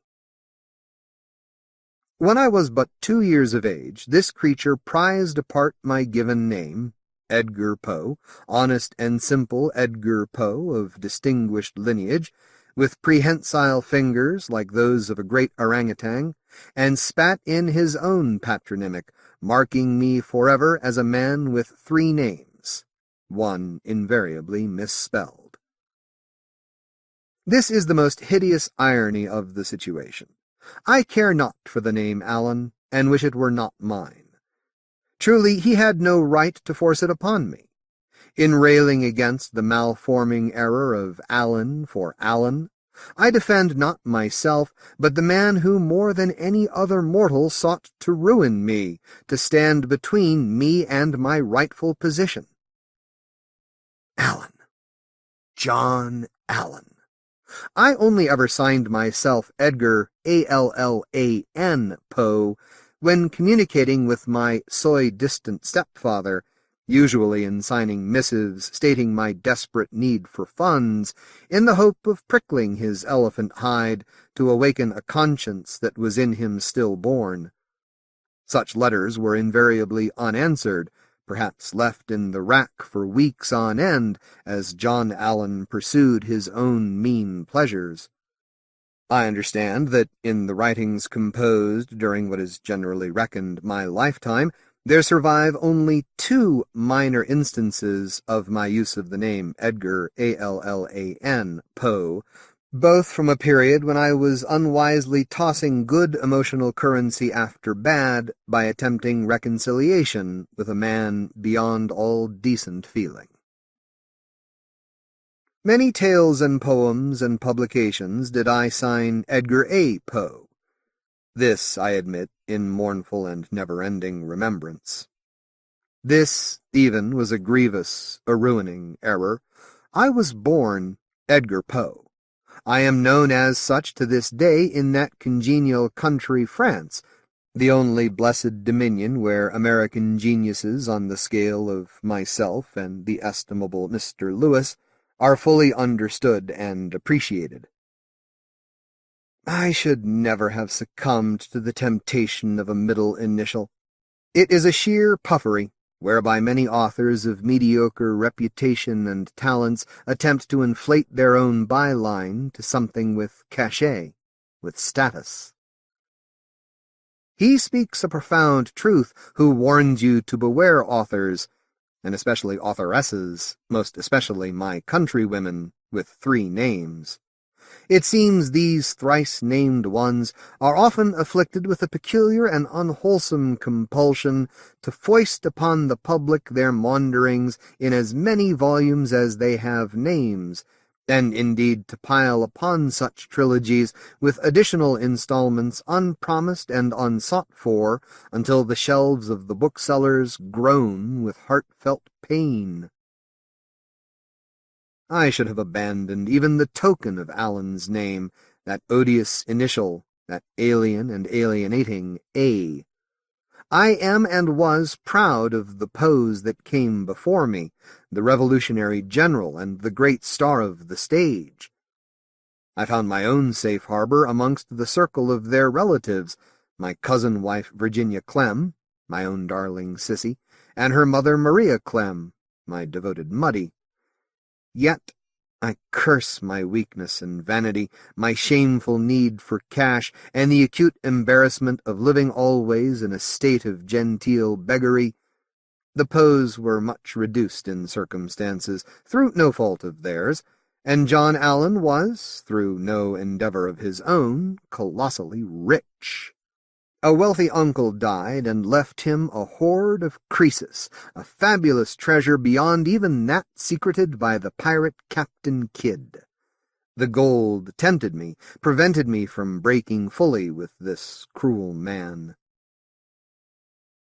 With money, what might I not have done?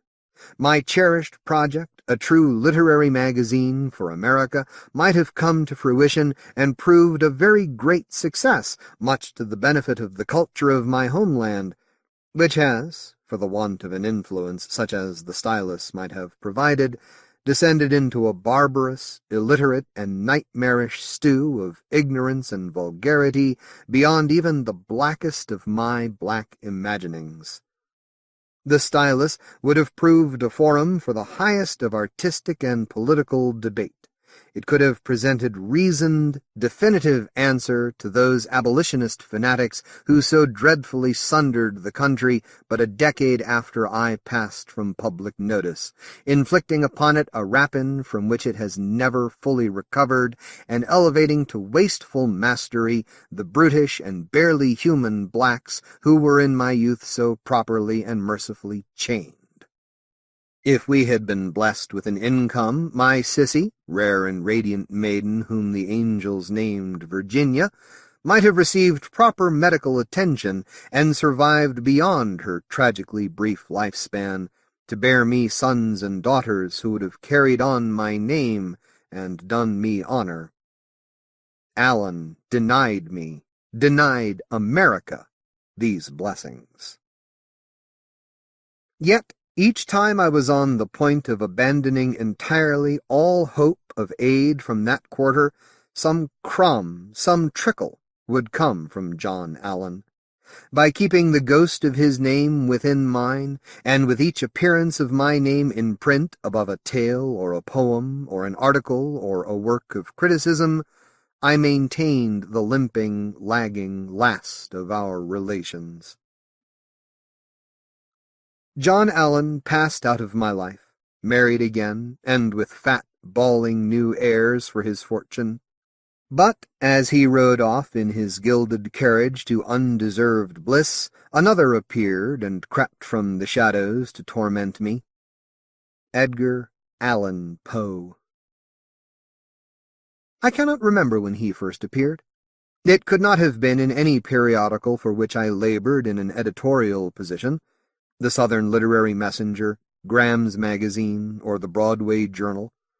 I was a proofreader of unmatched skill, as even those of my colleagues who became my bitterest foes would have been forced to acknowledge. When the matter was within my influence, I insisted upon the initial only, not the full name. Edgar A. Poe was safe, but Edgar Allan Poe was a dangerous venture which so often rebounded upon me.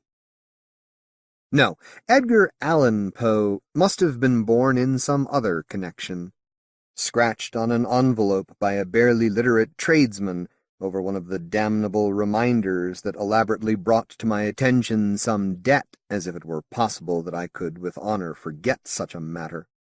Or perhaps it was printed above one of the many, mostly anonymous, with the full cowardice such implies, attacks upon my work and character issued in publications that were the despicable organs of that canting gaggle of fools, knaves, toadies, and dunderheads, who then, as now, made American letters their own frog-pond, croaking at each other and their pitifully few indentured readers, all the while contriving to do down and push under any truly original, important voice.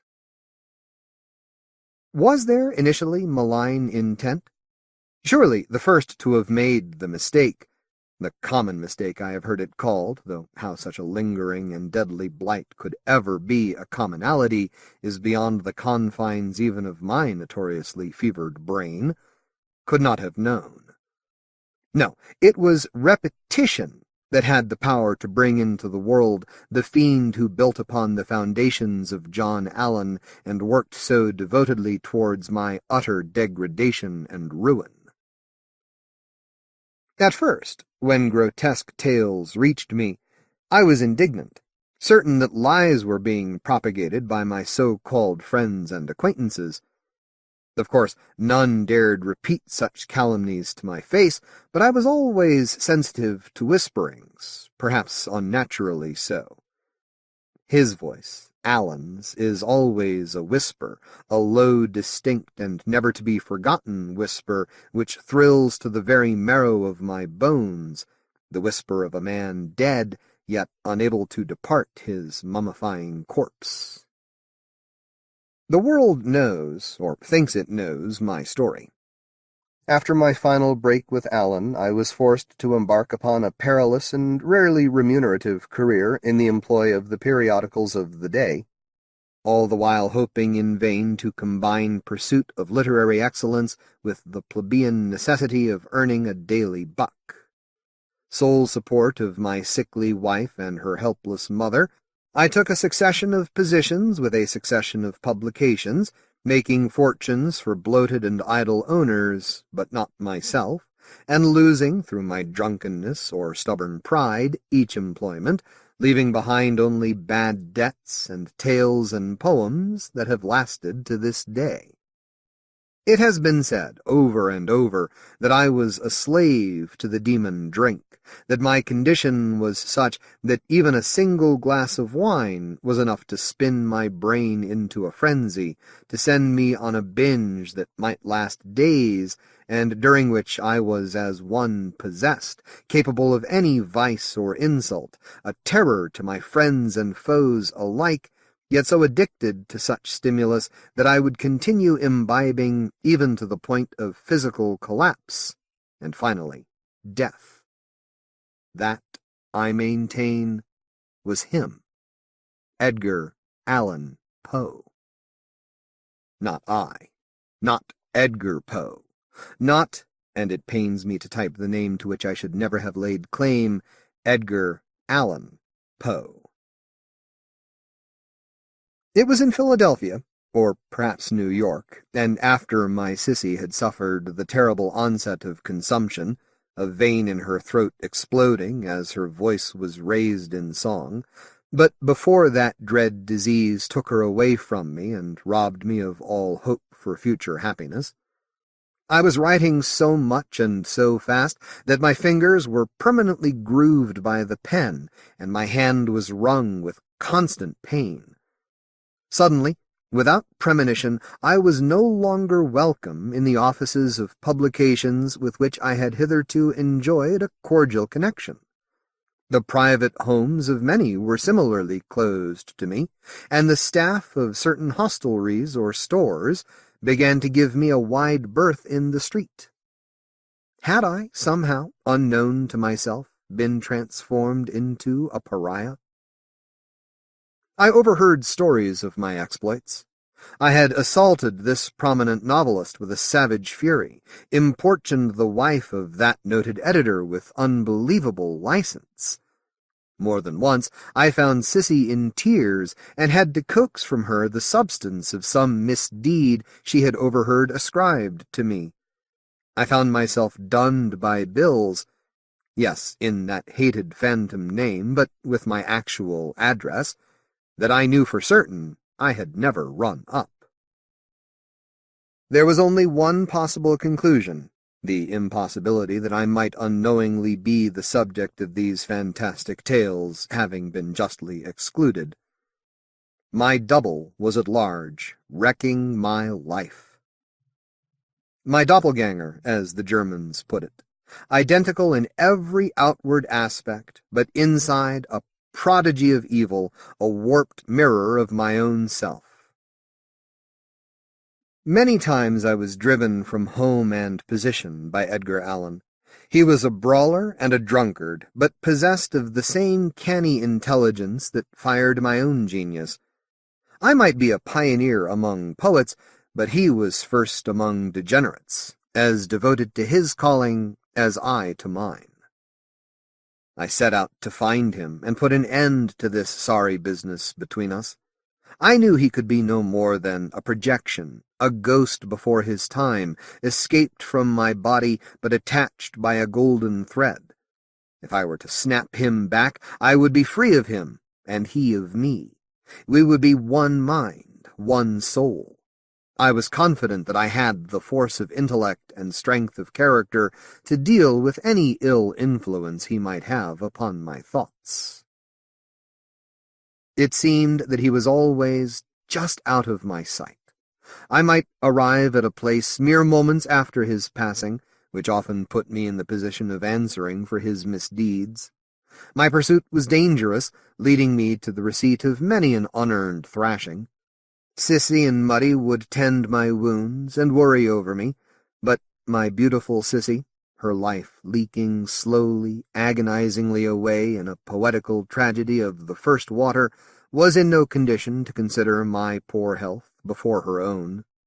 The walls appeared to be closing in on me and mine, and the scythe of death swished closer, ever closer, above the head of her whom I loved the most in all the world.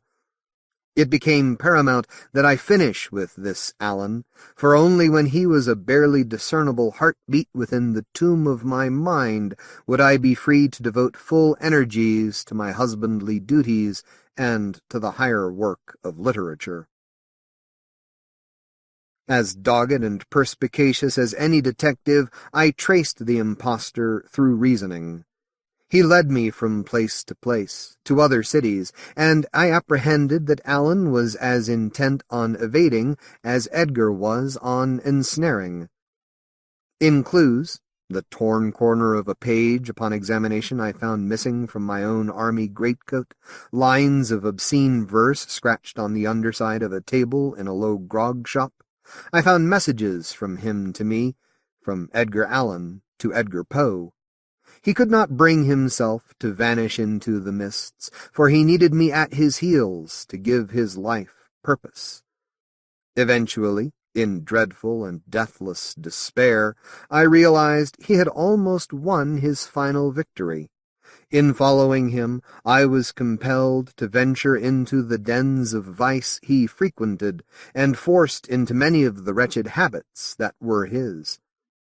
Stories went back to Sissy and Muddy of me being seen in such and such a sinkhole of drunkenness and depravity. Now these tales were, in all particulars, sadly true. The worst came when, after weeks in search of Edgar Allen, I decided finally to abandon the pursuit entirely. I purged myself of the obsession and determined to let my rival go his own way. I would elevate my name so far above his that he could do me no harm. I returned to our poor home, bedraggled from my adventures and in a sorry state, to discover from Muddy that I was already in residence, closeted with Sissy, and that I had been so for some days. Oh, terror beyond imagining! My home, shared with such tender and innocent souls, I had thought inviolate, off-limits, as we said at West Point. Yet now it was transformed at a lightning strike into a haunt of horrors, each familiar item of furniture or crockery become a mocking grotesque. My limbs would not serve me as I dashed for the stairs, and I seemed to plunge into a maelstrom of churning darkness.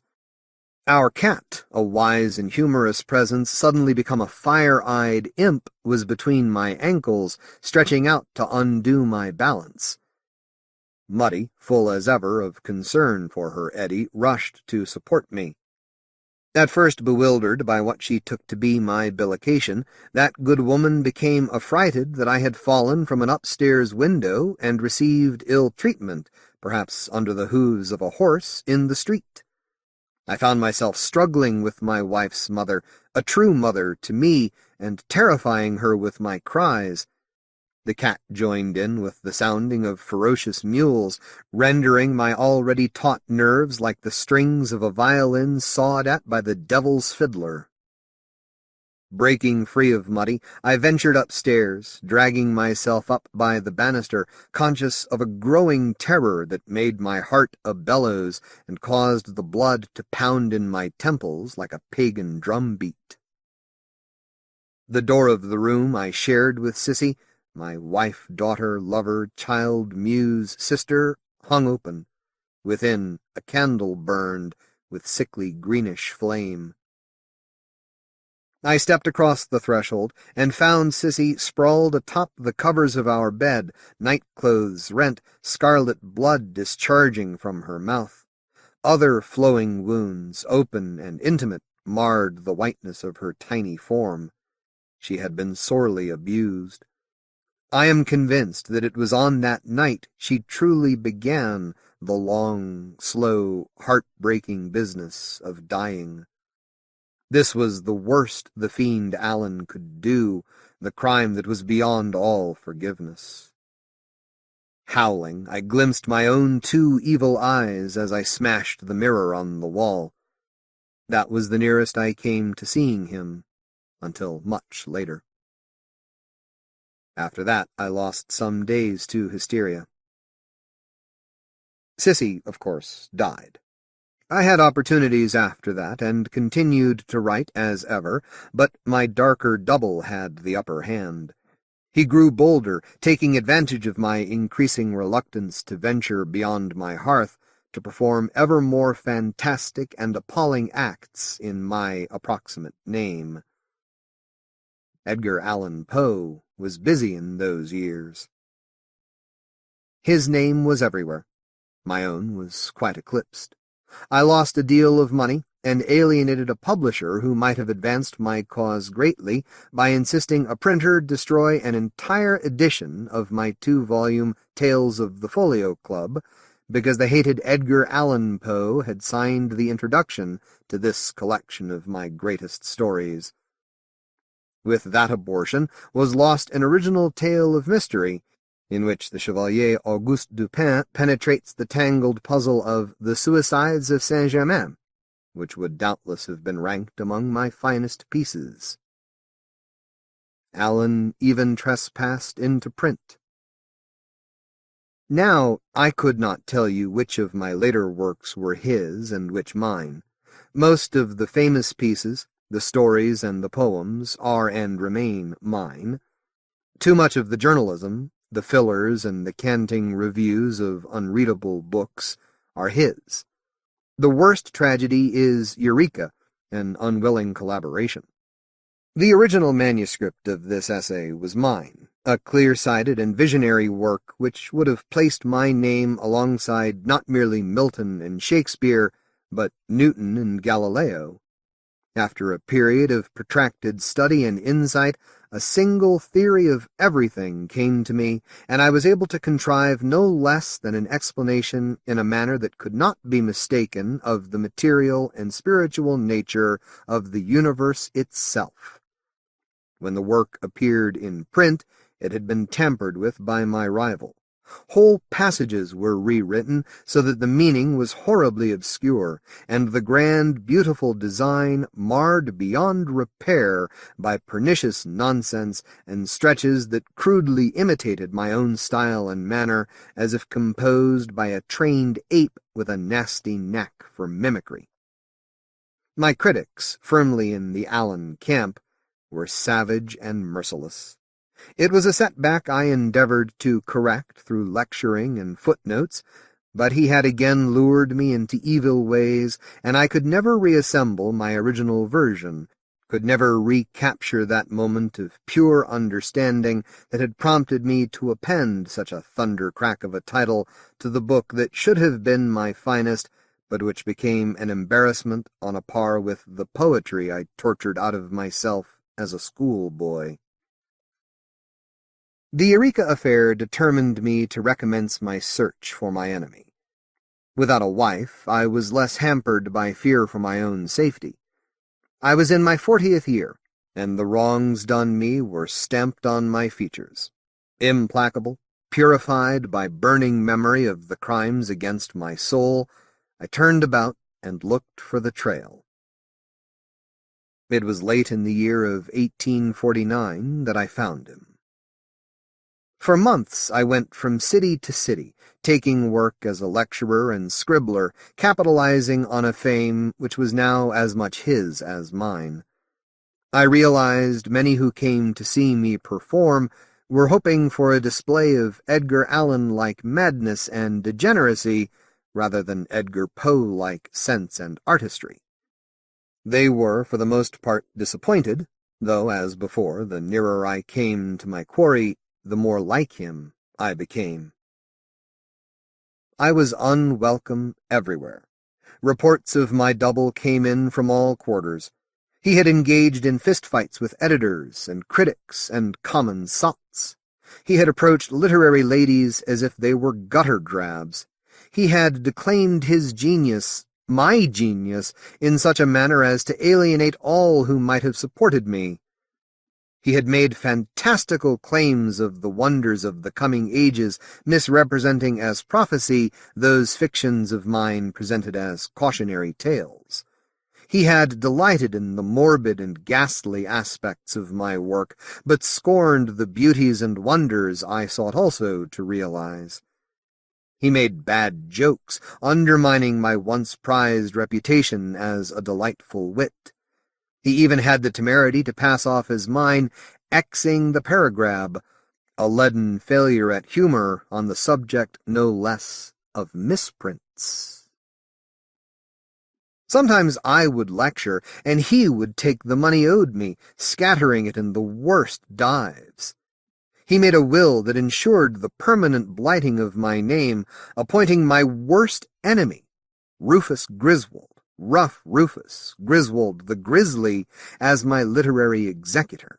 For near a century, my works were always republished, ascribed as often as not to Edgar Allan, with a libelous biographical sketch by the ghastly Griswold, which attributed to me all the misdeeds and imperfections of character of my foul persecutor.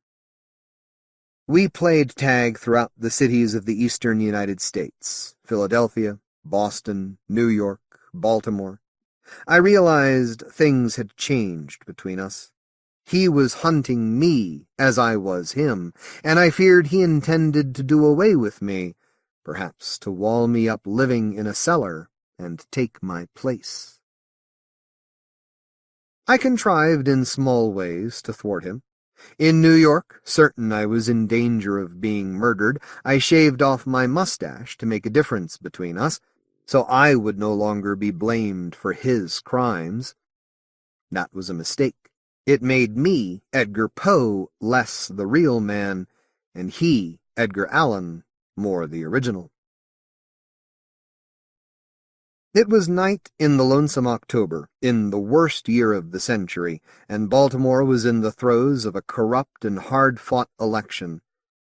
Then and there I caught up at long last with my nemesis. I came upon him, and knew him for who he was, in an alleyway between taverns, steaming with the discharges of chronic inebriates, caked with a filth of loathsome putrescence.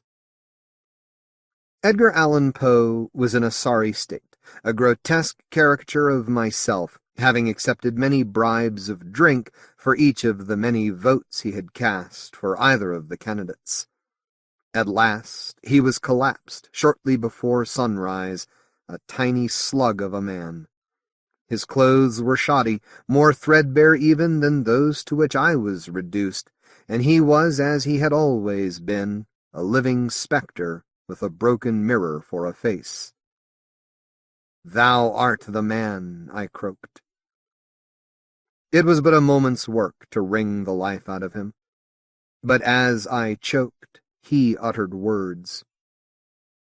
It was Edgar Allan, but he spoke no longer in a whisper, and I could have fancied that I myself was speaking, while he said, "You have conquered, and I yield.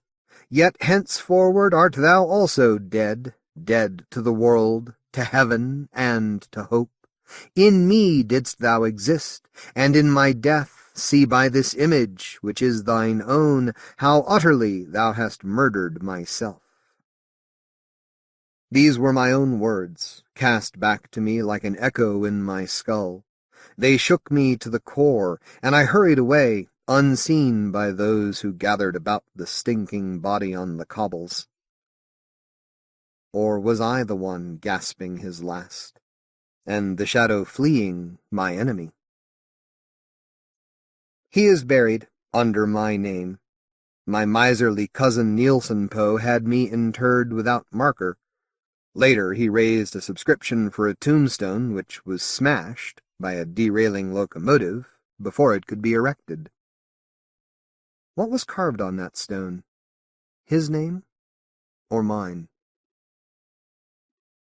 I am what I am called, am whichever of us is invoked, and I shall be Edgar Allan as often as Edgar Poe.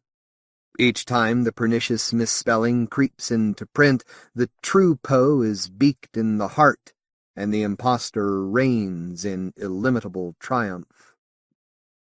This is as it shall be, evermore.